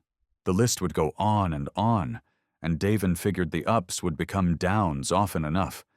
But when the doors slid open, letting him lurch from the collapsing bay, Davin thanked whatever gods had given him the lucky day. He'd even earned an escape without a waiting, armed escort. Heath's frigate followed protocols well enough to toss anyone lacking a wrench and a death wish well away from the impact site, leaving Davin in a familiar circular anteroom with a hallway and a couple lifts staring back at him.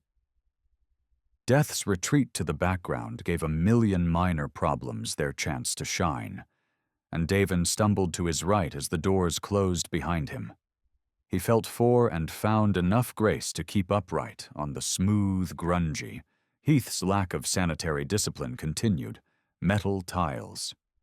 He reached for his blurring eyes with a hand before remembering his fingers might be coated in who the hell knew what awful substances.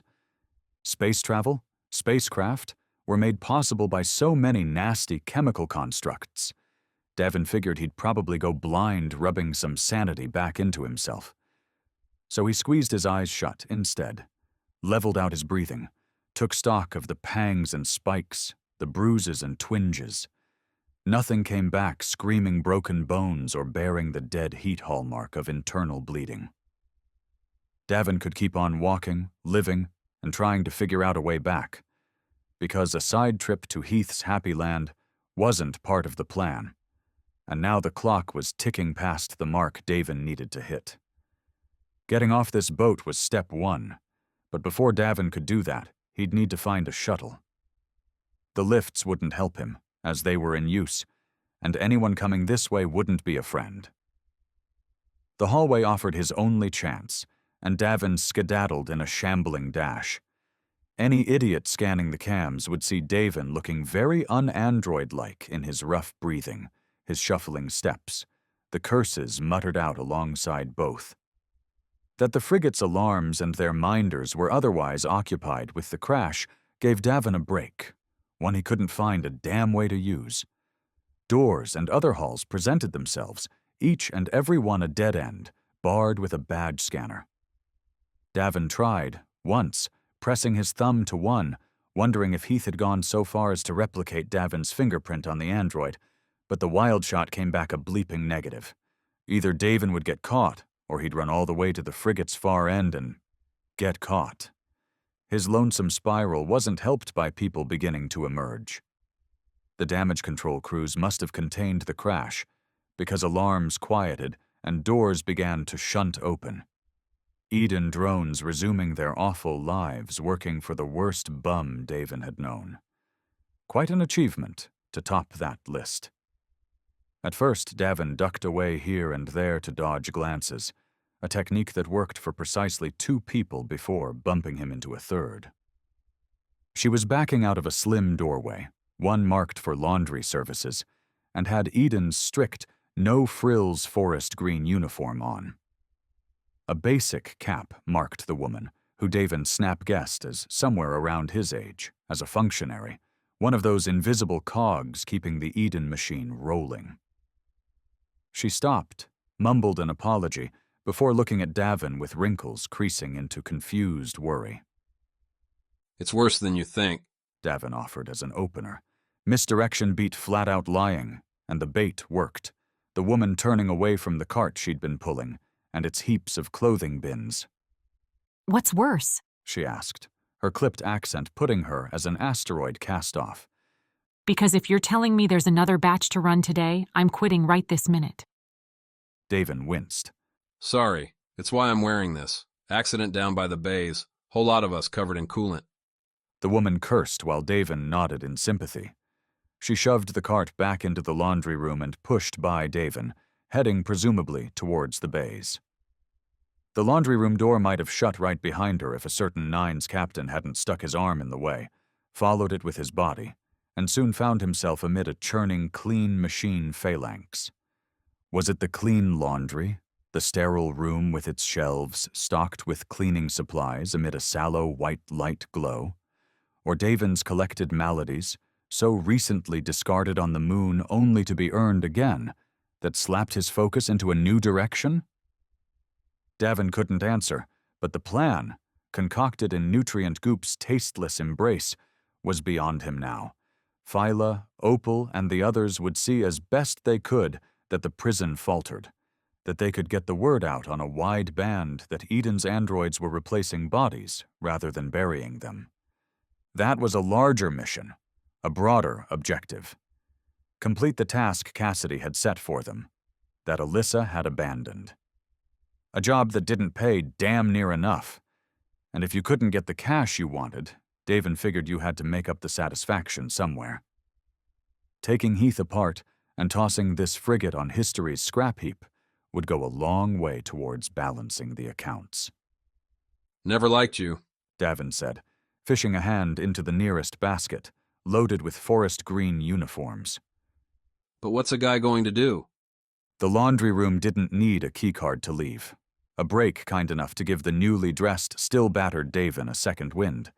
The frigate's soundscape had achieved a similar makeover, the calamity from Davin's crash apparently not rising to abandoned ship levels. Instead, calm voices popped over ship-wide broadcasts directing this and that group, this and that squad, and some poor sap named Ref to and fro.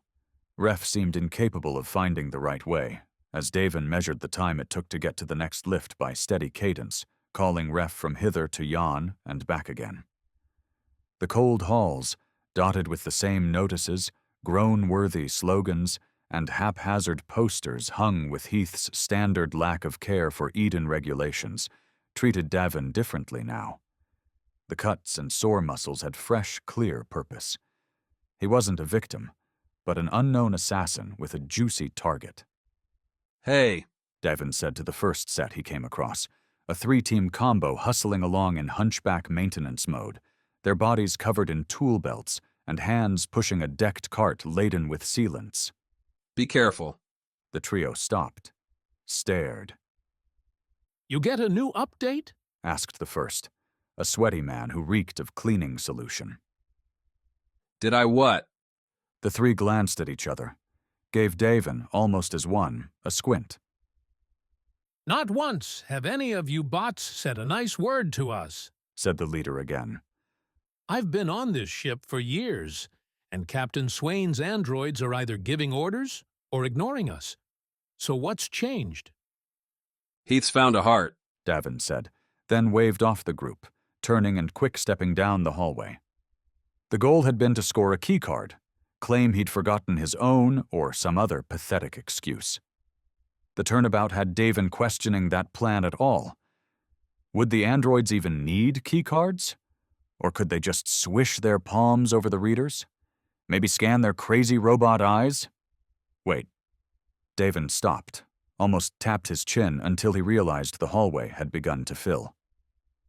More people shuffling here and there, from more maintenance crews to staff returning to their regularly scheduled drudgery.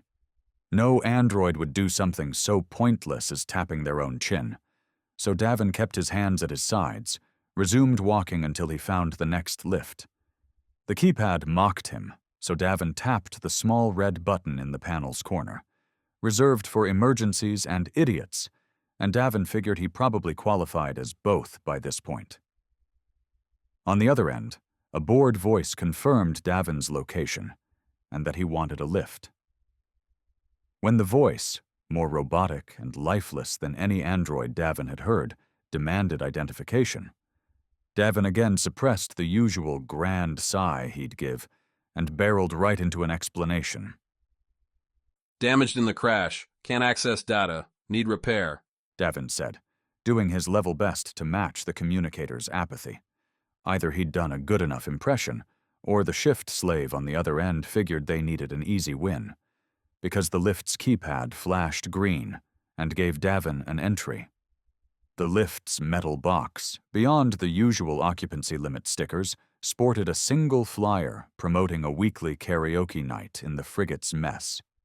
No other soul entered, and the lift set its target without Davin pressing a button. Now that's what you call service, the captain muttered, before recalling his own deception and setting his arms straight, his eyes ahead, and throwing a random twitch into his lips.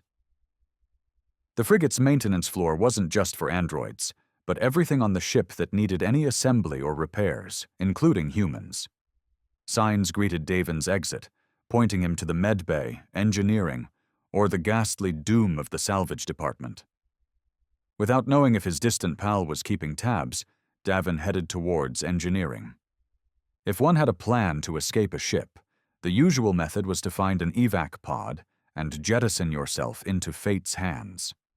Hijacking a shuttle or some other craft might be viable, but the amount of bribery, luck, and sheer computing chicanery required to do that was well beyond Davin's range. With bad odds in every direction, why not try something different? Rather than the isolated hallways on the upper levels, the maintenance floor operated in broad spaces. A central line with the lift stations on fore and aft bisected the frigate, and here, that meant splitting the level into uneven thirds. The medbay sat near the fore, just above the frigate's primary docking bays and below its bridge.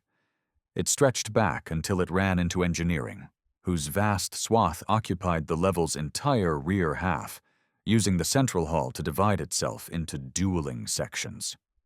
One, meant to keep the frigate running, would have been Davin's primary interest save for the nattering man who described all this to Davin, who caught Davin as he left the lift. Covered in a thick coat meant to shield him from sparks, radiation, and who knew what else, the squat dude pitched himself as Davin's savior, ready to repair those broken circuits and get the would-be android back to slaughtering Heath's targets. Your name? Davin asked, his second question after getting the level's layout. They were walking along the central hallway, a slow endeavor as people and carts covered in obliterated scrap zoomed everywhere. Relics of Davin's own crash, or so he supposed. Mine is Davin. Davin Mark III, to be exact, the engineer chirped back, then clucked his own tongue. Oh, my name? Layman. He crinkled a sweaty brow. Asking me my name.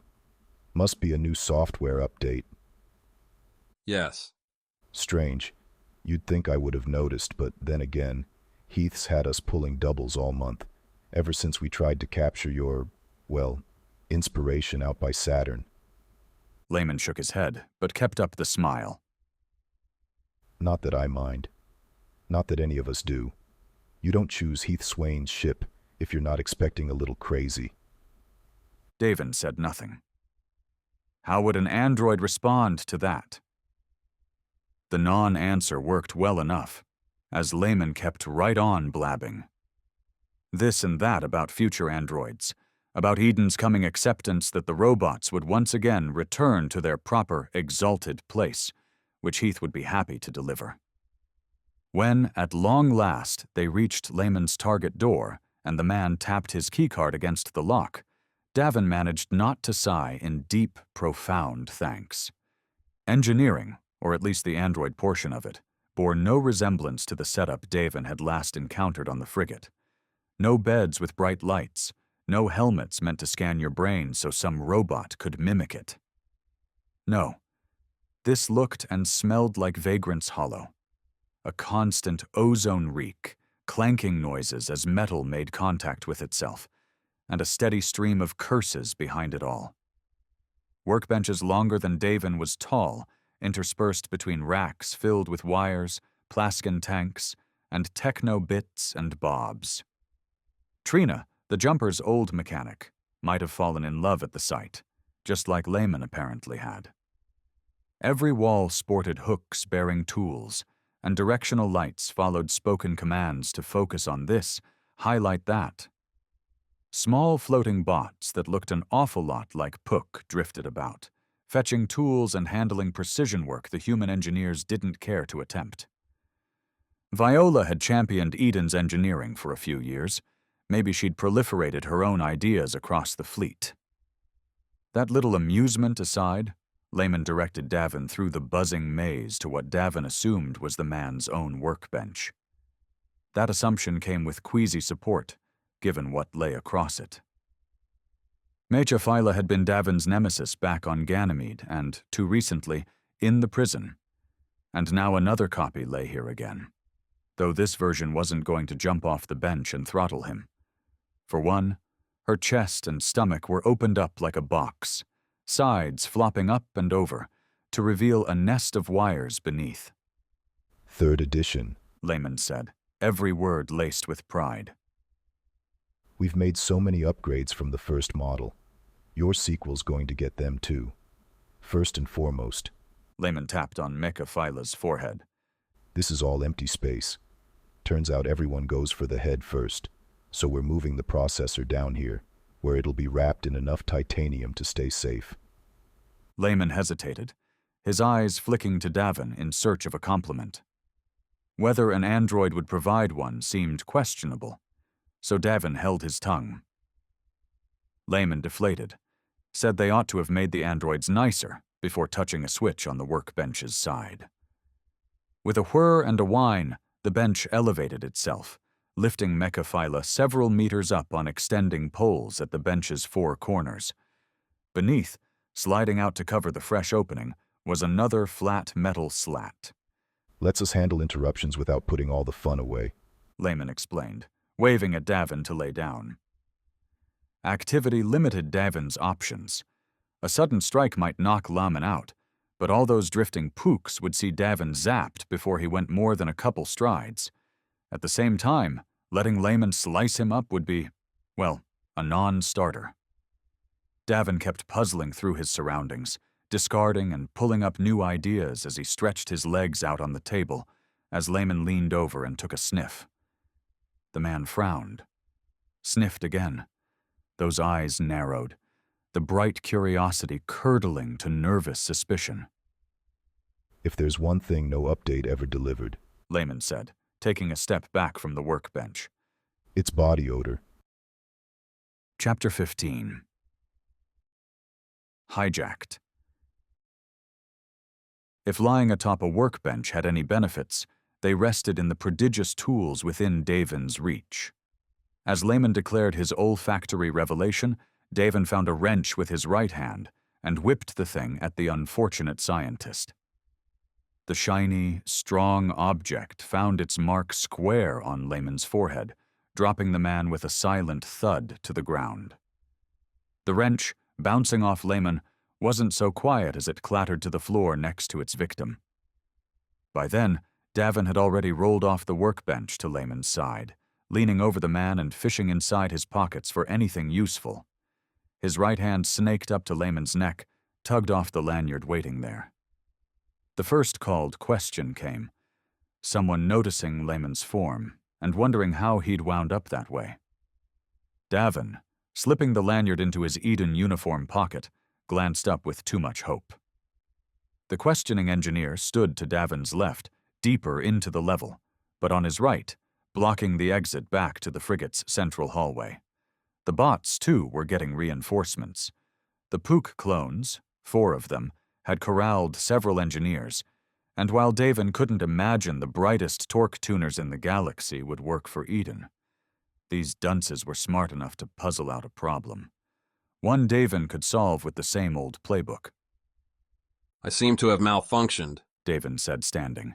He activated my self-defense protocol. Whether or not the androids had such a thing was immaterial. The words bought Davin hesitation, a chance to establish a route shade instinct with an idea. He'll need medical attention, Davin continued as the cautious engineers and their bot escort approached. I can take him, You'll take nobody, said the same engineer who'd asked the first question, a blasted woman who looked like she preferred to test her designs with live fire every step of the way. If you're malfunctioning, we can't have you running around the ship. Davin might have been able to trick one engineer, but the whole crew, plus the bots looking at Davin, now suggested a swift end if he decided on a rerun. Those looks, though, gave Davin a new opening. Nerves around the eyes, tight grips on tools, and a reluctance to close even one more step reminded Davin of just what he was pretending to be. Androids had always been killing machines, first and foremost. To all these goobers, if not the floating bots, Davin was a fast-moving fiend who could tear each of them limb from limb with or without a wrench. Might be time to lean into it. I do not think you understand, Davin said, keeping his voice flat, even. My protocols dictate wounded Eden personnel must be taken to medical. Any interference will not be accepted. Oh yeah. The way the engineers twitched back had Davin fighting hard to keep a grin off his face. Phyla would be so impressed. Merc even more so.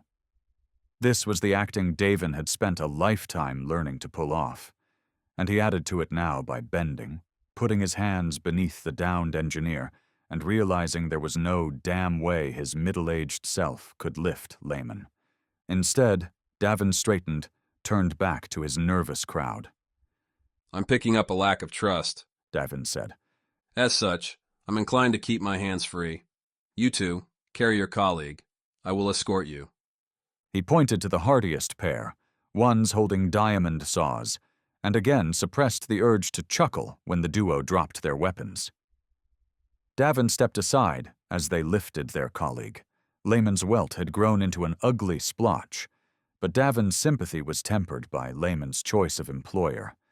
Anybody working for Heath Swain deserved what came their way.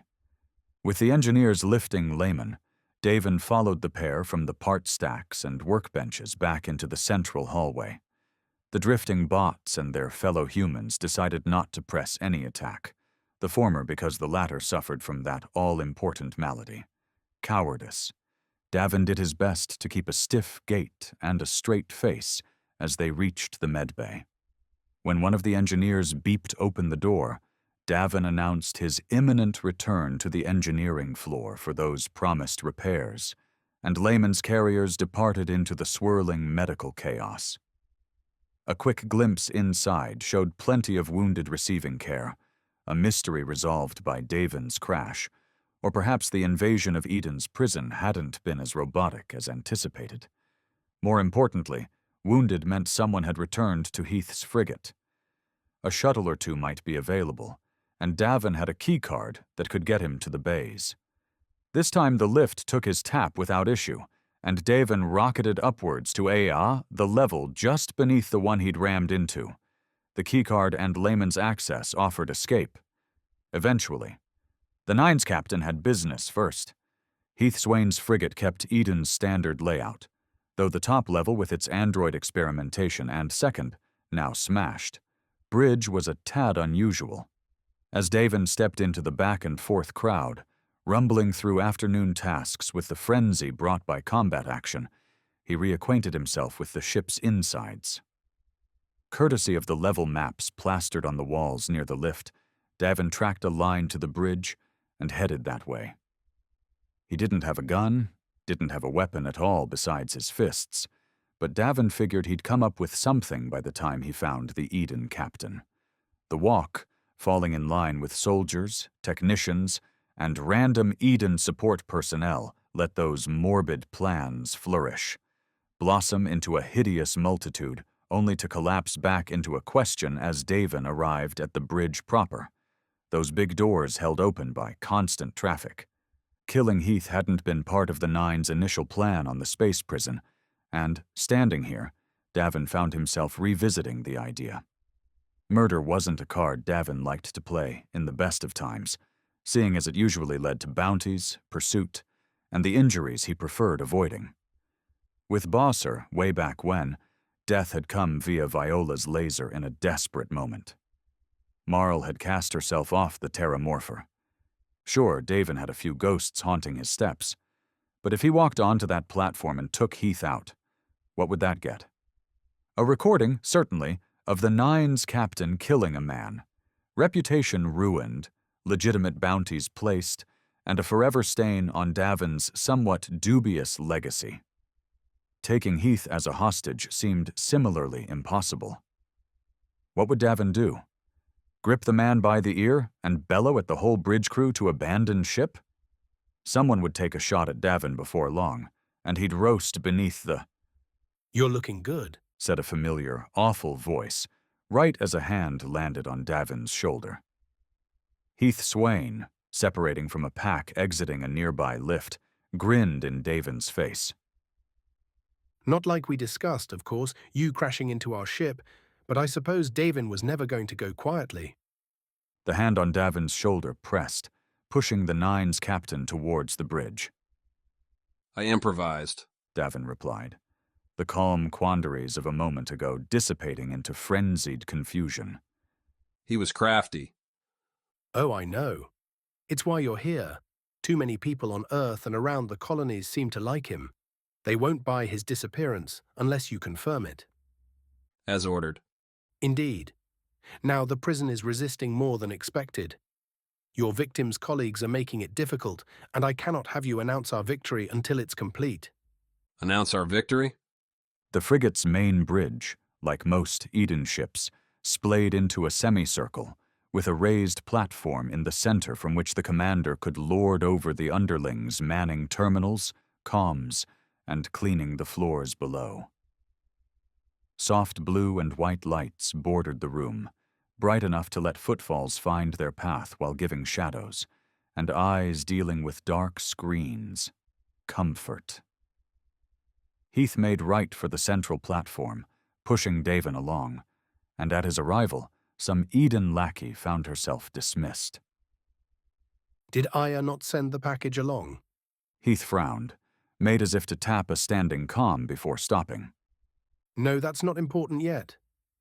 If casualties are high, we'll have to change the wording anyway." Heath nodded at nothing, turned back to the terminals.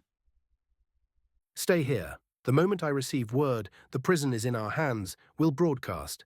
We won't give another voice a chance." "High casualties?" "On our side," Heath answered without turning around. "All the prisoners and your famous Nines are done. Tickets punched. They have to be, as an example. Everyone has to understand our androids are ruthless and efficient. Eden must have absolute authority, and I must be the one to give it to them. That's the only way we can ensure our research, our program continues." Davin froze for a cold second as Heath pronounced the necessary deaths of his friends, his family. The Eden captain's cold calculations were, as ever, worthy of a punch to the face. But the very line Davin had drawn a few minutes earlier broke. Death, murder, wasn't something Davin wanted. But if you threatened the Nines, Davin would see you done in. A more rational mind might have played out the scenario further, analyzed what might be accomplished in blending Heath's nose, blunt style, with the rest of his face. Davin could have had a mind like that, but a long day's wrangling with death, destruction, and robot copies of himself had pushed the Nine's captain into the comforting confines of his lizard brain. So Davin swung the punch, and Heath, that damned monster, caught it. A reaction time too fast, too precise for the trim Eden captain. No way had this dude, this scurrilous android designer, found time to train in the martial arts. Davin's astonishment parlayed its way into widening eyes, but Heath only smiled, holding Davin's swinging hand in an iron grip. Davin went with the left next, and again Heath countered, sealing both of Davin's hands in locking grips. The Eden captain maintained his chilling smile, as if this was some simple game and not an attempted elimination. No cries for help, no mocking derision. Heath seemed stunned by the situation, the two of them in the bridge's center, surrounded by terminals and oblivious crew members. When Heath's eyes twitched, the smile faded to a straight line. Davin cursed. Astounding, Heath said in response. But you've once again proved my confidence is my undoing. No matter how many times I try to kill you, Davin, you somehow come through. Where are you? Davin growled, jerking his hands with zero effectiveness. What vent did you crawl into, Heath? Oh, just my quarters, Davin. Heath's android copy spoke without moving, without relaxing its grip. As you're no doubt seeing, I've become convinced of yet another android utility. Why put myself in harm's way when one of these can take my place? The android raised its arms, dragging Davin's captive hands along with them. A lesson you should have learned, Davin. A whole crew ready to step into the fire for you, and here you are, leading the way? Wanted to punch you myself. And you did. Admittedly, not to any real effect, but you crashed a shuttle into my poor frigate. A good ending, one to burnish your legend. A fantastic way to die. Around the bridge, heads were turning. Words murmured above the clicks, rings, and soft-toned beeps inherent to any ship's command center. Those heads saw Davin lifted off his feet, his mouth stretched in a bare-teethed snarl as his knuckles and fingers ached with the android's grip. Aya is quite the writer, do you know? Heath continued, falling into his awful monologuing habit. She's scripting a new release right now. It'll play with the video of your desperate crash, a dive to keep a shuttle filled with awful criminals from escaping. You'll remain the hero, Davin. So be thankful. Davin told Heath just how thankful he was, and earned a couple gasps from the collective audience. Not that a soul moved to help him, to dissuade Heath from what might have been a very public execution. Might have, if Davin didn't have one last gambit up his very stretched sleeves. With a clenching of abs strengthened by their brief trip to Earth's surface, Davin kicked up his legs and pressed them against the android's chest. At the same time, Davin straightened out his hands, leaving the fists behind in a simultaneous slip that had the android's powerful, precarious hold sliding off Davin's skin. The Nines captain hit the platform on his back and kicked again, sliding himself across the floor and off, falling on a cluttered desk. A terminal bent under Davin's weight, twisting his fall to the side and dropping him further onto some poor flax chair. Armrests gave Davin a moment's pause before he rolled off those too, hitting the floor on his stomach, sheltered by the desk on his right and fleeing officers on his left. Arrest him, Heath, via his android, demanded. And while the words didn't stop the officer flight, it did signal their replacement by hardier forces. That Heath himself didn't chase Davin with his android double suggested something else. The man remained a coward, even with his copycats. Davin rose, hit his head on the desk, and cursed.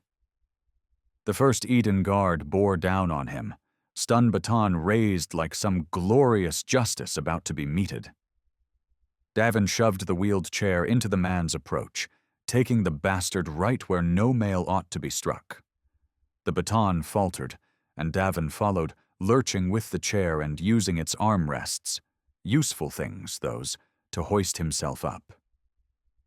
As the first guard stumbled back, looking rather green, a second took his place. The woman pushed aside Davin's chair thrust, meeting the opening with her stun baton.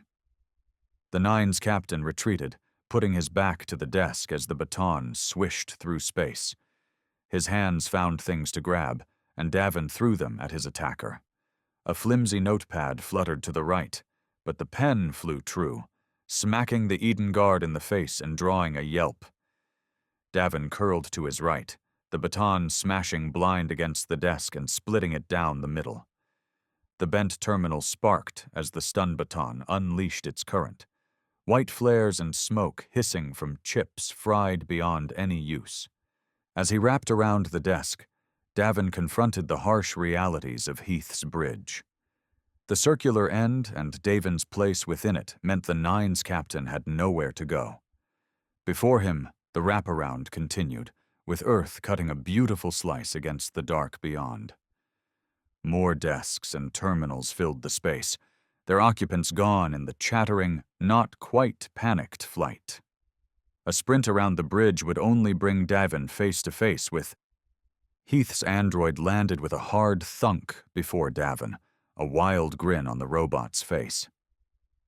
The machine had no weapon, but those fists balled up into what'd likely be a devastating 1-2 combo, especially with stun batons coming in at Davin's back.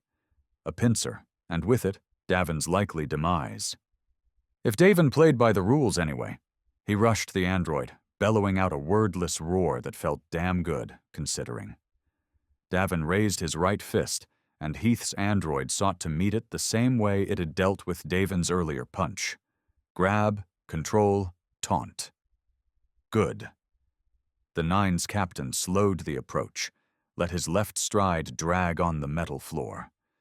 Behind him, the Eden Guard came with her stun baton, the steps clear, hard, and victorious.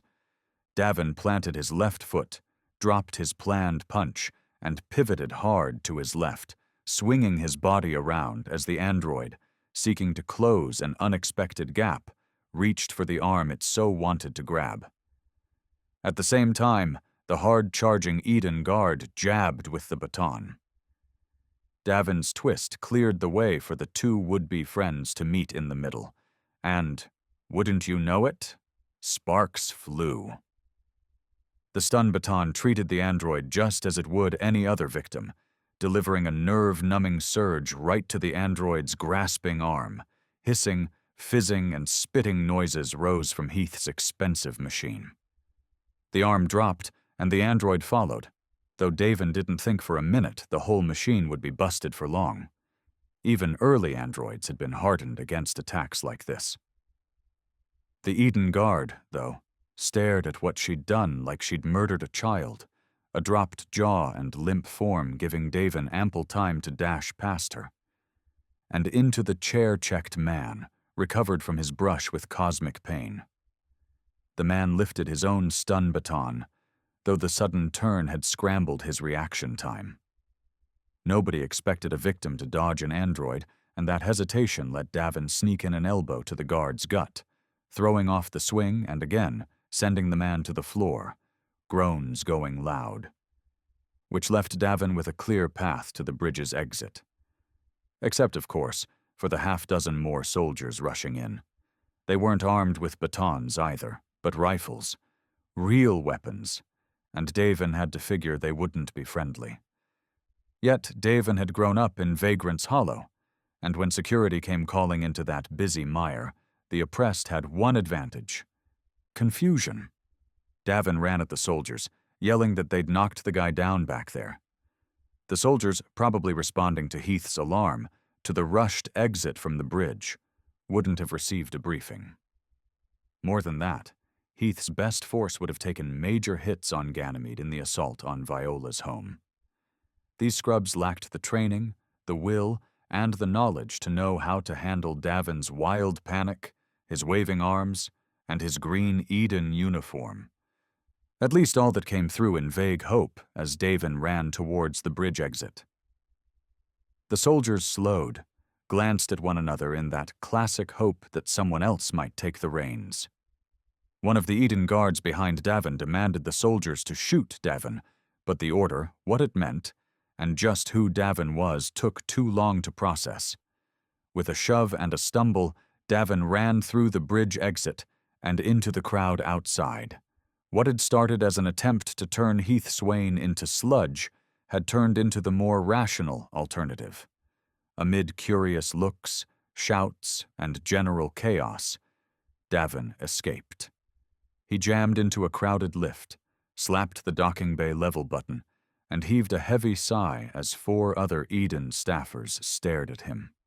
"Long day," Davin offered to their looks, and if any recognized the man who'd just escaped an android, guards, and soldiers, they kept that knowledge to themselves. Smart cookies, the bunch. Ditching the lift put Davin in a familiar place, a central corridor with big bays opening along either side. Frigates weren't huge, but they could stock a fair shuttle complement, and, as Davin had heard, some were already coming back from Heath's subjugation mission to the prison. Medical staff ran Eden soldiers on carts towards the lifts, sparing little more than glances at Davin as he slipped past them. The first bays on the left and right were empty, but the third held what Davin was looking for: a landing shuttle, engines still warm. The pilot was standing by those nacelles, inspecting something, and Davin took advantage, broke into a straight dash towards the boarding ramp. One boot hit the metal before the pilot noticed, yelling at Davin to stop. As if. The shuttle didn't have the prison's passenger seating, instead leaving a cleared center for equipment and 2 long benches along the sides for armed and armored soldiers to suffer during what would be, hopefully, short rides to their objective. That space gave Davin a clean run to the shuttle's console, a path Davin didn't take, instead sidestepping to the right once he'd topped the ramp. The pilot pursued with panic's abandon, dashing up and in, only to hesitate when he didn't see Davin at the controls. After tangling with androids and charging stun batons, getting a clear shot at a confused target was a delight, and Davin roped the man into a hard headlock. A quick negotiation followed, with Davin spitting an offer for the pilot's life in exchange for departure codes and the man's swift exit. Eden's loyalty again proved loose, as the pilot accepted the exchange with all too much enthusiasm, practically dancing down the ramp and off through the bay. Davin had the shuttle's already warm engines spooled up, the maneuvering jets lifting his shuttle before the pilot disappeared from view. A slight rotation, a push forward, and his new ship graced the beautiful void. As he tossed the pilot's codes back to the frigate, the Nine's captain opened the comm wide, trying to pick up anything, everything, and hoping a certain voice would be on the other side, telling Davin how to save his crew. Chapter 16. Whiskey. The lasers told Davin his codes were bad. The frigate fired once Davin's shuttle cleared the bay's shield and put a few kilometers between itself and Heath's big boat. There'd been no warning, just a sudden spray that would have turned Davin to so much space dust if the shuttle hadn't been tasked for military duties, if its shields weren't already up from its retrieval runs to the space prison. Energy crackled, and the shuttle blinked alarms as Davin threw it into jagged evasion, kicking maneuvering jets on while throttling up the shuttle's engines. The combo let Davin shunt the smaller craft from side to side at erratic intervals, making it hard for the frigate's gunners to draw a bead. The bright rays continued, zipping past Davin to vanish against the Earth's bright halo to port, or off into the twinkling dark to starboard. Missiles and hard slugs, the solid metal that had pierced the shuttle's shields like Davin's jokes, would a dead dinner party, didn't follow, suggesting Heath Swain hadn't picked up on this particular shuttle swiper. Those weapons were expensive, and where, after all, could Davin go? The wide comm crackled with the wrong messages. None emerged from the space prison, suggesting the bad guys still controlled the top command center. Instead, a request shot from the Eden frigate to Earth's perimeter defense force, alerting them to Davin's hijacking and requesting assistance. When Earth's fighters replied to ask whether the shuttle needed capturing, Heath's lackeys demurred. Destroyed would be just fine. That put 6 fighters on Davin's trail, even as he neared the frigate's maximum gunnery range. The space prison sat well behind Davin now, with the frigate placed between him and that hopeful return, making a run to Phyla and his friends worse than a suicide mission. It'd be a stupid one. Yet, flying straight on into Earth's teeth, a gauntlet that'd snap down on Davin if he tried a hard port dive to the big planet's surface, wouldn't play either. He had a narrow window to make a choice, and only one way offered itself as a chance. Mox, I wish you were here, Davin muttered, pushing the flight stick towards the big gray ball. Or rather, where the moon would be in a few hours, as its orbit brought the crater-blasted sphere into view. But since you're not, I hope you won't mind me asking your friends for a favor. Davin slid the shuttle to starboard and opened up the craft's comm, angling the communications towards the approaching Earth squadron. The lead pilot jumped on quick to Davin's greeting, demanding this, that, and other nonsense that Davin countered with a single word. Whistleblower, Davin said. I'm running because I can't take what's going on with that ship, what they're doing. It's illegal, immoral, and terrible.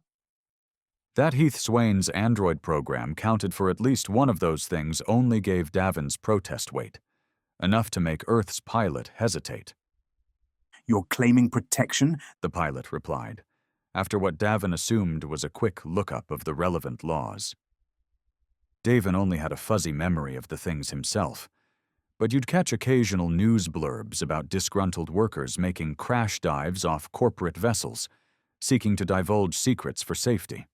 Usually, that safety came from skinflint working conditions, like spacewalks in suits prone to leaks, or weeks on some asteroid with dwindling nutrient goop reserves.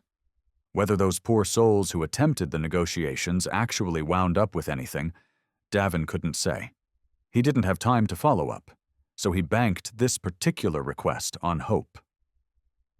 I'm claiming that frigate behind me is going to cause the solar system far more trouble than I will, Davin said. Their captain's a right nut, and he's busy massacring everyone on the prison right now. Another several-second pause before the Earth captain clicked a reply. The prison? Davin had to clarify, while the Earth fighters continued to stream closer. The gaps in the Earth pilot's conversation suggested the man had two channels open, was getting persuaded by the powers that be on whether Davin's whistle ought to be left unheard. Silence seemed to be the answer. The moon hovered in the distance, always both closer and farther than you'd expect. A few hours' flight at top speed would get Davin in hailing range, a chance to schedule a landing, but his odds of lasting that long with these fighters coming in hot were somewhere between 0 and, well, 0. What other bluffs could Davin throw? While chronicling a story about the assault on the prison, Davin cast his eyes about the shuttle. Packed for an offensive strike, the craft had deadly implements aplenty. Rifles, grenades, and armor packed the racks, gaps showing where Heath's androids and their human counterparts had armed themselves, but more than enough for a one-man stand. If the fighters decided to line themselves up and dock with Davin one by one, he might have a chance. I'm going to give you a choice, the fighter pilot said at long last. Power down your engines, and we'll let you wait until Eden comes and picks you up. In the meantime, I'll take your report and file it for someone to look into. Or you blow me to bits. Glad we understand each other. Don't believe me, eh?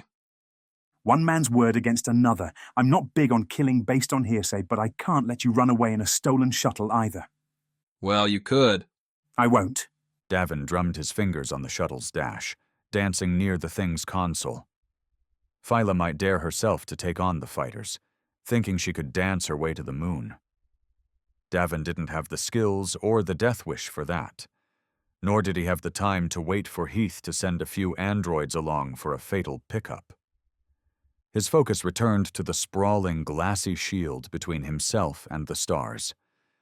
The moon grew in that picture, but what drew Davin's attention was a blur towards the bottom, a reflection cast by the shuttle's blue-white lights, a rugged, tired face that belonged to one of the most famous bastards in the solar system.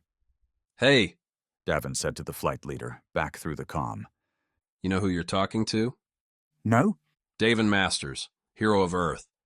A guy who already took down one bad dude and is trying to do it again. Musing on the other side. The kilometers between Davin and the moon continued to drop. The chaos, the fighting, the carnage back on the prison fell farther and farther away, whether the Nines were still alive on that disaster of a station. Eden's frigate says you're lying. I'm inclined to believe them. You willing to bank your life on it? Any lasers come my way, I'll broadcast a video distress call to every craft within range. They'll know exactly who tried to shoot me down. Davin could feel the captain's indecision through the call, like playing cards or negotiating a better contract. Once he had the opponent off balance, it was time to offer an easy out. I'm heading to the moon. I'll land there. You can radio ahead, tell him everything, and if I'm the bad guy Eden says I am, then the Centurions will arrest me. Nobody needs to risk a thing. Open a door, and, if you're lucky, they'll walk right through it. Luna gave Davin a glitzy landing vector, swinging in low around the arcing glass buildings made viable through loose lunar gravity. Giant domes caught sunlight, their bends shimmering in rainbow lines as Davin flew the shuttle, or rather, the shuttle's flight computer steered, into an isolated docking bay away from commercial traffic. Earth's defenders had made clear Davin's ride was stolen, that the man was dangerous, that Eden wanted him dead. Thankfully, most on the moon treated Eden the way Davin did nutrient goop, a fact of life, but not one to love. That reality played out when Davin stepped down the shuttle's boarding ramp toward a slim greeting party, headlined by a particular Centurion all done up in her red-caped best. Commander Latrice, Davin said, splashing on his hangdog grin, trying to fight off the headache, the muscle pains of too many hours on active duty. Not exactly how— Shut up! Latrice declared, her sharp face and equally razor eyes adding to the hands-on rifles stance she and her pals had going on. I let you land on this moon once as a wanted man and you threatened me. Now you're landing here a second time, and as far as I can tell, there's no backing up whatever nonsense you're about to spew. You belong in a cell, or dead, Davin Masters. Yet she didn't move to take him into stun cuffs, didn't shoot him on sight. But you have questions, Davin said, folding his arms. Might be I've got answers. I don't have questions. Luna does. Earth does too, and I've been told in the last hour that I need to wring some answers out of you. And I'd be damn happy to give you some. But see, time's not a thing I've got. My friends are probably fighting for their lives right this minute, so— You want help? You'll talk. You want your friends to live? You'll talk fast. Latrice's suggestion aside, the docking bay wasn't the place for an interrogation. When Davin acquiesced, the Centurions marched him to a featureless box of a room just off the bay, a spot designed for hard questions and easy kills out of sight, should the party prove problematic. Davin sat in a cold chair, warmed by coffee and, yes, some infernal nutrient goop. When the Nine's captain made a pleading ask for something, anything else, Latrice noted, Davin's friends might be dying that very moment. A hard negotiator, this Centurion. Latrice, though, didn't have dumb questions, and they came from people with real power. Earth and Luna both had noticed Alyssa's supposed arrest, the odd statements made by Davin and other rebel leaders, seemingly all on Earth's surface, in Quito, declaring the movement a folly. What served to fool the compliant masses smelled wrong to politicians, intelligence services, and Eden's various rivals, all of whom were happy to see the fringe fighters keep up their resistance. So answer, Latrice said. Why did you say all those things? Is the war actually over? Let me tell you a secret, Davin said in between deep whiffs of the coffee. Sure, it was cheap, machine-brewed stuff, but a smell other than sweat, burning wires, and fear was to be treasured. None of those people you saw were us, or human. Latrice didn't flinch, though one eye widened a hair. Androids? Sharp one, aren't you? That eye narrowed damn fast. Explain. It's a power play, Latrice. Eden's not a monolith. You've got groups all pushing for their pet projects, and one of them's led by this joker Heath Swain. He's the puppy bosser Oates left behind, and now Heath's trying to make his big dog move. Thinks he can swing things back in the robot's favor by making mock-ups of you, me, and everyone Eden needs to fall in line. Only thing left is to make the real versions disappear. Yet, you're still here. Hey, I never said Heath was competent. His androids aren't perfect out of the box, as I understand, so Heath wanted to stuff us in Eden's orbital prison until he confirmed the copies were good to go. At least that's what I'm thinking. Latrice tilted her head. So, Alyssa is there? Not sure. Didn't see her. Davin swirled the coffee. Put a gun to my head, I'd say she's the reason Eden's giving Heath the resources for all this.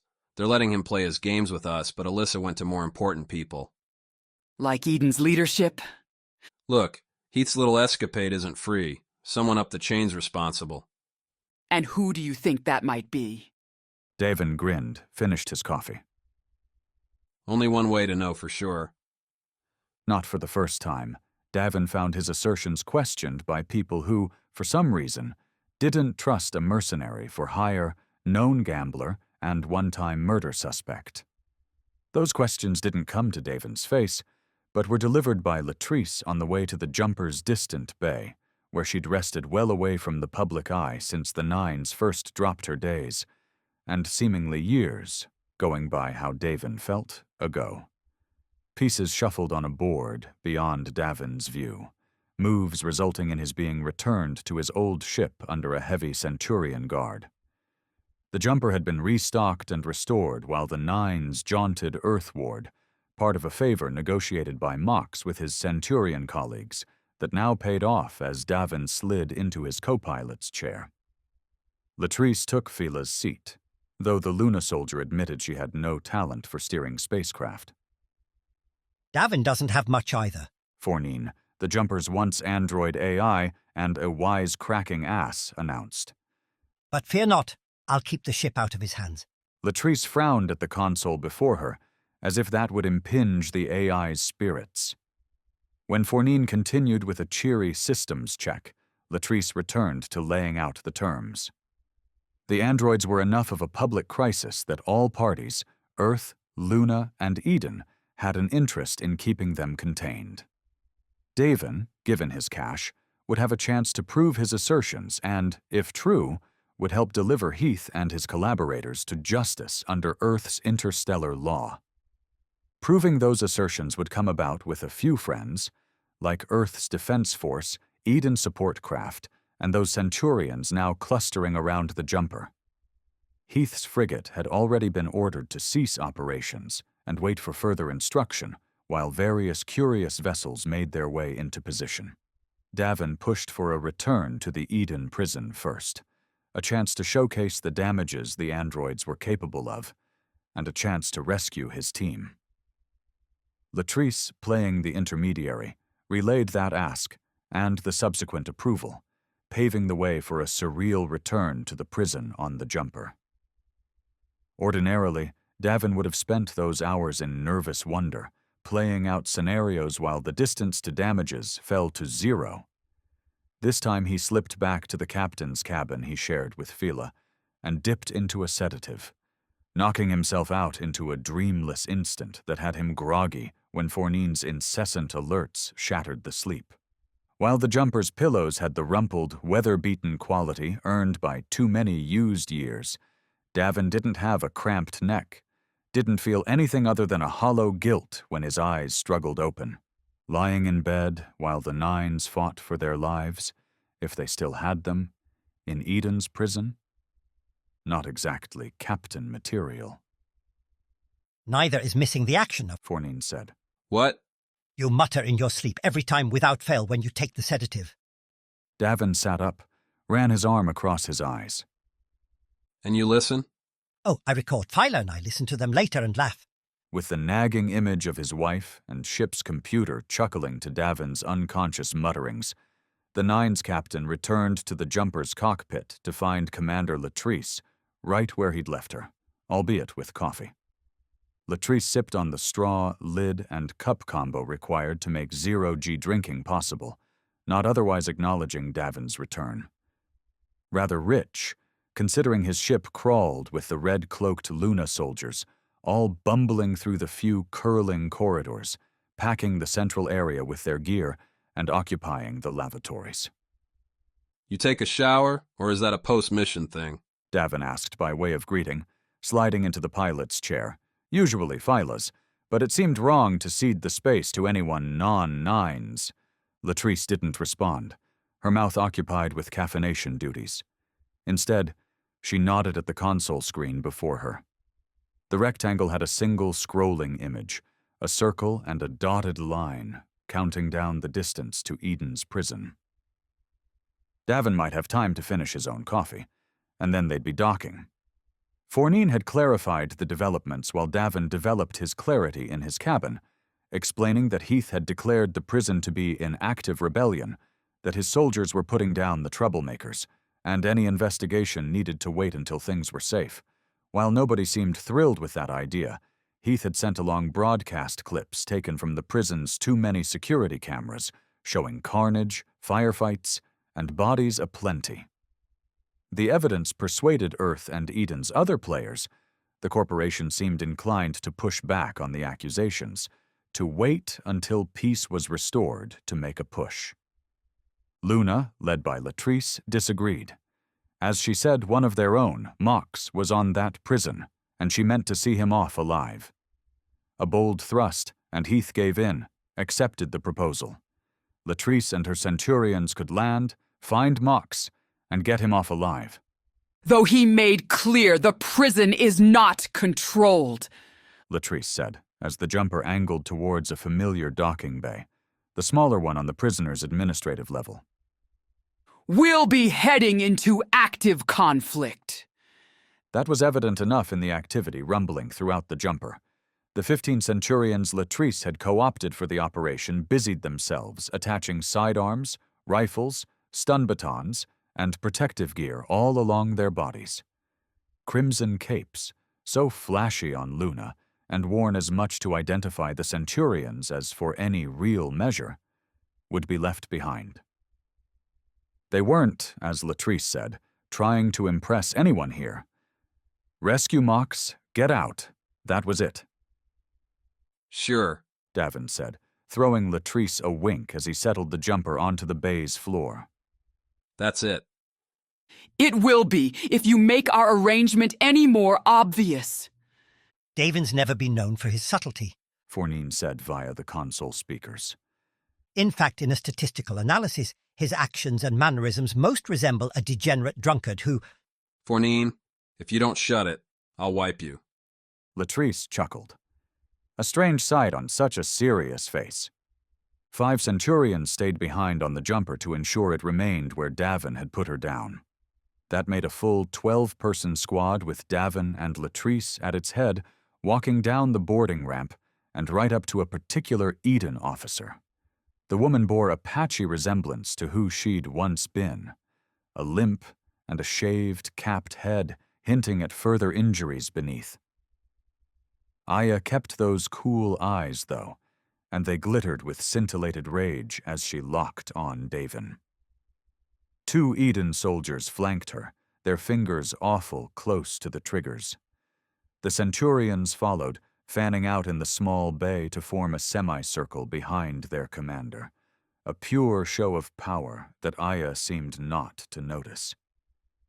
Any pity Davin might have felt for Aya's damaged form never found a hold, seeing as Aya had tricked Phyla into her near-death flight.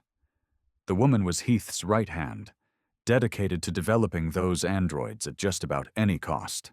Davin and the Nines had left her burned and broken back on Ganymede, a move made in the aftermath of enough carnage to keep another shot to the head from seeming reasonable. Seeing her now, Davin found himself regretting the mercy. You should be dead, Aya said flatly, ignoring Latrice and talking right to Davin. They stood a meter apart, well within range for a throat-crunching swing. 1,000 times over, you should be dead. I'm only alive because you suck at killing me. Latrice flashed a look between them. You two know each other? Latrice, meet Aya, one of Eden's more evil monsters. Aya swiveled, stuck out a hand. As Davin said, I'm Aya, the ranking Eden officer on this prison. And I regret that we're not meeting under better circumstances. Because if you were, she'd try to make an android out of you, Davin added. Excuse me? What? If you haven't learned to disregard everything Davin Masters says, you will soon. My superiors said you were here to retrieve a centurion? At Latrice's nod, Aya frowned. Unfortunately, we haven't run across Mox. As you'll see, the prison is very much in a chaotic state. We are attempting to restore order, but the prisoners here seem to think they have a chance at escape. When a sliver of freedom appears to those who have none, they will fight hard for it. Well, obviously. Latrice held up a finger towards his face, as if that'd get Davin to quiet down. He did keep his tongue in check while Aya ran through the station's status, delivering a level-by-level breakdown that amounted to closing jaws, snapping down on the revolting prisoners. Eden's forces had landed on the prison's top and bottom, and were working their way towards the middle, where the main prison yard remained in the enemy's hands. Enemies, Davin snarled. That's rich.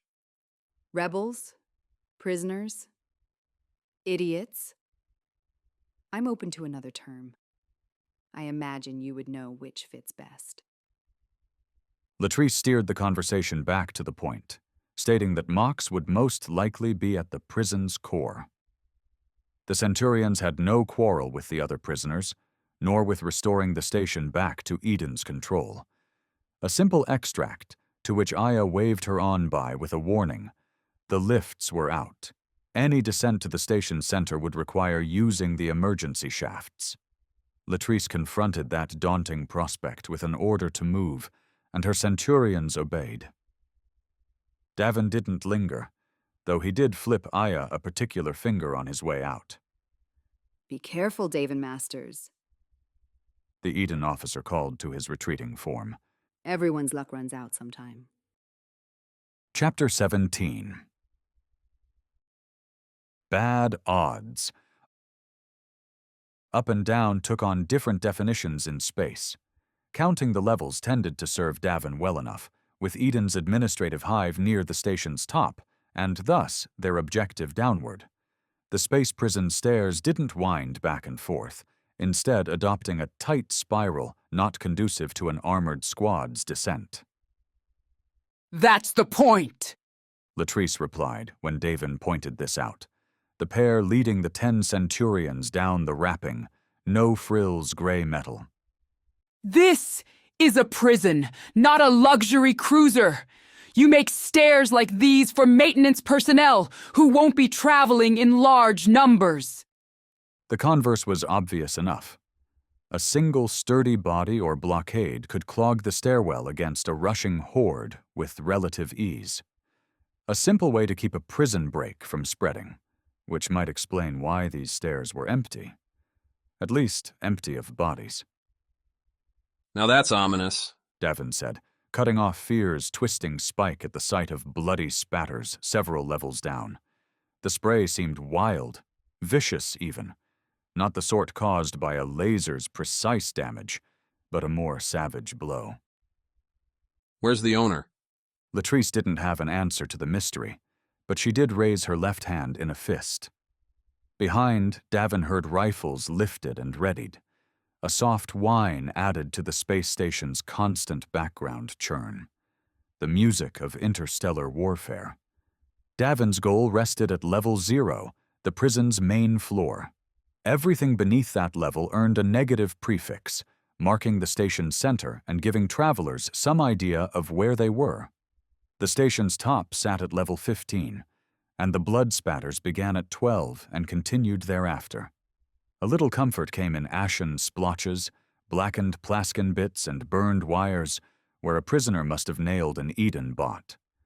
Like the bodies, though, any bulkier evidence had disappeared. Latrice kept Davin's focus with silence, a stern and steady progress down the steps without the slightest concession to Davin's random banter. After she ignored his initial prompts, asides and vague assertions that his friends could handle any attack, Davin dipped into the same ready resilience as the Centurions. His nerves might be calmed with a few choice words, but now was a time for action. Or so Davin told himself. The 8th level, right amid the prisoner bunks, stopped the march with a bad end. The blockade had arrived, courtesy of melted steps, bent rails, and what looked like a torqued prison cot shoved amid the curl. Not an impossible barrier, but given the mess sat right near the 8th level's open door, Latrice opted not to waste time shoving the debris out of the way. As she took the first steps through the door, Davin poked at the barricade, looked at the arrangement. The cot's crunched form suggested it had been punched up into place, and blast scarring on the walls above the melted steps said the defense had come from below. The nines and the prisoners holding to the plan, then, making any Eden assault a little harder to perpetrate. That the androids hadn't tried to smash through suggested worse things. Little fear they could subdue the rebelling prisoners by marching the long way. Every one of the prison's bunk levels rolled out the same style, with prisoners slotted into single and double rooms along the outer expanse. Like a classic wheel, the circling corridor had spokes leading into the center every so often, where Eden's captives could find lifts, lavatories, a few token refreshment areas, and little else. The emergency stairs opened right into the lobby level, a would-be bland, silver expanse decorated with warning signs about proper conduct, punishments, and Eden's all-powerful might. That these signs had been defaced with enough suave to make Davin grin suggested Eden didn't care much about maintaining the look and feel. As Tam had said, the prisoners here controlled their own lives. Latrice signified the less fun elements in the landing with a short breath, snapping her rifle up to her shoulders, finger on the trigger. Davin, without his shotgun melody, whose glorious bits had likely vanished in Earth's atmosphere, lumbered up the same with a Luna rifle on loan. The stocky thing, meant to match the moon's lighter gravity, swung too fast in the prison's grippier environs, causing Davin to whack himself on the cheek and stumble. Latrice bumped him back upright with her shoulder, letting Davin take in the gory sight. The stairs had been kept clear until the barricade, and now the Luna squad took in just where those casualties had gone. Several bodies lay about the landing, pressed into corners with bone-crunching efficiency, as if the blood and bone sacks were little more than tissue paper. Davin didn't recognize any. No nines among the 4 corpses here, all in Eden Green prison uniforms. But he'd bet their family and friends wouldn't recognize them either. The androids that had dragged these bodies here hadn't cared to keep them whole. Faces were based in, limbs bent in all the wrong ways, and the uniforms bore terrible splotches where stuff designed to stay inside had burst out. The worst of it all was the smell.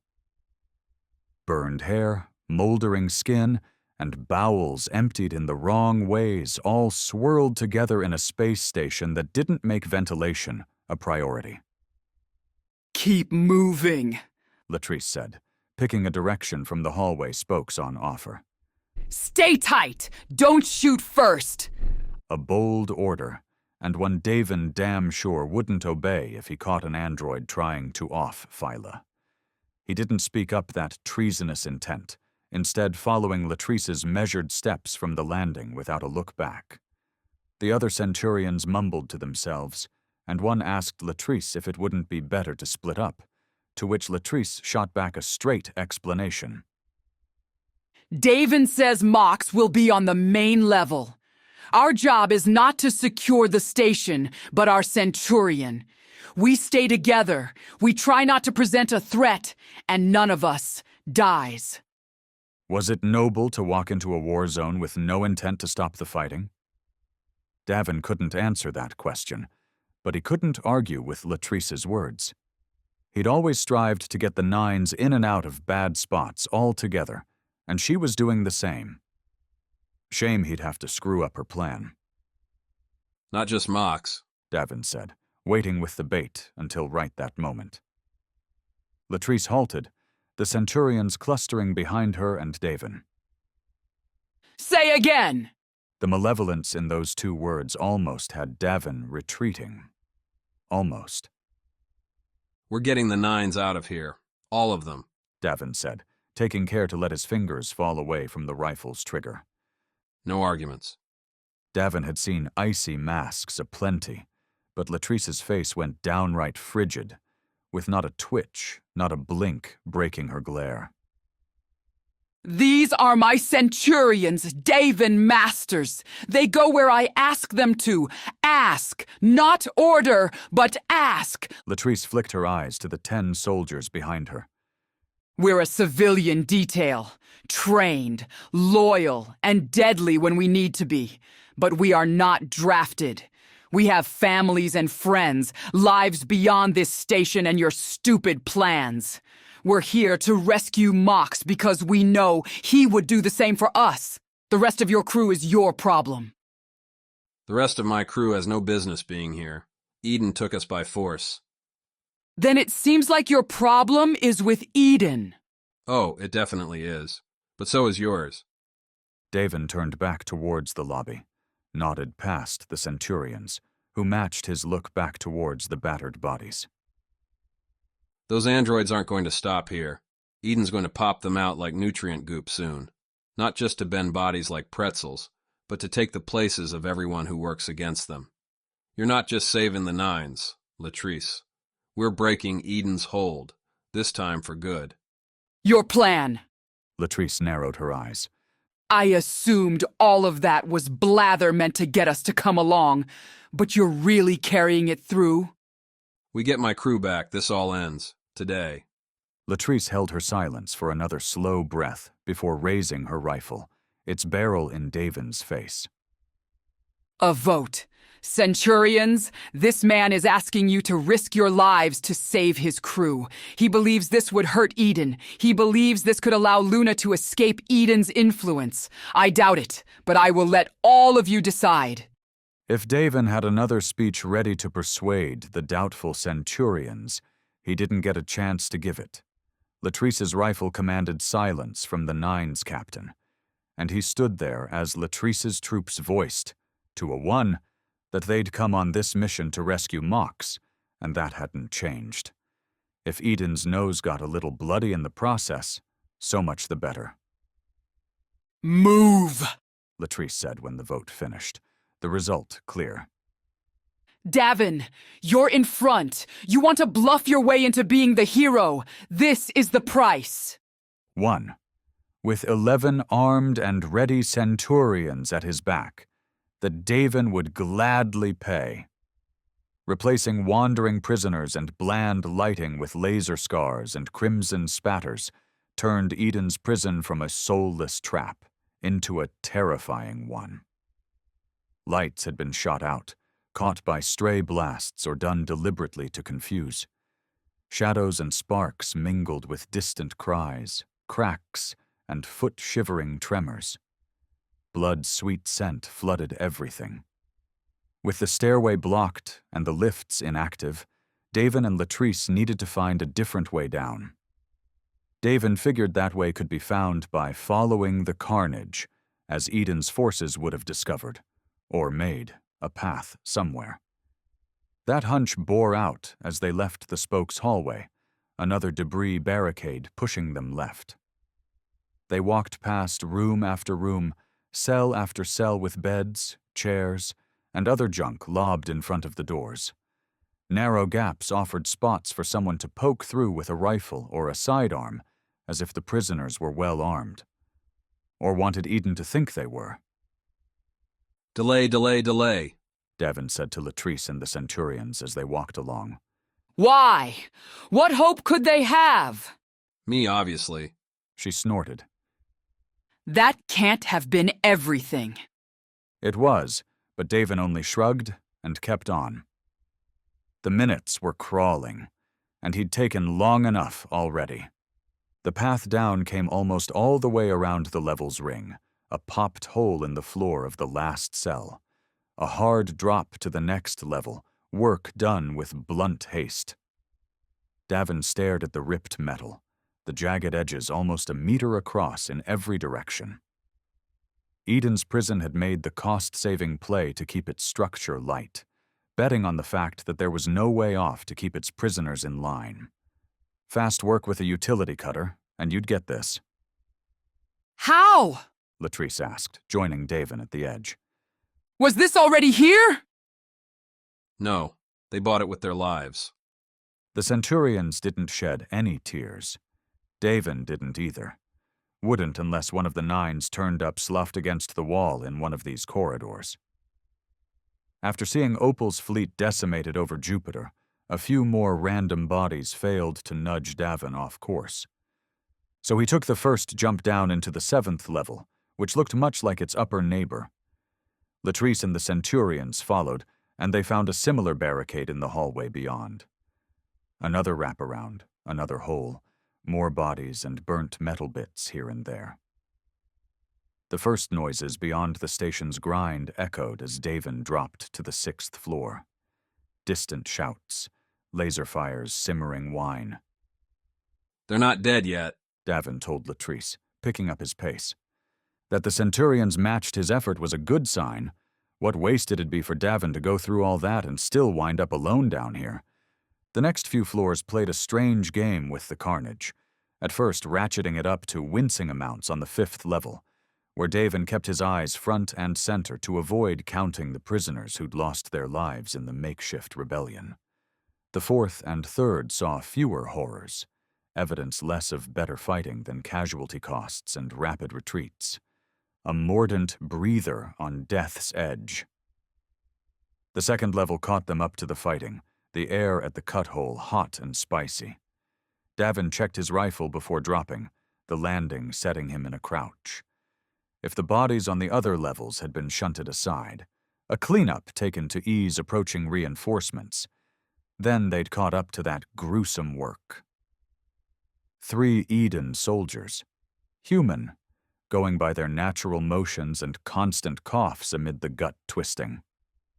Guts lingered beyond the cell, peering along the rounded corridor towards the action. Davin took them in, the sweaty sheen, relaxed sidearms tucked into holsters, and casual stances belying an utter confidence. They'd been in the fight long enough to know they weren't needed to win it. Time to change those odds.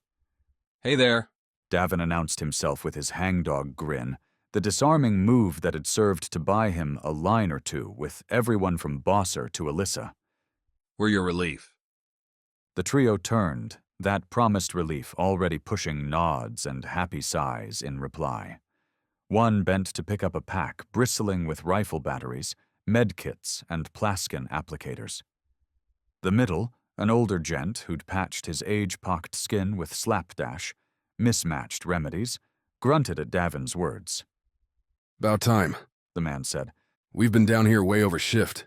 Stolen shuttle's gonna cost Eden a lot more in overtime. The woman to his right chuckled. Davin added his own laugh, then stopped as their faces changed to frowns, glancing over his shoulders. Latrice and her Centurions walking into the corridor, turning any thoughts of backup to something a fair bit darker. The hell's this? The man asked, one hand drifting towards his sidearm. Your relief, Davin repeated. Luna's got an interest in what's going on here. The man took in the words with the brain-fried suspicion so common among anyone burning hours in a combat zone, and when his hand came up away from the sidearm, Davin figured it had everything to do with how many rifles were pointed his way. The other 2 Eden grunts, looking to their leader, let the abject fear fall from their faces. What getting your life back could do to someone. The front line's around the corner. We're keeping it slow and steady. Precise. They don't have many weapons, but there's some good shots on the other side, and Heath doesn't want his bots hurt bad. Otherwise, keep yourselves back and let the androids lead. They're better at this than you are. Staying out of the firing line's a plan I can get behind, Davin said, throwing in a token nod to keep things friendly. Latrice signaled her Centurions to step aside, and the Eden trio walked through, into the cell, and took a boost to get on their way. Long way back. If you don't think they'll take the lifts, then you haven't been paying attention, Latrice replied, nodding onward down the corridor. This is Eden's prison. Don't forget that. Forgetting such a thing became harder as their group walked the outer ring, drawing closer to familiar cries echoing pain, punishment, and more than a little hopeless bravado. Android-themed invective mingled with the screams, as if the prisoners were trying to bolster their own spirits by declaring the bots useless. Based on what Davin saw, the burned and battered bodies littering the hallway, Heath's creations delivered on their promise. They caught the androids outside the last, unblocked spoke hallway.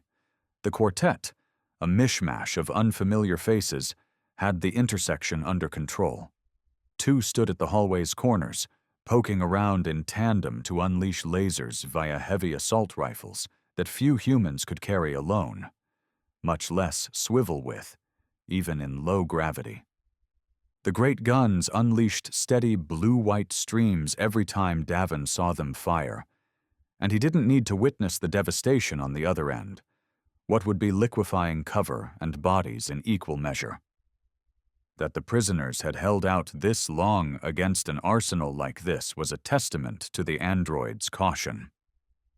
The bots spoke to one another, calling out clear and fire in a careful cadence. The two androids without the big guns darted here and there across the intersection, their eyes flashing before snapping the precise coordinates of their targets, 2 meters high, a quarter meter right, after which their gun-toting pal would turn and unleash hell at the spot. Hopefully the prisoners had learned to keep moving. Latrice kept her centurions back around the curve, walking forward with Davin, their rifles pointed low. She'd forced Davin to try negotiating first, on the idea that they could go beyond the android lines, find the nines, and escape without too much death. Heath's robots took her overture with the same mix of placid stare and aggression Davin was used to. "Turn around and return to your ships," said the closest android, one of the spotters, a milquetoast man who'd taken a few scalding hits to his bot self, every blast patched over now with fresh plaskin. "This is a combat zone, and you're not authorized to be here." Actually, we are, Latrice said, adopting more of a bluff than Davin thought her capable of. There are several high-value VIPs among the prisoners that we need to evacuate. Eden has given us permission. No, they have not. Your arrival has been anticipated and communicated. Our orders are clear. You are to turn back, or your lives are forfeit. Oh, Aya, always trying to get Davin killed. Latrice stood on Davin's right, her rifle at her waist. Trigger hand a slight move from firing. Davin's own was already right where it needed to be, his rifle angled at the android's knees. Not a kill shot, but a crippling one.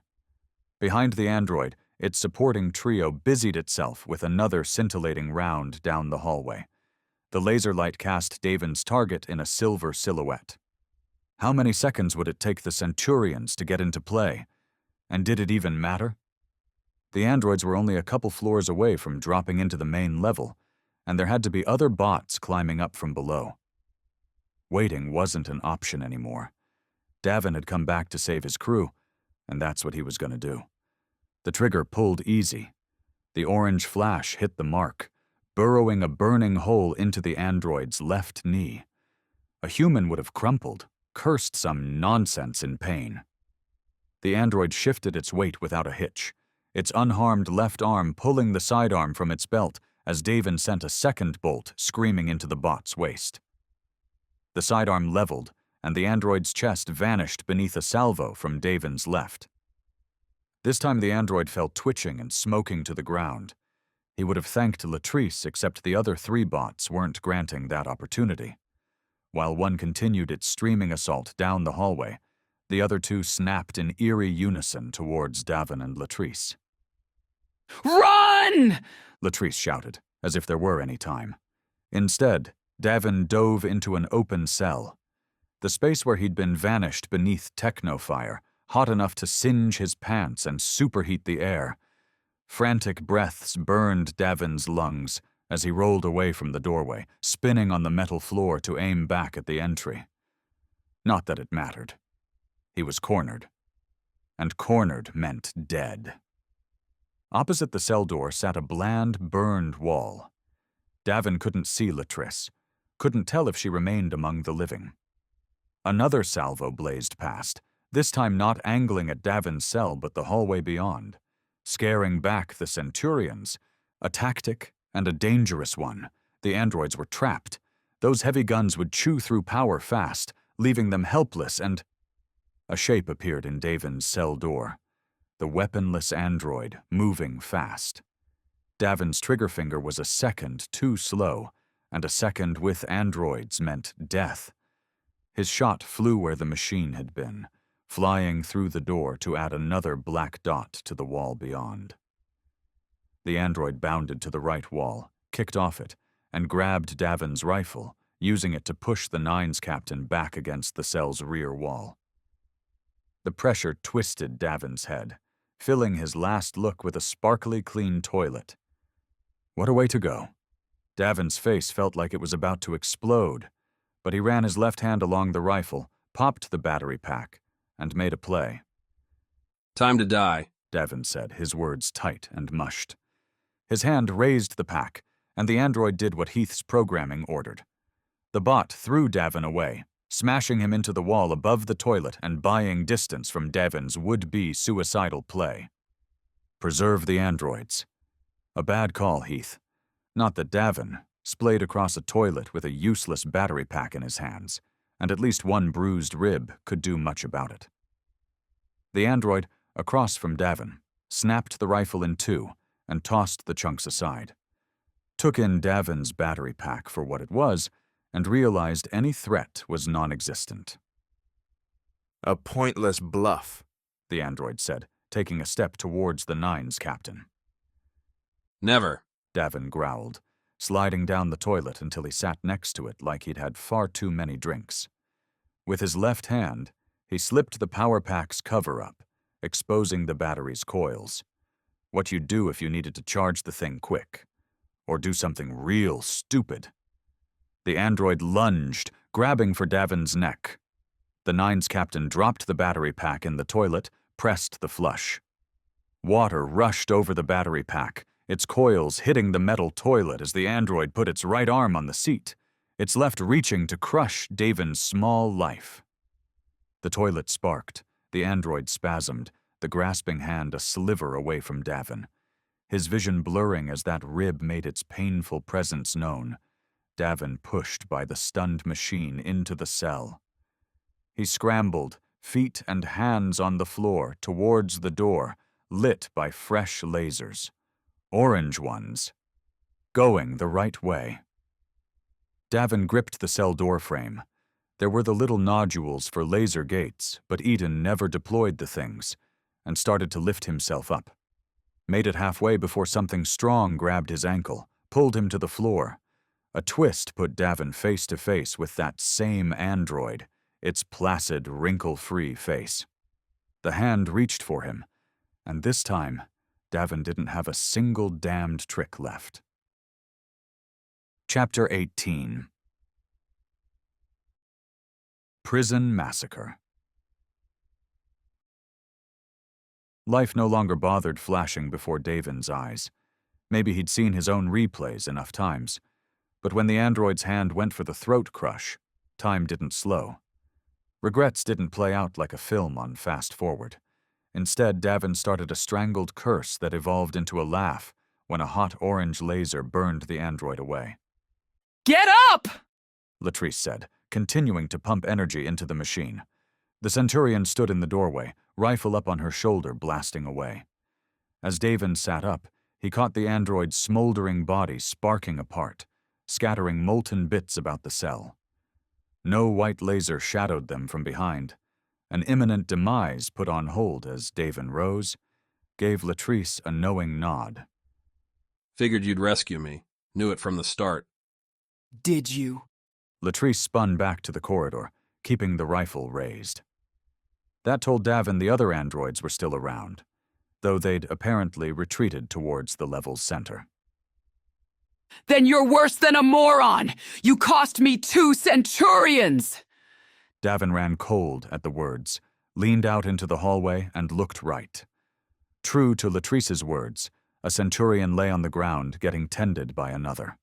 Still, as Davin watched, the downed Centurion formed a thumbs up with their hand. When no other body presented itself, Latrice's meaning became clear. One wounded, and one to tend them. The other Centurions had already run past and taken up positions along the intersection. They spat sporadic fire down the corridor, the kind meant to keep enemies from slipping into the open. Not dead, Davin said, matching Latrice as she strode towards her wounded soldier.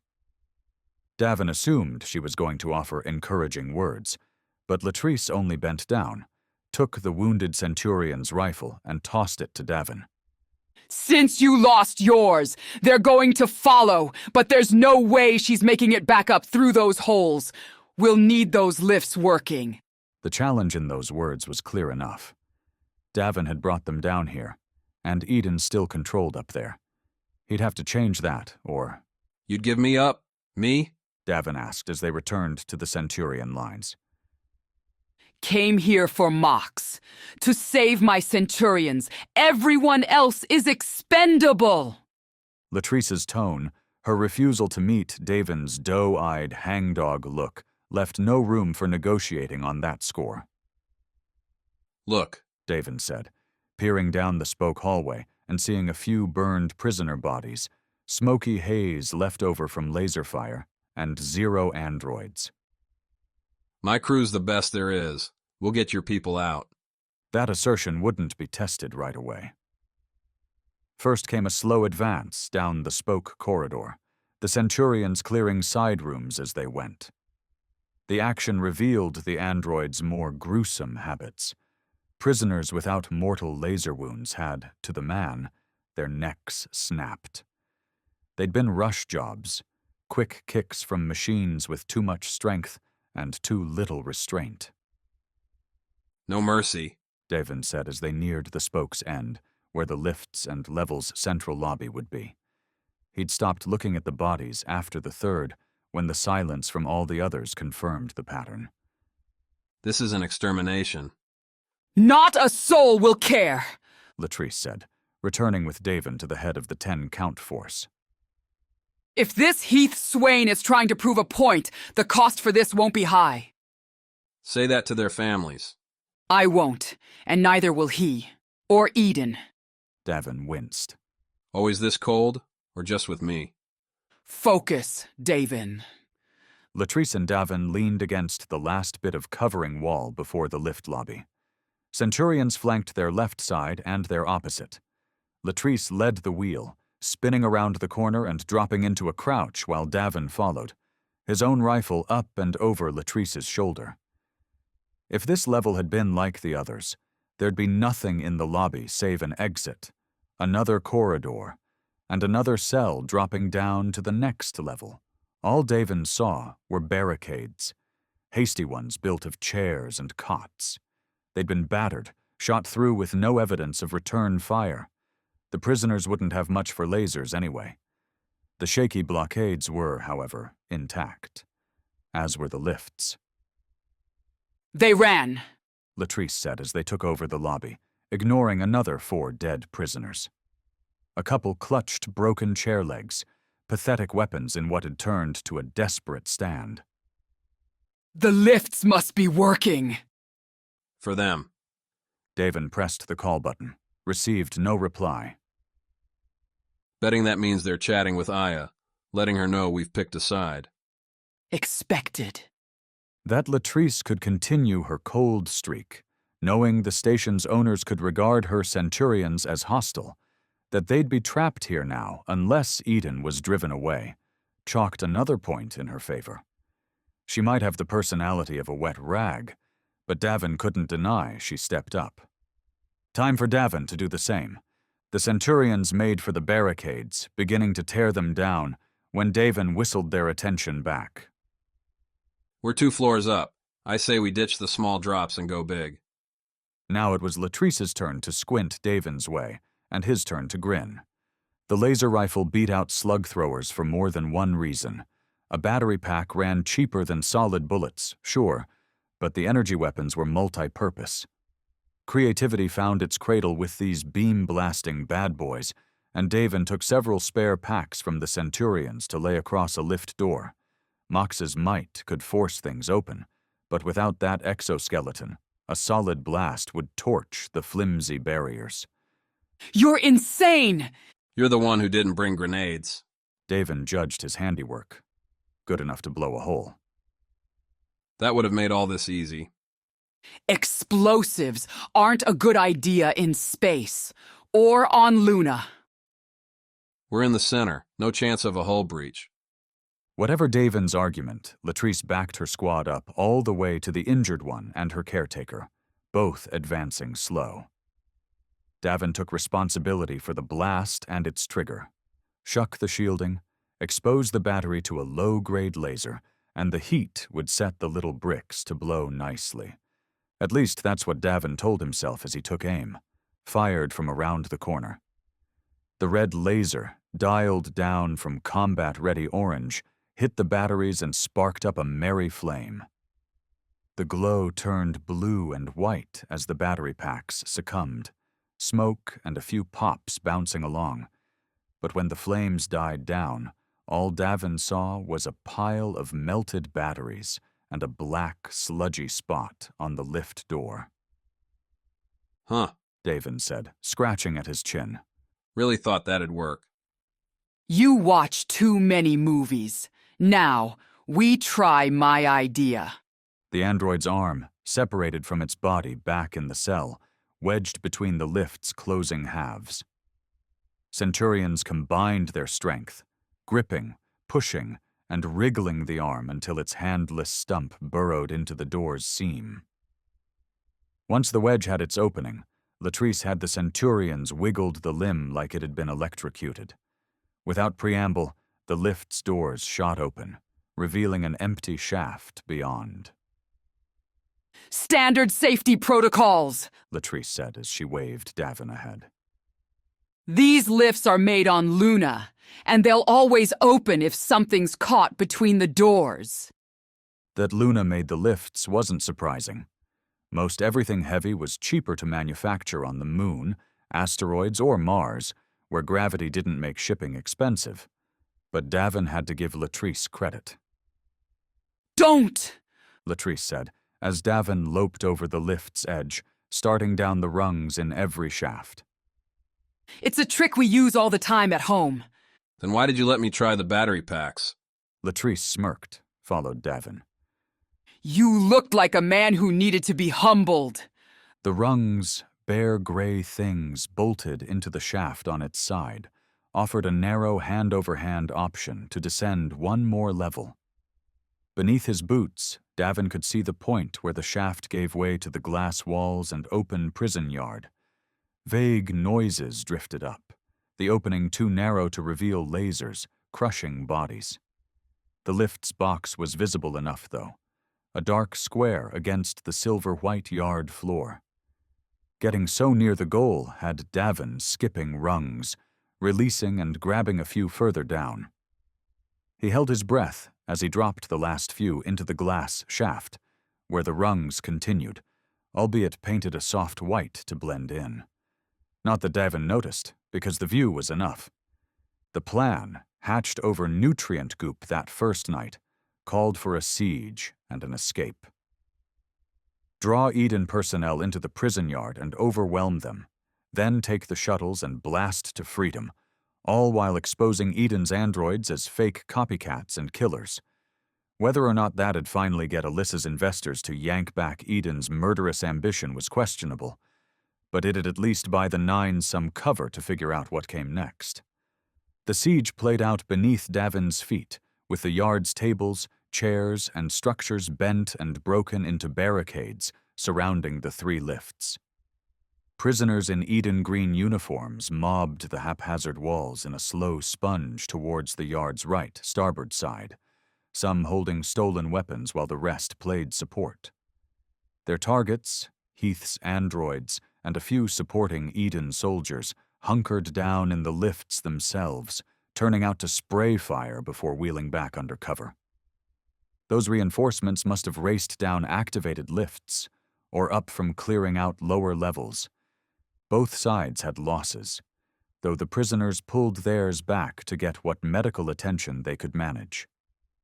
Eden's, both machine and man, laid out on the battered white tile. Ours! Latrice said above Davin as they slowed their descent, taking the battle in. This isn't a few minutes of action. They've been at this most of the day. How do you know? The routine.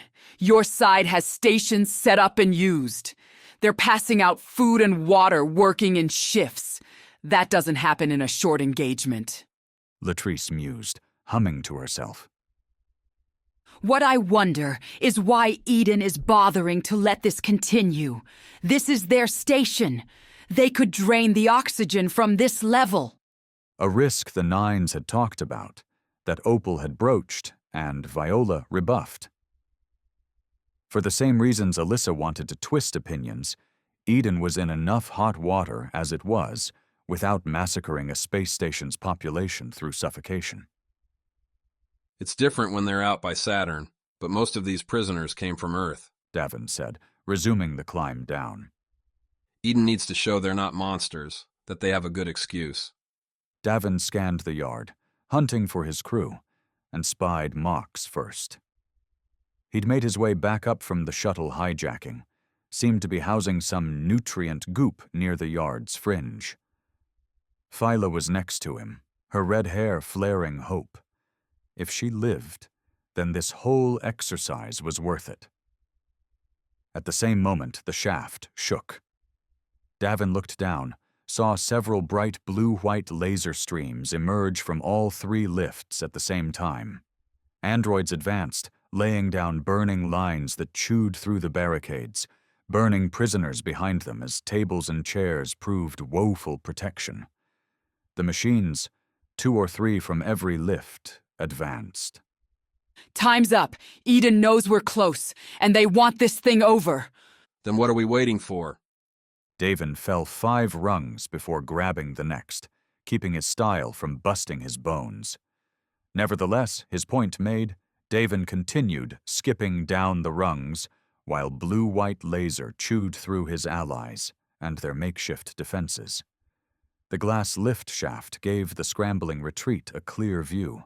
Prisoners realizing their commitment to a sketchy cause didn't stretch to suicidal limits. Eden's androids, Davin counted 8, plus 4 more Eden soldiers offering support, advanced with the implacable doom afforded those who knew they'd won the battle, or at least believed they had. The Nines had been playing the commander's role, giving orders from the back. Not the hero's stand, but one that had let them leave alive. And a damn smart move. They joined in with the wild retreat, not bothering to rally a broken, overwhelmed, and ragged force. Mox himself scooped up Phyla and Merc, running with them towards the level's farthest band. All they'd find would be solid wall and a few more pieces of furniture. That, and seconds more time. Opal, Viola, Puck, and Merc scattered after them, scrambling over blazing bodies and broken chairs. Davin wondered what they'd be barking to one another, what desperate ideas they'd be throwing around. Send Viola's bot on a bombing run? Have Mox try to punch a hole in the prison's hull to suck them all out into space, hopefully destroying the androids in a final flipped finger to Eden? All unnecessary, if Davin did his job. He hit the lift's metal roof as the androids reached the barricades. Letting their lasers die, the machines tore through the burning remnants, flinging the bits into the air like poor fireworks. Davin figured they had to have seen either him or the long line of Centurions descending the lift shafts, but none bothered turning back, spitting fire his way. And the reason came clear as the lift juddered into an ascent, rocketing up several meters in as many seconds. Davin wheeled, brought the rifle up to his shoulder, and fired at the cabling attached to the lift's center. Meant to hold weight, not resist an attack, the cabling frayed at the first and snapped at the second, just as Latrice hit the roof next to Davin. What had been a rise became a fast fall. The lift didn't stay centered either, swinging to Davin's left and bashing against the glass wall. Did Eden build their lift shafts for battle? They did not.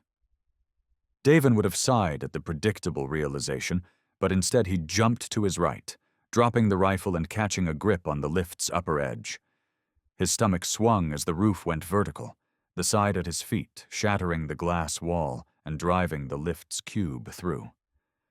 Glass cascaded over him, but Davin was more concerned with the heavy weight on his ankles. Latrice had a good grip, one that didn't hold as the lift struck the yard's floor. The Centurion flew free as the lift threatened to roll on over, ready to squash Davin.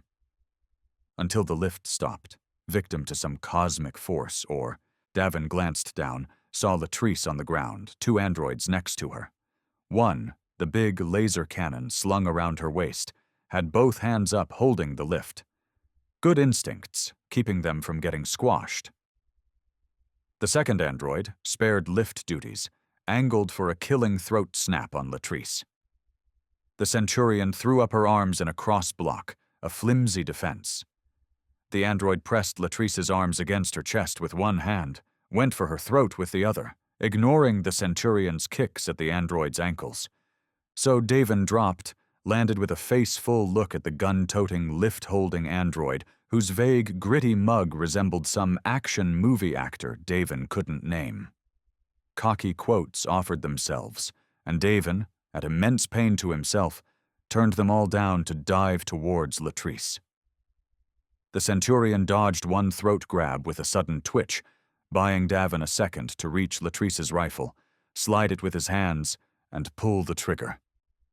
Kicks might not earn an android reaction, but burning off an ankle sure did. The android's second throat strike swung wide left, scraping the floor as the machine tried to balance on one leg. Latrice rolled to her right, dragging the hand holding her arms with the motion, and the machine toppled to the ground. Davin worked fast, flicking off the straps holding the rifle to Latrice. He snapped them free, brought the rifle up to angle on the one-legged android still making for Latrice's murder, only to hear bending metal overhead. "Oh, come on," Davin muttered, swinging to see the second android tossing the entire lift his way. The metal block eclipsed the stale white lights, flecked Davin with falling screws, and gave the captain no chance. The rifle's orange bolts, fired up at the lift with nothing more than impotent fury, scored a few dark marks as Davin's doom fell towards him. He kicked back as he fired, an effort to spare, perhaps, his head from getting mashed. The ceiling disappeared, then snapped back into view as Davin slid in reverse.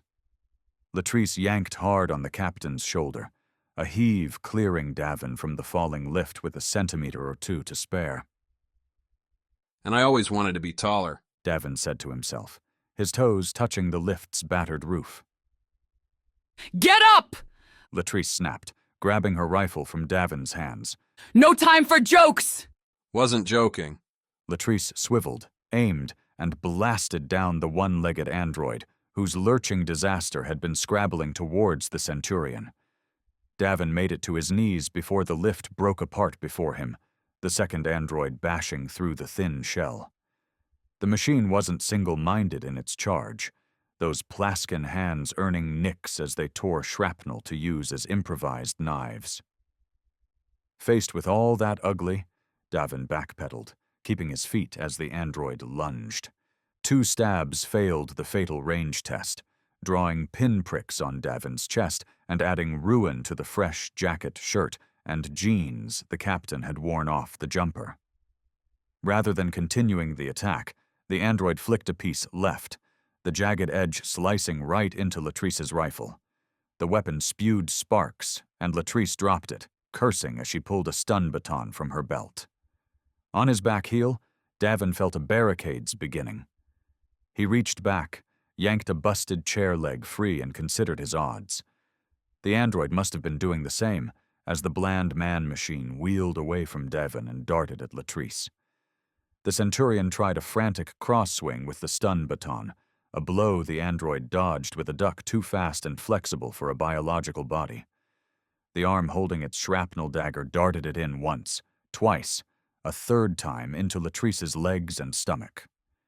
The Centurion staggered back, fell, wet crimson spreading.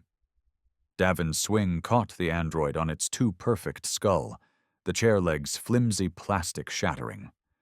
The fake hair flattened, but Davin felt no skull give way, saw the android reverse its stab.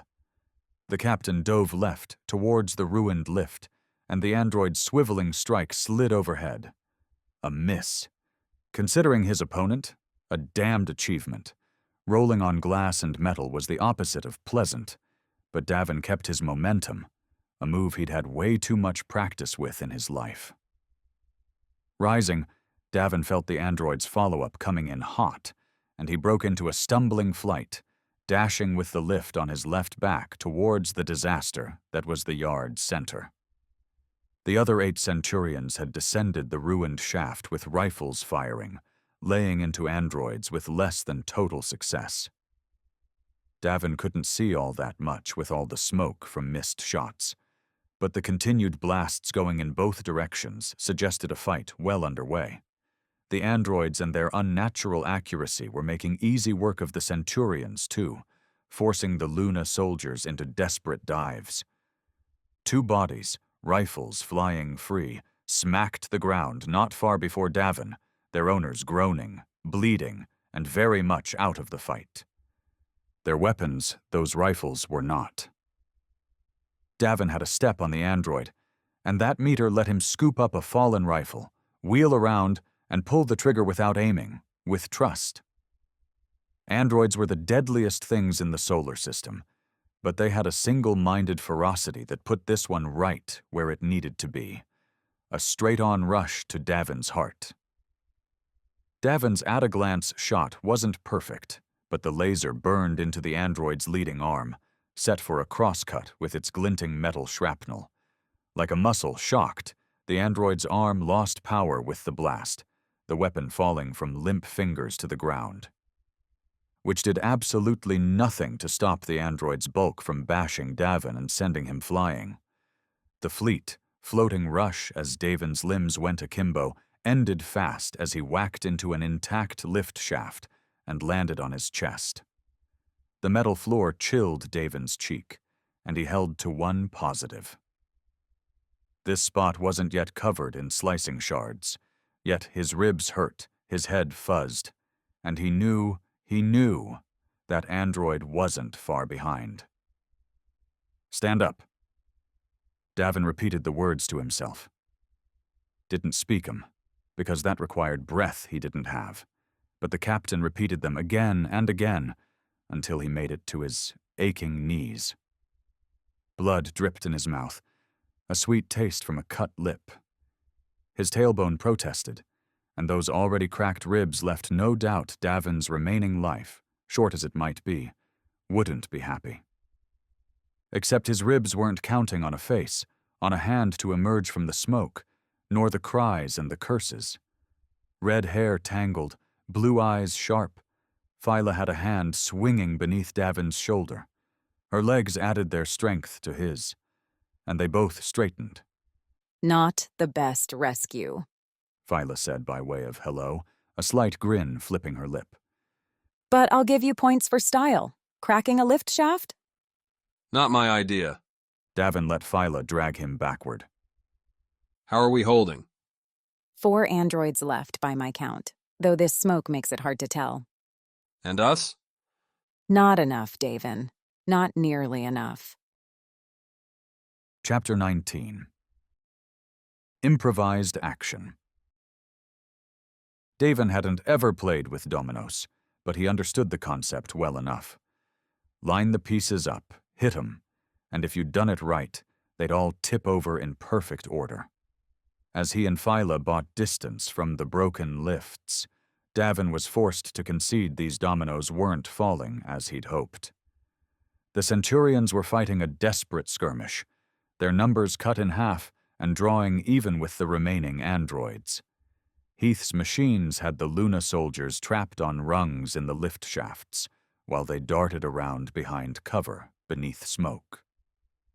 The prisoner resistance, as Phyla informed him, had broken down amid the android fire, with the convicts flat out running as certain death lost favor to a bland existence on board the station, and the Nines had little left to change the equation. Mox, Merc, and the others were trying to find an angle, but taking on androids without weapons wasn't a good idea. An all-out rush to grab dropped rifles in the level's middle stood out as a tactic, though Davin had to figure they'd lose a couple in the attempt. He couldn't order that, not now, which left something different, a zig, Davin's specialty.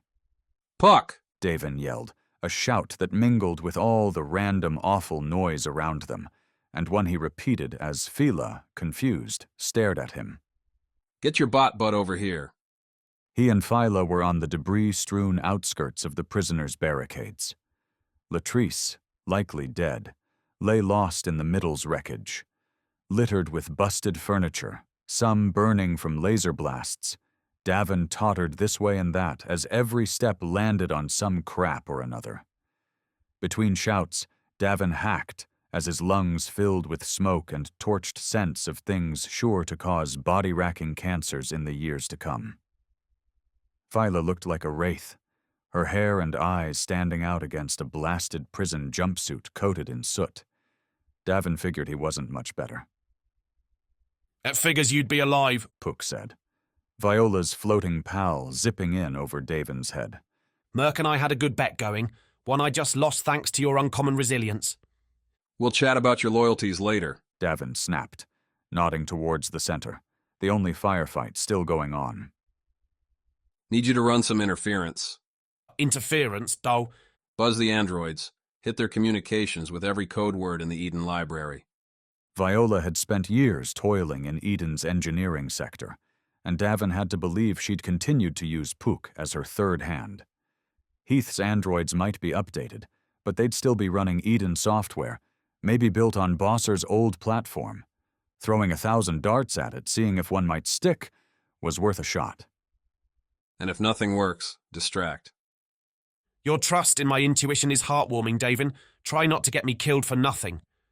Puck, the bot's little fans whirring, zipped towards the lifts on a mission that was probably suicide, yet infinitely necessary.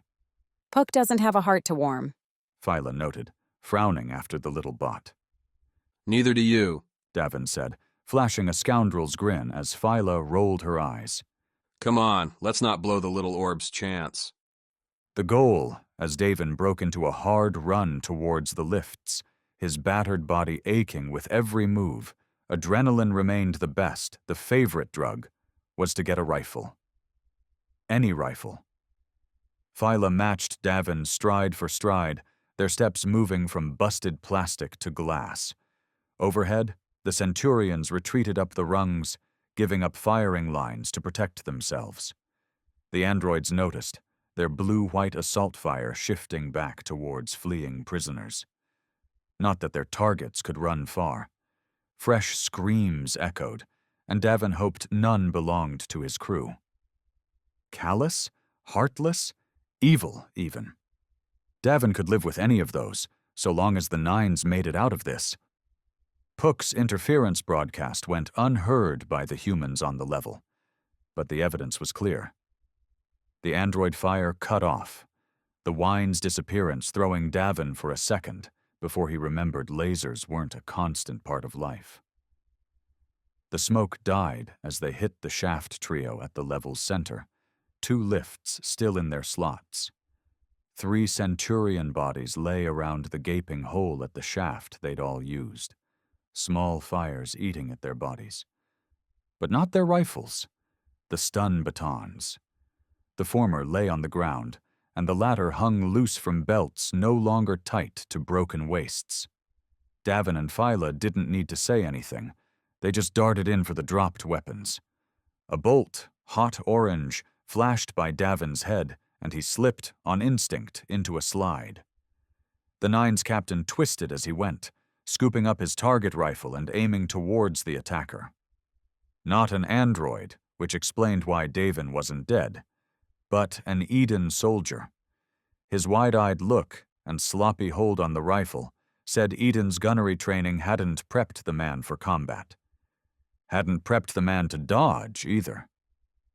As the poor sop tried to reorient, angle the rifle low, Davin squeezed off 2 shots, each plugging the soldier in the chest and dropping the soul. Davin didn't waste time, rolling over and yanking a stun baton from the fallen centurion at his back.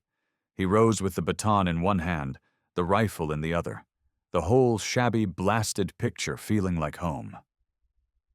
A home he and Phyla had run away from for a while, but now they were back, and as Phyla took the Eden soldier's weapon for herself, a dozen fond memories flitted through.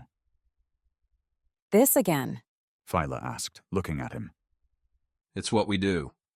Another blue-white cascade flashed through the smoke, and Phyla grimaced. Then let's do it, before the Nines are back to just you and me. The 4 androids grouped up beyond the barricades, heading in a straight line towards the level's outer perimeter and keeping firing lines towards the center. The Nines and prisoners had scattered, working their way like repelled magnets around the level to dodge fire and stay alive. Anyone who made a dash in towards the lifts found themselves blazed down. The Centurions, hung up in their lift ladders, weren't descending either, with Latrice not giving orders and death seeming inevitable if they dropped. A rescue mission, for one, didn't seem worth losing more. Pook filled Davin and Phyla in on all this, the bot returning unscathed and unsuccessful in his code barrage. Heath's androids had been upgraded, the trick rendered useless. They'd need the old-fashioned route to render these robots to ruin, and for that, Davin would need numbers. He'd need the 9s. We'll provide the cover, Davin said to Pook. Tell them to break to the middle. There's weapons here. Then we overwhelm the androids together. Your confidence as ever defies logic. Just do it, Pook, Phyla added, the 2 of them crouching behind a blasted table. The androids prowled beyond, moving in a clean, sweeping unit. Cut off from Eden resupply, the robots swapped salvos for precise shots, lining the air with an orange or blue blast for a second, before falling dark again. After each attack, eerie silence resounded, the strike so accurate the targets didn't have enough life left to scream. Drifting conversation died, as did the prisoners' numbers. It's a total execution, Phyla murmured. This isn't about restoring order. It's a showcase. Heath's made that clear. Ganymede didn't work out for him. This is try number 2. A showcase for who? You want my guess? It's Earth. Not Eden, but Earth that Heath's aiming this at. The planet wants order on command. Heath can deliver it. Phyla digested the words while Davin peered back through dwindling smoke towards the level's center. The busted lift that had nearly turned Davin into a pancake sat off to his left, and near it lay Latrice. Too far to tell if she still lived. He would have broken her way, but the androids had taken that route through the barricades and would have a clear firing line. Maybe, against faulty humans, Davin might have tried the sprint. The androids wouldn't let him live through it. It's the same fear, isn't it? They don't trust us because we live out here. Don't trust, but don't want to enforce. That's what Heath's betting on. We sprawl out across the solar system and maybe beyond. Earth loses power with every kilometer. Androids get to be their strike force, their soldiers. Nobody has to leave Earth, and they still get control. But why does Earth care? The real question, Phyla, is who on Earth cares? Answer that, and we know who Heath's dancing for. Then again, seems like we're jumping ahead here. Saying we should blow up some androids? Davin grinned at Phyla. Read my mind. Whether Puck had delivered the message or not, the androids had gone about a quarter of the level's distance in their perimeter sweep along its northern band, immolating prisoners along the way. They'd pass out of Davin's sightline soon enough, forcing Davin and Phyla into a dash across deadly space. Worse, if the robots kept moving, they'd get to the level's far side, where the rest of the prisoners, and the Nines, had clumped. That just wouldn't do. Davin wheeled, fired without aiming. 2 shots, fast and likely misses. Davin didn't bother to watch, instead diving away to his right, across Phyla. Lasers replied, melting through the table and confirming Davin had attracted the wrong attention. He didn't rest, scrambling on past Phyla as she took her own pot shots. Then she joined him in a sprint along the inner barricade circle towards its southern end. The androids kept up their fire, the flashes blinking around Davin's eyes. Now! Davin called, breaking right and through a blown part in the makeshift barrier. Phyla escaped with him, branching to the circles outside as lasers burned holes behind her feet. Smoke, surprise, had bought them a few misses, but the androids would be coming now. I'd say we got their attention, Phyla said, breathing hard. Mox and the others had better use it. We can't just sit here. They're computers, right? Davin asked, both of them pressing backs against the overturned tables, chairs, butts on the ground. Before Davin spread a bloody yard full of bodies and smoking ruin. To his right and left, the barriers continued. We want a chance. We have to be human. Ought to be easy for you. Davin nodded. We do what they won't expect. Attack. Phyla cursed, but she readied her rifle anyway. Easy to say, stupid to do. That's what ran through Davin's mind as he curled right, thick centurion boots crunching over drying blood, burnt plastic, and, here and there, the soft, white Eden tile. The fight continued like a long day, dwindling action that wouldn't quite stop as the carnage settled. The androids weren't executing anymore. They were hunting, and Davin hoped they'd follow the trail right back to the level's center. He kept himself low, Phyla following, with the rifle tucked up near his chest. If an android popped out ahead like some scary prank, Davin would blow it away. If the machines attacked from anywhere else, Davin would be dead before he knew it. Starting on the level's southwest side, Davin and Phyla circled northward, hugging the battered barricade.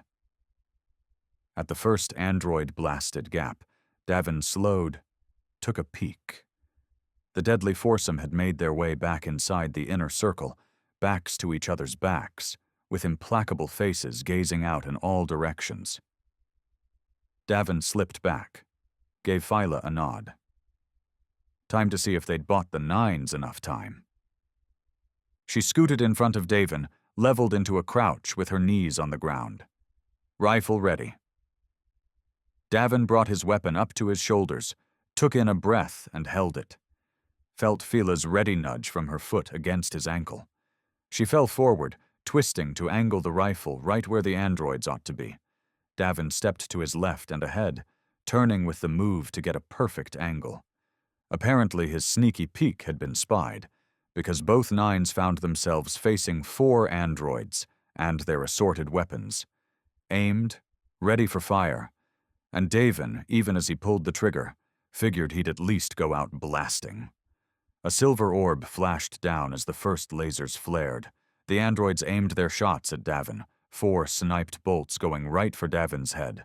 Puck caught them all, the burning lights blowing the poor bot from the sky in a superheated puff a few meters away from Davin's face. The Nine's captain didn't dance back, didn't scream or fall away, didn't mourn a bot that Viola could, hopefully, rebuild. Instead, like Phyla, he held the trigger. Orange bolts sprayed back at the androids, Davin pushing forward as he fired. Phyla let her rifle stream for a long couple of seconds before curling back behind the barricade. Davin felt heat brush his back, his right leg, a fire so hot that he fell forward, pitched onto the tile. Agony skittered up and down his right side, a sensation he knew too damn well. One he didn't have time for. Using his elbows, Davin crawled ahead towards the next gap. He'd get there and... Behind! At Phyla's voice, Davin twisted. His vision blinked black as his wounded leg dragged on the ground, and brought up the rifle. An android appeared in the gap they'd just left, wielding a rifle in either hand. Each weapon pointed a different way, a feat of strength and targeting acumen that might have wiped them both out if Phyla wasn't a damn pro. She shot the android as it landed, smoking the machine's side with a steady orange stream. The hot laser burrowed into the machine's side and through it, melting circuits, wires, and the metal holding it all together. The android's top half split from its legs, falling forward to sprawl amidst the other debris. The bot still fired its rifles, a last command spewing orange across the ground. Flame trails lingered. Phyla put a final end to the android with several more shots, then frowned her smoke-smudged face Davin's way. You're hit. I'll live, Davin said. Won't be running anywhere fast, though. Phyla started his way, then stopped herself, glaring towards the gap in the barricade splitting them as if it were personally responsible for this problem, which, Davin supposed, it kind of was. Stay here, Davin said, putting one hand on a chair pile to steady himself. I'll keep going around. You look for a shot. 3 more. Some earlier version of Phyla might have tried telling the wounded Davin to trade spots, to not do something so stupid, but the years they'd spent together coiled into the nod she gave him, the crinkling around her eyes, saying, "I love you" better than any words could have. They knew each other, in every way, and in that ruined prison Davin realized this was a life he very much did not want to lose. Lurching along the barricade didn't feel heroic, nor did his hard-breathing crouch as Davin reached the next blown gap. Another peek confirmed the android trio had decided to set up shop around the lifts, each lugging one of those high-powered laser cannons, abandoning the clean sweep for a strong position. But why? Reinforcements? With the remaining Centurions trapped up the battered shafts, the androids definitely could just wait for more Eden forces to show up. The Nines and what prisoners were left didn't have the arsenal to dislodge the 3. A charge from all sides might earn some hits at massive cost to their lives, an idea Davin discarded even as it formed. He had no way to talk to anyone, to set up a signal, with Puck gone. Stepping out for a shot didn't seem like a great option either. The burnt furniture held a better answer. Thin chairs and tables. Clumped enough to make targeting hard, but Davin didn't need to be perfect, just good enough to draw some attention without killing himself. He shifted to his right, put the rifle up against the leaning table and its attendant clumped chairs. Come on, it's not the worst idea you've ever had, Davin muttered.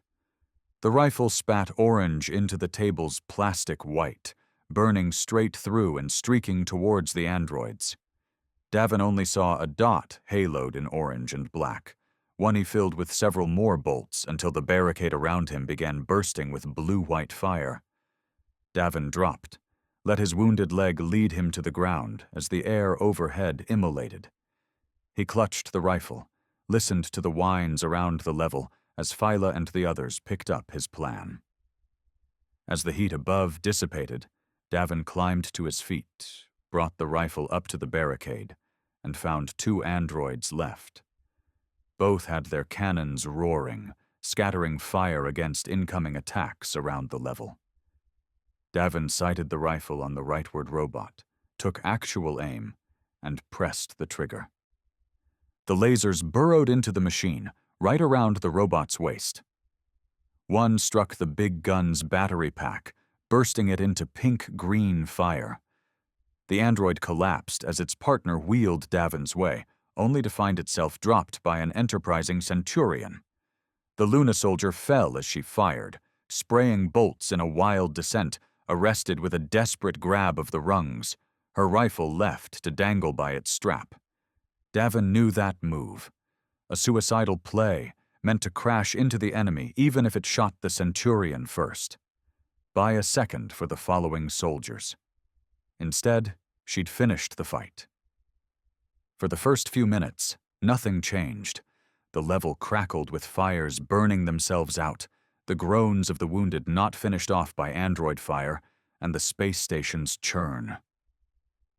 Davin ventured into the dissipating smoke, keeping the rifle up as he approached the androids and checked each one, dropping an extra shot into a couple whose eyes still twitched. His right leg burned, but apparent victory dulled the ache enough for him to limp around. Latrice numbered among the living, pale and glassy. The 4 remaining Centurions circled up around her, first aid kits coming out to handle the stabs. Davin watched as Phyla found him, as the survivors began their cautious approach into the level's center. The two working lifts zipped up and away, a detail Davin registered and did nothing with. If Eden decided to send another android swarm down in those boxes, the machines would be trapped, gunned down without mercy. He figured Eden would know. Would. You lucky bastard, Merc announced, walking with Mox into the level's center. How'd you make it through all this alive? Cheating death, as per usual. Phyla answered for him. What could have been a cheery reunion under better circumstances went sour as Merc detailed injuries. Roddy, Viola, and Opal were all hurt, all laid up at the level's outskirts. Shrapnel, lasers, and, in Viola's case, a broken ankle earned from a bad drop on the levels above. The androids had come in precise and furious, slaughtering most of the prisoners and throwing their plans into chaos. The only thing that saved us was how cautious they were, like Heath didn't want to lose his toys, so they gave us chances to run away and regroup. Mox had counted 10 androids in total, a smaller force than Davin expected, until Phyla reminded him this was a prison. The people inside weren't supposed to have weapons, and they'd lost most of the 200 or so prisoners as it was. What little remained of Davin's winning cheer withered when he counted fewer than 20 still standing. Heath had demanded a slaughter and received one. The Metal Man himself ought to have numbered among the dead, being left in a one-on-one matchup against Opal's android copy. Mox ditched off the duel as a quick affair, brought to an end by the android's faulty logic. She thought I was a normal weak man like you, Davin, Mox said, tilting his neck to either side, as if to accentuate the black metal wrapping his shoulders. She caught my first swing with her hand, and the pipe wrench tore off her arm. The second caved in her head, blew her senses. From there, it was ugly. Jeez, Merc said. Mox, why aren't you bashing them all in for us? No. Because I got lucky, and Davin's failure set up my success. Okay, enough about my failure. Congrats on being a badass, Mox. Don't stop now. New plan, Davin said as the group circled up, Latrice joining with a lean on a Centurion's shoulder. What we saw here could happen anywhere. This has to end today. We're ready, Mox answered the unasked question. Tired, real tired, but ready. Good, because we're going to keep moving. The we in that announcement turned out to be Davin, Phyla, Mox, and Merc. A devil's quartet if Davin had ever seen one. Latrice and the Centurions, despite fuming over a mission gone very sideways, agreed to help the remaining prisoners and Nine's crew hold the level against fresh assaults. How long they'd have to stand guard without more help would depend on, well, how far Davin's swagger and a hefty supply of pain-killing drugs, courtesy of those Centurion aid kits, could carry him. Viola took the news of Puck's heroic sacrifice with a sigh. She'd rebuilt the bot a couple times already and made a habit of syncing Puck's memory to several different backup spots. Opal, with both arms burned by bad blasts, had drifted into unconsciousness. Merc's cocky guise slipped when he looked her way, but Viola promised she'd be well taken care of.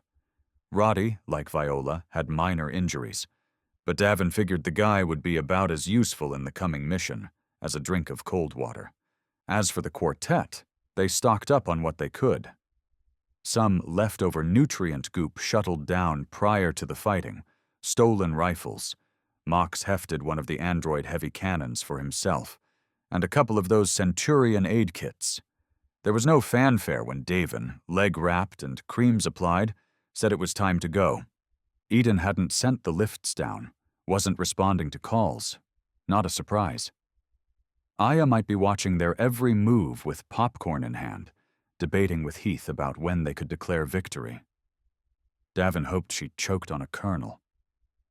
Anyway, that the lifts had gone up was a good thing, because the Nines were going down. Chapter 20. Scarred Plans. Before a mission, the Nines always assembled in the Jumper's cargo hold. They'd check each other's setups, confirm battery packs were charged, accessories were clipped to belts, and repeat the plan to each other. A ritual at once necessary and bonding. Davin, Phyla, Merc, and Mox did the same now, standing near the lifts while the remaining prisoners and centurions shored up what defenses they could. Mox held a heavy cannon, his exoskeleton more than able to heft the monstrous weapon. Cables ran from the long laser gun to a big battery pack strapped over Mox's shoulders, almost like the big man's old minigun back on the jumper, and plenty fearsome. Beneath the gear, Mox's shiny black exoskeleton pushed out the forest green Eden jumpsuit, bulky ridges spidering about his arms and legs all the way up to his neck. Like all of them, exhaustion played about Mox's features, wrinkles driven by age and exertion brought to the fore by sleep's unmet demands. Phyla and Merc matched each other, their marred jumpsuits offering little space to attach anything useful. Even so, they both stuffed pockets with extra packs for their rifles. Merc, the lean pilot, kept up the swagger as he scoped several rifles, landing on a fallen centurion's weapon. Trust Luna more than Eden to keep their gear in good shape, Merc said when Davin eyed the choice. So long as you bring it back, Latrice, sitting on a chair and breathing slow, said, That's not yours to keep. What's your damage policy? Because where we're going, she's not likely to come out clean. Prison time! Breaking rocks! Merc laughed. Noted. I'll give her back in one piece. Davin, thanks to his change in the jumper, had a real setup, albeit one burned and battered by the fighting. Still, he had a belt with clips that he put to good use. A Centurion aid kit found its way onto his back, drugs from another already numbing his burned leg. The Nines captain wouldn't be winning any foot races, but he wasn't sitting this one out. Not with vengeance on the menu. Merc offered to lead, and Davin gave him the go-ahead. The pilot started off down the left lift shaft. The fragile courtesy doors had already been shattered by wayward blasts, letting easy, albeit crunchy, access to the rungs along the shaft's side. Mox took the last spot, slinging the big cannon over his shoulder. They descended fast, or at least as fast as Davin's wounded leg would let him. All the while, they rehashed the new plan, not all that different from the old. The Nines had wanted to lure Heath into an all-out response, trap him on the prison and take him out. That Heath had sent Aya instead, along with a few androids, confirmed he was a damn coward. Confirmed the Nines would have to go to him. They can see everything we're doing, Davin said, just above Merc as they kept going down. I don't understand why they're not responding. My guess, Phyla said. They're dealing with bigger problems. Bigger? Earth, Luna, and all their eyes. Alyssa had one thing right. Eden's a company with investors, with people who don't want any more disasters. Heath pushed for this, and now that it's gone sideways, they have to clean it up. By killing us all, Mox rumbled. They have Centurion blood on their hands now. Once Luna knows, Eden will lose access to the moon. Mox's words made Davin twitch. The proverbial chill followed. Once Luna knows, Heath wouldn't be dumb enough to let that happen, but just killing the Nines, the prisoners wouldn't safeguard that. The prison had cameras. Any disgruntled employee could pull the footage, send it. They're going to blow the station, Davin snarled. That's how they hide everything. That's why they're not sending any more androids at us. It's an evacuation, a wipe. That's quite the play. Does Heath have the stomach for it? The man believes in androids. He's risking everything. The man won't care if a prison goes boom to keep that dream alive. Which means what? A timer's ticking somewhere? Merc snorted from below. Any station in Earth's orbit has to have a self-destruct option. Has to be thorough, too, so big chunks don't land. They'll have the trigger up top. Too far to climb on the lift ladders. Keep going. They'll need time to evacuate everyone. They've had time, Then climb faster. Merc did, dropping rungs like Davin had done farther up. A tricky move Phyla managed.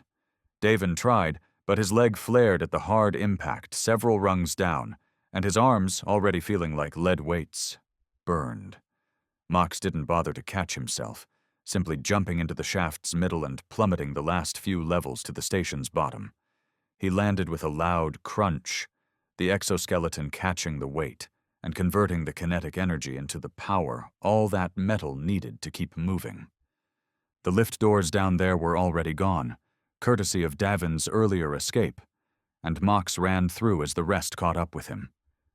The corridors were quiet. The androids that had struck down here, apparently, among the ones dead up above. Mox, of course, knew where to go. The docking bay.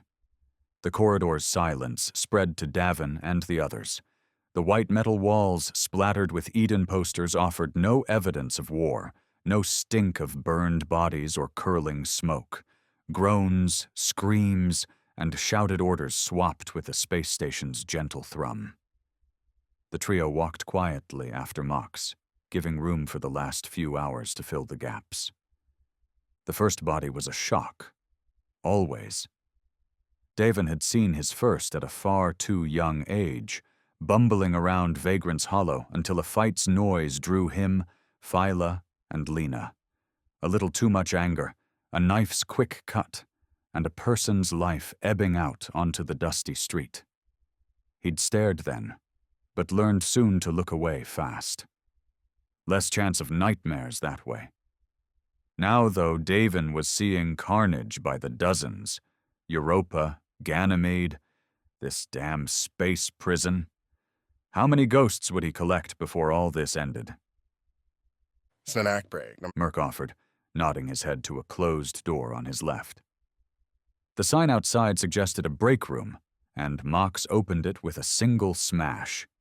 Inside the squat room were plain lockers, stuffed with nutrient goop and canned coffees, juices, and fizzy waters.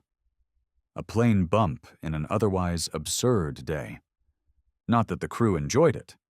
A snatch-and-run affair that had Davin alternating plain black coffee with strawberry nutrient goop. Tasted like old chalk, no matter the flavor.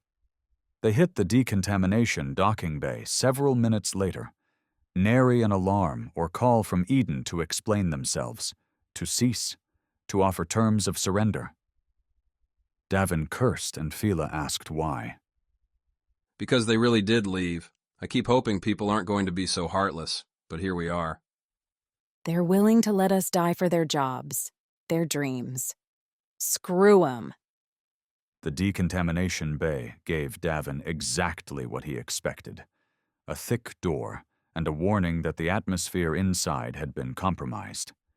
The wrecked shuttle waited, still jammed along the docking bay's length. As with any docking bay, a nearby room held spacesuits and emergency gear, stuff Mox pulled out and threw to Davin, Phyla, and Merc. His exoskeleton rendered Mox a hard partner in this bit, the Centurion putting on a helmet and its attendant oxygen mask. He'd keep his breath, but a trip beyond the station would freeze or scald the man. But a spacewalk wasn't the idea. Smashing into a damaged docking bay wasn't so easy. After a couple of hard, ineffective whacks with his fist, Mox backed away with a shaking head. He waved off the others, then leveled the high-powered laser cannon.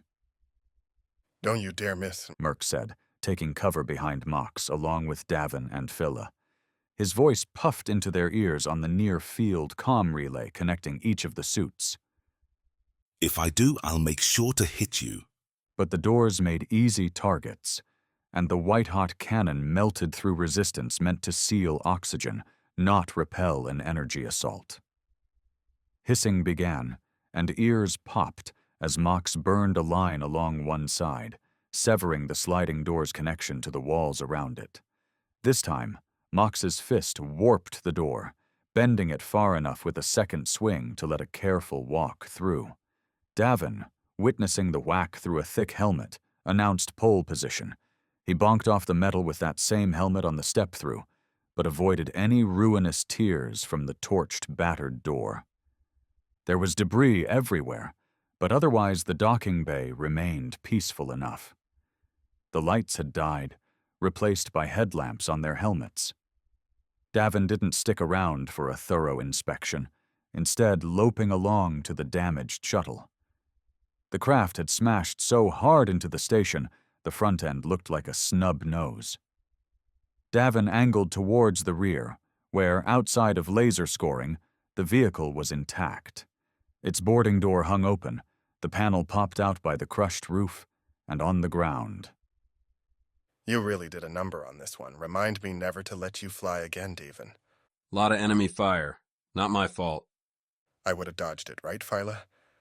We both would have, Merc. There's a reason Davin doesn't touch the stick unless it's an emergency. Saving the insults for later revenge, Davin climbed into the ruined shuttle, picking his way along the seats until he came to the smashed pilot's terminal. Broken, unable to fly, but the shuttle hadn't exploded. Wires splayed everywhere, but Davin didn't spy severed lines. It had been a crunching hit, but ships these days kept their comms well secured. Nobody wanted to be stranded without their mayday. The screen had shattered. There'd be no fancy interface. But Davin felt beneath the terminal to the narrow analog layer, meant for those times when everything had gone wrong. He found switches and flicked them, one by one. A nested port let loose a dangling plug when Davin pulled it open, and he yanked it free, then set it into the suit's comm relay up by Davin's neck. Without atmosphere, nothing Davin said sans suit would go anywhere. When he plugged in, though, Davin heard the euphoric crackle. We're up and running, he said, the words traveling both to his friends and out along the shuttle's open band. Only Davin didn't want to talk to the void. He had a specific target. Without a functioning console, he had to do things the old-fashioned way and get his target to come to him. This is a dead man, Davin began. A ghost, and a reckoning. He slowed, threw Phyla a wink she probably couldn't see through their visors. Heath Swain, if you're listening to this, tune to my frequency, and let's decide how your dream dies. Davin rattled off a band at the end, twisting the analog dial beneath the crumpled terminal to the desired frequency.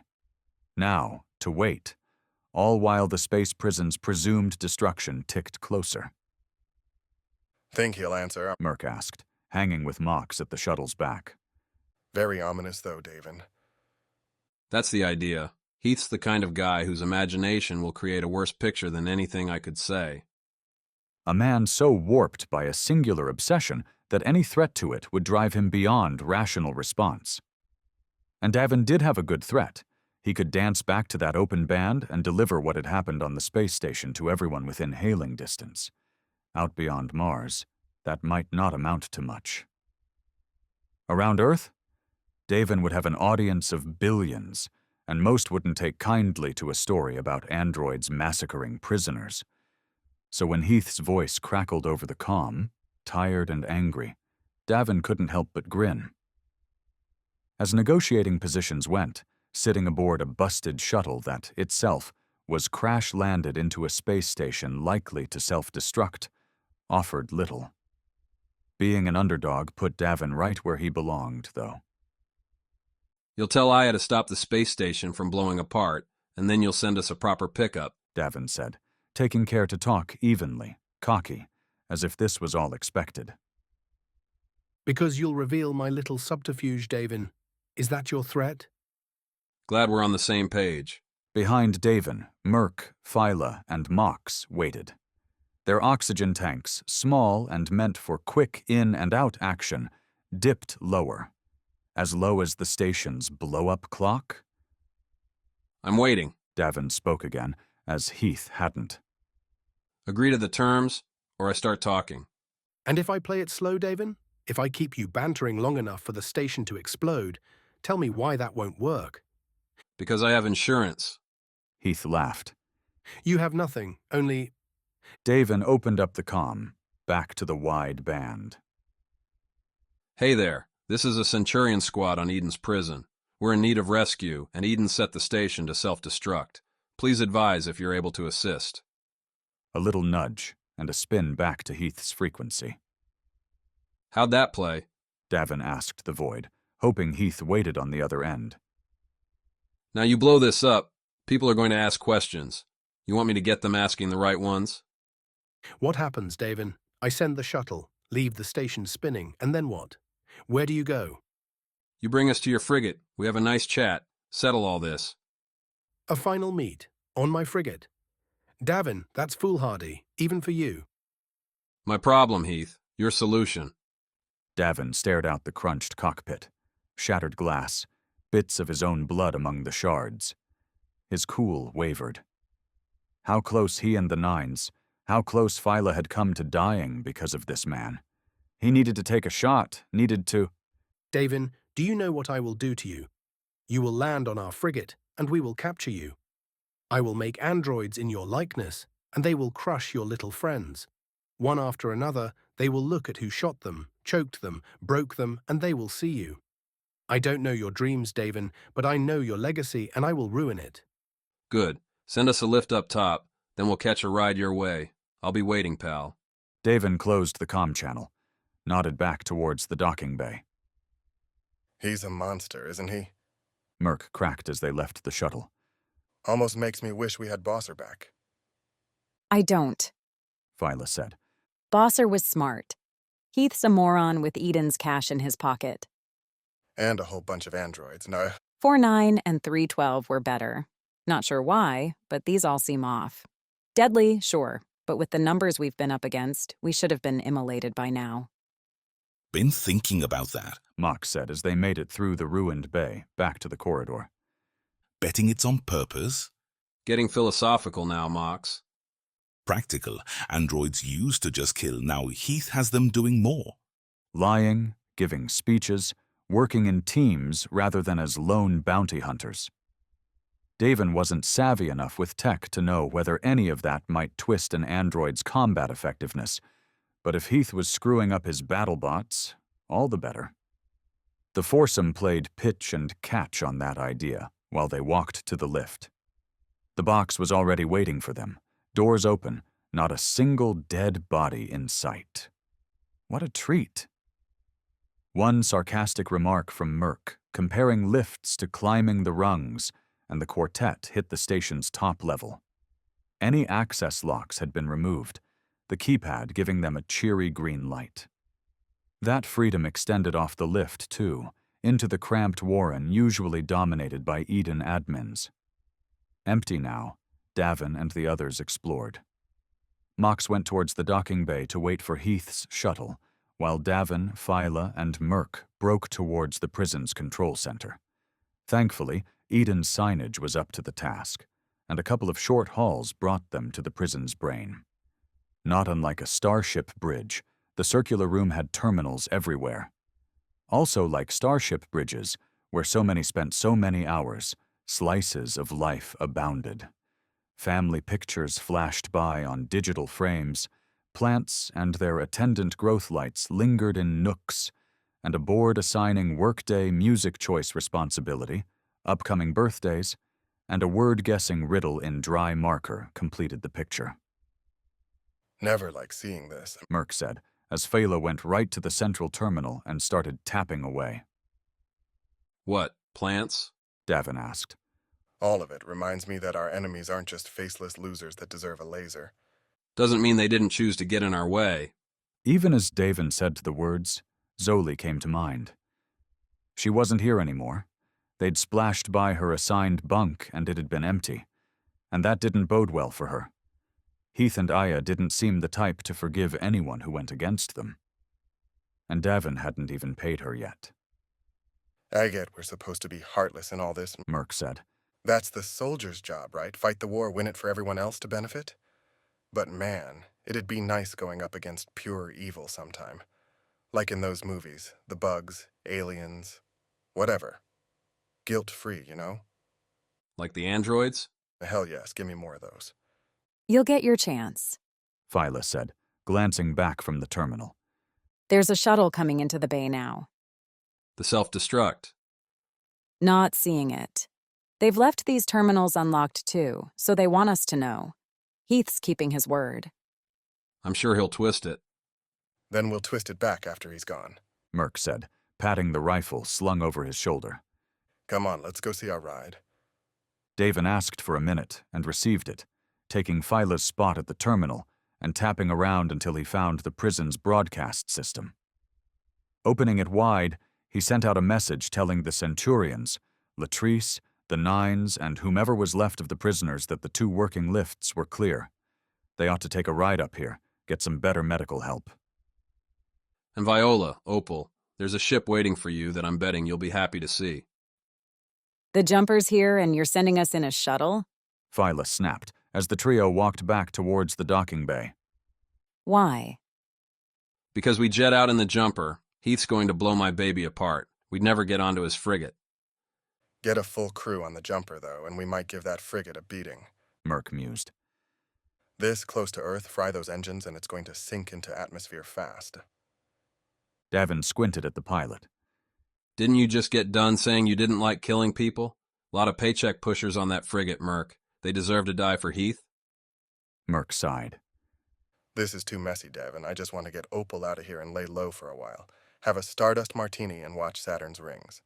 Stardust martini? Too sweet. Phyla stuck out her tongue.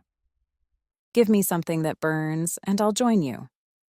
The great drink debate carved up the remaining minutes till they reunited with Mox and watched Eden's shuttle put the final touches on its soft landing. A small bay forced the shuttle to nestle in, nice and close to the jumper, the pilot performing the task with enough skill. The ramp went down, and, with Davin in front, the Nines' foursome went up. When he saw who sat at the shuttle's controls, Davin couldn't help but chuckle. We were just talking about you. Zoili glanced back with her perennial sour expression. Great. Sit down. A question first, if you don't mind. Why'd Heath put me here? Always suspected you were smart, Davin said, coming up and sitting in the chair next to her. Phyla and Merc took the next closest spots, while Mox, too large to fit in the seats, hung at the rear where he could brace himself against the walls. It's a deal. I fly you back to the frigate. He doesn't ruin my life. Why you, though? Davin pressed, a vague unease blooming as the pilot powered the shuttle up, dipped it out into space. Heath could have an android do the job. Zoili nodded out into space, then tapped the center console, killing the comms. Davin noticed the slightest moisture around her right eye, a tear that didn't quite want to escape. Because, Davin, this shuttle's toast in 3 minutes. Chapter 21. Hunting. Davin didn't hesitate. Neither did Phyla. From behind Zoili, Phyla surged up and grappled the Eden flyer, putting the pilot in a hard headlock against her own seat's back. Davin leaned over the pilot's console, expecting to see a ridiculous countdown timer, a directed power surge to the engines, or a trajectory that'd send the shuttle diving into Earth's atmosphere at a vector best described as belly flop. Spit it out now, Phyla was saying as Davin scanned the console, found no immediate indicators. Merc let fly a few choice curses. The pilot coughed. Talk, or I snap your neck and we figure it out after. Harder than you think, Zoili gasped. Davin gave the pilot his most disappointed look. Breaking a neck isn't easy. We've done it. Plenty. Explain. Phyla let her arm slip, though a single jerk would bring it back real quick. He's going to shoot. When we're clear of the prison, Heath knows there's no Centurions on here. At least not any he cares about. And you agreed to fly the suicide mission to save your life? Davin turned back around, found the flight stick, and sent the shuttle starboard across the prison and away from the frigate. Doesn't make much sense to me. Because you're a renegade, a random. I have family, friends, people Heath said he'd go after if I didn't. The man lies, Zoili. The man has androids, Davin. If there's not a bomb on the shuttle, Merc ventured. Then we're good, Captain. Folding his arms, Davin centered himself against the console, put his back to the stars, and stared at the crew he'd dragged with him on this little revenge mission. I'm saying you got me and Phyla on here, best pilots in the solar system, if I'm being fair, Merc said. That frigate's going to be manned with autoguns or a few Eden burnouts that couldn't crack the front lines. Merc's grin grew as he talked. Even if we're in a crap boat like this one, they won't touch us, Mina. We won't let them. Not after all this. I was going to suggest going back, getting in the jumper. Can't imagine Heath's going to open up his docking bays for us. He won't have to, Mox said from the back. You already gave us an opening. I'll make sure it's big enough. Zoili, Phyla ushering her out from her seat and into the shuttle's aisle, where Mox came up to guide her, with all the kind certainty that said a wrong move would be her last, shook her head and cursed again. Heath's going to... Zoili started, only for Davin, ceding his half to Merc, to put a heavy hand on her shoulder. Heath's not going to do a damn thing. He's going to watch this shuttle crash, dive into his ship, panic, and forget you ever existed. Davin threw on his scoundrel charm. And by the time he remembers, he'll be dead. Bingo, Merc added. Now if you'd all strap in, this is going to get a little crazy. Davin found his spot in the first row, leaned forward with his elbows on his knees to watch his two favorite pilots put on a show. Merc took the primary controls, with Phyla volunteering to dance with the shuttle's shields and auxiliary systems. The Eden craft wasn't quite the crap box they'd flown up from Earth in, its role on Heath's frigate giving it stiffer shields, heavier plating, and a single light turret up on top. Just enough firepower to clear riffraff from a hot landing zone. Merc kept Davin's spur-of-the-moment starboard course, letting the shuttle wrap most of the way around the prison before pushing it into a steep dive. Earth's blue majesty conquered the dark, save for the prison's dagger edge off the starboard side. The shuttle hummed as Merc throttled up the engines near max. Going to smash us into Earth. Do Heath's job for him? Dolphin kicked, Merc replied, not looking back. Phyla whistled. You ever fly a real ship, maybe you'll learn some real moves. The namesake maneuver started as they hit the prison's bottom point, Merc pushing the engines past their safe point for a hot second. He pushed the flight stick forward, the shuttle shoving Earth out of view as the craft tumbled in a 180-degree spin. Firing now, Phyla said, tapping on the console. Flashes lit the shuttle's windshield as the craft completed its turn, now looking right back at the space prison's bulk. Fiery glows in reds, blues, and whites flared and dissipated, save for the shuttle's laser, which bounced into the space prison's shields. Those added to the crashing light as Merc kept the throttle up, the shuttle working to kill its velocity and head back up. The craft rattled, the outside continued to spark, and they drew real close to the space prison's bulk. Think we got their attention? Think so. Now let's see what they do with it. A splash, a reverse, and a sudden charge. The dolphin kick done right distracted the target, earned a response, and Heath's frigate didn't disappoint. The big ship had been hanging in orbit near the space prison, but now its engines added their glow to Earth's shiny glory. The frigate's nose began a slow rotation towards them, a move that'd bring the ship's hefty forward batteries to bear. It also put a particular crash zone right in their sights. Here's where it gets fun, Ready-Fi. Been too long since I hit someone in the mouth. If Heath's pilot suspected the move, they sure did nothing to dodge it. Davin, downing another round of pain-killing pills pilfered from the Centurion's aid kits, tried not to blink as the shuttle bore down on the frigate. Merc and Phyla bucked the small ship, chasing the frigate's shots so any corrections would send the fat lasers wide. A strategy that'd work until the frigate's gunners figured out the play. Too bad they didn't have time. Mox, get up front, Phyla said, taking calling duties while Merc handled the juking. We're going in backside first. Brutal, murmured the Eden pilot. Davin agreed, and that sentiment bore out 3 minutes later. Mox stayed in the slim aisle splitting the seat rows, clutching the chair behind Davin's neck, and so they both had a great view as the frigate's busted bridge, still boasting the wrecked remnants of Davin's first stolen shuttle, filled the windshield. Makeshift sealant swamped the crash site, goo-like substance filling all the gaps. Might not be a full seal, but close enough to keep a bad leak. All that work waiting to be ruined. Heath's gunners had proved their ineptitude, failing to score any significant hits, which let Merc slide the engines and flip the shuttle. A nauseating turn followed by a crunching crash. Davin's head whipped forward, back, and his stomach threatened to toss those oh-so-necessary pills. Looks empty, Merc said, flipping off the shuttle's various doomsaying alarms. Engines are damaged, but they'll still spew heat.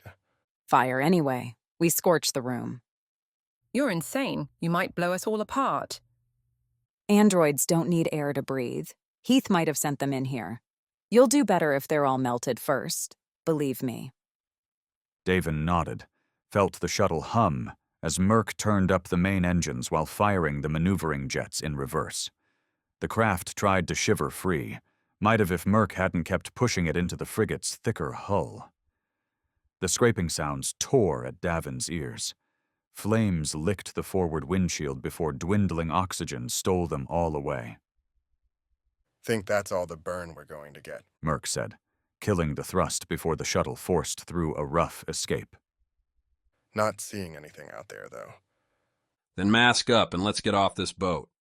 Mox led the way, kicking off the shuttle into zero gravity.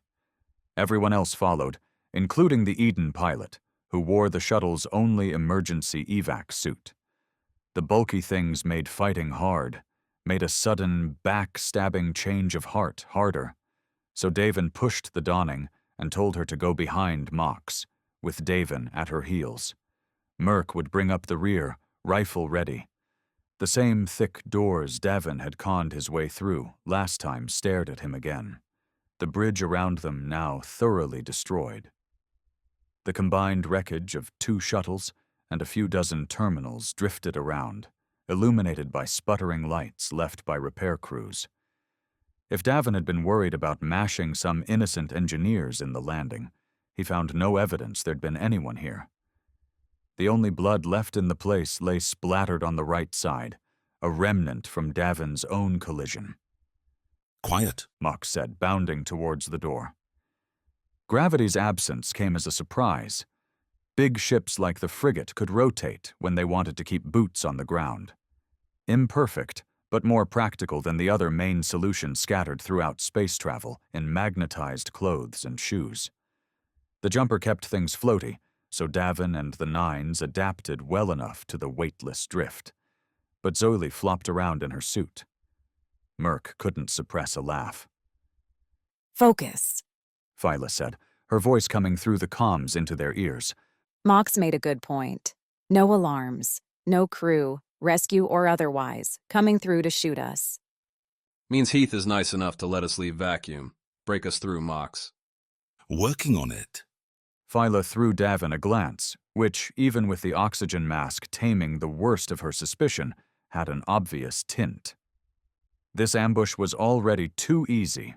The frigate's gunners had failed to pierce a predictable strategy, and now, despite taking time to get out of the ruined shuttle, nobody bothered to blast the Nines in this coverless floating bridge. Davin could worry about a nefarious plan, but it was easier to assume Heath was an overconfident moron. Mox skipped his fists this time, angling for a scrap metal piece, only for the thick doors to slide open. They stared at the lit landing beyond, empty and whistling as pressure popped. Don't think, go, they close, we might die out here. Merc had it right, and Davin followed Mox through the doors. Phyla and Merc jumped with the Eden pilot, the trio flying into Mox's waiting hands. The smooth floor didn't offer much traction in the zero-G confines, a factor Mox ought to have weighed in his choice. He joined the threesome, and they continued in an odd ball until Mox collided with the far wall, back first. Behind Davin, the open bridge doors shut with a hard click, followed by pops as the frigate worked to replace lost air. On a smaller ship, Opening the doors like that might prompt such violent decompression as to tear the ship, and idiots like Davin caught in it, apart. The frigate's size left them all alive, though Davin figured any doubts as to Heath not having a plan were gone. This is his game now, Davin said as his friends righted themselves in the landing. He'll tell us where to go next. And we'll listen? Sounds like a bad plan, Davin. The Nine's captain gauged the landing.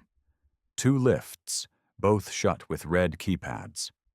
The hallway running along the level's length was likewise sealed off by an emergency door. Another side room sat to Davin's left, the only opening. Inside, a quick peek revealed a lame break room and attendant lavatories. Welcome. Heath's voice came over the ship's broadcast as Davin shook his head at the Eden stock. All nutrient goop and cheap coffee. Somehow, Davin, you and your crew remain a problem. You've thrown what should have been a simple plan awry, so I have nothing left. You get what you seem to want, me and the destruction of my androids. You shall not, however, hurt my crew any longer. They are leaving as we speak. As for you, come find me with the ghosts of your victims. Davin nodded as he listened to Heath's little speech. The man did like to hear himself talk. When it wrapped, the right lift swung open, its keypad green. He really cleared his ship for us, Merc asked. Could have let me go with. Zoily muttered. He will. Heath wants us. We go down the lift. You wait here, and I bet he'll give you the out. Think so? Sure do, Davin said, then pointed a finger to the open lift. Let's go, people. Heath wants to make this easy, and I'm inclined to let him. Concerns about traps, ambushes, and other crap weren't worth worrying over. The Nines were well beyond borrowed time by now. If something waited on the other side of the lift ride, they'd either smash it to pieces or die trying. You really think Heath will care about her? Fela asked after the lift doors closed, the small box shuttling downward. Nope, but I don't want to cover her. We take care of Heath. We can come back and get her later. That's mean, man. I'm a practical guy, removing problems one at a time. Now check your rifles, because the next one's almost here. Ride a lift in 0G, and you'd better be ready to flip to the ceiling. The Nines executed the role in almost perfect synchrony, save Mox, who just stuck a hand over his head and let that ballast keep him level, if not comfortable. At least it was a short ride. The lift opened onto a dark, quiet level, a bunk and block floor meant for storage and sleep for unessential crew. Dim blue lights glowed here and there along the floor, emergency options in case power failed. Seeing as the lift worked just fine, bringing them here, Davin doubted the frigate had suffered a local outage. Heath's got a dramatic flair, Phyla noted as they exited the lift, rifles up and at the ready. The pilfered headlamps offered the Nines good views as they advanced aftward, one floating kick at a time. Locked doors and halls offered targets, all of which Davin ignored, the fuzzy memories coming into focus. Do you remember, Davin, when you were first here? Heath's voice crackled through again. I see Phyla is with you. I offered you both peace then, a chance to end the war. A clean compromise. No more death. You rejected the offer. Instead, you injured innocents and fled to cause more carnage. You were a hero once, Davin. I was heartbroken to see you fall. Merc stifled a laugh. This guy's either drunk or on something I'd very much like to try. A game, Mox said, low and serious. He is playing with us. But why? The answer to her question would need to wait. They'd arrived at the right cargo hold, a fact made clear not through Davin's recollection, but because it was the only door so far unlocked and evident. Davin stared at it, fought off exhaustion, the ache in his leg, and tightened the grip on his rifle. If Heath has any androids left, they'll be in here. We go in, flare out. I'll advance head on.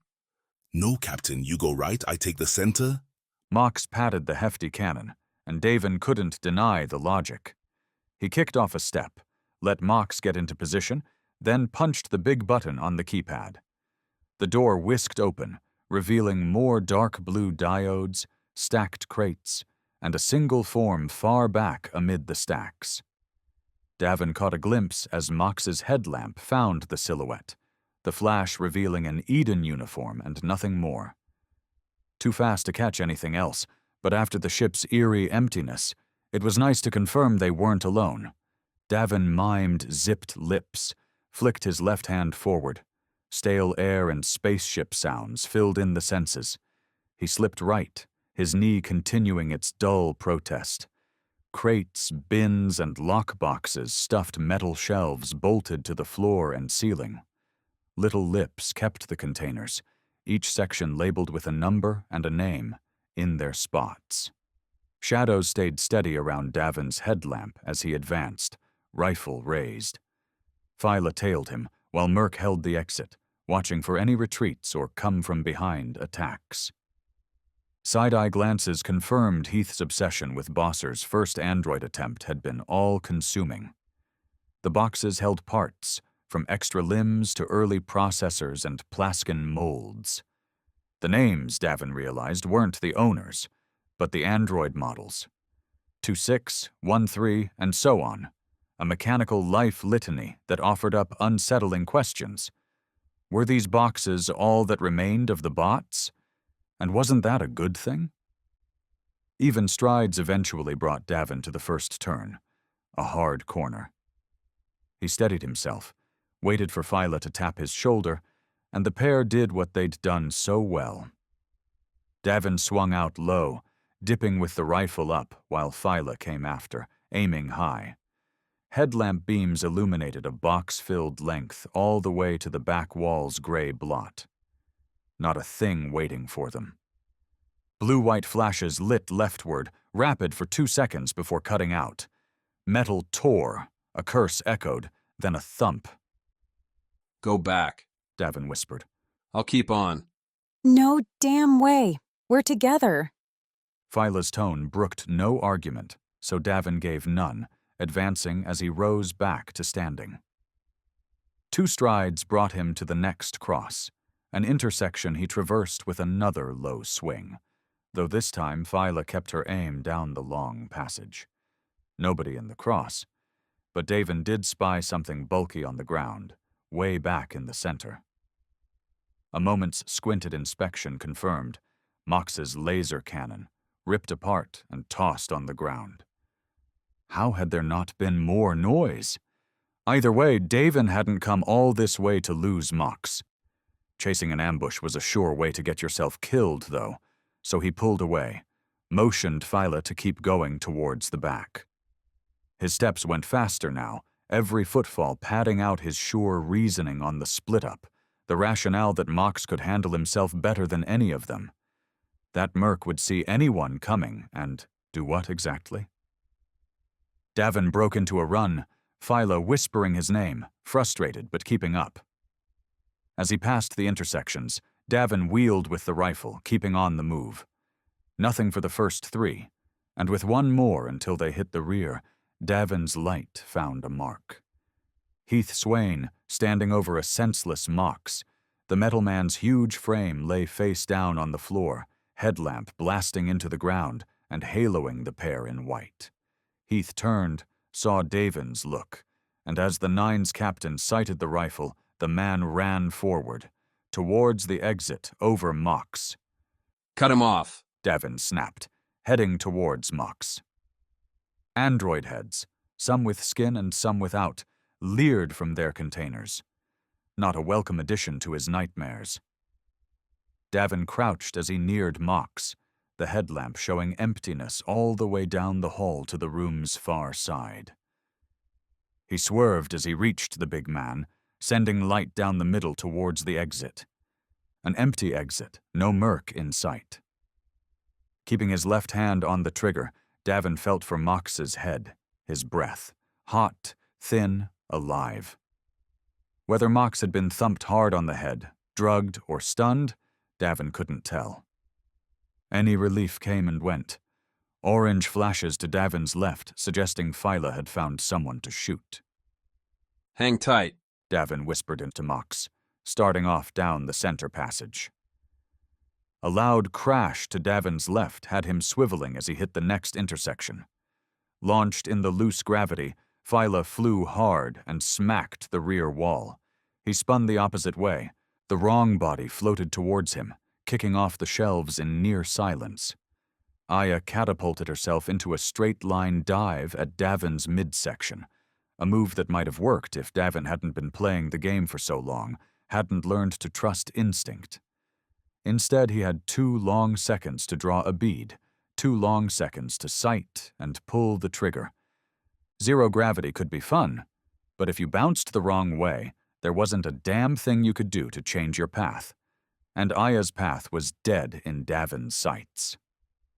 The first orange shot took her in the shoulder, the second in her chest, and the third made a ruin of her head. Davin dropped as her body floated on overhead, the lasers doing nothing to stop Aya's momentum. She ricocheted off the wall behind Davin, where Phyla had flown by just before, and clanged off. Clanged. Davin cursed again, spun back to Mox and bounced towards the metal man. He spun as he floated, aiming back along the central corridor. Charging up after him, kicking with all too much precision, was Heath Swain. Or rather, the man's android. Smarter than Aya's version, or perhaps just luckier, Heath's bot hadn't stranded itself into a straight-line launch. As Davin turned, the android kicked the right side and zipped away off to that side. Davin let his back hit the rear wall, not far beyond Mox. He threw a look left, saw Phyla's crumpled form. Blood oozed from her, drifted into the air. "She's alive," came Heath's voice, over the frigate's speakers. "I'm not brutal like you are. This isn't a game, Davin. This is a reckoning. Your way against mine. The final act's arrived. Time to play your part." Chapter 22. Zero Gravity Dash. Davin didn't leave Vagrant's Hollow to solve mysteries. Running cargo, working security, or going up against maniacal goobers didn't require detective-style sleuthing, but he'd picked up a bit of insight over the years, and Heath's little end note about Davin playing his part tilted the scene. He still stood near an unconscious Mox. To Davin's left, crumpled against a wall, lay Phyla. Merc, who knew where the fighter pilot had gone. Also, somewhere in this dark maze was an android, one that probably should have killed Davin by now. The connections, the stress, the too long swirl since the prison plan had kicked off crashed in among the curiosity. Davin put his back to the wall, kept the rifle ready, and tried not to drown. "I'll make sure they live, Davin." Heath's voice came back up. "But you cannot. A forfeit, a price to pay for all the pain you've caused." What is it with you and your proclamations, Heath? Davin grumbled, too low for anyone to hear. "Walk out of here, Davin, into the hallway. The lighting is better there." Davin squinted at the doorway on the bay's other side. Took a breath, raised his voice. What in the hell are you talking about, Heath? "I thought I had a dream. Humanity's perfect protector. No judgment, always ready, never making mistakes," Heath continued. Davin, perhaps in spite of himself, kicked off the wall, started the slow flight forward. "We found it's a lot harder to cover our problems. Androids aren't human, but then they are in a way. Reflections of the people who built them. You proved we were far from that goal." Glad I could help. Davin drifted over Mox, saw the big man still breathing. Yet, did Mox's hands move? A knee rise? If so, better not to stop. Give anything away. Heath's android didn't make an appearance, so Davin kicked forward again. The headlamp swiveled in the dark, catching bins full of body parts. "Success in our worlds comes from adaptation, Davin. Change to suit the circumstance, and that's what I've done here. You've already seen the best way. Copies of you, me, and every person of any value. Eden will profit, yes, but more, the research will continue. I'll never have to stop again. Always about you, isn't it? Of course it is. We're the star of our own lives, aren't we? You certainly enjoy the spotlight, Davin. I've decided I'd quite like my turn in it, albeit for a real accomplishment. Not accidental celebrity. The exit door grew near. Heath's android hadn't shown up yet. Neither had Merc. The dim blue diodes marking the transition seemed a poor gateway between worlds. But I understand you're not in the charity business. So I'm making a proposition. I'm done trying to kill you, trying to undermine your band. Whether you have some divine protection or too much skill, I can't seem to win this way. It's time to try something new. Davin floated through the doorway, into the hall. To the left, the corridor continued in night-like gloom deep to the frigate's aft, where Heath's crew would be evacuating. To the right, Merc hanging limp in the air, adrift without gravity, eyes glassy, breathing. Behind the pilot stood Heath, another android or the real one. Heath? Davin asked, raising the rifle. Shoot me, and your friends die, Heath replied, putting a hand on Merca's shoulder, pulling the drifting pilot down to cover his body.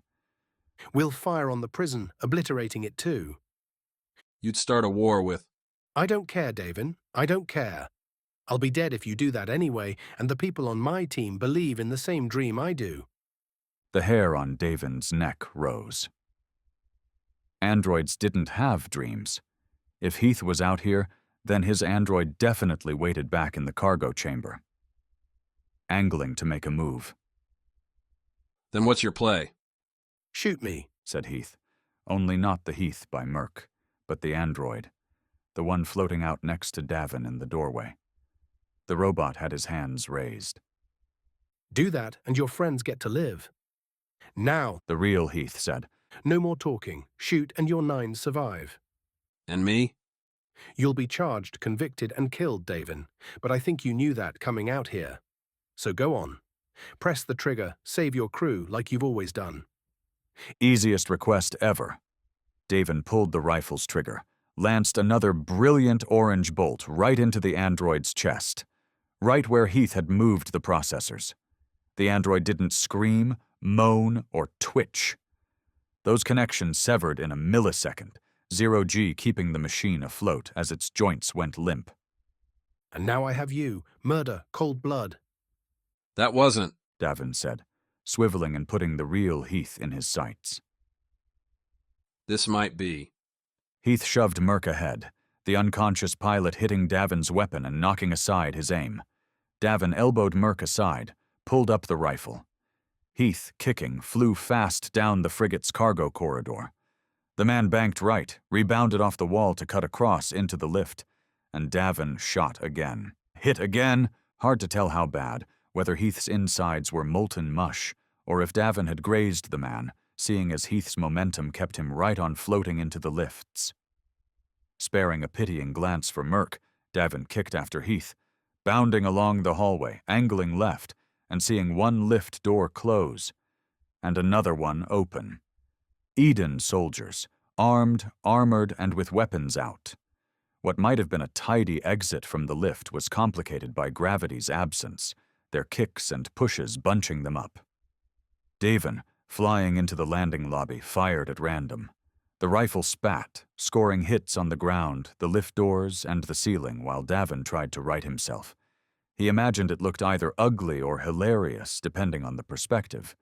But for the Eden soldiers, it was a step too far. They backed into the lift, the soldiers in back grabbing the uniforms of their forward friends to stop momentum.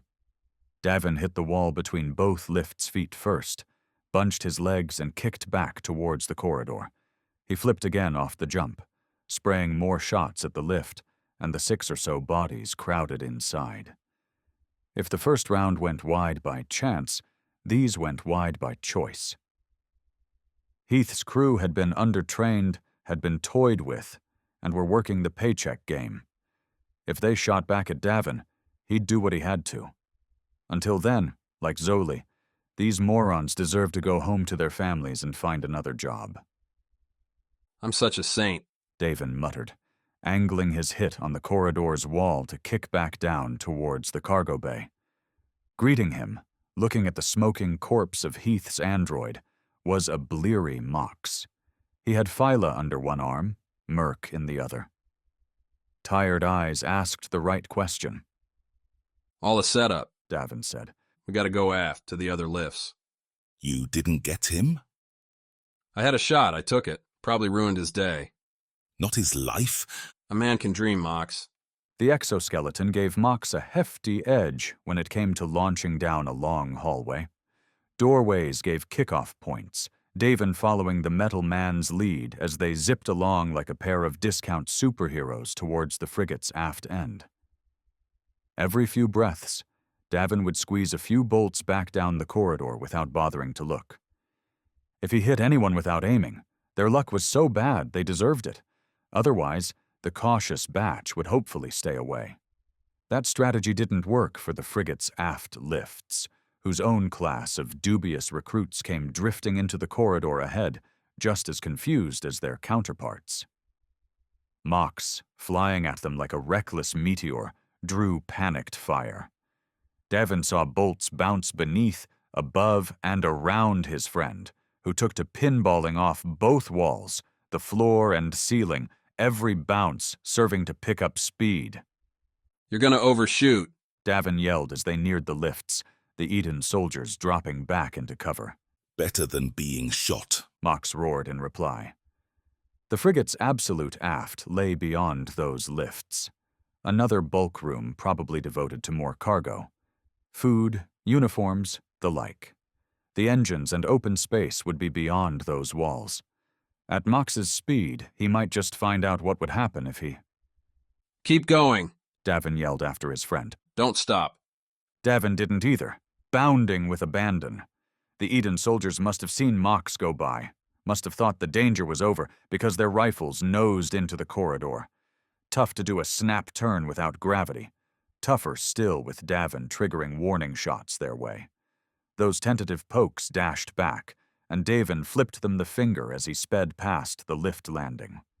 Turning to use the exoskeleton like a carapace, Mox pulled Phyla and Merc in close as he hit the corridor's concluding door back first.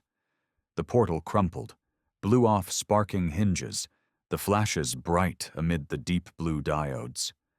Mox and his charges vanished inside, sounds of breaking equipment, twisting metal, shattering glass signaling his progress. Figuring he wouldn't survive a similar entrance, Davin began kicking back as he approached, tilting his feet to put a heel against the walls rather than his toes. A slow stall, one touch at a time so Davin wouldn't blow out his knees, both old and one wounded, with a hard press. Lasers at last started to follow him, the shots faltering in the dark and scoring the walls. A little like the clubs he'd visited on Deimos, excesses and rewards for his early jobs on the Jumper's crew. Too long ago, that, and way more fun than this. The aft bay didn't have android body parts, for which Davin was deeply thankful, but it did have nutrient goop. Coffee grounds, a broad mix of freeze-dried foods and drinks. All of these lovely things greeted Davin in a bouncing swirl, set free along with their cooling gizmos by Mox's smash. A pack of frozen hot dogs glanced off Davin's shoulder, spinning away into some dark corner. What a waste, Davin muttered, kicking into the gloom. Mox wasn't exactly hidden. He'd come to a broken rest at the bay's back, blue diodes illuminating his cradling arms and their occupants. Merc and Phyla, battered, nonetheless looked to be breathing when Davin caught up to them. Mox himself groaned, his exoskeleton sparking at several joints around Mox's hips. All that glorious black metal bore scrapes and dents, and a small hissing noise joined those sparks. All that hurt? Davin asked, wincing at the damage. Not pleasant, I've lost most of it. Can you move? No gravity, fine. Mox started to curl upright when a laser crashed into the room, burning a furrow over his head. Davin spun awkwardly, and he sent a few bolts back at the attacker. They ducked behind some shattered crates, an easy choice with reinforcements close at hand. Keep moving, buddy, Davin said, easing himself forward to lay down covering fire. The metal man made ear-wincing noises as he moved, his exoskeleton grinding against the ground, the back wall. Davin felt Mox lurch behind him, kick off into another crate forest. As Mox went, Davin followed, walking in reverse, a single through line on each level.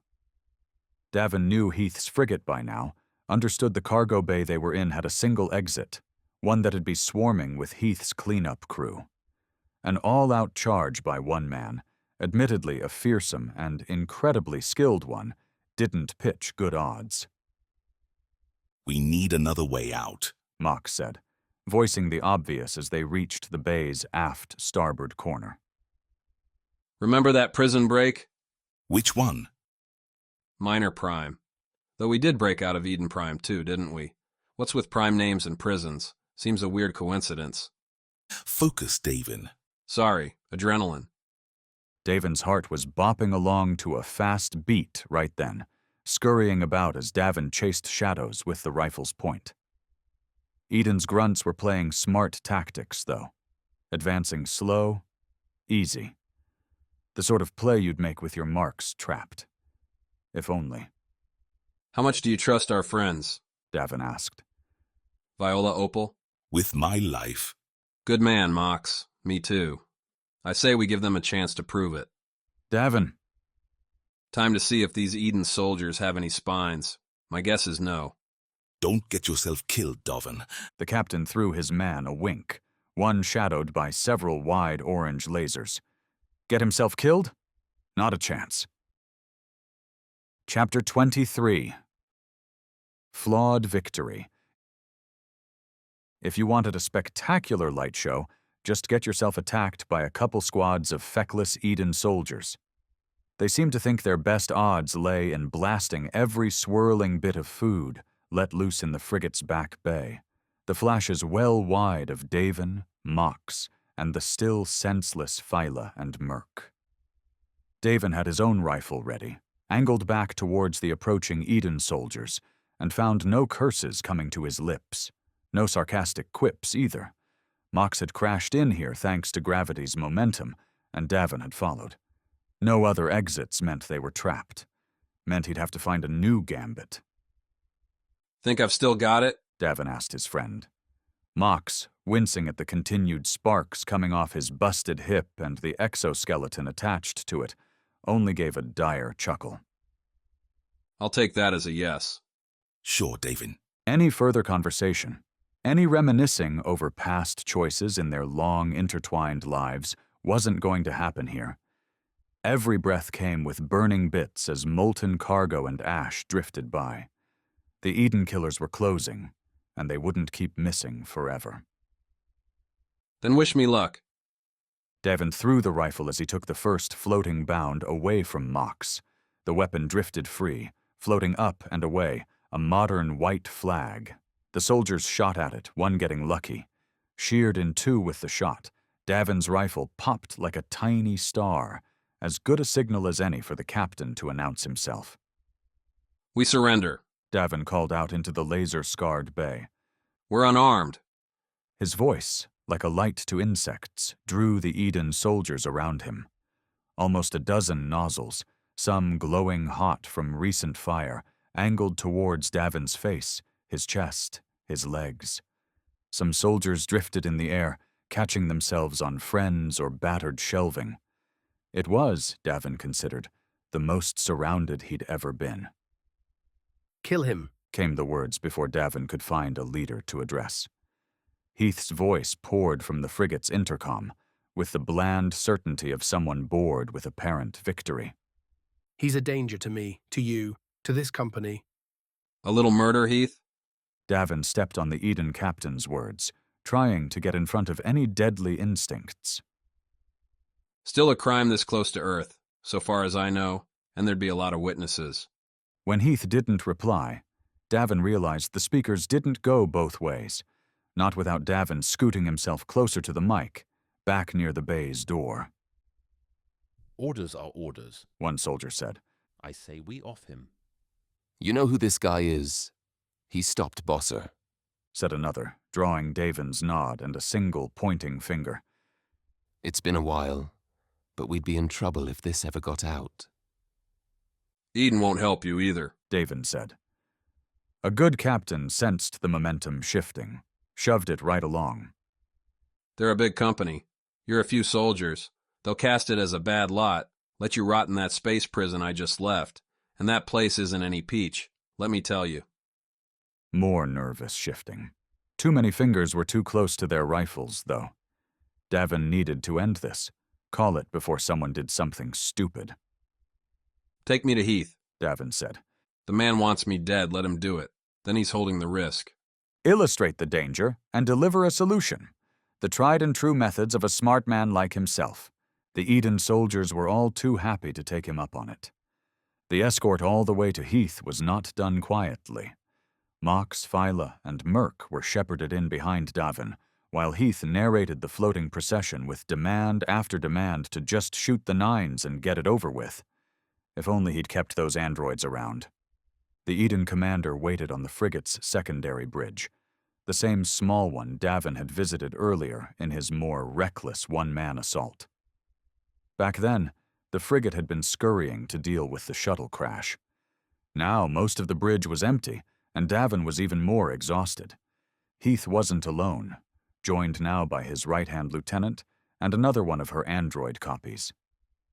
Aya's robot version held a stiffer pose, lacked her biological counterpart's constant curiosity. Those wide, studying eyes broke Aya into a headshake and a small smile as she took in the floating quartet, backed by Eden soldiers and their omnipresent rifles. Behind her, the small bridge mimicked its bigger brother with a central platform and several desks dominated by terminals and their bright screens. To a one, left empty by Heath's evacuation efforts, they shone Eden's forest green E logo. Davin preferred the view outside the glassy viewport, stretching across the bridge's front-facing wall. The big ship faced Earth, always a beautiful sight. Always with the tricks, Heath said by way of a greeting. The man held a huge bandage to his side. I didn't expect that shot to strike, Davin. Everyone seems to think I'm terrible in a fight, but hey, this old dog's still got it. I can attest to that. Aya murmured. Ganymede will forever live in my nightmares, Davin. Oh, you're dreaming of me? Aya's smile only grew. Soon you'll be just dreams. Her eyes flicked back to the Eden soldiers. You can leave us. Better if you're not witnesses. This at least was one order the Eden soldiers were fine obeying. They kicked back, slipped through the doors, which whisked shut and left Davin, with a downed Mox and two wounded colleagues at his back. Both Merc and Phyla were stirring, though, a fact that did not go unnoticed. Make it quick, Heath said, gesturing towards Aya's android. This has gone on long enough. Not yet, it hasn't, Davin answered. Still have some questions, Heath. Dead men don't need answers. You're not dead yet. The reply drew glances back from both Aya and her bot, which had made one lethal stride towards Davin. I don't plan to be dead for some time, unlike... Look behind you, buddy. See, Earth was always beautiful, but hanging against that big blue ball was something better still. The prettiest ship Davin had ever seen flew into view. A big, dark shadow against the planet. See, the jumper's loaded with weapons, and more than a few people who'd love to vaporize you, Heath. Which means you have one choice to make. And that is? How you want to die. You can have your android kill me here, and you'll join me a minute later, or you can resign this whole thing now. Call it quits. I'm betting, if you kill the android project, Alyssa might get you a comfy retirement package. Hard to read a man's face from his back, but Heath's shoulders told enough of the story. Their gradual slump marked weighing options, heavy decisions, and...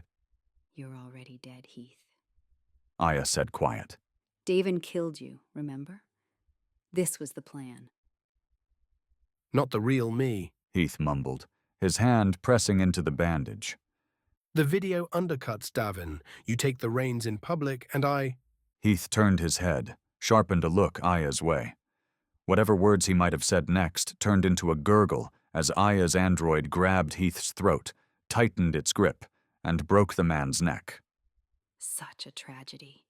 Heath Swain was a visionary. The android let Heath go, the man's body bobbing.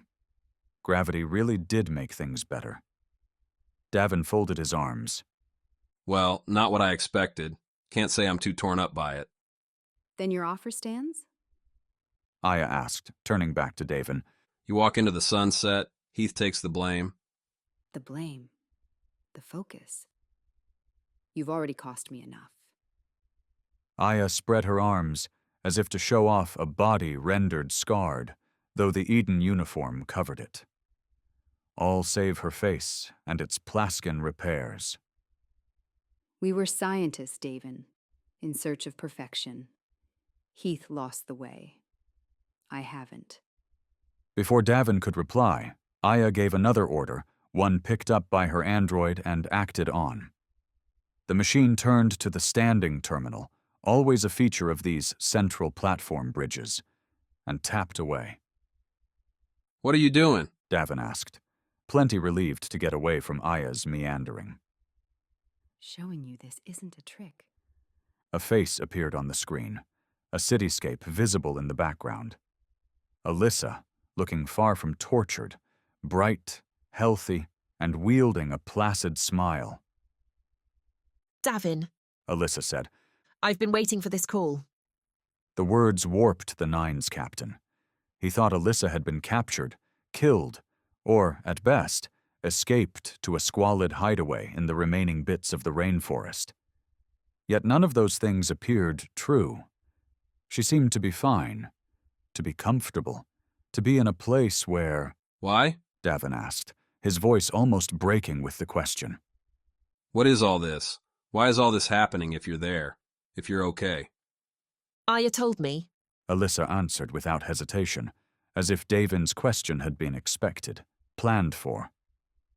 After you landed on their frigate the first time, she didn't think Heath would succeed and wanted to find an exit. Davin squinted at the screen, Aya and her android standing off to the side. Behind him, leaning against the wall, Mox cursed. Phyla and Merc remained senseless. How many androids did you destroy? Prisoners. You really believe a collection of prisoners could wipe out so many of our machines? Aya sent the update, Davin. We've confirmed it here. She neutered their reflexes, their killer instincts. Not so much to be obvious, but enough to give you a chance. You're both assholes, Davin snarled. People died for your game. More would have if Heath had won. Alyssa shot back. I've watched so many die in this fighting, Davin. Aya's given us a way out, the end to all this. Proof that Eden's lost its way, that it needs new leadership, someone willing to make peace with us, and move the solar system forward. Doesn't do a damn thing for my crew. They'll live, Davin. You'll get paid too. Your Nines will be taken care of. You'll never have to fight again.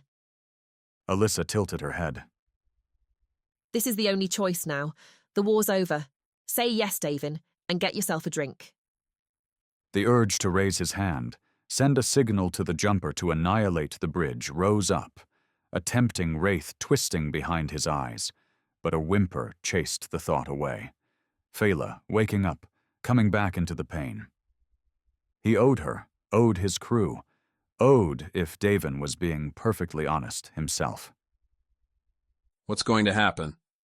I'll let Aya explain. There's a lot to do now. Thank you, Davin. Earth already owed you, and now so does Mars, Ganymede, and all of us. Aya did explain, only after calling up the frigate's crew to stations. For medical staff to come to the bridge and tend to Phyla, Merc, and Mox. Heath's recorded death would be broadcast, along with his many threats. Alyssa, with the backing of Earth's governments, would spin down Eden's military programs. The company would revert to building, expanding, and supporting human colonization of the solar system. Aya herself, of course, would take over Heath's accounts. Android work, strictly peaceful, would continue. There would be no trials, no prison time, no dumping innocents out of airlocks. The last of Eden's warmongers would be discarded, and humanity would welcome a bright new dawn. She said that really? Fela said days later, with a fizzing silver cocktail in hand. She leaned on a table with Davin, who made short work of his own beverage.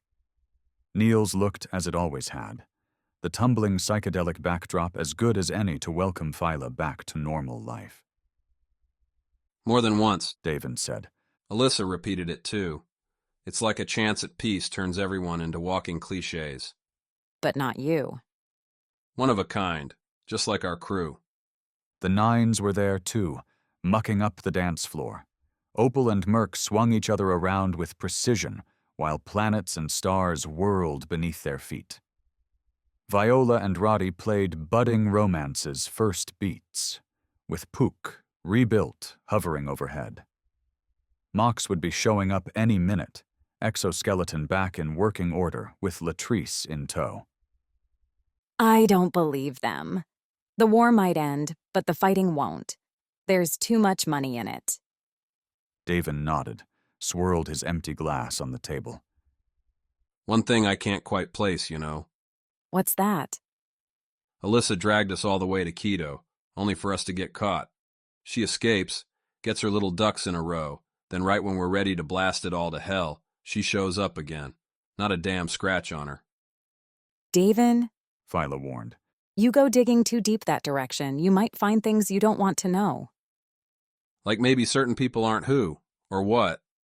Neil's door swung open, the metal man filling its bulk with a broad, beaming smile on his face. His exoskeleton gleamed, and Mox bellowed an order for another round, a request the bartenders took with unfazed aplomb. We got paid. We did the job, Fela said. Cassidy's good. You even kept your promise to Zeely. We've earned a rest, Davin, and I need to get back on the bullets, or my ranking's going to drop. Leave it alone and enjoy life. Is that what you're saying? Yes, Davin. Fela stretched a hand across the table, pulled towards her. I'm saying we've got something good here. I plan on enjoying it. She kissed him something fierce. You going to join me? How could he say no? We hope you have enjoyed this presentation of Luna Gambit, Book 6 in the Wild Nines series by A.R. Knight. To find more of our books, check out www.blackkeybooks.com. Thanks for listening.